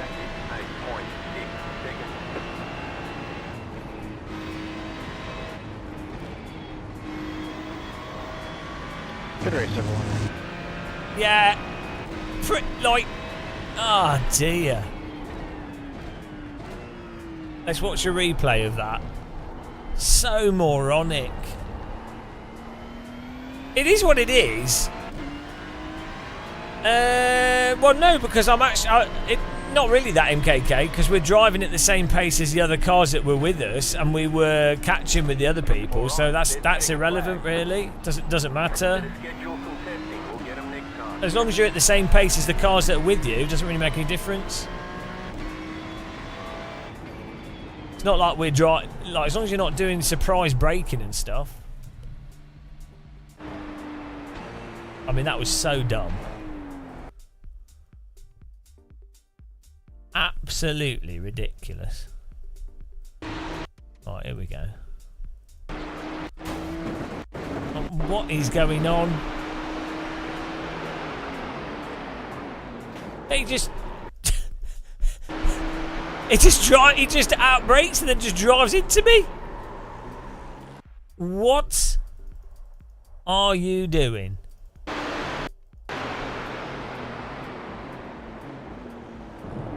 It could have turned. Also, then there was this that happened with it where we were racing. That guy could have just turned. So look at this. This guy just goes in. Oh, he turns and he's got his car there. Bonk.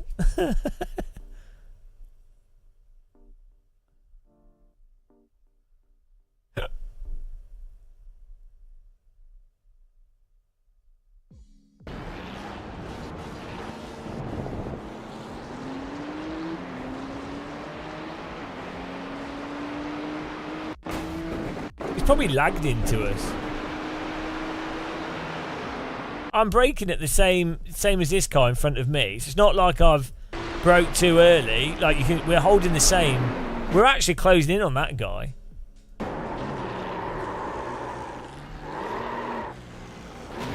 Then this guy is paying zero attention to the fact that there's a bloody crash on the corner. He's just gone in. He would have had this guy will have a yellow flag. He's seen that. I mean, I could have stayed on my brakes, to be fair, but like he's not lifted or anything. He's still gone into the corner as if there isn't a car there at all.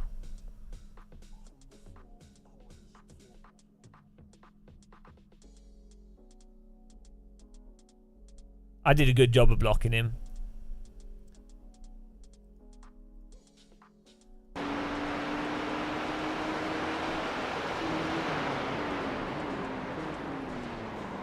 But yeah, he's going full send. If he'd just lifted a fraction, because my car wasn't completely, like, we were at an angle here.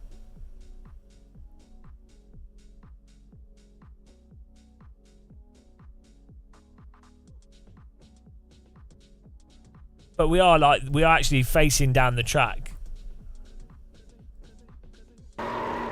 So it's not a crazy thing. It's not a crazy thing for me to be like, oh. Thing is, it took ages for the tyres to go because they're overheated from the slide.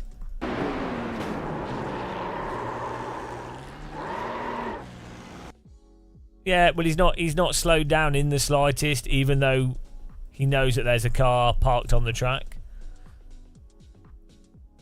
Just a fractional lift from him would have given the time to get through or feed in. I mean, he could have broke here. think he's lagging as well. Oh well. It is what it is. iRacing. Yeah, I mean, I could have stayed on my brakes as well, but I don't think it wasn't like a crazy situation for me to do what I did.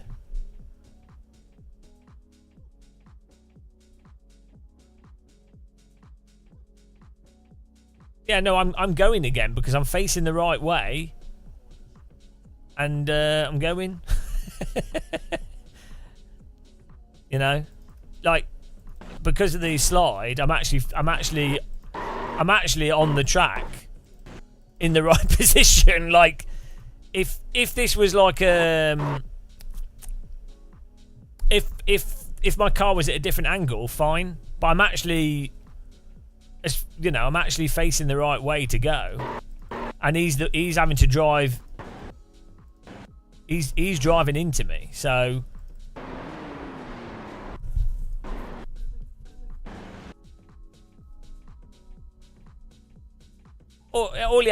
I mean, if it was me doing this, if I'm this car, first of all, I always go around the outside because you don't know if there's more cars on the inside, and often there is.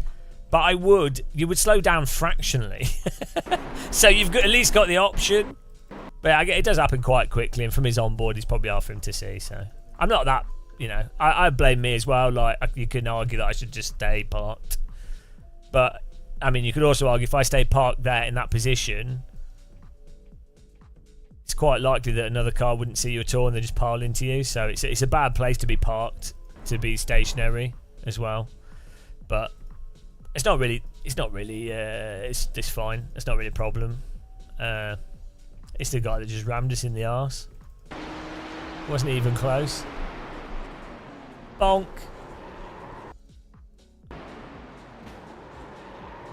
Nothing you can do.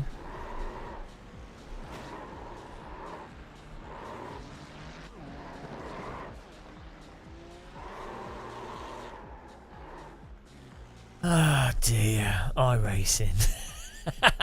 iRacing, guys. That's iRacing. Oh yeah, we need to change the options. Yeah, the first guy, and then the other thing you say, it's my fault for not just staying parked. But also that other guy should have lifted a little bit.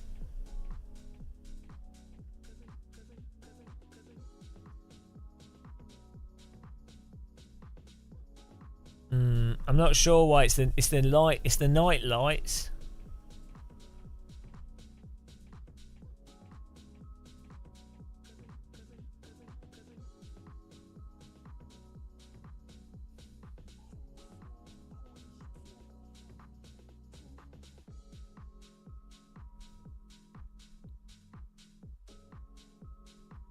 I mean, we could put shader quality on low detail, but the game looks terrible.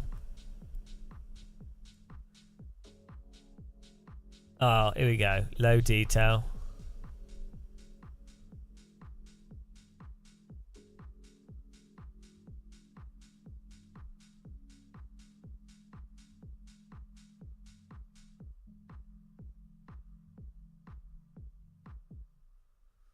What's this number of lights that can cast shadows? I mean, it shouldn't really.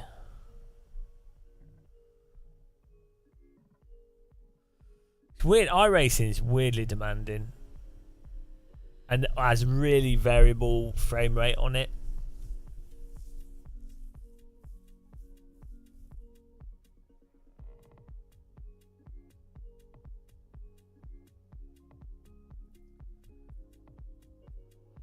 Maybe drawing fewer cars. Where's the pit grandstands on low? Oh, you could turn them off.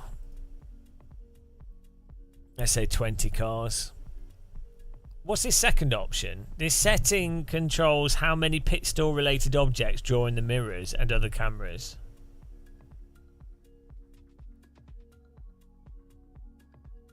Yeah, that could be on lower as well.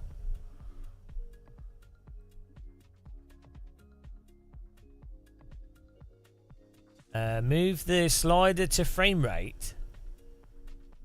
No, it's ignoring this. That just automatically sets all this stuff. That's just for that's just defaults.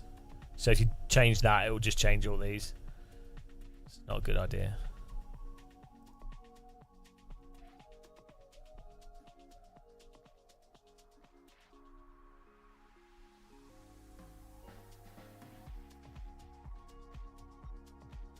You would have thought, the 2-pass trees are high quality. Well, the trees are important. What? Don't you sim race for trees? That's why I sim race. I mean, they shouldn't be that demanding.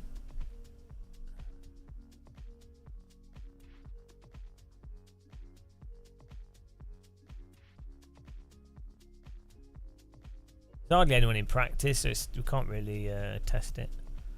There's nothing else really running at the moment. It's a disaster. Skippy's got no one in it. Oh, Formula C fix. There we go.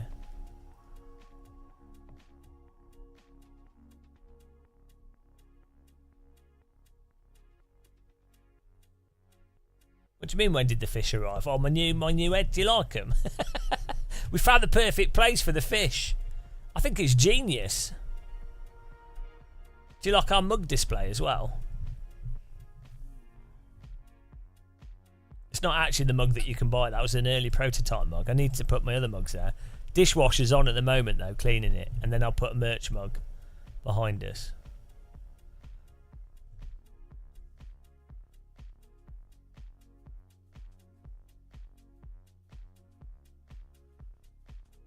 I kind of want to replace the... I think I might replace the brake pedal. How long have we got? 12 minutes. Do you think I can swap the brake pedal in 12 minutes? I think we can. Is this camera bugging out? Or was that just my foot bugging out? Okay, let's go.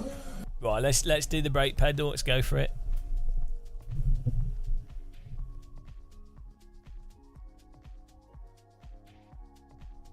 What I want to do is put this softer elastonomers on it. Ugh, my back hurts. Anybody else want to swap chronic back pain for some other type of pain? I could do with a break from chronic back pain. I'm bored of chronic back pain. Could we, I'll have like, I mean I have arm pain at the moment as well. That's always good.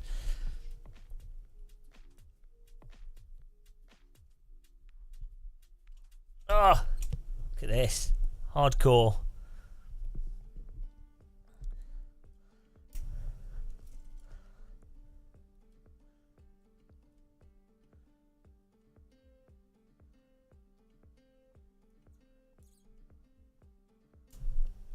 Get a camera angle on that, right. Should just be able to pop it out. Pop it out and swap them over. Let's see.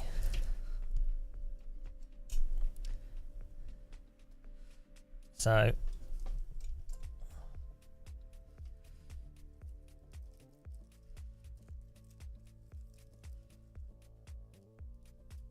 I could put another soft in here.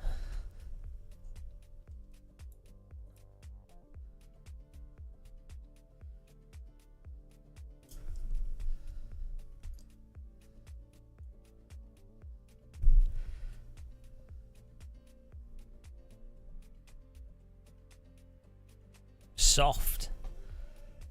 Hang on, which way round do these go?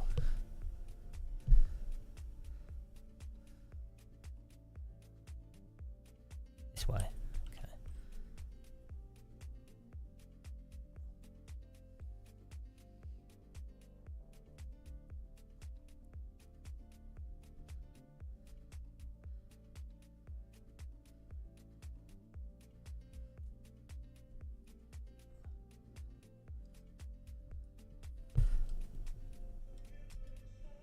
I normally have quite a weird configuration on this.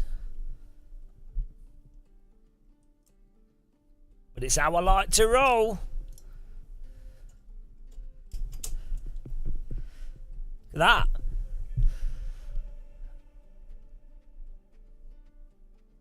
that. should be pretty squishy now. Oh, it's well squishy. We've gone full squish. This is like a truck pedal now. Might have got a bit too far on the softness, boys. Oh well.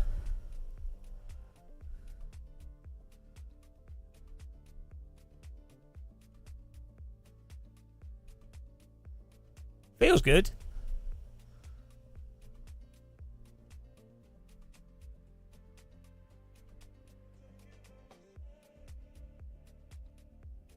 Oh, it feels well different. This is a disaster.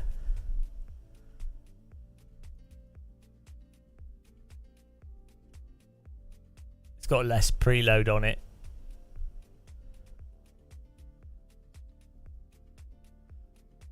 We'll try it though. This could be the worst thing I've ever done. This could be a total and utter disaster. Nah.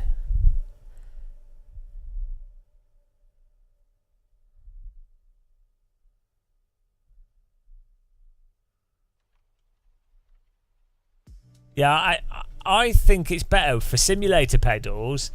It's better to have a soft pedal that's got range to it. Ideally, with it being soft, well, reasonably firm, but like, you know, a bit of squidge, and then you can feel it get. It should get like linearly harder, and then the point at where the pedal feels like firm. Ideally, is where in the simulator the car's at about 70% brake input, and that way you have a sort of tactile feeling from your pedal that relates to the simulator, at least, so you're like, if I feel this from my foot, I know that I'm braking at a point where most cars will lock up if I'm turning, or, you know, so you have like a reference. It's a static reference for how much force you're putting on the brake, because in a real car you brake based off what you're feeling on your body, so it really doesn't matter what the pedal feels like. But in a sim, you ain't got nothing, mate. You ain't got nothing.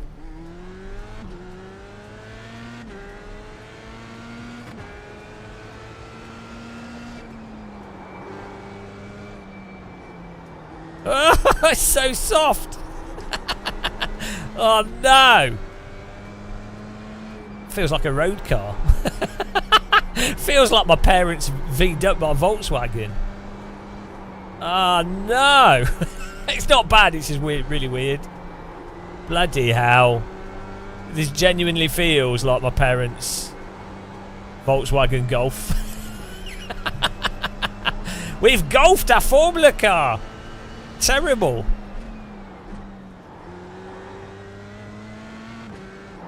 Oh, okay, it's also more sensitive.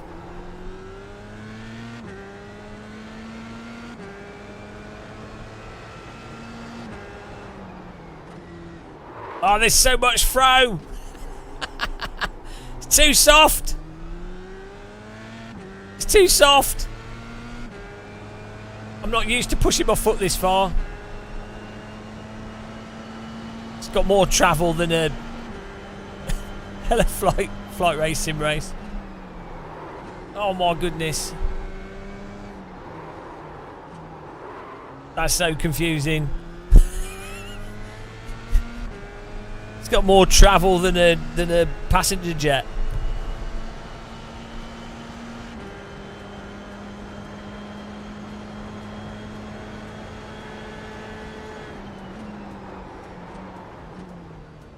Hang on, what if I... Sewing machine pedal.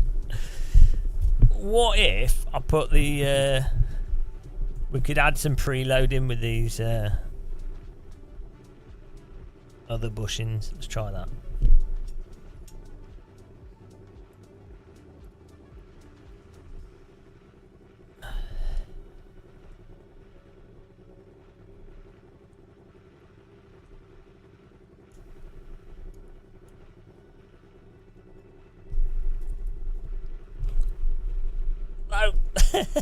That ain't gonna work. Okay.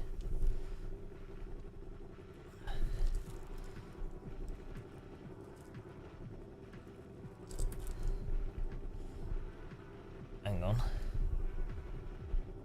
Oh, this might. Let's use 2 of these.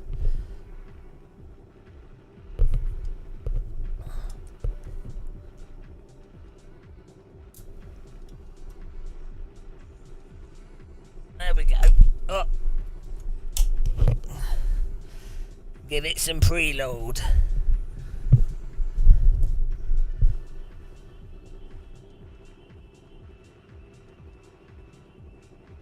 Try that.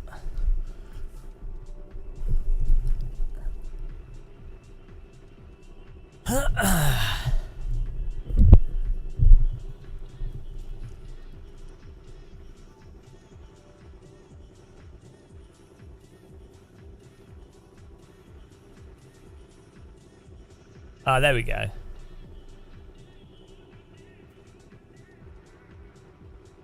That's weird. It feels totally different. I mean, you can.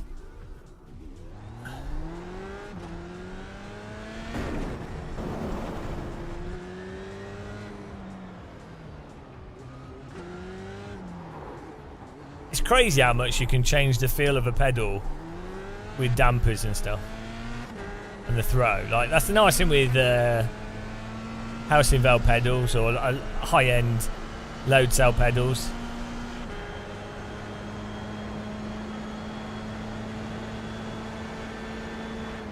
Ah, it's the NVM. Ah, so it was memory. So I was kind of right. Oh, that's better. Look, this is. Oh, that's actually. I've made the pedal feel better. The. Oh, nice. It feels more linear and squishy.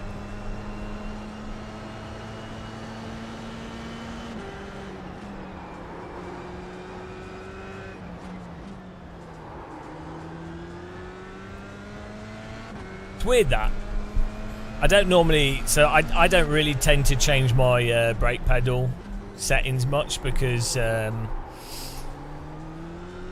it's a pain in the arse to memorize the you know what I mean? Once you've just learnt it, so you don't have to think about it.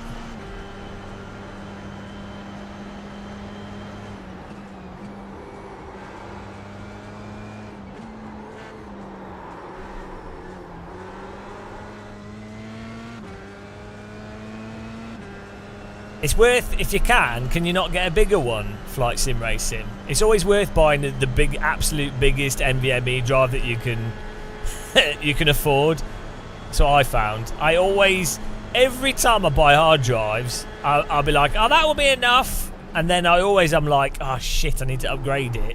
And I haven't got another NVMe port.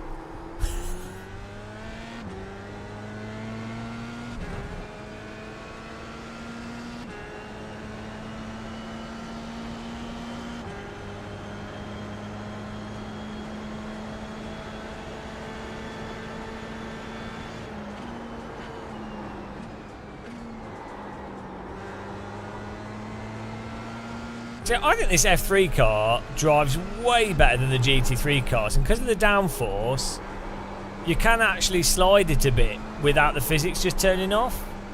Like, it's still not really counter steer properly, but you can actually slide it around a bit.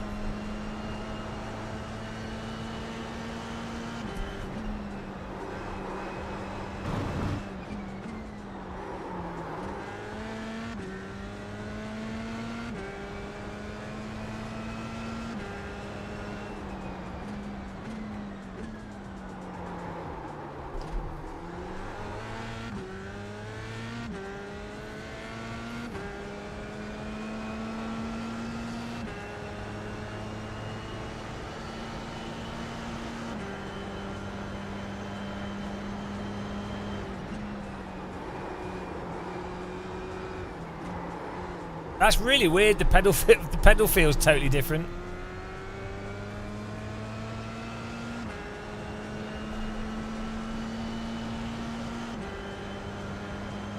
Yeah, it doesn't really matter. Like the nice thing of having a NVMe drive is that you can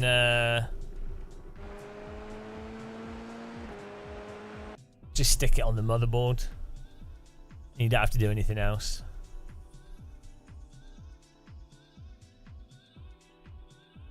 Oh, the other good thing, you can get NVMe enclosures, and then you can turn your NVMe drive into a portable hard drive. But it's a right pain to format them, because I've got one, but it won't format properly. But there is a way to do it, but it's you kind of have to brute force it to get the formatting to work. I don't know why it won't do it. It's because it's got like a sector on it that won't clear. It's really annoying.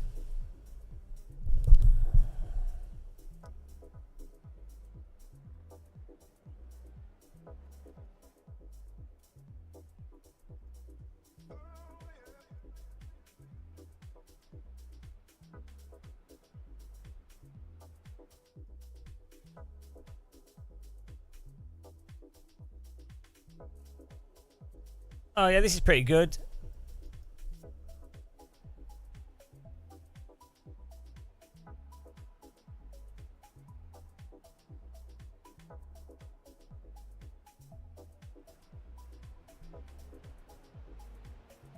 Yeah, I think I did. I think I've used that. I can't remember what it was, the problem. I think I need to do it in like I don't know why there's a partition stuck on it, and when I use proper programs it wouldn't do it. I think it might be a Windows issue. So I think if I can use like a Linux thing. No, I'll just we were just messing around with pedal settings. We've got the Housingveld Ultimates on here at the moment.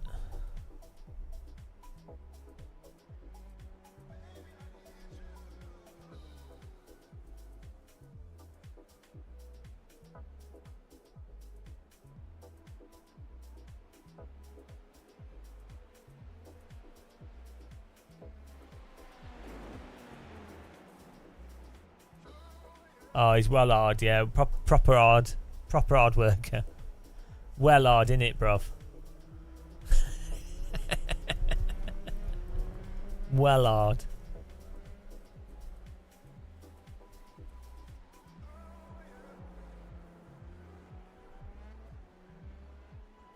Yeah, Linux tends to do stuff like that a lot better. I think Windows tries to like access stuff as window drives rather than, you know, obviously Linux is used for networking, and so it's a kind of environment where you're always formatting and doing whatever.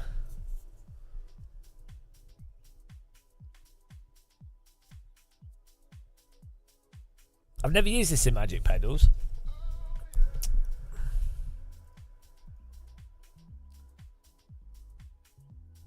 I'm not that fussed with pedals, to be honest, because the irony is iRacing is so bad in its physics, I don't see the point in fancy pedals. There's so much snake oil in sim racing, so much bollocks in sim racing. like iRacing's physics, force feedback, and everything is so bad it doesn't really make any sense to use fancy equipment with it. So, and that's what most people are playing. Same with ACC. The braking ABS on it is mental strong, so it doesn't matter what pedals you play it with. And then the force feedback shit. So those are two most popular simulators. Do not take advantage of expensive equipment at all. Only for like deluded people that don't know what's massively wrong with these sims. So it's nice having nice pedals and nice wheels, whatever you play with them. Euro Truck Sim, AC, AMS, whatever, doesn't matter. Why not have nice equipment? But from a sort of, if you're starting to nitpick the like pedals and wheels, and you're like, oh well, this one's slightly better. It's like, okay, but the software you're using with the wheel negates the differences in the hardware. So you can genuinely, in iRacing, you can drive in the top split with the brake hack thing, where you just say maximum input, not even trail brake properly, and you can still be setting lap times that put you in the top 8 in the top split. Now, and most drivers are not even close to that pace. Like, if I'm at that pace and I'm shit, do you know what I mean? And then most people are buying all this expensive equipment, which is fine, you know. They're having fun, so I'm happy for them. But it is kind of a bit snake oily, you know.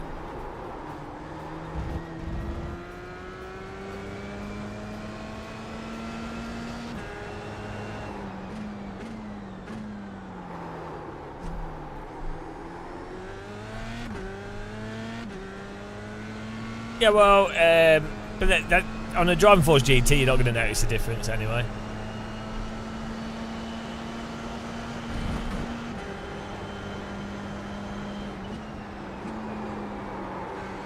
A DD wheel's nice. Don't get me wrong; it is nice, but when you get to that range of nitpicking and objectively going, "Wow, what's the difference?"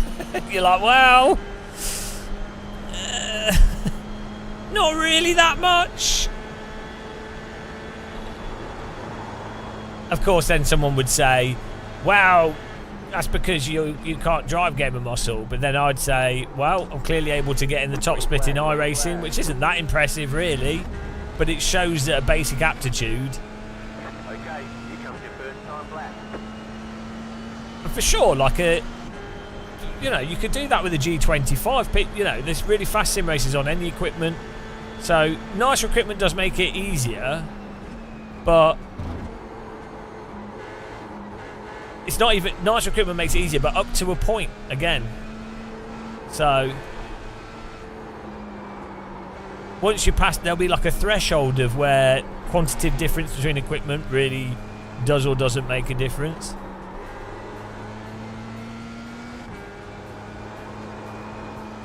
Yeah, the worse the software, the less the hardware is going to be beneficial.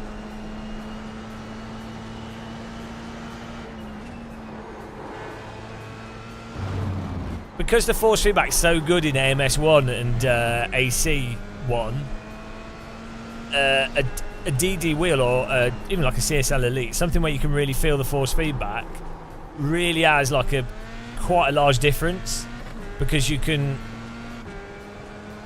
really feel where the tyres are at whilst driving to know how much you can push to correlate to lap time. That's kind of true with iRacing. To be fair, with iRacing mid-corner, with DD wheels you can feel the tyre load better, but you kind of have to not drive by that anyway, so... £65 for a drive, that's pretty good. I've not used a Driving Force GT for any amount of time. I need to give it a go. I remember when I was a kid and someone's dad had a PC. This would be like in like 93 or 94 or something. And they had a steering wheel. And I thought it was like super advanced. I was like, oh wow, you mean they're playing driving games with a wheel? Wow, they must be serious. Wow. And it was just like a shitty wheel on a desk, but I hadn't seen anything else, so I was like, wow. Whoa. It must have been like a Microsoft Sidewinder or something. Wow. Wheel on a desk. That was serious business back in the day. You got a wheel for your driving games? Woo! A wheel! And now we're sat here with like insane, crazy simulators with glowing shit everywhere.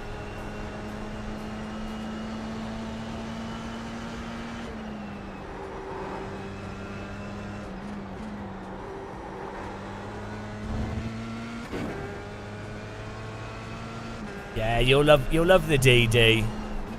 You'll be blessed by the DD girl as well. What more could you want from life?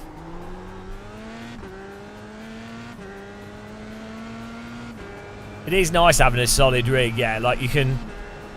So the big thing with a sim rig is everything's always in the same position, which sounds like a small thing, but as someone that used to drive on a wheel on a desk for a long time, even getting a wheel stand, it was quite nice having it so that the pedals and the wheel were always in the same place. Because if you have your pedals under your desk and your wheels in different places and it's a bit loose, it can be hard to get into like a, you know, nice feel of things. And then the solidity that you get from T-slot is awesome.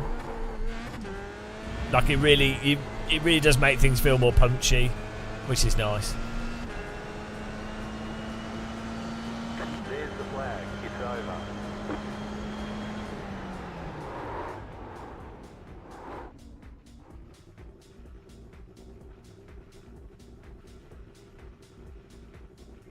I don't like the next level F1 GT rig.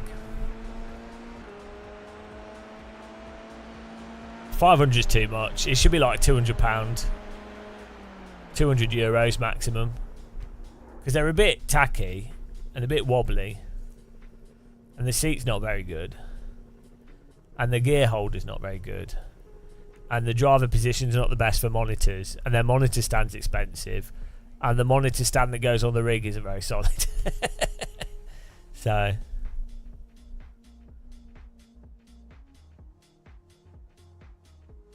well, that's probably why they have great force feedback, Jared, because the developers will have been working on the game using those wheels. So they're like, oh, we need to make sure it plays well on the wheel that we're using. And then if you develop with a G25, your force feedback's going to be good on a direct drive wheel, because if it works on a G25, it'll work on a DD wheel.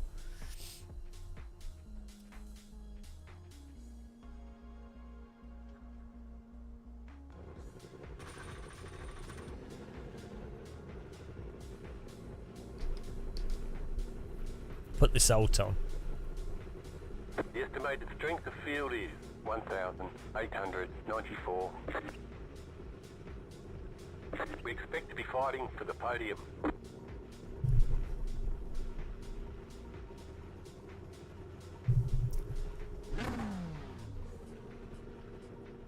I don't expect to be fighting for the podium.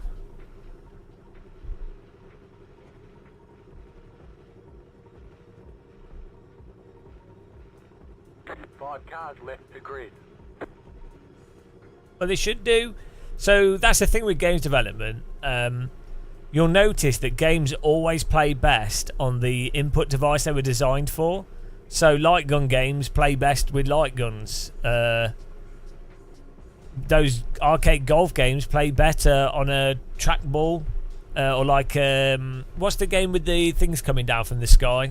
Is it Defender? You know, where you got the things coming down and you have to shoot explosions to stop them. Plays better on a trackball.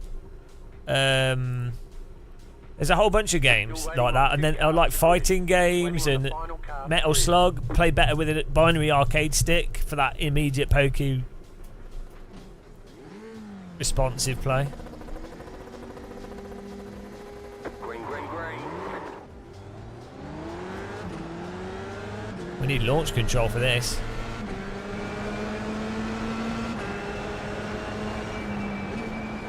Left side. Clear. Left side. Clear on the left.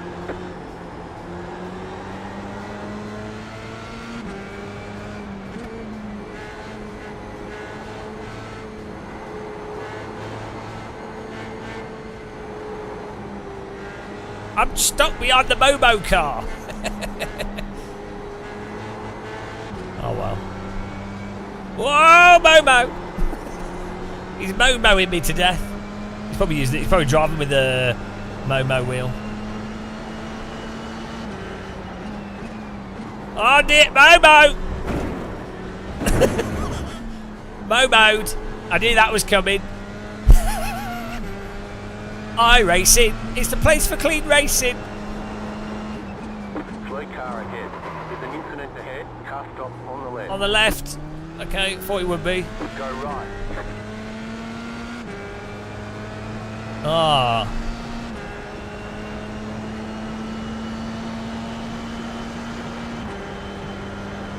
There's an incident ahead.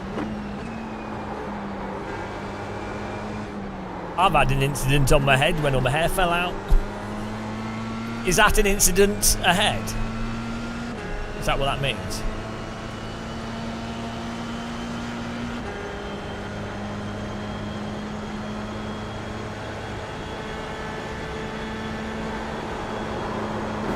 Bloody hell! Slidey McSlidington. There's an incident ahead. You got a slow car on the left. Go right. Oh. Traffic cone in the middle of the track. That'd be a disaster for a Formula car. You're in the top 10. Oh, we're good. Go me.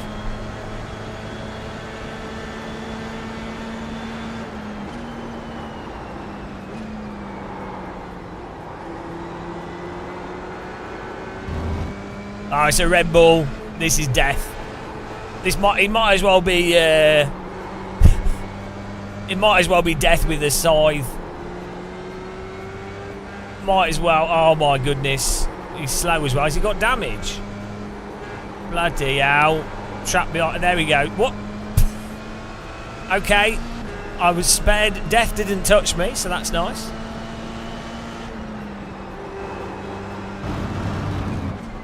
Appreciate the Red Bull taking himself out before he took me out. Bloody hell. Car's tugging us off the road.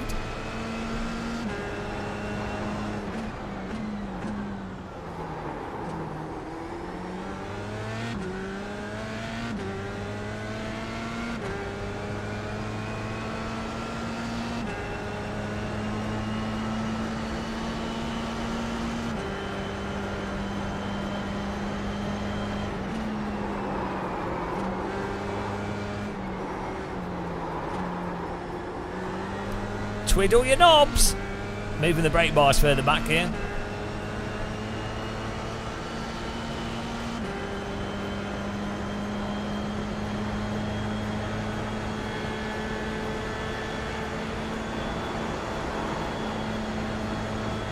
My audience is weird. It's a weird one. It's like a even spread from 25 to 45. It's like 25 to 50, like that's the demographic basically. It's really weird. I don't have many. I have more older, like on the higher end. I don't have many like under 18-year-olds, but we do have a few over 50-year-olds. Yeah, there's no kids watching, which is good because I hate children. Actually, I like kids, but I don't want them watching my YouTube. They're the worst.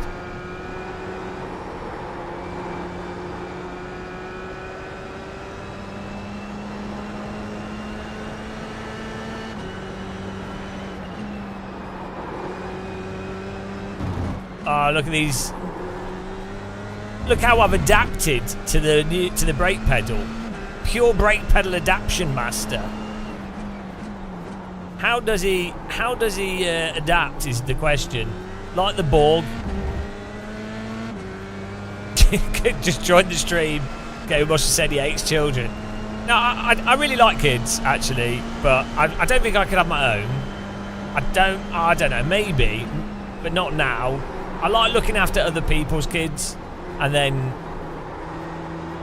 I enjoy the adrenaline rush of hoping that they don't kill themselves. It's really exciting because you're like, oh, this child's trying to fall in a river. Oh, this child's trying to walk into traffic. And it's not my child. So it's fun. It's an extreme sport, really, looking after other people's kids. But I enjoy it. It's like T1 in iRacing. Basically, a child is like a Red Bull liveried Formula car in iRacing.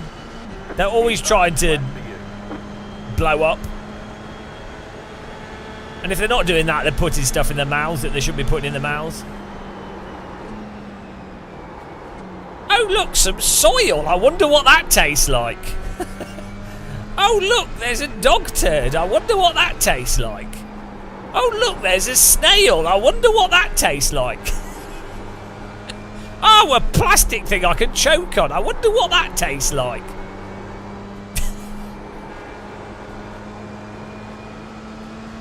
It's amazing that humans manage to like live into the adulthood, generally speaking. The amount of stupid stuff that people seem to innately put in their mouths as children. No wonder they had to ban Kinder eggs in America.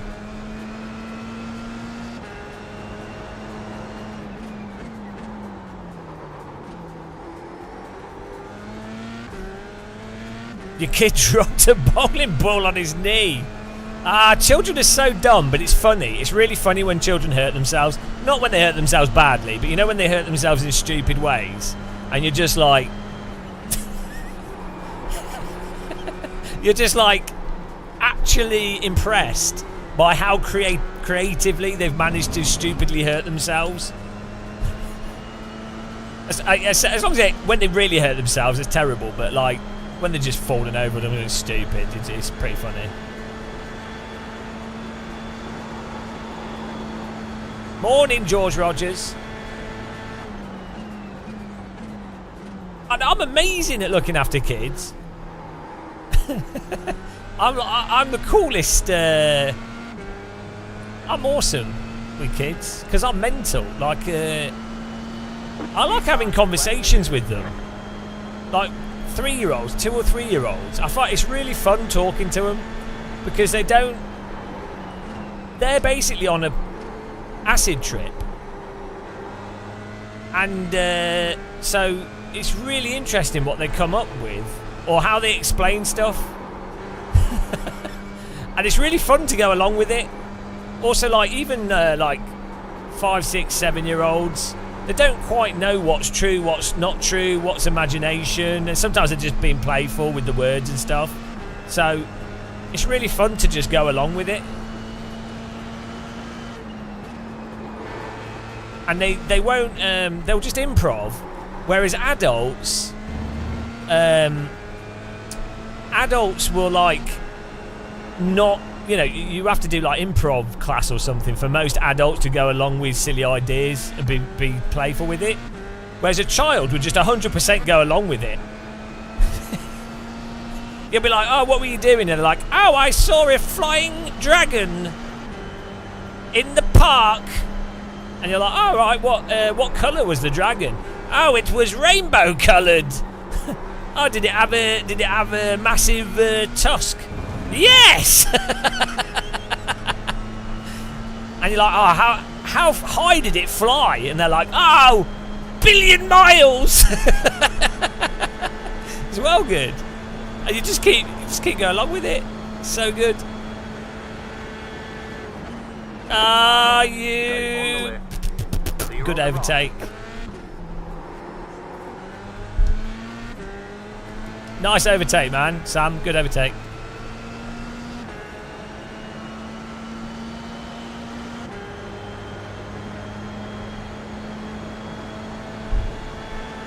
I was terrible as a teenager. We used to play with fireworks and everything. I used to play on train lines, building sites, road construction. Basically, you know that video they showed you in the 90s where they're like, don't do this, it's dangerous. And then so me and my friends were like, that looks exciting. Let's play on the train line. You know, I mean, probably wouldn't have, without the video, we probably wouldn't have thought of it.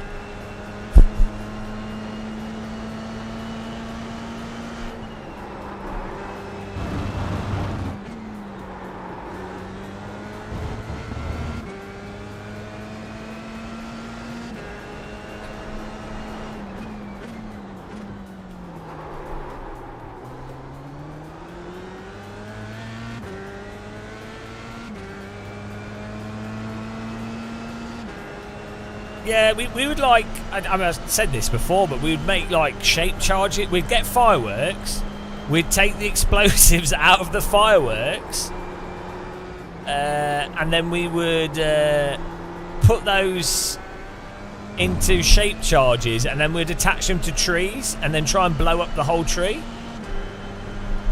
We'd also throw fireworks on bonfires and then run away from it, trying not to get hit by the firework. So dumb. So stupid, so unbelievably dumb. 52.525. Like, if I had children and they were doing that, I would tell them they were idiots. I mean, your children are going to do whatever they do, but I wouldn't be happy with them. Well, I'd say to them, I'd have a serious conversation with them. but you know, there's no point being angry at children. I'd just say, I'd say I'm disappointed, and I'd have a serious conversation so that, you know, teenagers still going to do stupid shit, obviously, but it would be a serious conversation, though. And I'd make them aware of people who'd blown their arms off and stuff. Definitely a serious conversation. They're the worst. No child wants a serious conversation.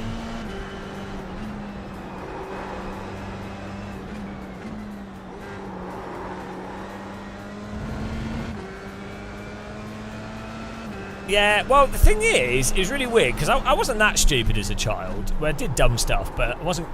It was just risk to myself, not to other people. But then, when I lived in France, French children are mental compared to British kids. Like, what...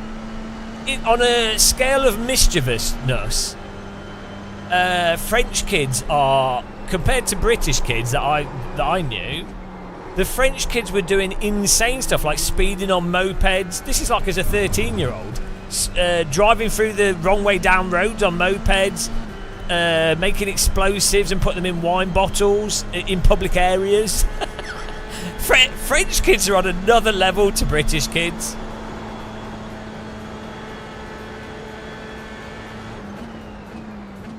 Like stealing stuff. I mean, I know British kids do that as well, but like normally older, I think. Oh yeah, well because we had the anarchist cookbook had just started going around, because so this is like 90s, so FTPs and stuff had just started to become a thing, and so we got the anarchist cookbook through an FTP. And then it was like, oh, you can make a DIY hand grenade by getting match heads and put them in a tennis ball. So we're like, oh, that sounds fun.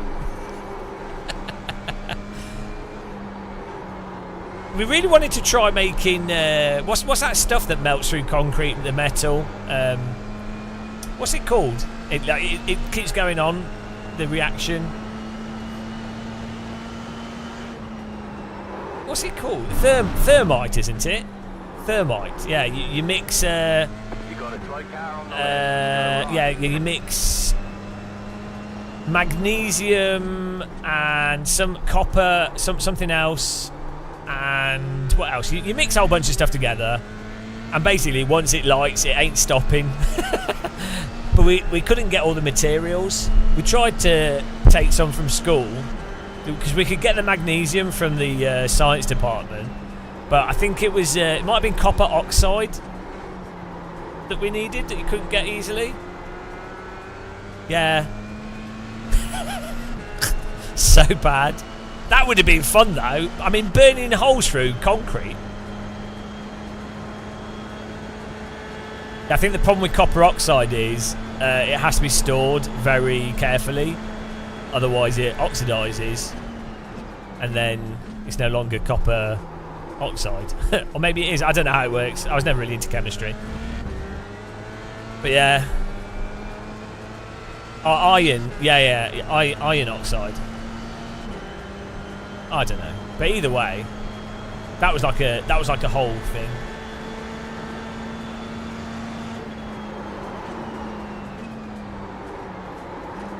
I guess that's better than drugs. Like I never did drugs or anything. I knew kids that were doing drugs, but weren't even like smoking or anything. So I guess effectively it's chemistry. We weren't doing anything to other people, just messing around ourselves. So your 8-year-old daughter's writing this all down. She wants to burn a hole through your car.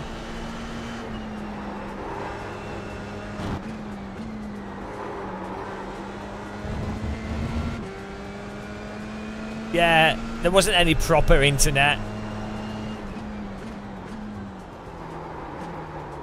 It was different. different internet.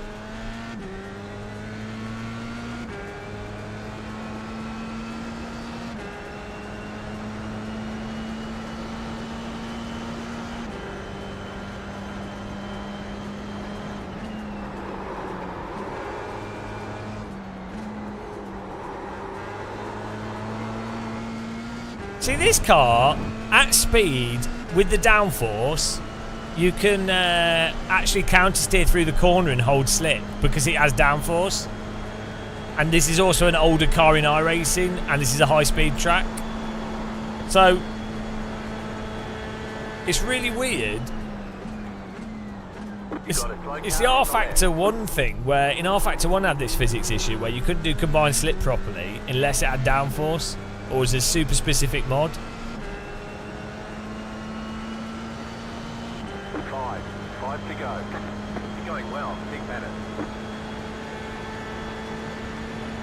I mean, I think you could definitely argue that this F3 car's a bit too slidey in some ways. Like at speed, it like Dora the Explorer's all over the place. Left side. Clear. But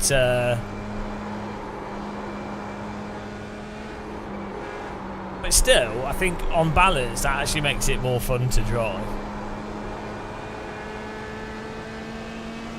Also, from what I understand, the draft in this car is ridiculous compared to real life. But again, it's more fun having draft because it makes overtaking more generally easier. It keeps the grid closer together for longer.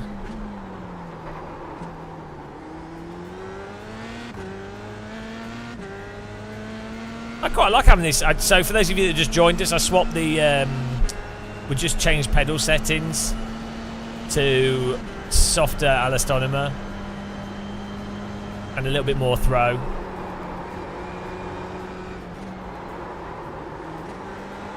And a little bit more preload.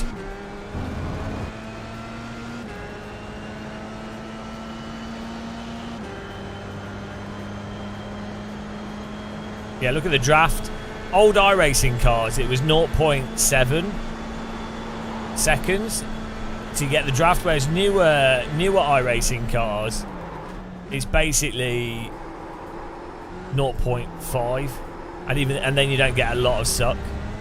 So with a longer draft tail, you not only get the draft sooner, but you then have also gained momentum when you get into the stronger draft, so it makes it a lot easier to overtake.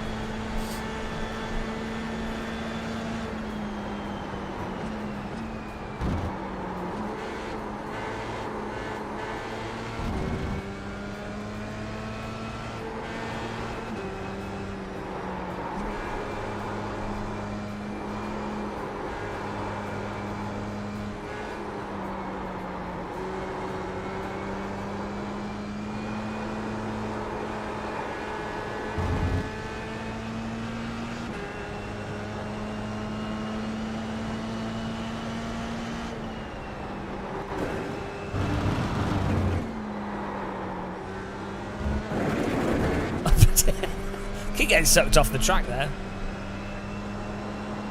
One day I'm well excited, and a guy full of hair. Can you imagine? I hope it's not shit. You know, ACC was so shit compared to AC.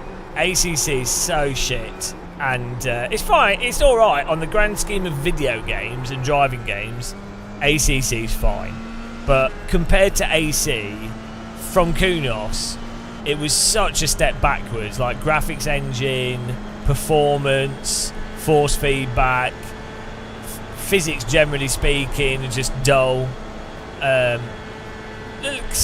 Some aspects are good, you know, I get it, but you know, if you're a fan of AC and you generally liked what AC offers, you know, the sort of essence of Kunos, Netcar Pro, FVA, AC, ACC was such a, you know, like a Matrix sequel.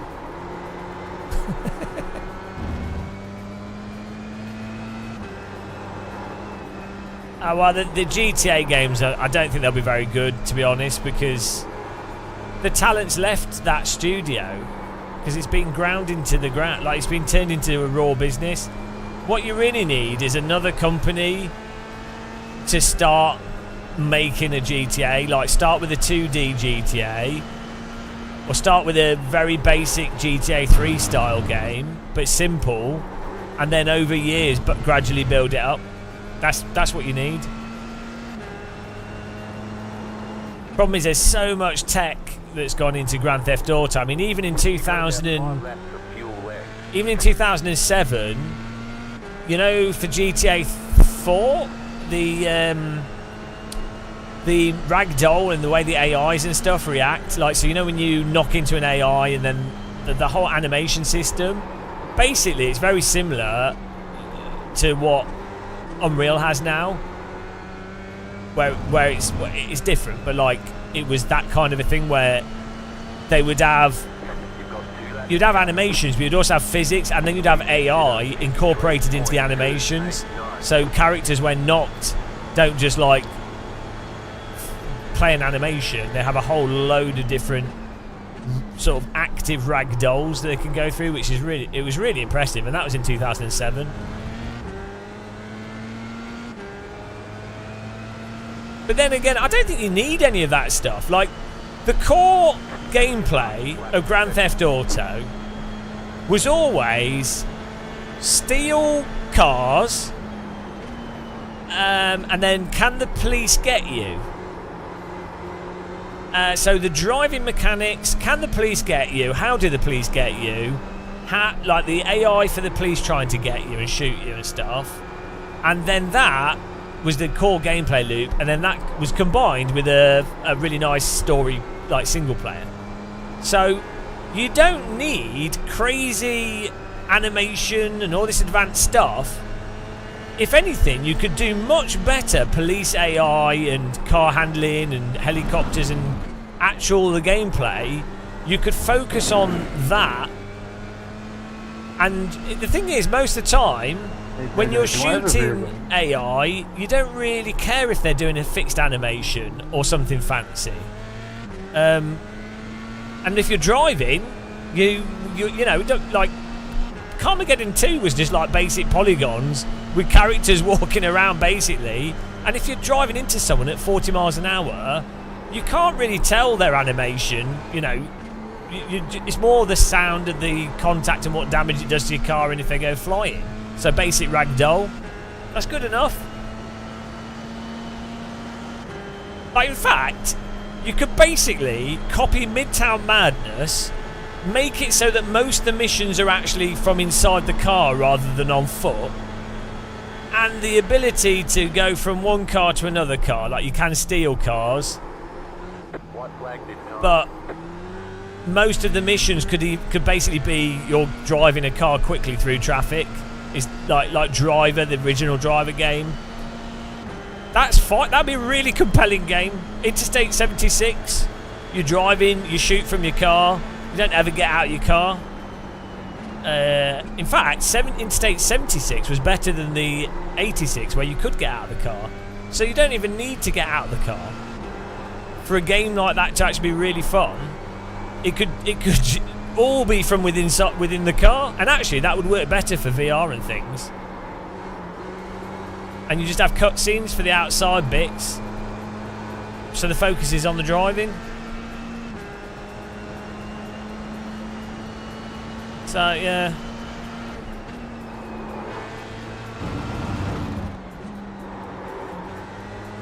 We're attacking. Oh my goodness, I'm 1xing.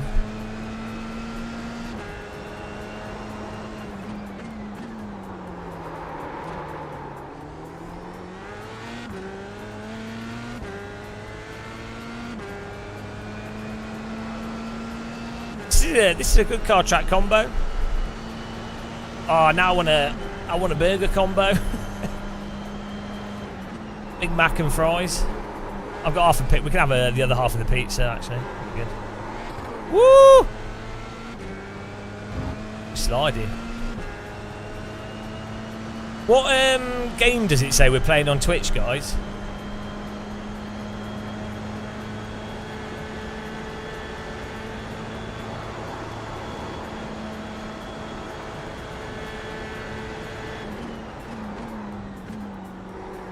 Oh, that's good.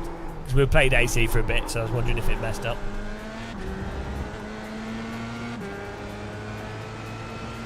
Good racing, guys. It's good fun. Nice driving. Yeah, it was a good race. Thank you for the race. Alright, there's checkered flag. I'll get you in. Thank you. Great job. You did really well. I'll get you in the next one.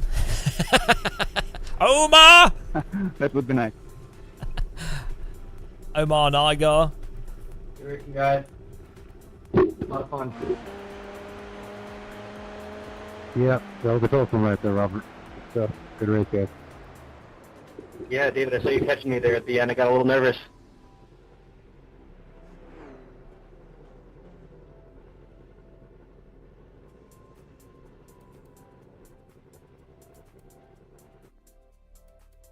No!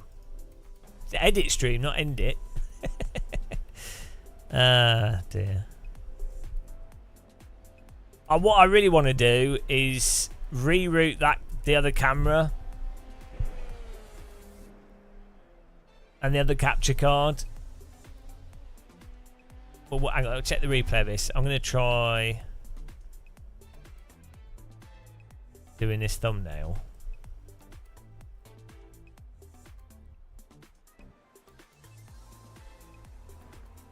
We're doing a thumbnail here. Look at this. It's how you thumbnail, guys.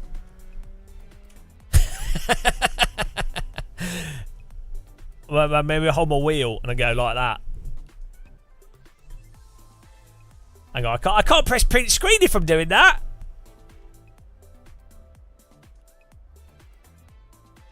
No, wrong camera. Right, there we go. Right, let's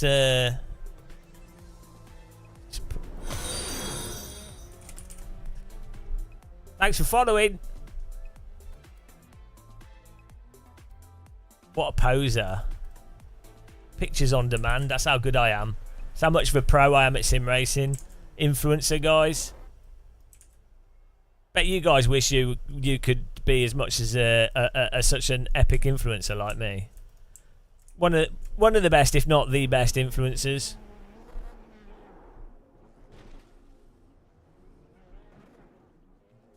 I need bigger. I need the view bigger. Oh no.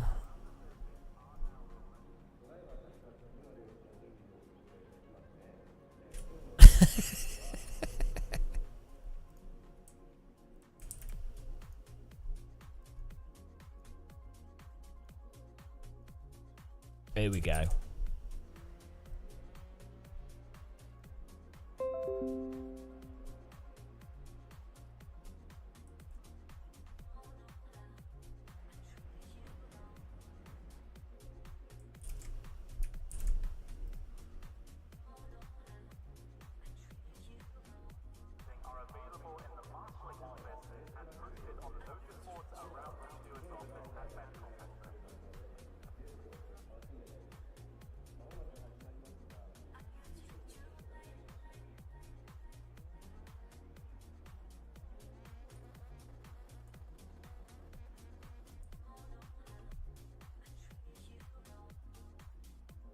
See if there was absolute carnage there.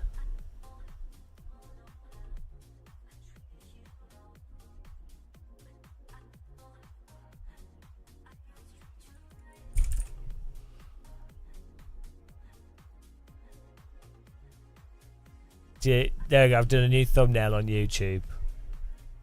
Beautiful. Absolutely beautiful thumbnail. Peak art. When's the next one of these? Official. I could do another GT3, but they were a disaster last time. It's in 15 minutes. Oh yeah, we need to get the frame rate right, so we could try that.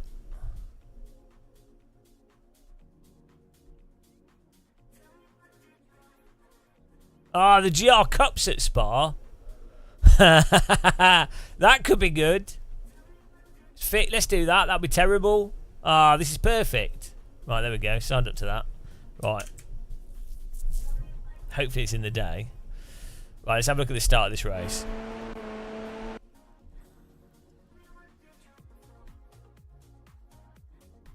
Hello, Kevin. Yeah, we started. We've just been going.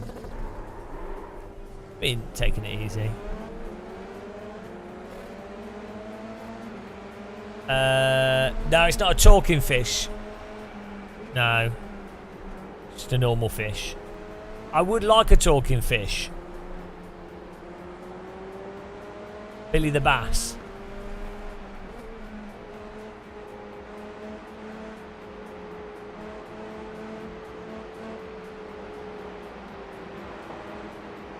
I'd really like one that's integrated with an AI assistant.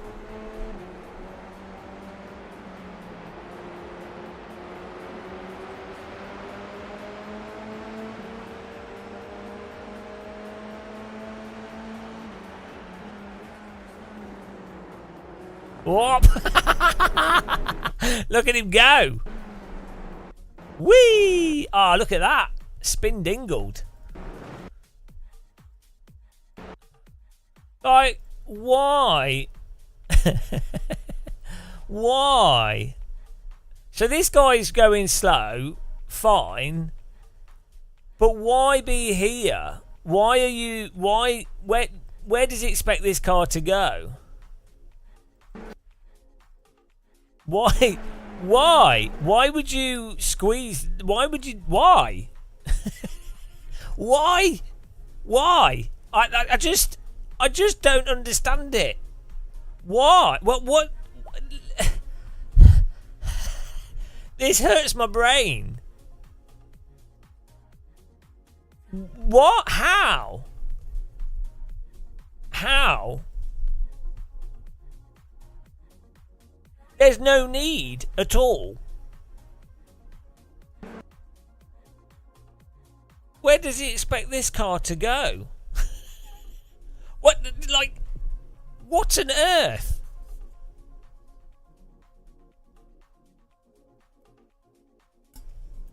I can understand how it can be a bit confusing because there's 3 cars and that car on the right is oddly slow.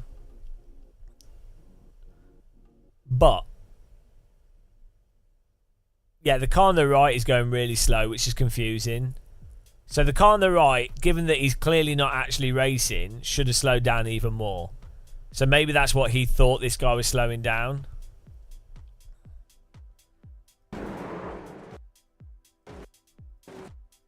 But yeah,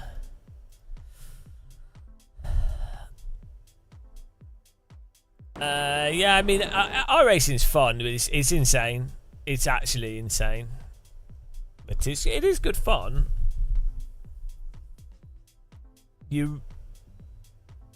Oh, the dishwasher's finished. What was I going to get? I was going to put a mug on my wall from the dishwasher. Yeah, iRacing's totally insane.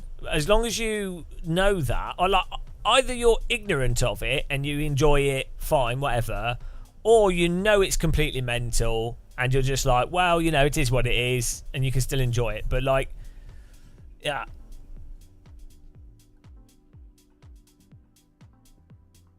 It is a bit weird. It is a weird one.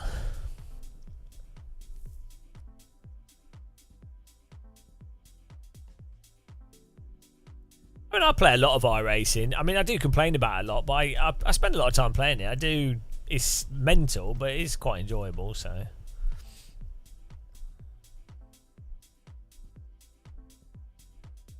Oh, I need bloody batteries. And they've got to be AAA. Yeah, you just... The difficulty with iRacing... I do prefer driving it over ACC. The difficulty is if you expect the cars to drive like cars. Like, if you play AC1, where things actually drive like cars, you have to completely delete from your brain very basic normal driving technique. Oh, here we go. Oh, no! Oh yes, 2 left. I thought I'd run out there. 2 left. It's just what I needed. Winner.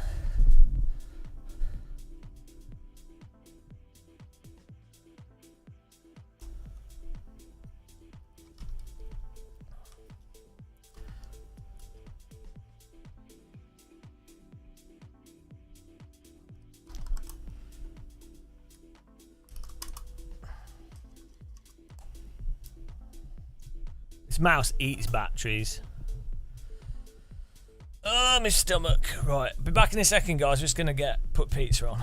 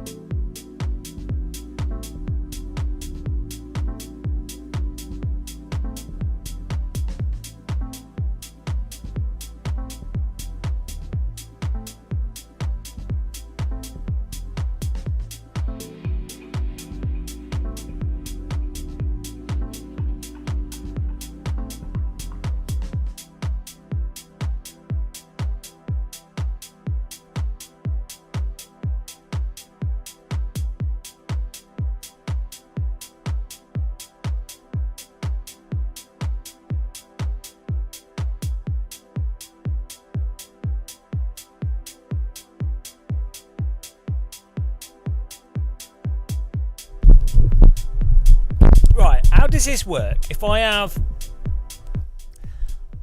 a camera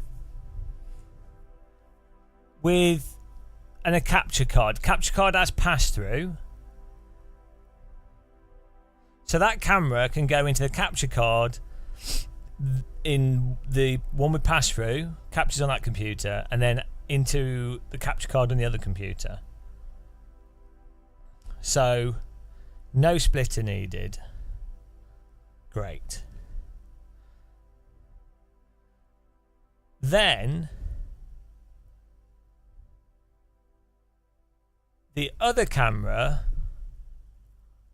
goes into just the capture and then into the splitter.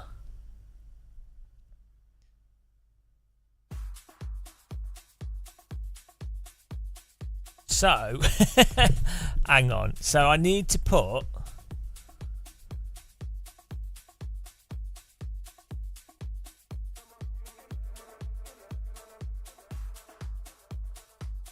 yeah, SimStaff could help. Yeah, it's a good idea. If I've got the rear camera at the moment, the cable's long enough, it fits into that. I could plug the rear camera.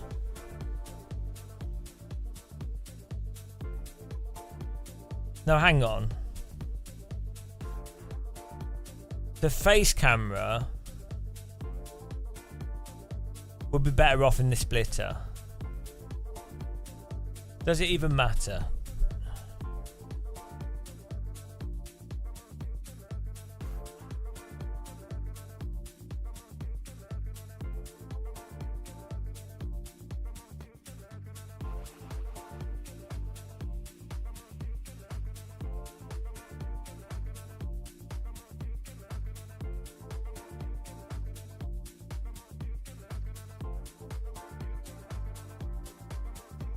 This is hurting my brain.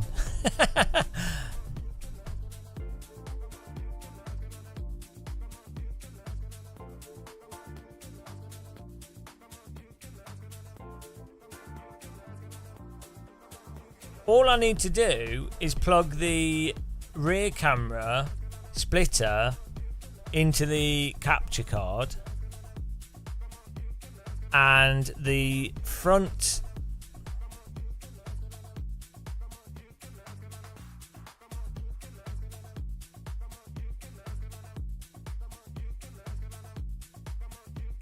the front camera can go into the computer and then out. So all I need to do is input the current thing into this capture card,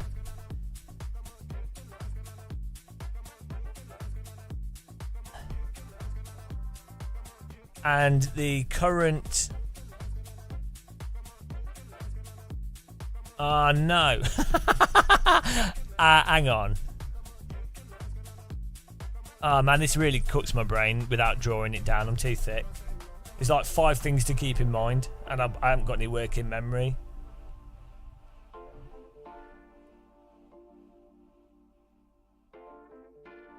Yeah.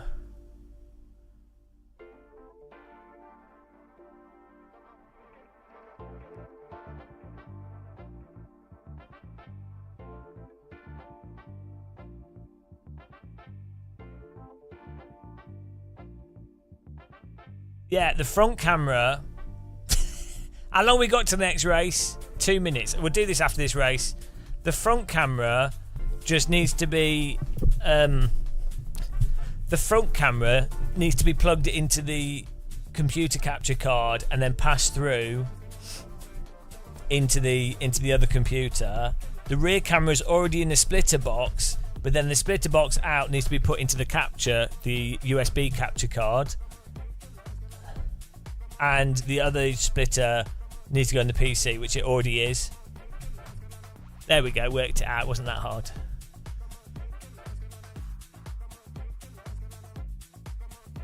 I still got that, what, on the back? Probably, because I have to shave this bit extra. the sim racing haircut of Legends.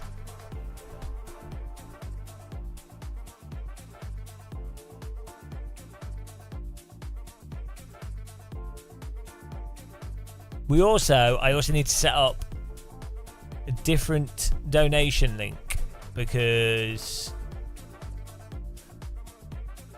it's not working. Streamlabs is not working properly for some reason. I don't know why. It's an OBS issue.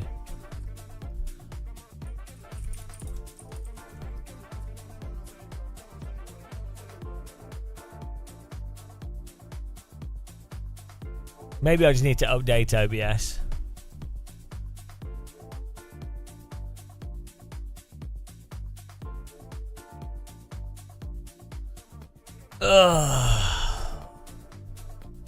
Because this isn't working.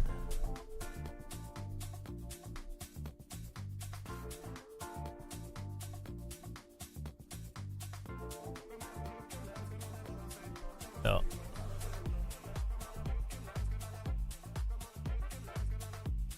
Not working. Bloody good.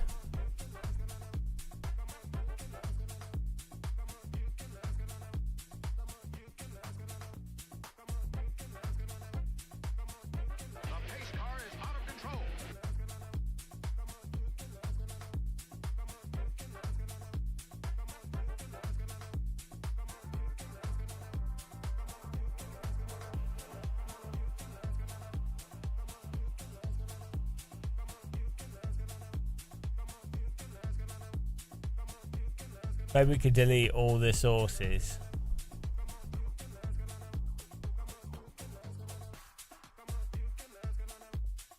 Oh, I don't know. I don't know.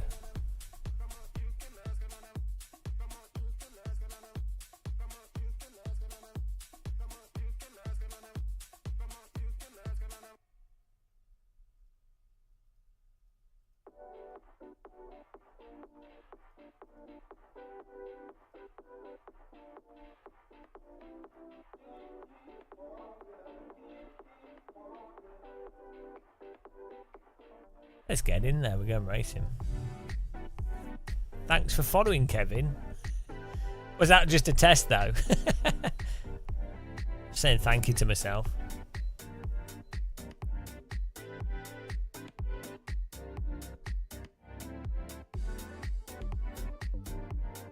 Hello, Necro Dogs.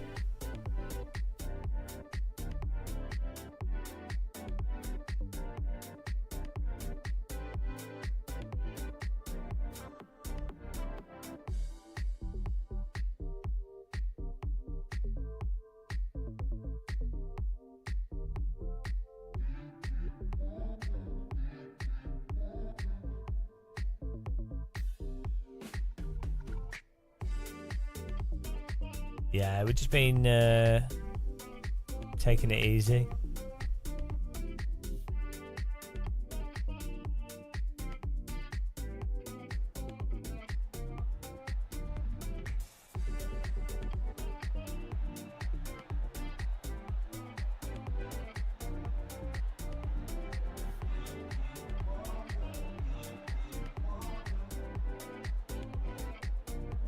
I haven't driven this car here.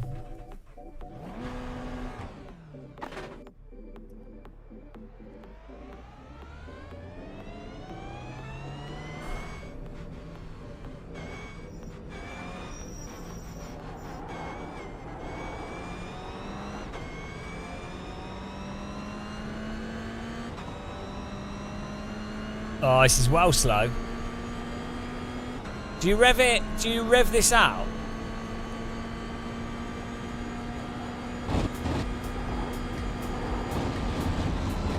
Where do you? I can't remember if you rev this out. You change early.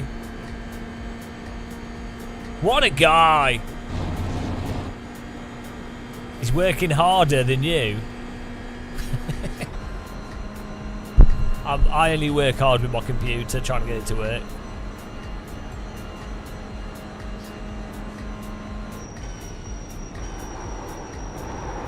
Oh my goodness.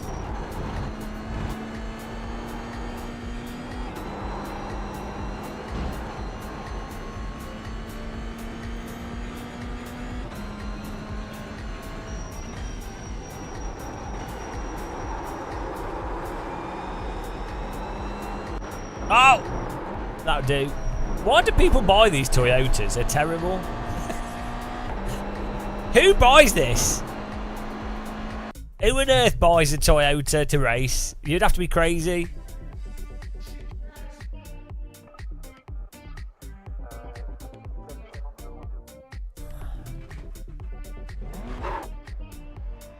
Because these are not cheap cars. They're bloody expensive.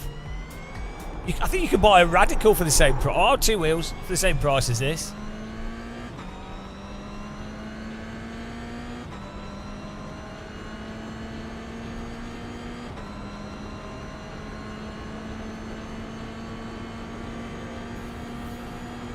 Do you know what's weird? When I did IT stuff and tech support, I didn't actually find it that bad myself. Like, because normally the vast majority of issues are really simple problems that people have. Really, really simple. And, yeah, they're like, there's nothing crazy. And then it's normally stuff that you can fix. You just have to go through a process.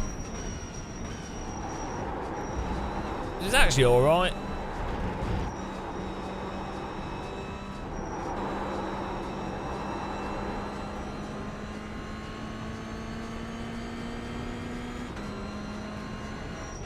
I think it's annoying if you're doing like networking stuff in a large building and you have to keep, and there's like a weird fault in one of the rooms, and so you have to keep going.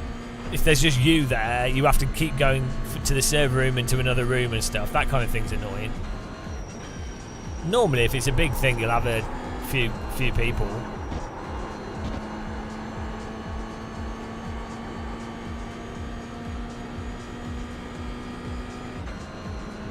Yeah, also remote access stuff is good. And the vast majority of issues, as I say, are very simple. But, well, it depends what you're doing, doesn't it? Some stuff's really complicated, but... cloud operations. Ooh, I'm in the cloud. Technically, I'm in the cloud. Have you ever spent 4 hours cleaning all the viruses from a laptop? No, I just... At that point, I would back up the files and make sure I've got all the files. I would check with the person, are these all your files? Check through this very carefully.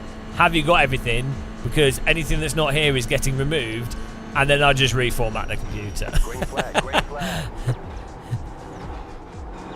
Like, you get to a point where I ain't manually doing stuff. You just reformat. Okay, here comes your first time black. And then I create a ghost of their computer with everything installed that they normally use, and I would say, look, I'd have a partition, and I'd say, here's your files. Save all your files. Whenever you're saving stuff, save it to this partition. Don't ever install anything to this partition, but save everything to this drive. And I'd also say, back up your files to an external hard drive. This is going back when that was more common. And yeah, that's it. Keep it simple. Oh, I think you want to be revving this out. Rev it to death.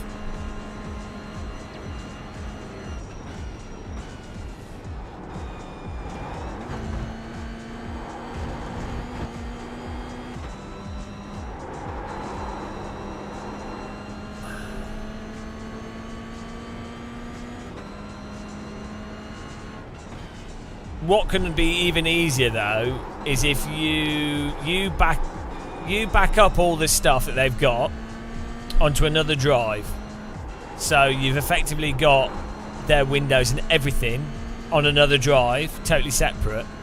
You then reinstall Windows, and then you then attach that drive, or you copy the files yourself from that drive. So it's like back to front. So, and then if they go, well, no, where's my file gone? You go, okay. And then you copy that file across. That works.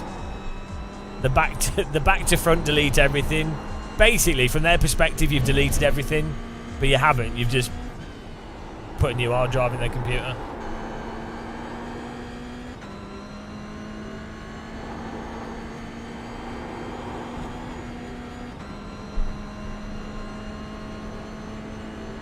That's what I do with my own PCs normally. When I'm trying to instead of reformatting and whatever with the instead of reformatting and checking all the stuff and what have you, I'd normally I'll put a brand new. I take the old hard drive out and just put a brand new hard drive in and do a fresh install, and then I will copy files across from the old hard drive that I want, and then keep that old hard drive lying around for a while, and then when I know I've never needed to access files off it, I'll wipe it. One more lap. It's the laziest way of doing it. I'm all about the laziest way when it comes to computers. Laze master. Get my pizza here. So I've just enough time to eat a pizza.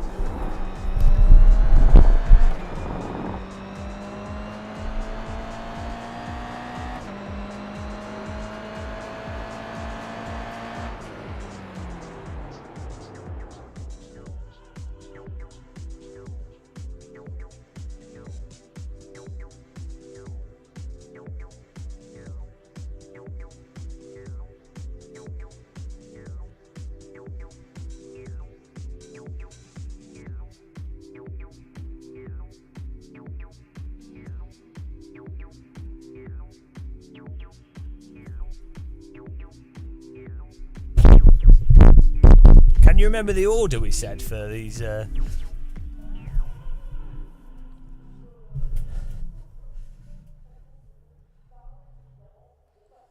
the cameras.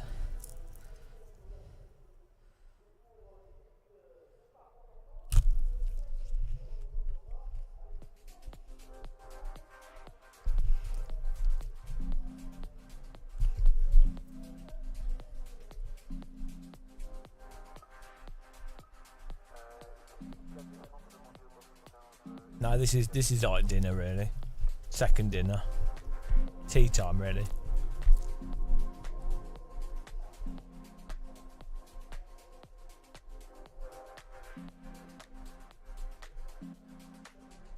Not really much of an upgrade from Fanatec. I like the wheel rims.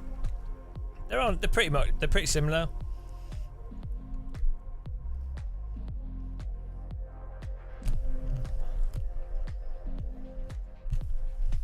I mean, 12 Nm is better than the Fanatec 8 Nm, generally speaking. I think the Fanatec DD Plus is better than the Moser R12.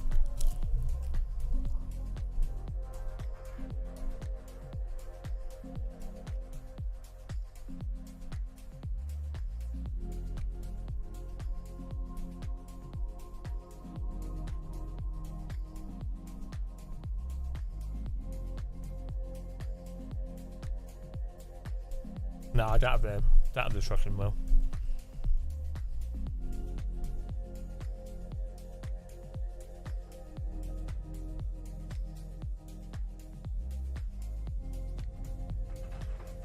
It does look good. One to go. Next time by, line up on the left side. The estimated SOF is 2,110. Closed. Pit road is closed. Tight field today. Look for opportunity.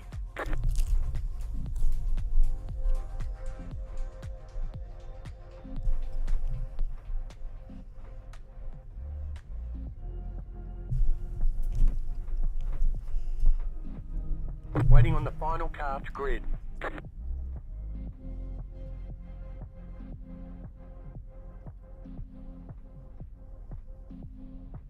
I don't really trust camera stuff that much, to be honest. It's the one brand I'll probably stay away from.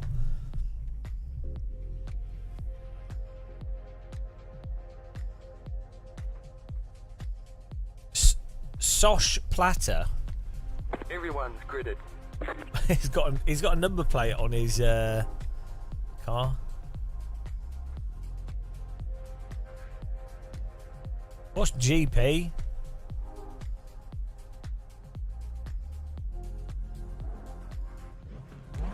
Here we go. Whoops. Jetstar 5 car. Come back! Jetstar 13 car.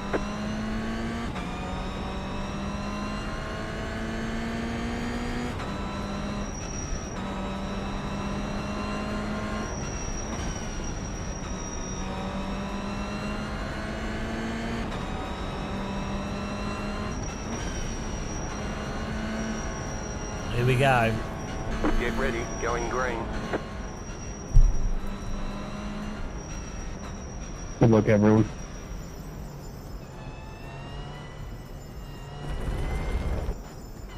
The pace car is off, be ready.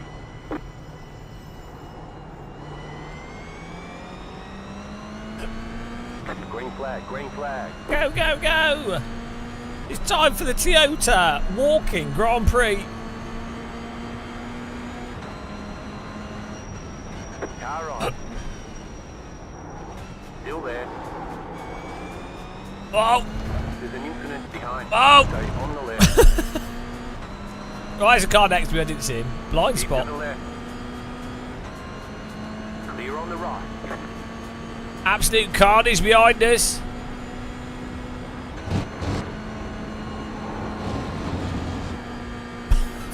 Bogging down here.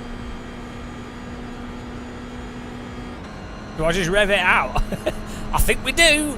Who needs a spec? Just use the gearbox up. I can smell a burning smell. Who doesn't like the smell of cooked gearbox in the morning?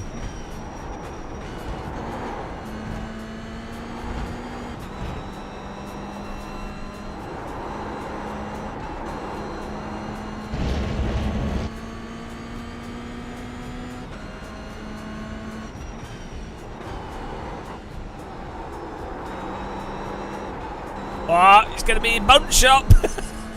Oh, this car is so funny. It's like caravan racing, this.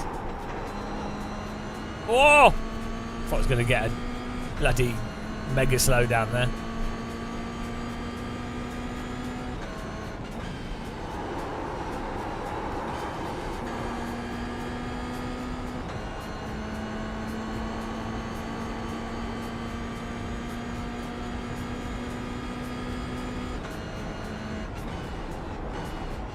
I'm going to stay. Come on. Come on, carry this meat through the corner. Bloody hell. People pay to race this in real life. What is wrong with them? You're better off with a bicycle. A unicycle has more power than this. Truck's there somewhere, I think.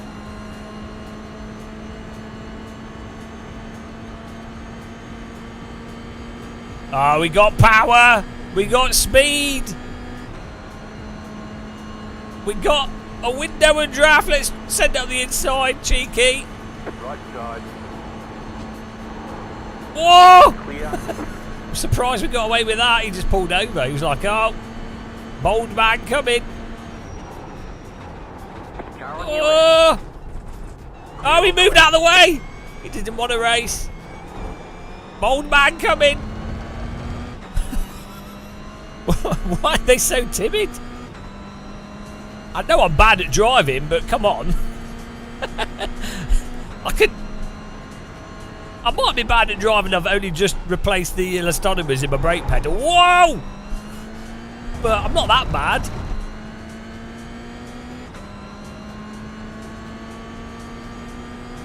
Oh, I see you, Necro Dogs. Enjoy your IT service time. Don't get lost in the clouds.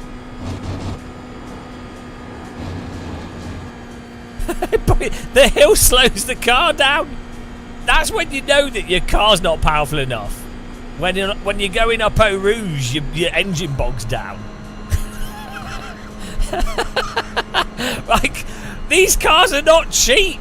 These are like more expensive than a Radical. Why? Why would you race this when for the same money you could buy a Radical?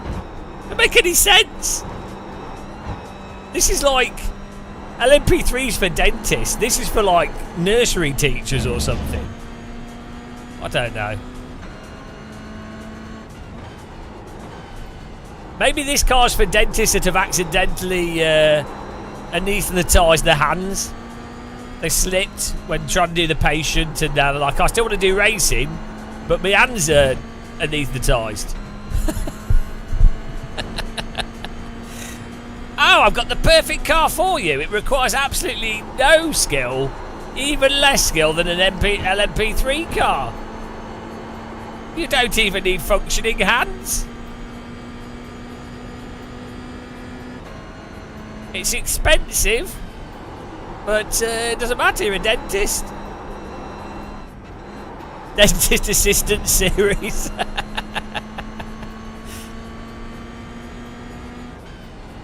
This is for people that secretly dreamed of racing caravans. Oh, I wish I could race a caravan. If only there was some overpriced caravan vehicle I could drive. Oh, I've got the car for you. The Toyota GR86. It's worse than a Radical. It's worse than a Mazda. And it costs more than both. Oh, thank you. My dream. Oh dear. It's actually not bad though. It's actually pretty. It's okay for what it is.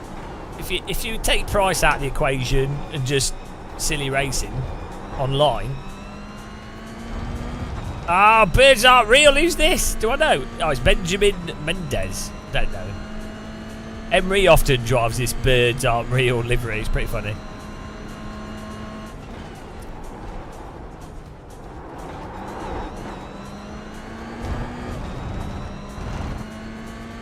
It's very fun IRL. Not when you crash it, because you can't afford to fix it. Well, you probably can.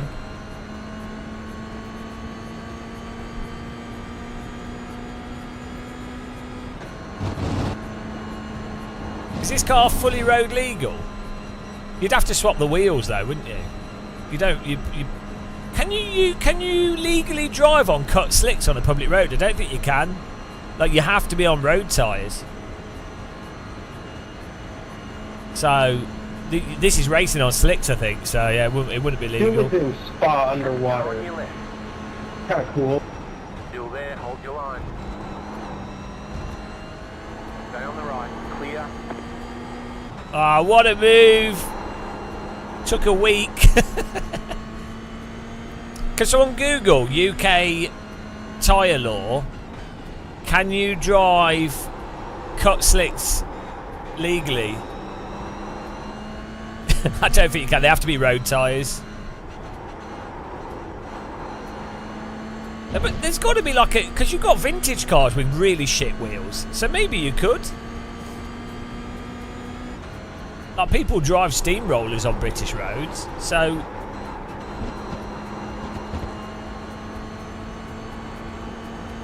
cut slicks are going to be better than a steamroller.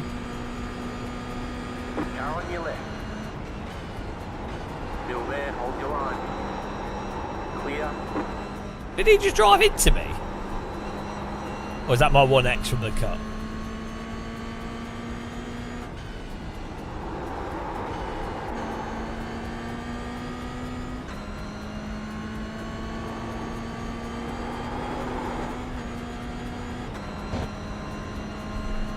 Oh, my pizza's on the floor. This we could eat whilst driving here. Oh, I'm going to defend the inside, outside, inside. Car on your Nothing I can do. Stay on the right. Ah, nothing I can do. Still there, hold your line.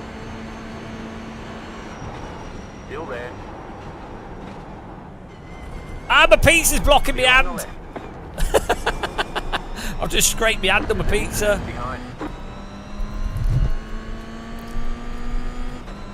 The car in P5, just at the fastest lap.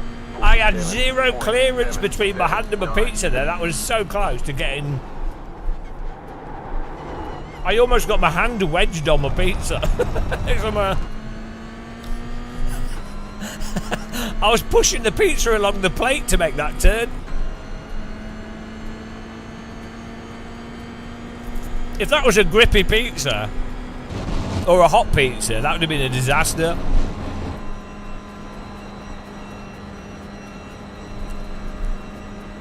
There's an infinite behind. Well, this is a good car for eating and driving, to be fair, on Spa. Two can play that game. Stay on the right. Clear. Wow, I'm on two wheels!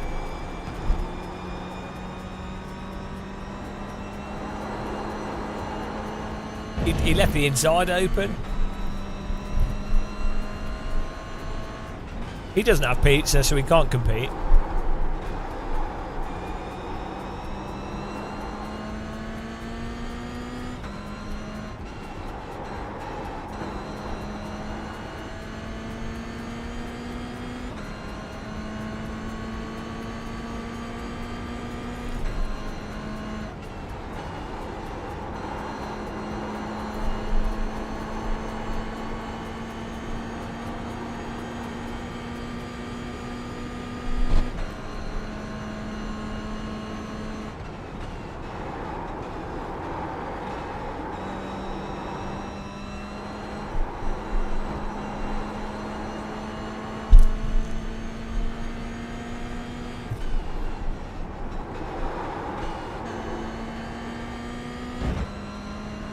Ah, I should have put anchovies on it. I bought tinned anchovies from Lidl's and I keep forgetting to eat them.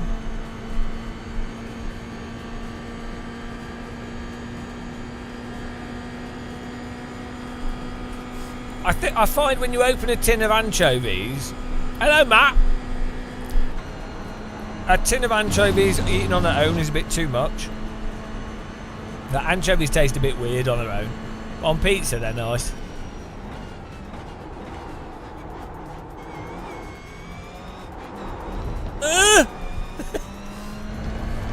Suspension test. Matt, we're trying...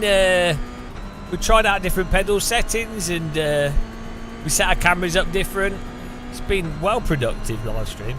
It's been a good time. Chat's been popping. It hasn't. It's been well quiet, but it's alright. We've had a few filthy regs in here. It's been nice and chill, to be honest. Frank Zappa's still in here. I like anchovies. They just taste. They don't. They just taste weird. That's all. Bloody hell! Should have stayed in fourth. I forgot. Matt Malone raided us at like 4 in the morning with like 100 people, which was nice because we only had like 30 viewers. So, big up to Matt Malone. What a sexy beast. Still there, hold your line. Matt Malone's a legend of sim racing. Yeah, Americans. But then most of them left straight away because we were playing AC, so they're very confused. Pineapple's good on pizza, yeah.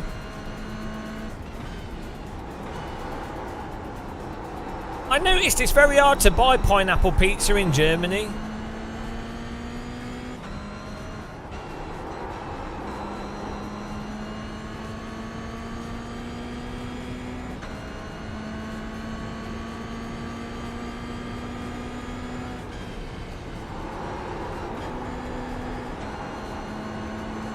This is a good live streamer's car because you can chat whilst driving and eat and stuff.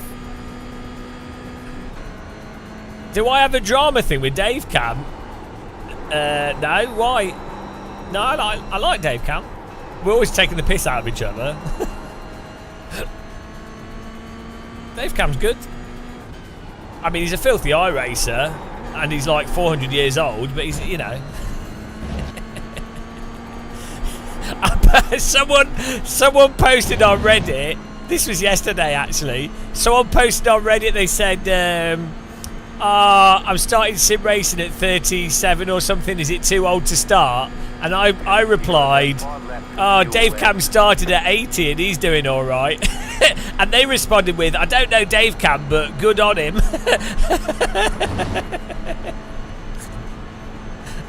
So stupid. That guy's proper confused. White flag. Car on your left, clear on the left. I linked to his channel though, you know.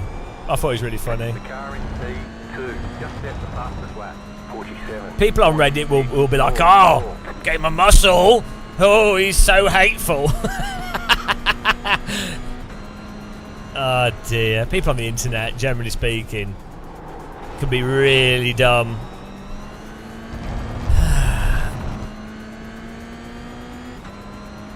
Actually, I'll check the post. Do you think he'll have upvotes or downvotes? How many comments? The problem is Dave Cam's an iRacer, so there'll be other iRacers that go, "Oh, that's only because you hate," you know what I mean? That basically, Still there, hold your line. you know, they've formed a view based off me being critical of iRacing, and so yeah, unfortunately, people are just a bit On dumb. the right. Oh, it's happening. You're losing on the car in front. The gap is 9.7 seconds. Keep to Oh, the thanks for right. the bump draft. Clear. It worked. Sarcasm is the lowest form of wit, though. The thing is, I think a lot of people that are younger consider like ego stuff too much, so they don't understand that it's more likely that someone's just taking the piss. Because from their perspective, they're generally speaking, younger people are more insecure because they really, you know, because they don't know, they're not confident, so they're more insecure. So they then assume that other people are being, do you know what I mean? They don't. So if you're hanging, oh my goodness. Car right. I don't. When people take the piss out of me, that even if I don't really know them, I just assume that they're being funny. I don't assume like some massive ill intent. But I think when you're younger, someone could take the piss and you're like, "Oh no, my face." You know what I mean? Because you actually care what people think. Your stepson who's 20. Car on your left. You're in the middle. I'll be Rewind. swamped. Hold your line. Bloody hell! Oh my god! Still there. Ah! Clear all round. Car right. You're on the left. 3 wide. Car left. 2 wide. Clear Good on the driving! right. You've got wheel damage. with myself there. What was that? What were they doing? Oh God, I've only got 3 wheels. The gap is 1.5 seconds. Car stop. What was that, guys? What were you doing? I've only got 3 wheels now. Ticket flag, ticket flag. What was that? Great job. I can see the Really well. replay. I bounced off the wall. Somehow got back on the track there. I've only got 3 wheels. I'm sending you guys a bill for my car.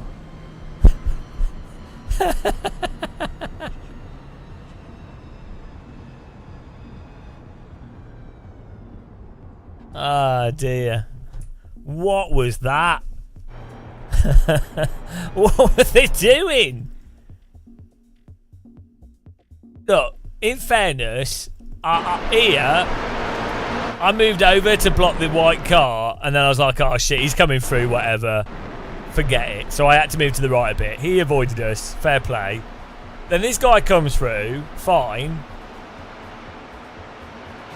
I had to slow down because this guy drove into me here. But I only tickled my brake. It was like a super gentle tickle, and this guy's going full draft into me. Just throttles me. So that's why I broke. It made sense. It made sense for me to tap my brake here, because look what this guy does. This guy throttles me. Ah, no. This guy lost it. That wasn't from me hitting him. This guy lost it. I didn't touch that car. Please, interceptors. I didn't contact this car at all, so it made sense for me to dab my brake here because he was coming across to the right, and I had to avoid him, and he's not getting up there. Oh, we did hit him from being rear-ended. So it's this guy's fault here, really, because he's not getting through. I'm having to avoid both these cars, so I have to be careful. And at slightest dab, like you can see, we barely lose speed, and this guy was going to drive into me regardless. I didn't kill you. It was this guy. I was avoiding these two as carefully as possible. This guy just ramshackles my bottom. And takes him out. How does Ivan get away with that? Bloody hell. You're Peter. Hang on. Where's Peter? Ah, Peter got absolutely ramshackled here. It was a mixture of this guy. This guy was coming across. And you know with the corner that he can't make it without understeering into us. And I don't want to be in the sandwich because you're going to come across on the right for this. So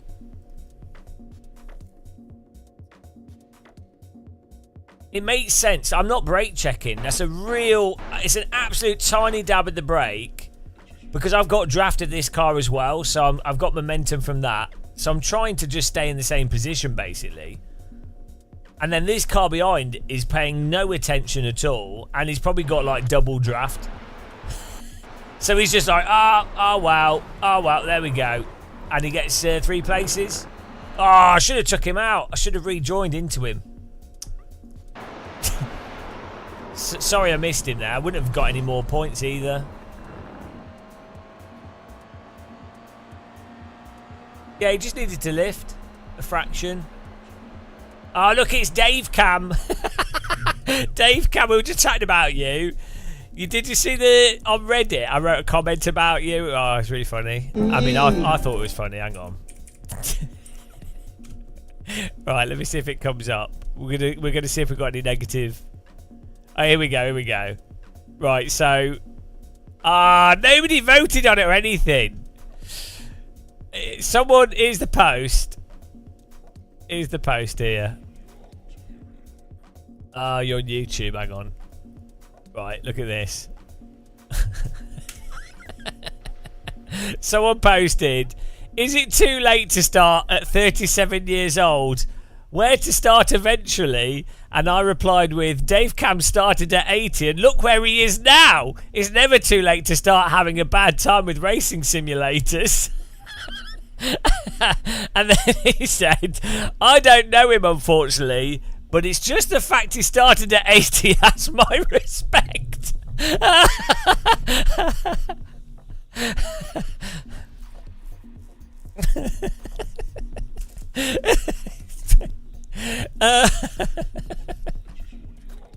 So stupid. Oh, it's just so dumb. Can just imagine him going, oh yeah, Dave Cam. Yeah, Dave Cam, yeah, 80, yeah. I'm just restoring the balance from that other guy. How old did he say you were? Did he say 40? Well, that guy was like, oh, Dave Cam's 40. What did he say? 30, 40? Oh, I don't know.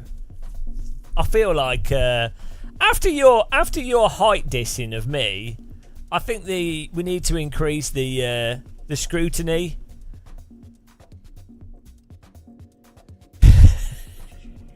Dave Cam can review sim rigs from the care home. Oh bloody hell, we'd have taken a right knocking on our safety rating thanks to that.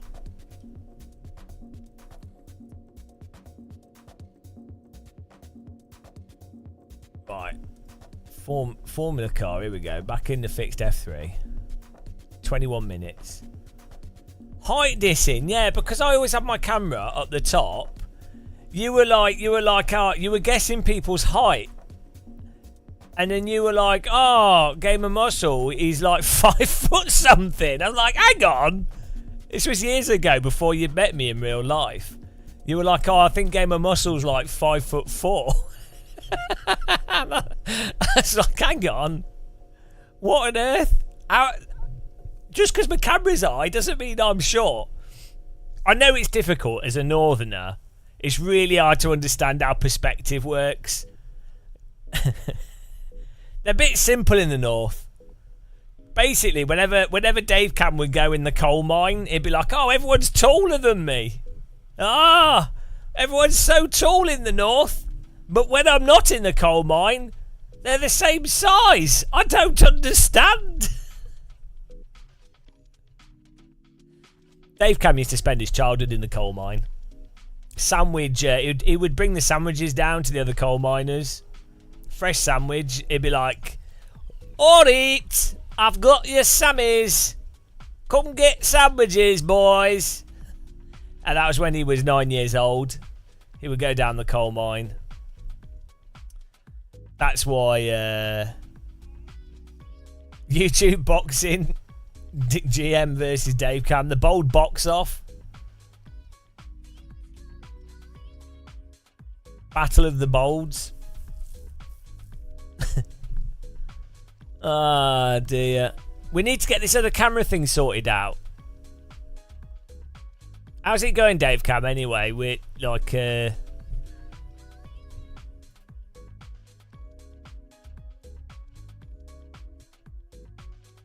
I've been doing some camera shenanigans today. I've been duplicating the rear camera to my other PC. And now I'm going to try and duplicate the face camera. But, saying that, the face camera I have on the other PC is actually alright. So I'm half tempted to keep it.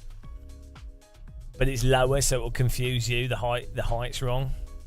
But then if I... Yeah, I need to get another capture card. And then we can have another camera. Then I can have like 10 cameras.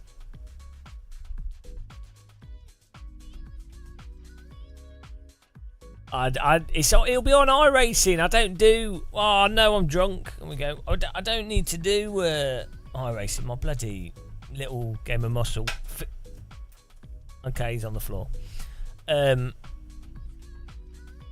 If you're doing leagues, you should do them in AC. It's more fun.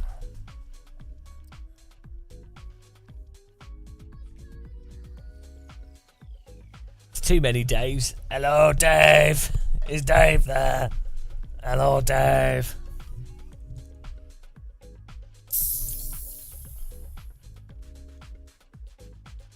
Yeah. Yeah, I don't know how many cameras they used for the Matrix thing. I think it was a few hundred. I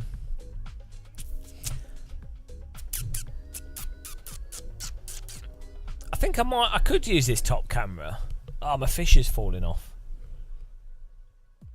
Why is he? Hang on. Why is that fish going this way? Okay, get the fish back.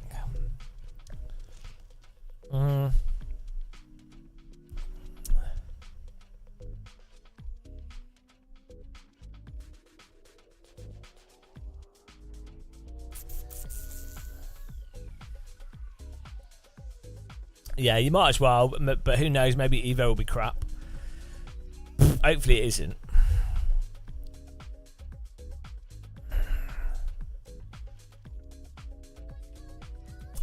Dave stops people with knives. Dave is he's unstoppable force of nature. Do I wire that camera up?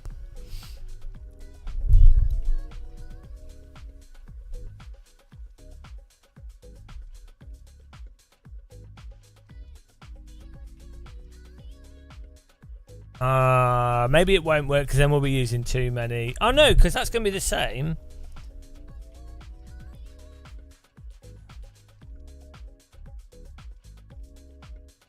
Will I be using more capture cards then? No, because we're using the same capture cards. But we'll be...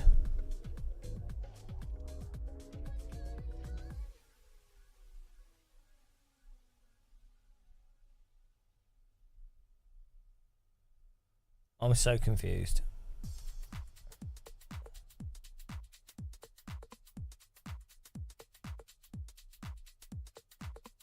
If that camera is going...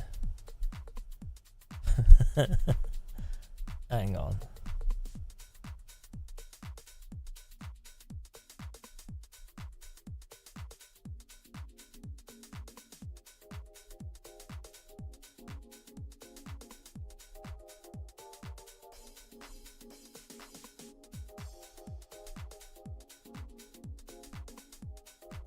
I've confused myself again now. dim brain, trying to think through it again.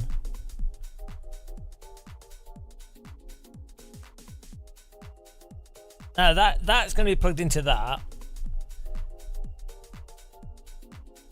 and then the other one's just done the pass through.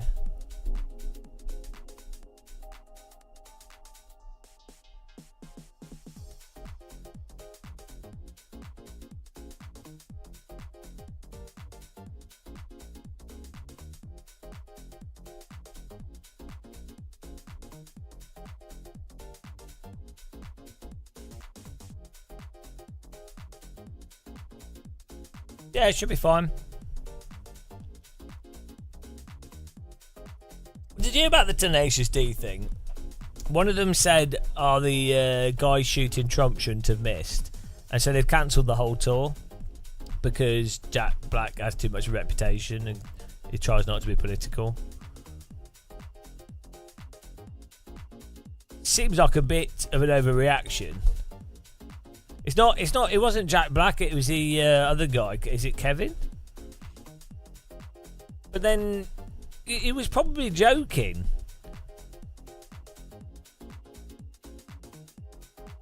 You know, he was probably I don't know. I mean, it's a silly comment to make because you know, obviously people being sensitive to it, and the phrasing of it was bad. Like he should have said, "Oh, it's a shame he missed" or something as a joke. But saying, "Oh, better not miss next time," it's almost inciting someone to do it again. That's the problem. And you don't really want to incite. If you're a famous person or you've got an audience, you don't want to incite violence. That's the problem.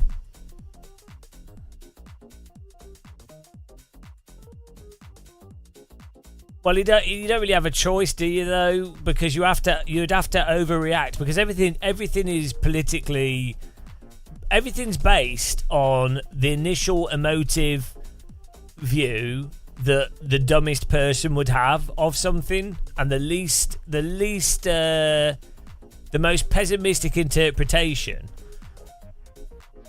So rather than it being, oh, obviously it was a silly comment, or he was just joking, so who cares? It would be taken as, oh, you know, it's a statement. When really the correct course of action would be for the other person to go, oh, yeah, no, obviously that's a stupid, you know, obviously it's not literal.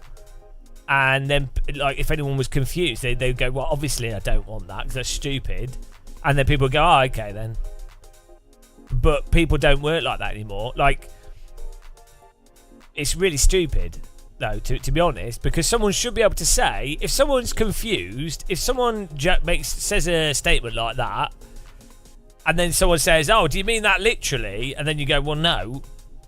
Then they should just immediately go, okay. They could go, I don't find that funny, or, you know. Yeah. I mean, the fact is, you could wish for something like so first of all, wishes don't mean anything. And then, so it's really is a bit of a stretch to actually, do you know what I mean? Yeah. So, also, they are a comedy group.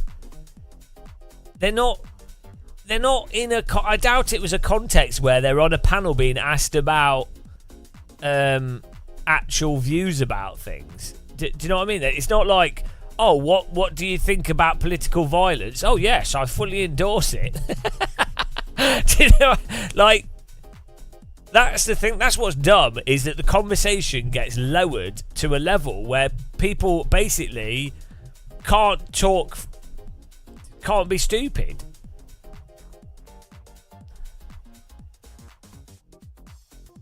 Surely it's a worse impact on people, a show being cancelled, than the comment.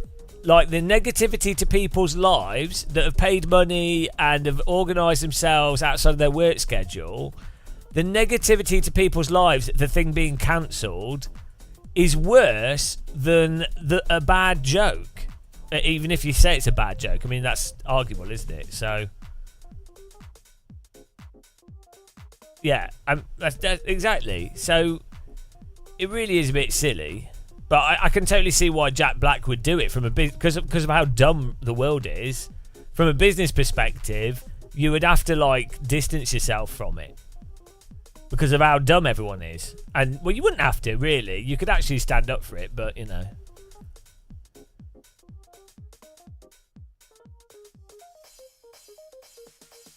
But it's not extremism, though, at Affy Coops. There's less extremism now than there was in the past, generally speaking, in many ways. Ironically, the real danger is platforms like Twitter and like Piers Morgan and media that take a comment from one context and put it into another context for the sake of rage baiting. They're the ones that have created that political landscape. Or the having like Nigel Farage on Question Time, or the Trump got into power because of a lot of the left-wing media mocking Trump constantly, or him being in media, and the fact that he's controversial. That is what gets him the views. So the people that have actually that create the extremist environment is actually the media that have been profiteering off being divisive. So, I think you can put blame on people misconstruing stuff, taking stuff out of context. To be honest, is a big problem. Because for sure, in the past, people were way mental. Like, they were mental.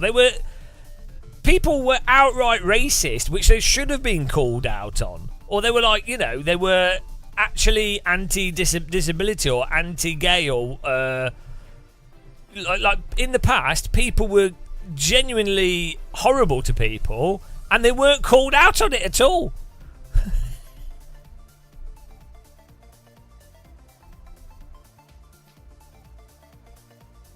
Yeah, it's media and platforms like Twitter that rage bait and and people leveraging that for views, clicks, and virtue signaling and being snowflakes, both on the right and the left. Like you look at this, the really weird thing. You have often you have conservatives and people on the right calling liberals and people on the left snowflakes. There's snowflakes on both sides. I'm sorry, like the amount of snowflakes that are conservative, it's like, you know, this is ironically I'd say it's pretty equal. Really, it's just people rage baiting and drama, like for drama and for views and to make money. So we're doing the F3 race, guys. Just waiting for that to start. Yeah, I would be anti-gamer muscle. To be honest, I am. Terrible. One of the worst. Not as bad as Dave Cam though.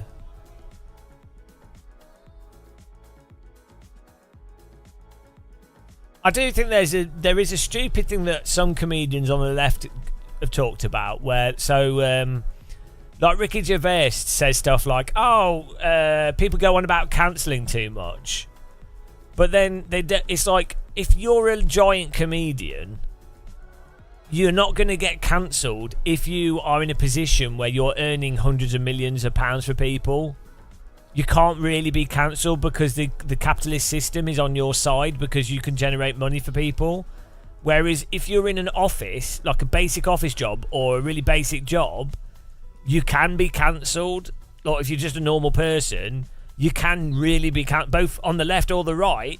You can get like sacked or like lose loads of work for stuff that's not crazy. But then also, I mean, some people do deserve to actually, you know, they're not suitable for certain jobs, and so you can't have, for example, you can't have a nurse that's anti-science. Like, what if they? You can, as long as they do their job. But if a nurse is a nurse and they are actively promoting anti-science, that's not part of their job. So that's you know. But then that should all be covered under the basic employment. It's like, is someone doing their job to the remit of the job that's defined by their employment? Well, yeah, okay. Then it doesn't matter what their views are, really. You know, if they're not accosting patients, which would be against their job.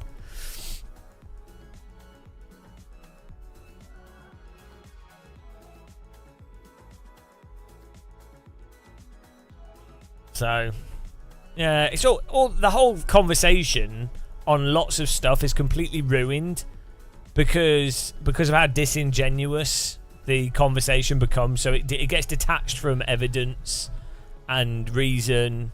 It just turns into like point scoring pointlessness. That's the problem with Dave Cam. He's always just trying to score points on who has the shiniest head. It's obviously me.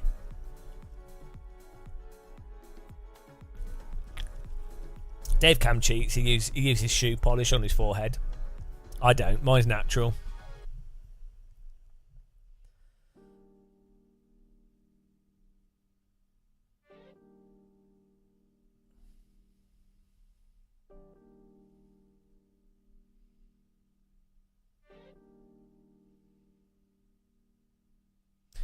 You say it's actually very interesting and true, but in my little world, I don't see this stuff. Because you don't. Well, I don't really do social media as much as like apart from my work. But it's not really social media. It's in workspaces, for example. If you say stuff that's like anti-capitalist in a workspace in the UK, you won't get the job. Like you.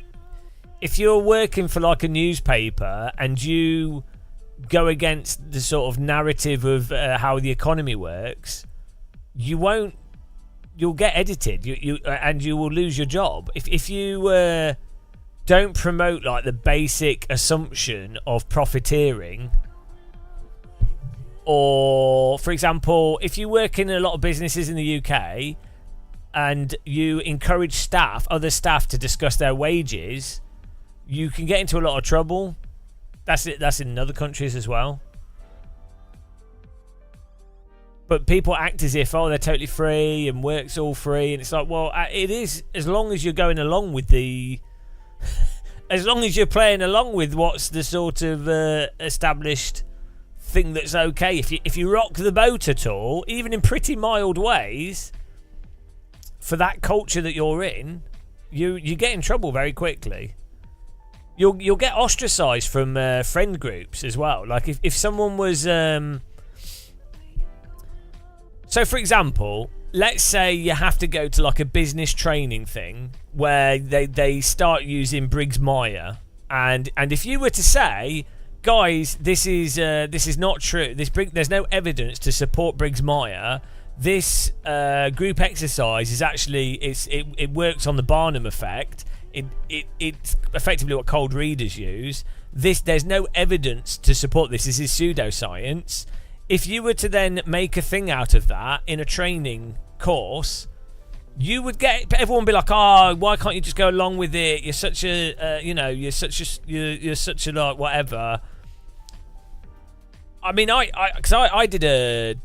was doing like some training courses when I was doing some business stuff early on, and it was my business. It didn't really matter, but there's a training course that had been put on, and I was saying to the group and the person running the course, I was like, I don't think this is. I didn't know much about it then, but I was like, I don't think this is evidentially supported. And they were all like acting as if I was mental.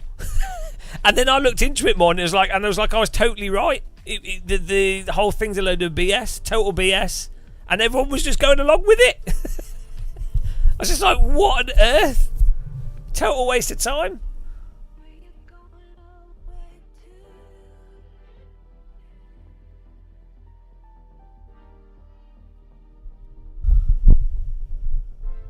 Where's the tea?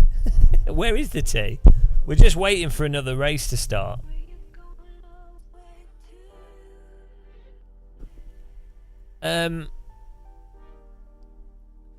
Yeah, so that's the thing. I think the Chomsky stuff's really good for talking about like what's acceptable to talk about, what isn't.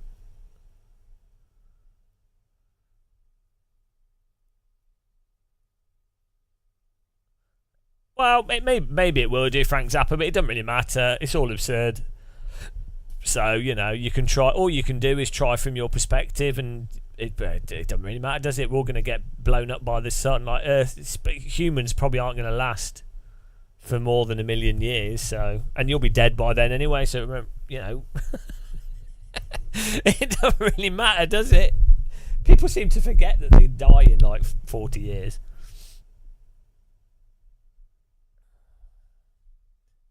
I'm not making you a cup of tea. We've got to stay focused for this epic race. That it's not loading for some reason. I think it will do in a second. There we go.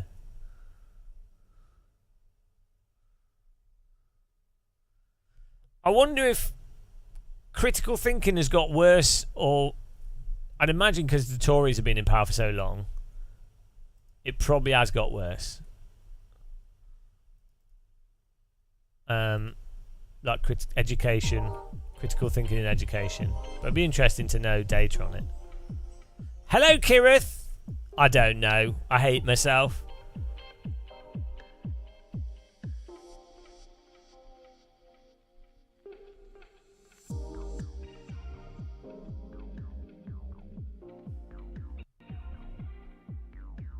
There seems to be evidence for like it damaging toddlers' brains using iPads. I've won every race tonight, Kirith. Yeah, it's we're gonna get banned off iRacing for being too good for a second time. I'm gonna have to make another account.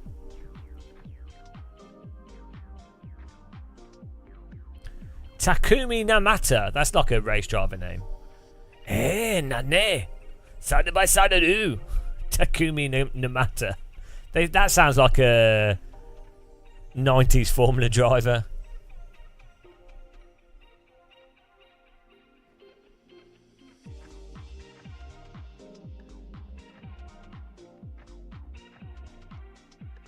Palooka, that's not true what you just typed. School can be fun, and it will and can still be No, what you've typed is bollocks. That's a load of bollocks. Like a structured environment, or like small class sizes. But if education is fun, people will learn more. If it's enjoyable, they will learn more. But what's enjoyable will be different to different people, and how a classroom is structured, and how it's moderated, and the culture, and how that culture is then moderated. So, education is actually tied to things being fun. Like, the idea that it not being fun is a better environment for learning is not true.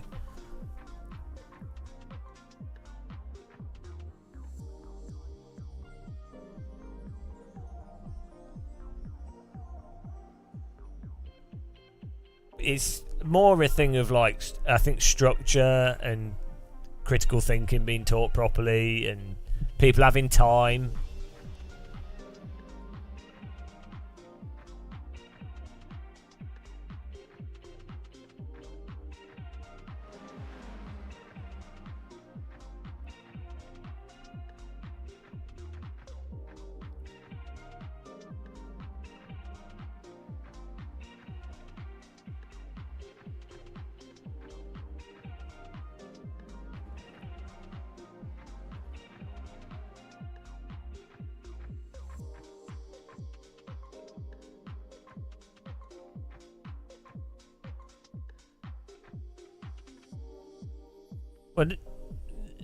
So remembering stuff from school is that's a different thing as well. So it depends what you're remembering. There's also just remembering stuff isn't necessarily useful. So you want to have critical thinking skills. That doesn't necessarily mean you know where countries are, or that doesn't mean you can regurgitate facts.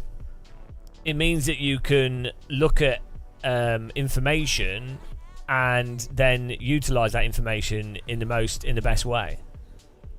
So the point of school should be to help you learn how to teach yourself, and then you shouldn't stop learning after school.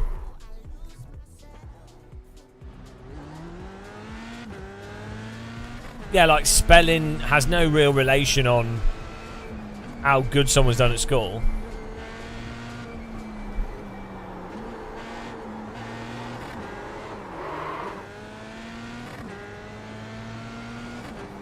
Yeah, I mean, I'm terrible at maths. I can't do any maths. I'm absolutely useless at maths. But I know that, and so if I need to do maths, I get someone else to do it, or use a computer. That's why you need critical thinking skills, or the ability to evaluate what's good, what isn't good, what's evident, and that way you can, if you're not good at a certain thing, you can find a way to still achieve what you want to achieve.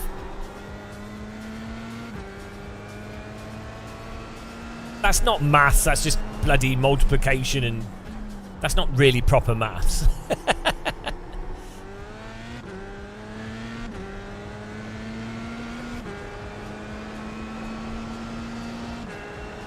Well, everything is maths, but like I'm saying, like proper maths is like understanding algebra, knowing a whole bunch of different types of equations and methods for calculating different things, like area, and how to calculate shapes and stuff.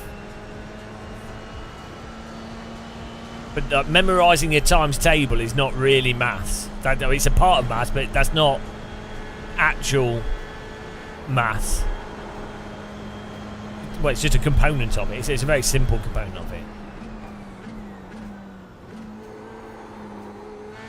Green flag, green flag.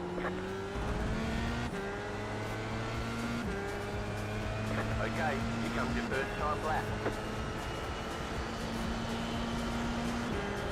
Here we go.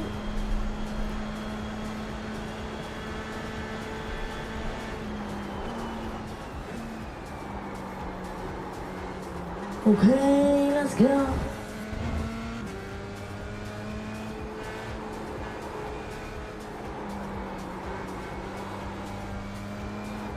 Yeah, I mean, when I was at university, the guy in the halls next to me was doing engineering. Oh, thank you. Thanks for subscribing with Twitch Prime links. Appreciate that. He was doing engineering, so as part of the first year, you have to do like fluid dynamics and load bearing calculations. And I was just like, yeah, nope, nope, no, not happening. I was looking at his coursework and I was like, yeah, no. Or like the math involved for doing like real-time physics or real-time graphics engines, or even just basic programming, like deciding how you do certain things and what the most efficient ways of sorting stuff or organising data. No. I mean, I can understand conceptually, oh, this is a good way of doing it, or that this is an equation that would do that, but I couldn't remember it.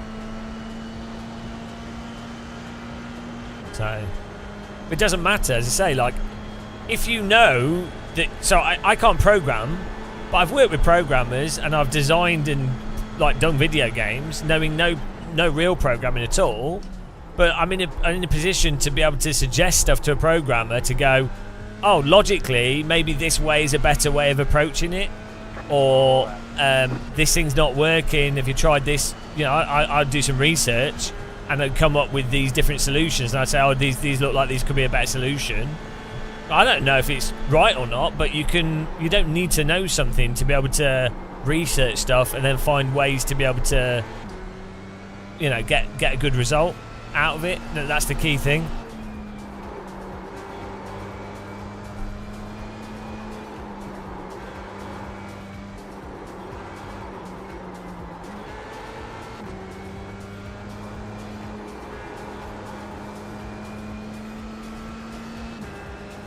No, that's not necessarily... I don't know what you're saying, Pelucan. You're just talking about memorising stuff. That doesn't necessarily equal smart. It equals regurgitating facts. Being able to pass tests does not... people have degrees... I've met people with 3+ degrees and a doctorate that were dim as. They had like... 2 firsts and a 2-1 and a doctorate. They were thick. They were just very good at memorising stuff, but they were actually dense. So there's quite a few people like that.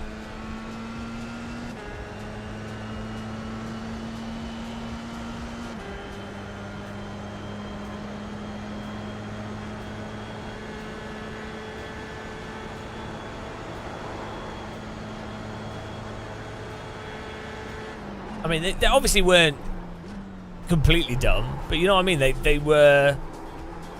You wouldn't employ them. I'd never employ them. I would never want to work with them because they're just not productive. Chicken flag, chicken flag.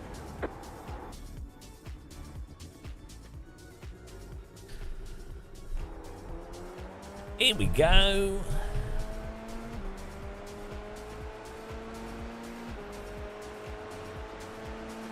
I look at like good comedians, for example. They probably know a good amount of history and some philosophy and stuff. But they have to be like quick-witted. So, but they don't necessarily know a whole bunch of other stuff, like educationally. That, you know, but they might know random shit like media production, acting skills, people management, communication, spontaneity, improv. So, hello, Cat Debate. This is Guinness 0.0. Zero alcohol Guinness.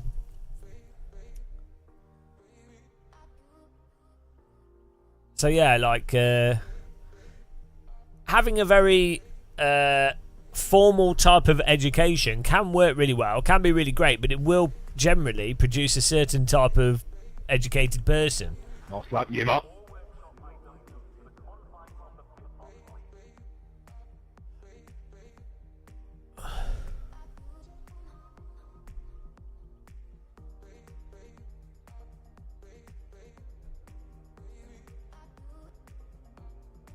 Well, you have to be pretty dumb to watch this live stream, so. Like, wait, how do you end up watching this? Have fun. Really? Inexcusable. Here we go. F3 at Spa. The estimated strength of field is 2,381. We expect to be fighting for the podium.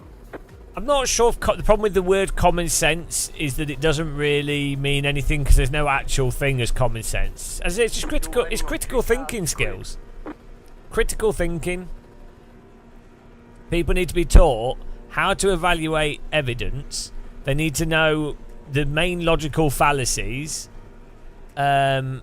and also all the sort of flaws in human thinking, and they just need to know them so that when you notice yourself doing it, or you notice other people doing it, you're really aware, and you're like, oh, and then you get an intuition as to what are red flags for what's probably BS or what's actually probably true, or where your biases are likely to be, and yeah. Everyone's gridded. Here we go. Starting in 13th. Green flag, green flag. Let's go for F3 at Suzuka. Will we make it around the first corners? I don't know. There's a Red Bull next to us. That stands for Car right. really, Clear, right side. Still there, hold your line. I don't know, baked. Clear. Really Car baked right. driver. Still there, hold your line. Clear. Whoa! This is like death by netcode zone here. Squeeze it through. Squeeze that lemon into your eyeballs. Embrace the understeer. Ah, there's going to be a crash there. That clown car looks like it's going to be a wreck. Ah, he's killed the yellow car. Ah, car behind lagging into me. Jesus Christ. Clown car's murdered someone. I had my eyes on that clown car. I could see him in the distance, clowning away, and now it looks like the clown car's going to take out the Minty Fresh car. Who's driving the car? Oh, it's car number 3, so he's, yeah, if they've got a higher rated number, they will feel like they deserve to be in front. So they will basically just drive into anyone, even if that person's driving totally normal defensive lines, they will just ram them because they're a lower number. And that means in iRacing, lower number means let me through. I'm a lower number. I've got higher I rating. So, let's go to the inside here. Alright. Still there. Clear. Keep him squeezed so he can't turn in and he knows I'm there. It's counterintuitive, but that is much safer to do than to give him space. Otherwise, they'll hot lap into you. They'll probably still drive into you either way, but... Here comes the clown car on Minty. You're in the top 10. So far, so good. I think someone's leaving the pits into traffic. Fantastic. Love to see that. Will the clown car kill Minty this lap? I think he might do. Oh, that's not the racing line, guys.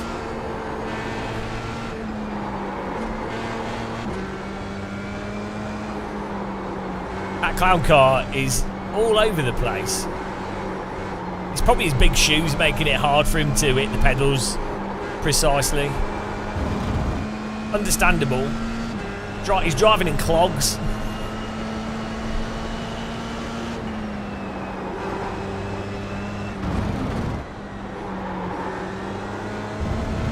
Woo! Come on! When the clown car kills the blue car, we might be able to take advantage of it, or drive straight into the blue car. You never know. We're using the Moser R12.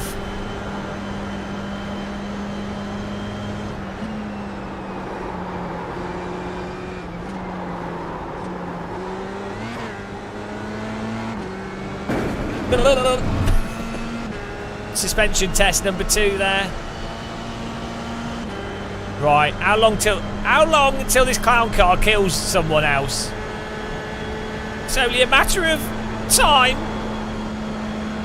Minty's going on the yellow car. I'm going to get caught up in this clown car, aren't I? I can feel it. I've used my time machine and I can feel the clown car in my nose cone. I'm going to have clown wig all over me. Oh dear. They're wiggling and they're woggling. They don't need to.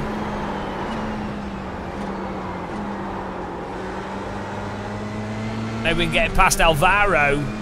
Ramirez. Let's hope he doesn't Ramirez my car. That was too easy, wasn't it?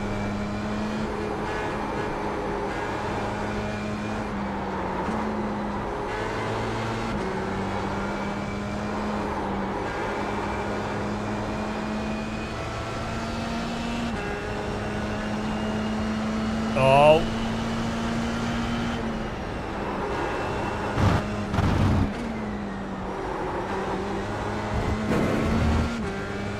We're in there. Clown car's on the yellow car now. Minty's safe from the clown action. It's now Mr. Orange. Orange is orange, not yellow. What's yellow? Mr. Lemon. He's about to get clown versus lemon. Oh, you can see them. Get your binoculars out, guys. The lemon's about to get clowned, for sure.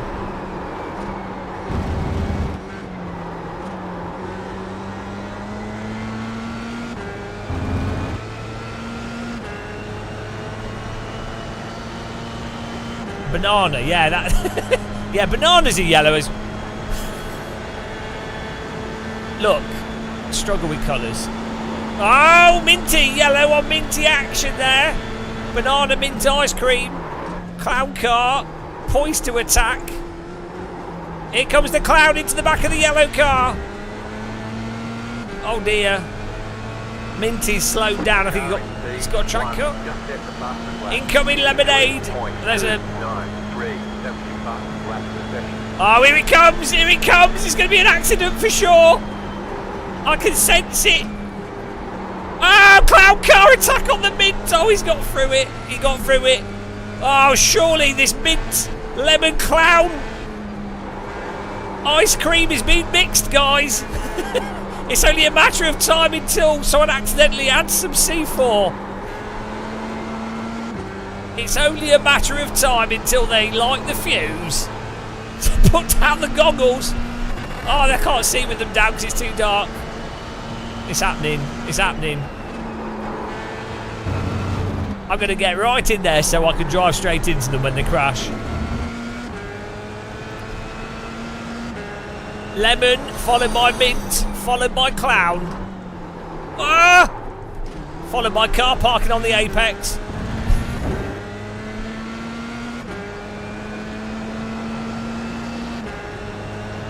Carlos Villa's the clown. Jimmy Butler's the mint. I don't know who the lemon is. That won't matter because they're all going to be ice cream soon.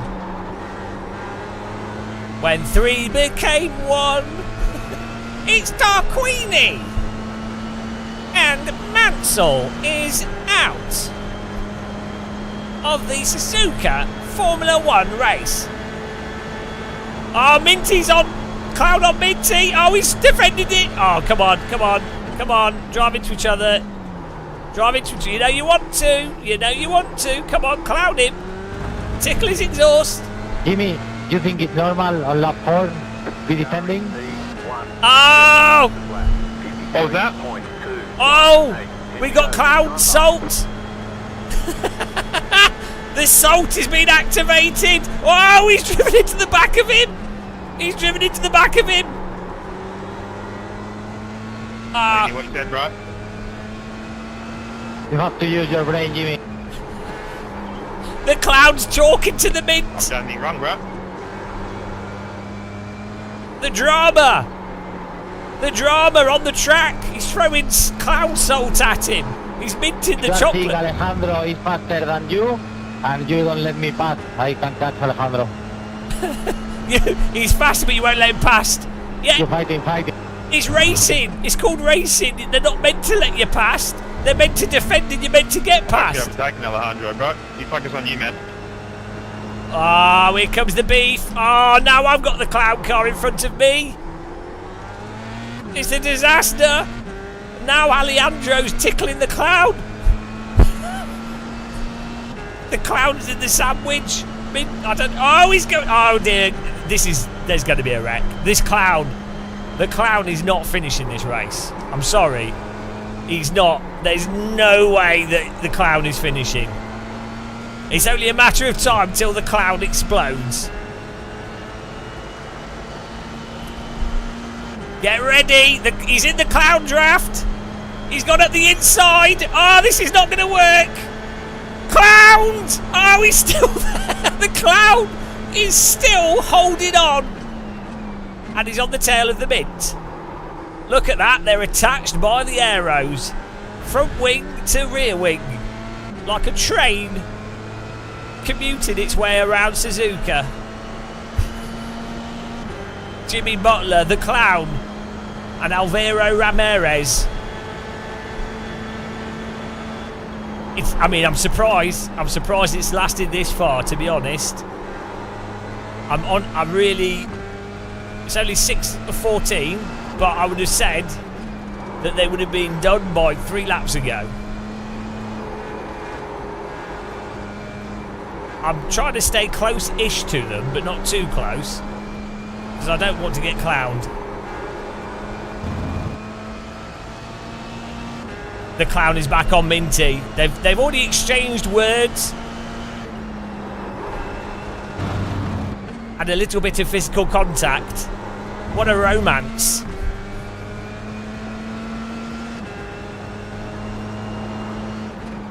From the conversation, it sounds like they've also exchanged some syphilis, but, you know.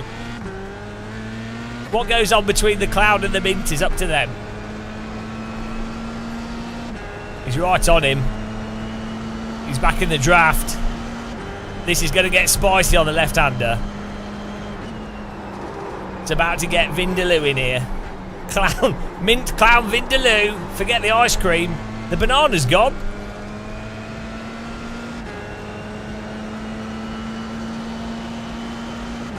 Oh, I want to see the clown. I don't care about the draft.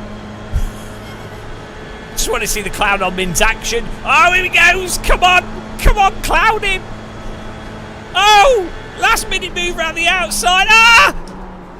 Oh! The clown is past the mint without contact. It's a miracle. Turns out the clown is being driven by Moses. Oh, now they're making a basket. Okay, the mint's not going to take that. The mint's not going to accept that. Oh dear, the red car's not either. Alvarez putting pressure on the mint.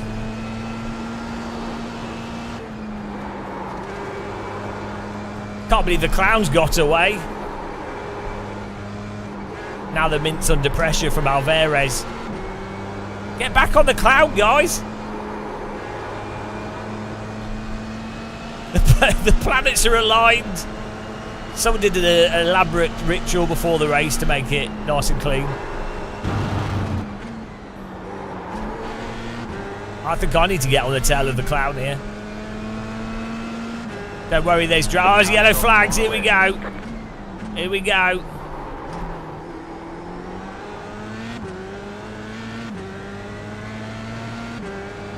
I'll be well happy if I can beat the clown. I'm counting on the clown to explode.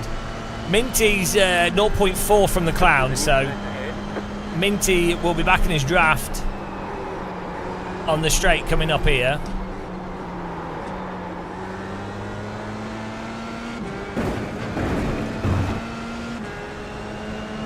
.5. Oh no. No, he's 1. No, he's 0.4. Yeah, the mint should be able to attack the clown. I need to get in there because they're getting away. Oh, he goes. Hey. Put me out. We got a bit of traffic. I need to get in there though, otherwise they're getting away from us. Oh, Banana's now tussling with a green car. Ah, Banana's off the road. They don't go over the road. And the Clown's back on the Mint. The Mint's past the Clown. I didn't even see that. What's going on? What's happening? Harry Houdini did himself. He did a Clown magic trick. The magic wand with the string in it trick, and he's behind the Mint now. And the Banana's back in it. Guys, it's happening. F3 at Suzuka is where the action is to be found. The pinnacle of sim racing.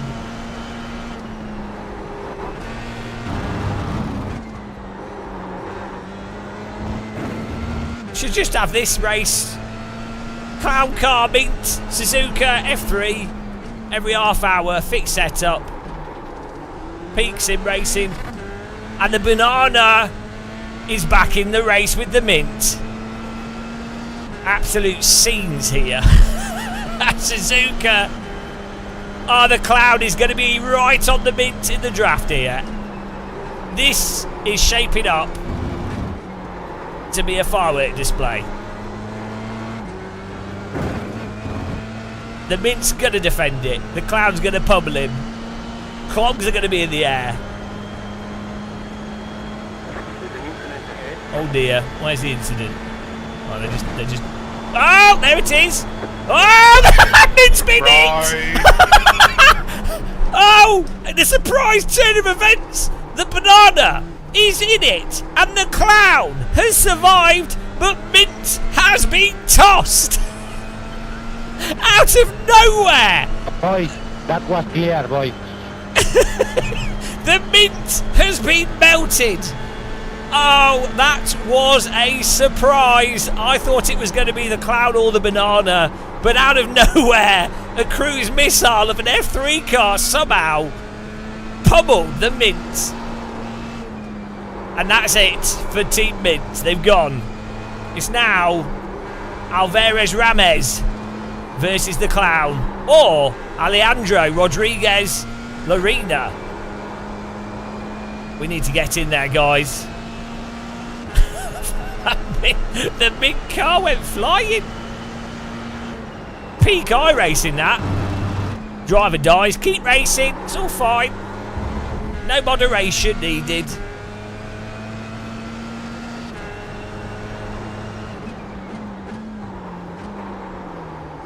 If you're going to rejoin, you might as well rejoin into the side of a 200 mile per hour car. Yeah, I don't think it's over for the Mint. For the Clown. Got 4 laps to go here. I need to push a bit harder. I've been dawdling a bit.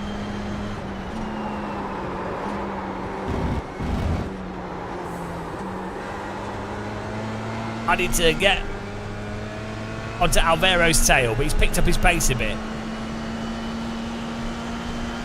We've been following the action nicely.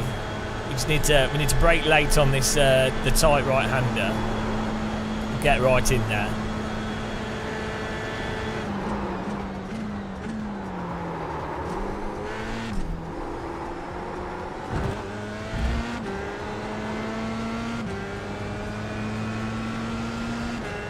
But we seem to be lapping about the same pace here. 5 to go.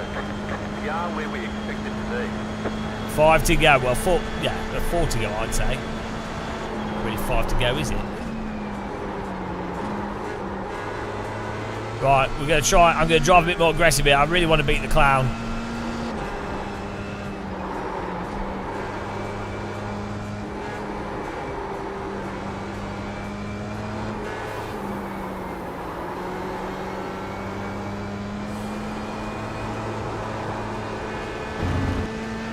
Full on concentration as we go for the Clown.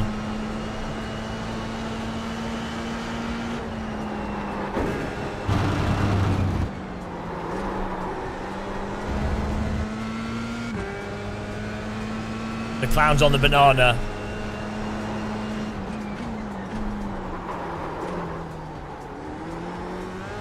Bloody understeer there, couldn't hook it up. I mean, I'm pretty sure the banana's going to be an obstacle for the clown. This is good for me.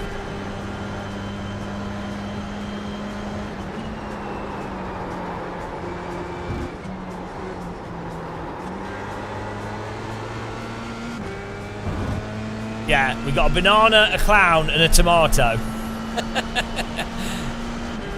Come on, clown. The banana's got to take the clown out. That would be comic genius.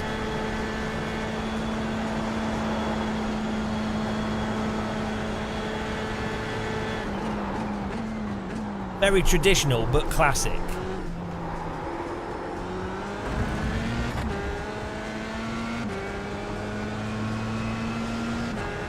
I need to drive like a pizza and get this tomato on me. Come on.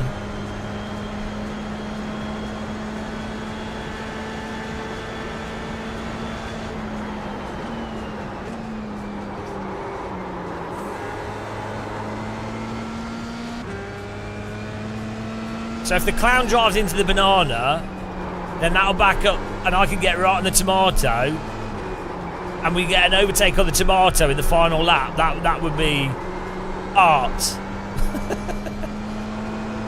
Absolute perfection.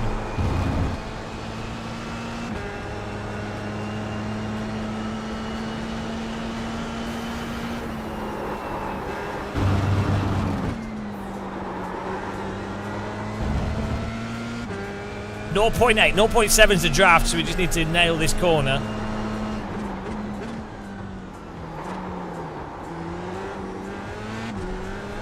Oh, 0.7, here we go. We're in the tomato draft.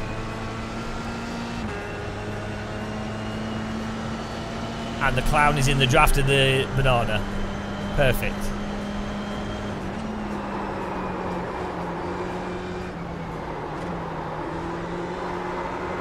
Ah, come on, tyres.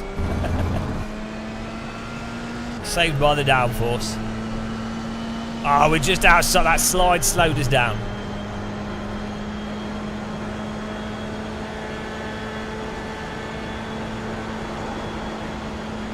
Oh, he's side by side, banana and clown. Oh, it's going to happen. It's going to happen. It's going to happen. For sure, the clown is going to be the banana. The ice cream is back on the cards, guys. Forget the mint, though. More of a bland banana clown ice cream. They're following each other. They're weaving. Come on, guys.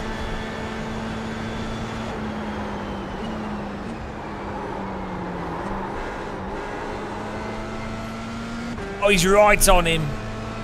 2 laps to go.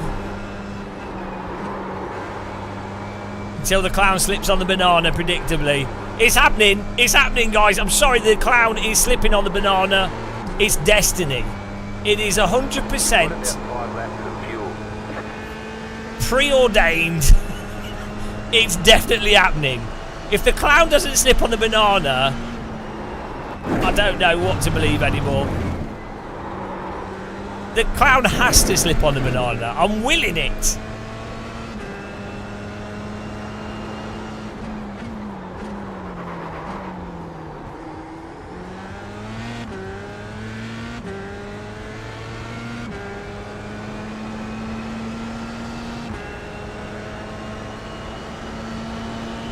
Oh boy.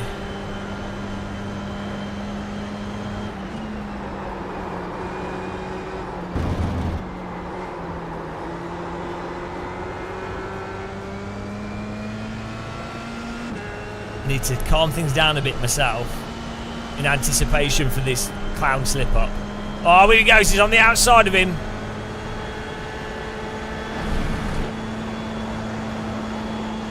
Oh, side by side. The leader is running 53.531. Oh no! He got past the banana without tripping on it. Perdón, Alejandro, que se me ha ido un poco, tío. He's giving him a piece of his mind. Me vas a pillar porque tengo el alerón jodido. Okay. Doesn't seem happy. But he's got past him without banana on his face, so I don't know why he's complaining. This has potentially put me back in it though, so I'm not complaining.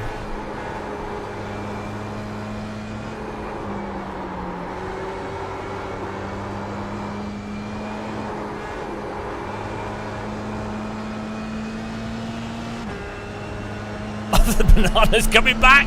The banana's coming back on the cloud! It's not over yet! The clown thought he was safe. Oh, he's not! The banana's side by side! The banana's retaking it! And the banana's back in front of the... Oh! And the tomato has gone! The tomato slipped on a piece of the banana! Goodbye! Oh, the dream, guys! It's alive! It's alive! It's happening! Oh, I can't wait for the banana to be clowned! On the final lap of all things! The build-up! The build-up to the grand event! This has been the greatest Formula 3 race in the history of iRacing! This is pure esport action, and there goes the clown, left, right! He's slow, the banana, holding him up. Final lap! Clown lighting up his rear tyres on the exit of that corner. Oh, get ready! Get ready! Can I get a podium from this situation? Will the clown hit the banana? Will the banana stay on the track? So many questions, only one answer. Oh.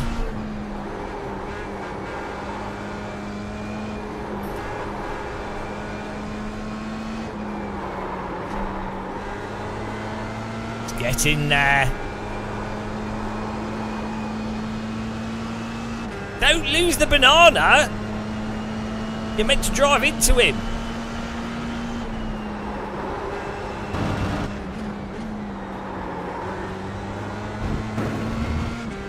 Come on, clown. Come on, clown.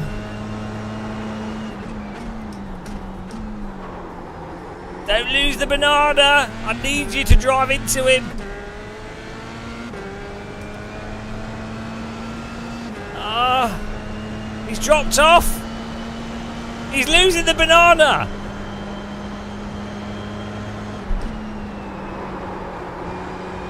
Oh, I'm gonna have to beat the clown single-handedly. I'm gonna have to beat the clown, guys. It's gonna be a final corner showdown. This is forget the banana.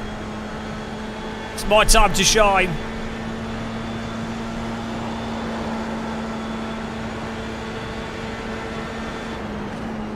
Car on your left. The car in P1.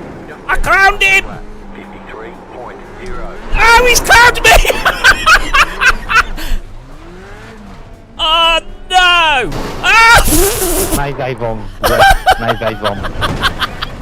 They're so bad! I mean, my rejoin was bad, but why did the clown drive into me? I do like a really good textbook overtake, and he just drives into me. Ah, my wheels come off! iRacing is impossible to play properly. It's impossible to play properly. Because you always get wrecked by a driver. If you do like a good overtake, you get destroyed.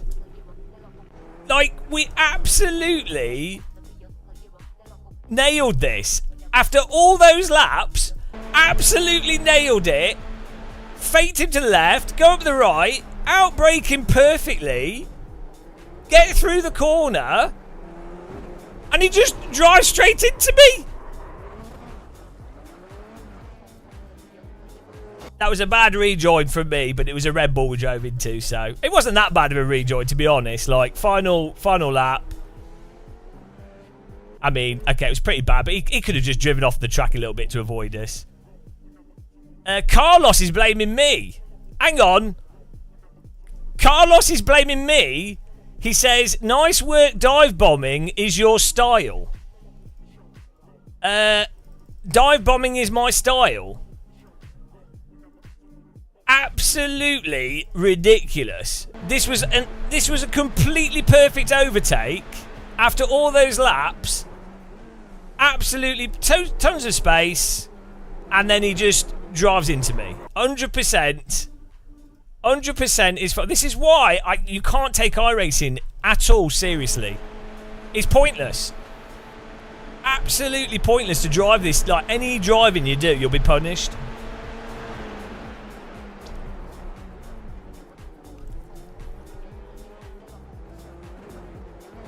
He just drove into us. We got clowned. The banana got away. I think, did the Red Bull still get to... Oh, yeah, the Red Bull finished all right. Yeah, it was a bad rejoin by me. You know, sorry to the Red Bull driver there. I think part of it was... yeah, I mean, that was a bad rejoin. I thought I could get in there, but clearly not. Fair enough. Sorry to the Red Bull, but, yeah. How can you take iRacing serious when this happens like every other race? If you hold your line, if you do clean overtakes, you know, people just wreck you. How can you take it seriously? Like, this is like the third race today where this has happened. It was really good racing. I enjoyed it.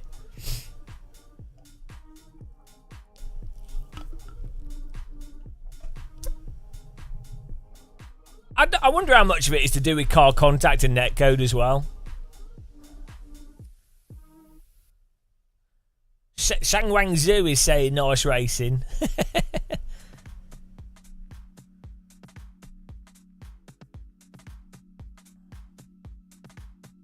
Yeah, he's just on the throttle into us. It's not even... yeah.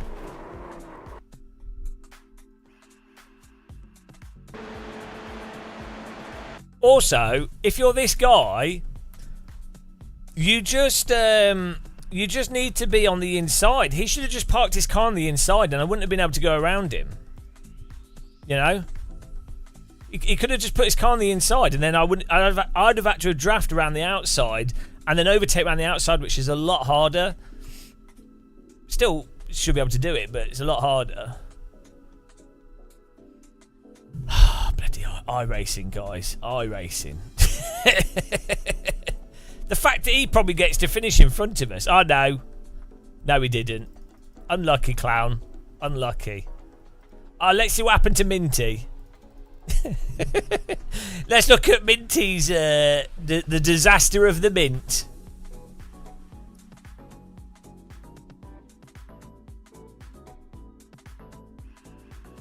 Are you ready? You ready for the Minty Fresh disaster?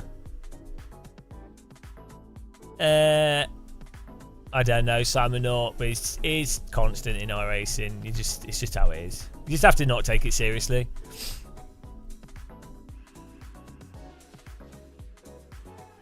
Well, yeah, you would defend the inside line, and then if I overtook round the outside, you'd be like, oh, that's a nice overtake, well done. Oh, here we go. Here's Minty.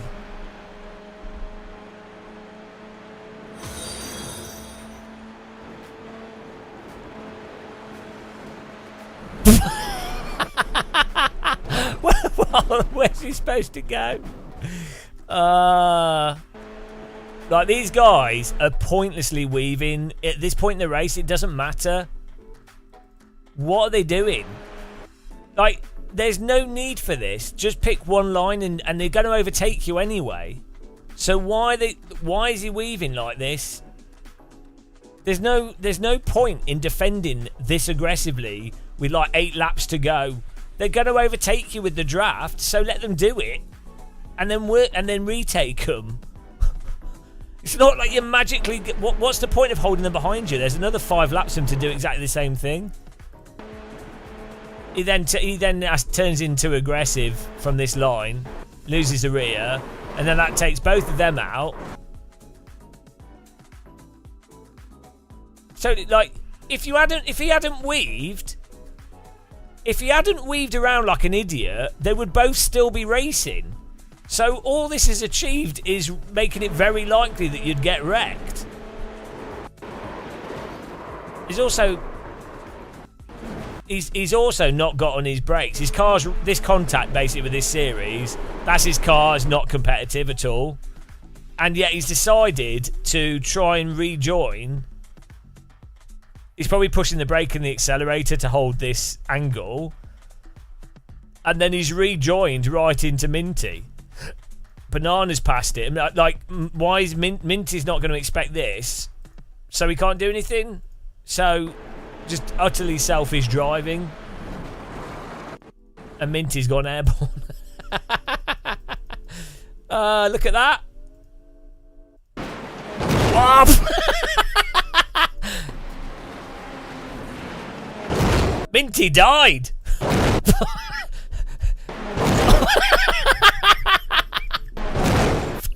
That's his head.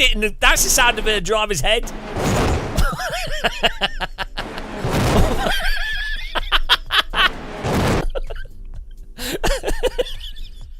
That's not the racing line. The sound. The sound.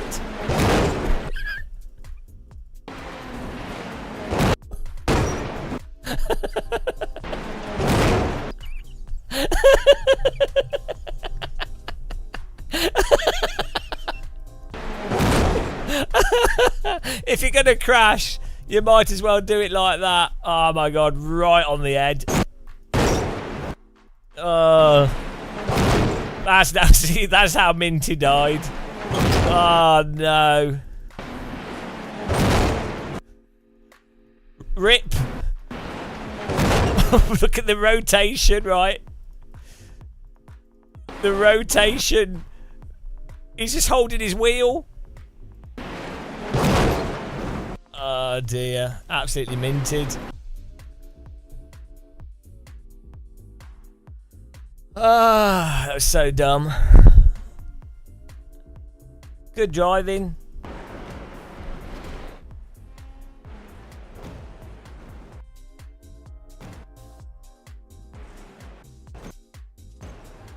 That went well.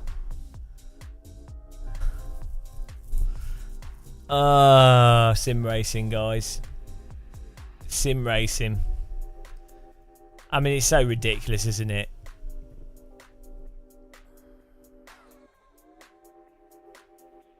So for that race, we were basically going to get like 4th. We were going to get 4th, but from that race, thanks to the guy just ploughing us, we finished in 11th. We're still getting safety rating though, which is quite impressive. Not sure how.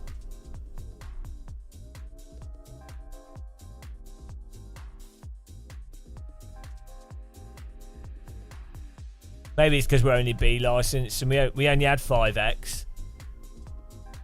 So it was only Minty driving into us that gave us that was just 4X.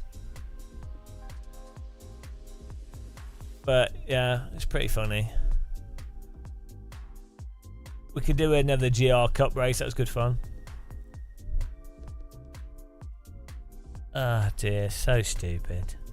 So stupid. Oh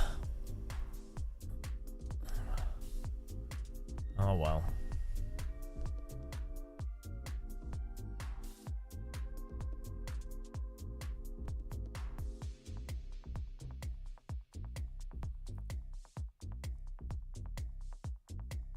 Oh, I don't like road cars. Are your pedals hanging off the back of my pedal plate? I don't know. What do you mean? We've got oh no, the end of them. No, they're right on. It's just the cameras. The cameras pointed at an angle. They are at the back of the plate, yeah. But they're back. They're in the normal position.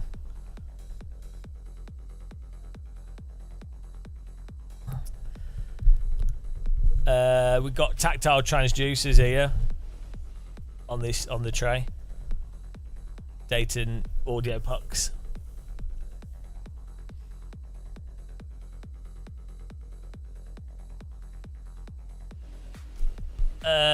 My spare Fanatec V3s, they're not mine to give away. I mean, technically, they belong to Fanatec. Badger Racing, yeah, they're the lol comments we get from people. Let's move this camera across. I don't know why it's wobbled.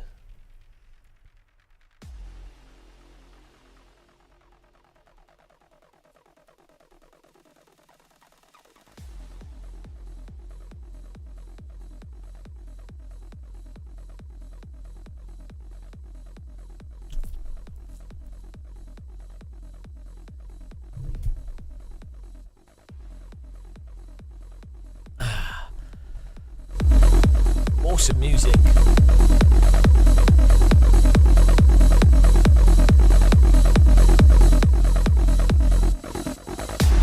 Can't go wrong with a bit of techno. Is that a Hessian carpet? No, it's just a cheapo cream whatever carpet.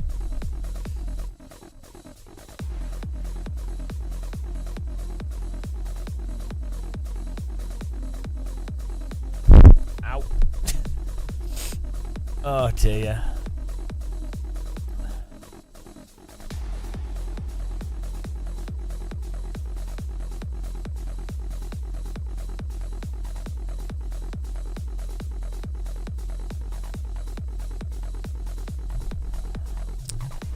Need to I'm still trying to decide if I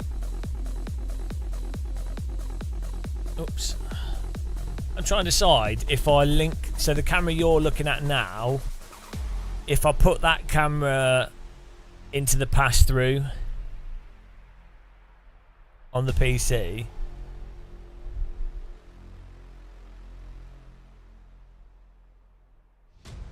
instead of using, I've got another camera on the rig here. Hang on, you might be able to see it. Oh, you can't really see it. There's another camera on the rig here, on the right. And then I could take that camera off the rig.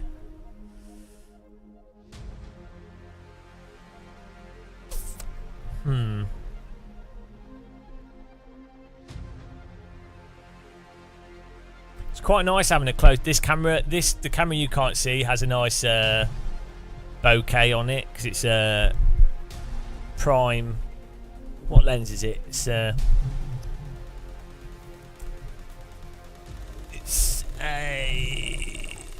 what is it?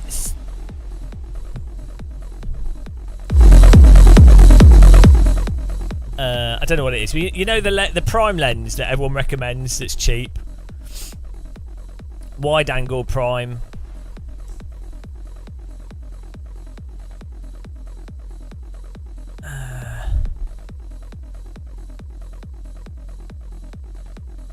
I might go out and do some photography with it actually.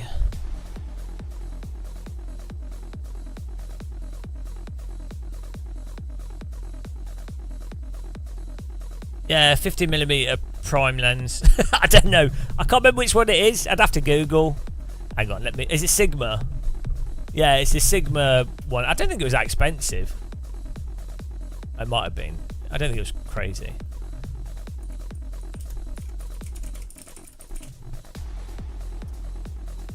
Is it the 33B65?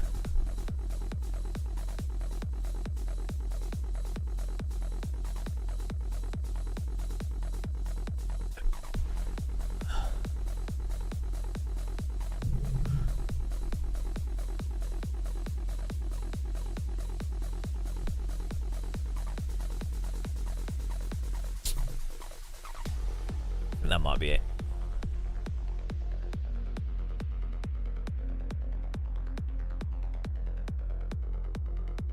Yeah, it's like £300.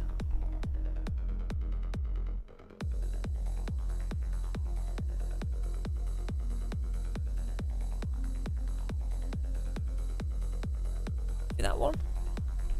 Where does it actually say the lens on it? Oh, 16mm. That's the width of the. Hang on.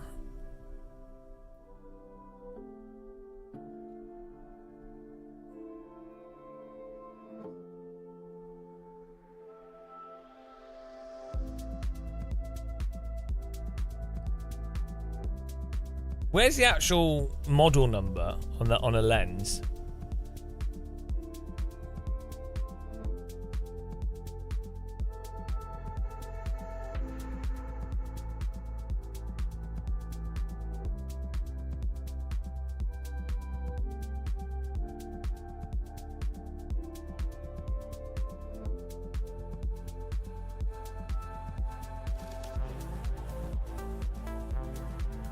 It's weird that they don't have the. It says 0.25 to 0.82 to infinity. 16mm. I don't know. Main character syndrome. What? That's me. Who are you guys talking about? You on about the comments?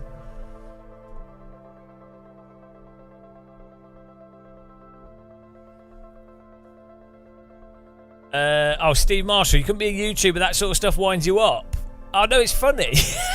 Why would it wind you up? It's good because it means that you're basically. If you've not done anything bad and you know that, you know that. Basically, they're upset over nothing, so it's hilarious. You basically just trolled them over their, you know. So you've won. so yeah, it's not. You get comments like that all the time. It's just, I think it's just funny. Also, you have to think. Who on earth writes comments on the internet? If you don't like something, why would you why would you waste your time? Why would you even talk about it on another? Like, imagine a Reddit post coming up. I don't know who I don't like. There's some YouTuber stuff. Let me think. Like, I don't like homeopathy or flat Earth stuff because I think it's really terrible. But I'm not gonna go on Reddit and be like, this guy's face. I'd be like, oh, what argument are they making?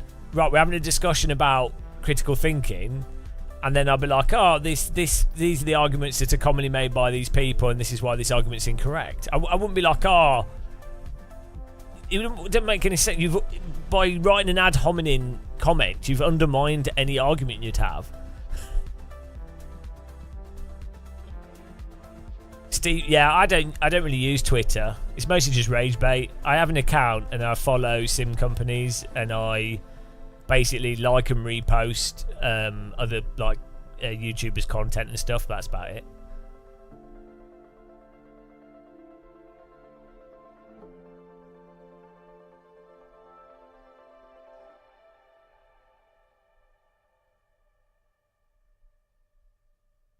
Yeah, well, that's one of the things I like about YouTube is you don't have to watch the video. Like, if there's stuff that I don't like, it's annoying seeing the comments, the thumbnails or whatever. But if you really don't like a channel, so there's channels that I do like that I don't watch because it's the same stuff. So I like Random Call Sign. I'm sort of I don't mind Jimmy Broadbent. I'm sort of ambivalent to it. Who else? Like Jardier. Like, I like Jardier, but I mute their channels for the most part. I'll try and repost their stuff if it's on like Twitter or something. But like, I don't want to see other sim racers channels because I don't want to accidentally do the same thing or not do something because they've done it. You know what I mean? I'd rather just not see it. So I just mute a lot of the sim racing stuff. Also, I'm always doing sim racing, so I don't really want constant. I don't want sim racing stuff. I'd like. Ah, no, have we got the controller issue here? Oh no. Oh, it's closed here. Yeah, they're going to be talking and doing the same stuff as me, so I don't need to see that basically. So I will like new stuff that I haven't seen before, or I don't if it's small YouTubers that have like hardly any views, I like keep them and I like their channels and stuff. But like, yeah. So you don't need to see content. You can just mute channels.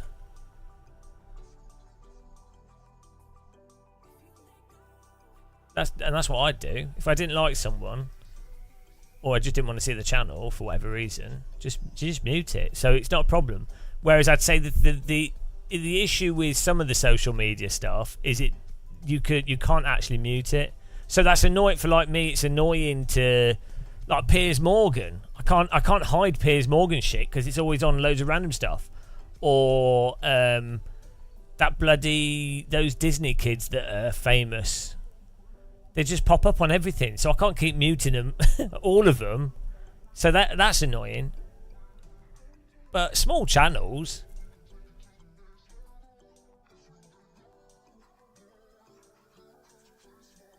Yeah, you should. I think you should have to search for stuff on the internet fundamentally. The algorithms of the internet promoting shit to you is a really big problem, and I think it should actually be illegal. I think you should have it so that you search for something and that it is rated within that search. Why is my controls not working?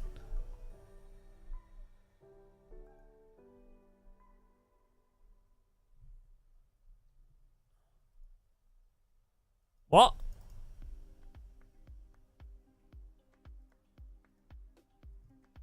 Oh no, this happened before. My pedals just stopped working for no reason. And I don't know why. I don't know why. This is a new issue with iRacing.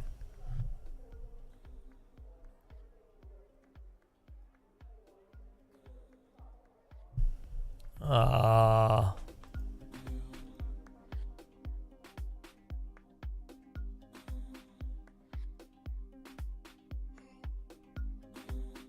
It's only iRacing. It's only iRacing. It's fine in Windows. It's fine in the app. No, because it's only iRacing. It's an iRacing issue.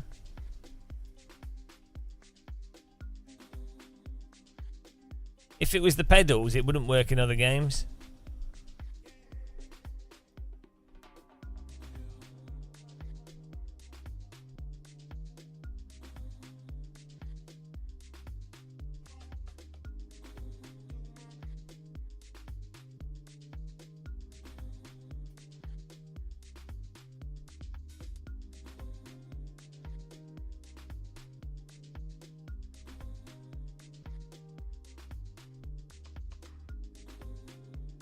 I don't know what you're talking about, Skywalk.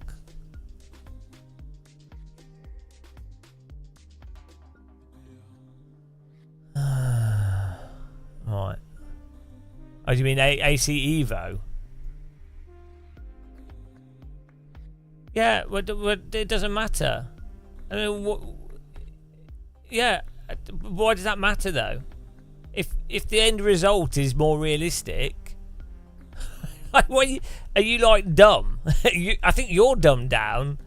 They're all video games. It doesn't matter. It like if the end result works, who cares? Yeah, but I don't get what your point. You're like saying it as if it's like, oh my god.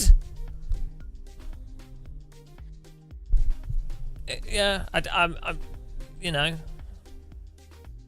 There's loads of values you can put in AC. I think there's I think with AC there's a variable that makes the cars more stable when they're in slip, and that's why they're stable. But I think it's just a baked variable. But like, if it works, it works. Why are my pedals not working in iRacing? They're stopping working it randomly.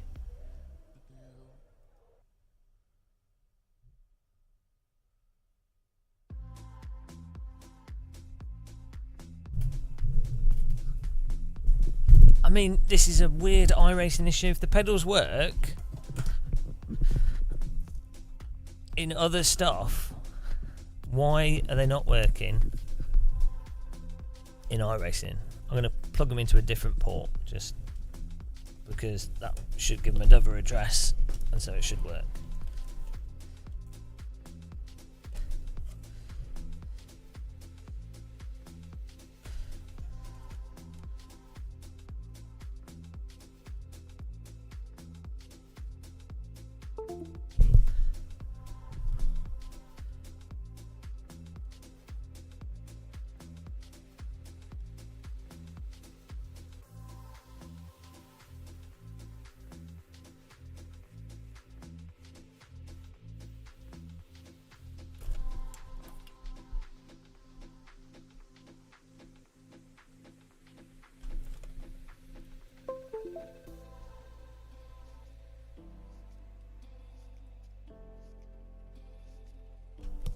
Let's try that.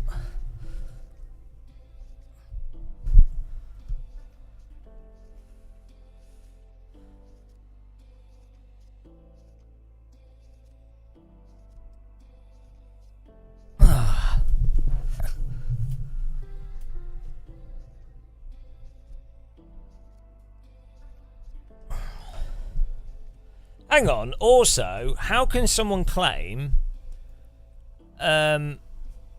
How can someone claim that something has 20% more grip than real life for when the tyres lock, but you can set the track grip to different levels? So if you lock and the track is less grippy, then it would be lower grip, like the temperature of the track. So it's all made up anyway. It don't make any sense.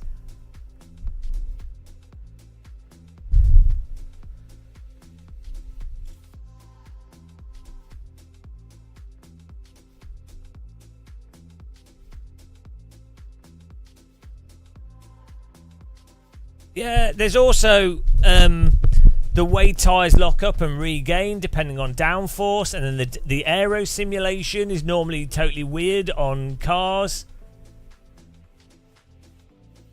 Well, it might just have like the general post, you know. I don't know. Like this, you can't really. There's nothing you can really get from it. I'm not even saying it's right or wrong, but I'm just saying it's weird when. Oh, this is not working. I can't do this. I'll have to reboot the PC to get it to work. We're not getting in. Can I reboot my computer in 1 minute?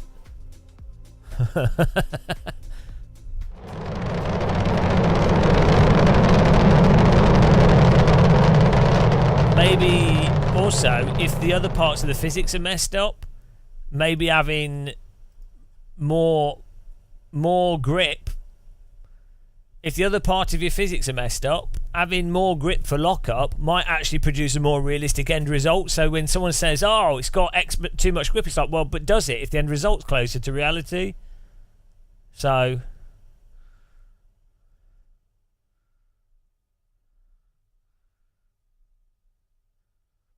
also, if you're whatever you do for your grip, if it means that the tyres re-grip correctly, surely that's better than if you were to do it another way and they don't re-grip correctly. You'll be like, well, both scenarios are unrealistic, but one's unrealistic in a way that ruins the gameplay. So, you know, I think the problem is people just talk about these things very simplistically to the point of absurdity without defining it, and then what happens is a bunch of people go, oh, this is incorrect, or this is correct, or mine's better than yours. Do you know what I mean? It's like, no, but what are people actually saying? That's the thing that matters. Like what is actually relevant?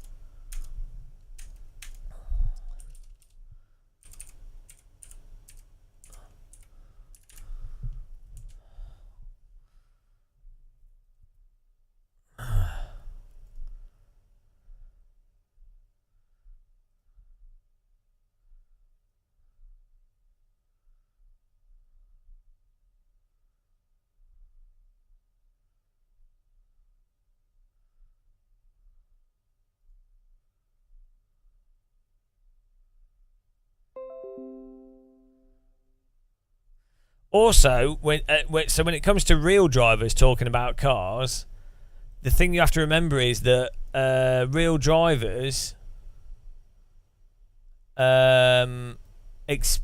often, they're used to real cars that have a lot more G-forces and feel, and so things feel more grippy than they'll ever feel in a sim. So real driver feedback is often a bit wonky as well. In terms of a subjective perspective, if someone's predominantly only done real driving, they will probably perceive most sims as being not grippy enough. Hence why, I've done stuff with real drivers in sims. The first time they use sims, they always miss the brake points or just don't brake hard enough. Just go straight on in a corner because they're expecting to feel.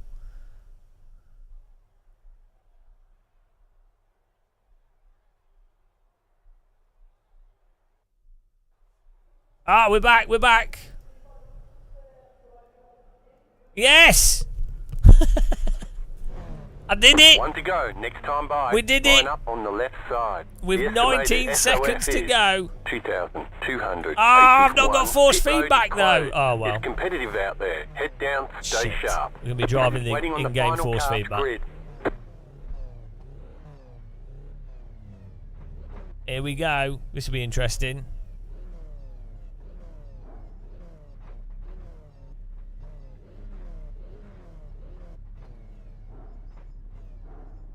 This is what they're doing.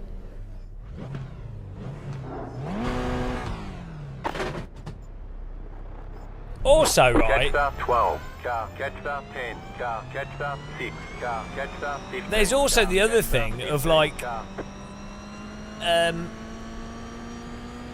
why would you care what other people say? Like, you can demonstrably see stuff yourself.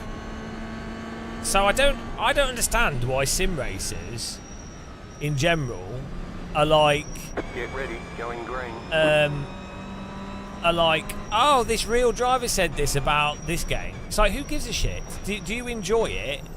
Is it working how you expect it to work? Post car is off, time to do your job. You know, you can notice the behaviours. You don't need someone else to tell you. Green flag, green flag.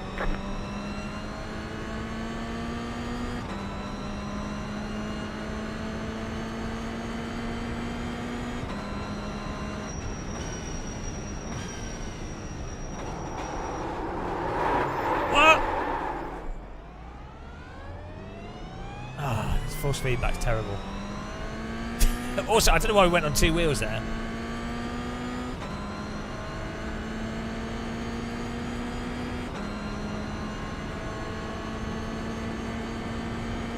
There's an incident This ahead. is a disaster.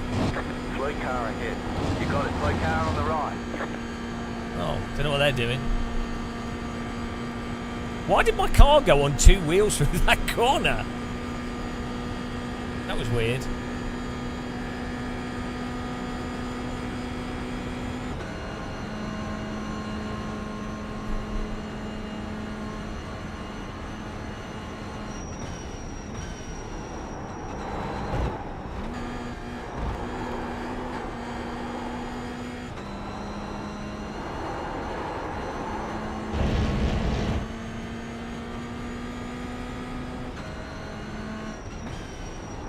The default force, I normally use IRFFB. This car drives way better with IRFFB than the in-game force feedback. And youngest, follow, mate.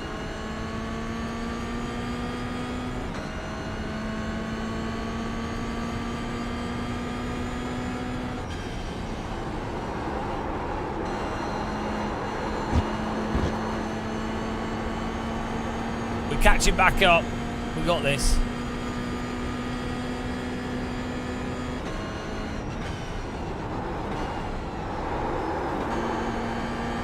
What causes a car, a game, to not work with pedals spontaneously? It didn't really make any sense.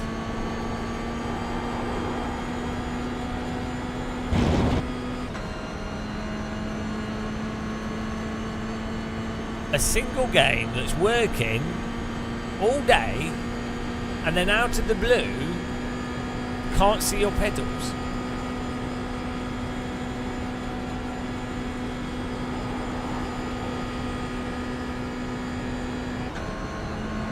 Oh, that's a crash up front for sure.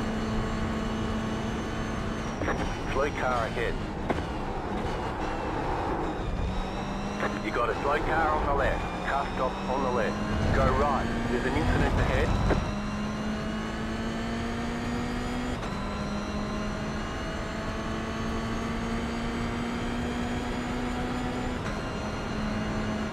You got a slow car on the right. Left side. Stay on the right. Still there, hold your line. Clear on the left.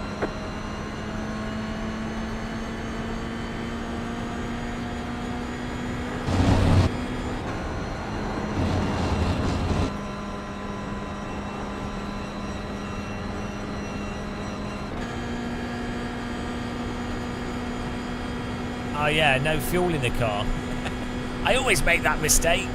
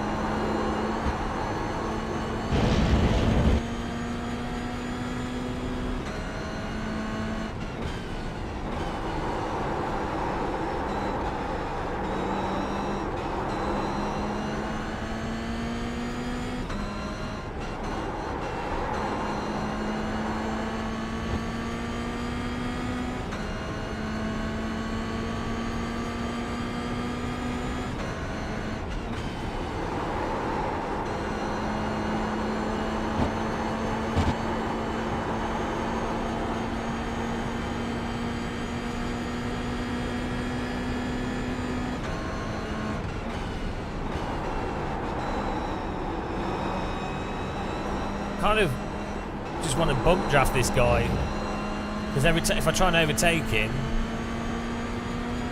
I think it will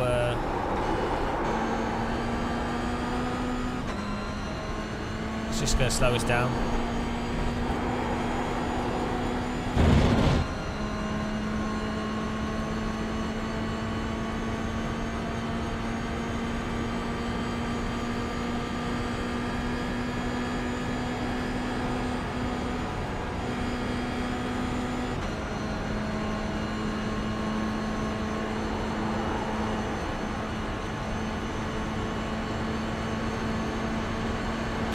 Car on your left. There's an incident ahead. Clear. Car stopped ahead.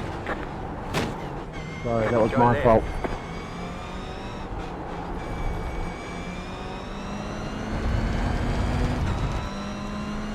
So I'm trying to bump draft here, Nikolai. We'll get up with him sooner.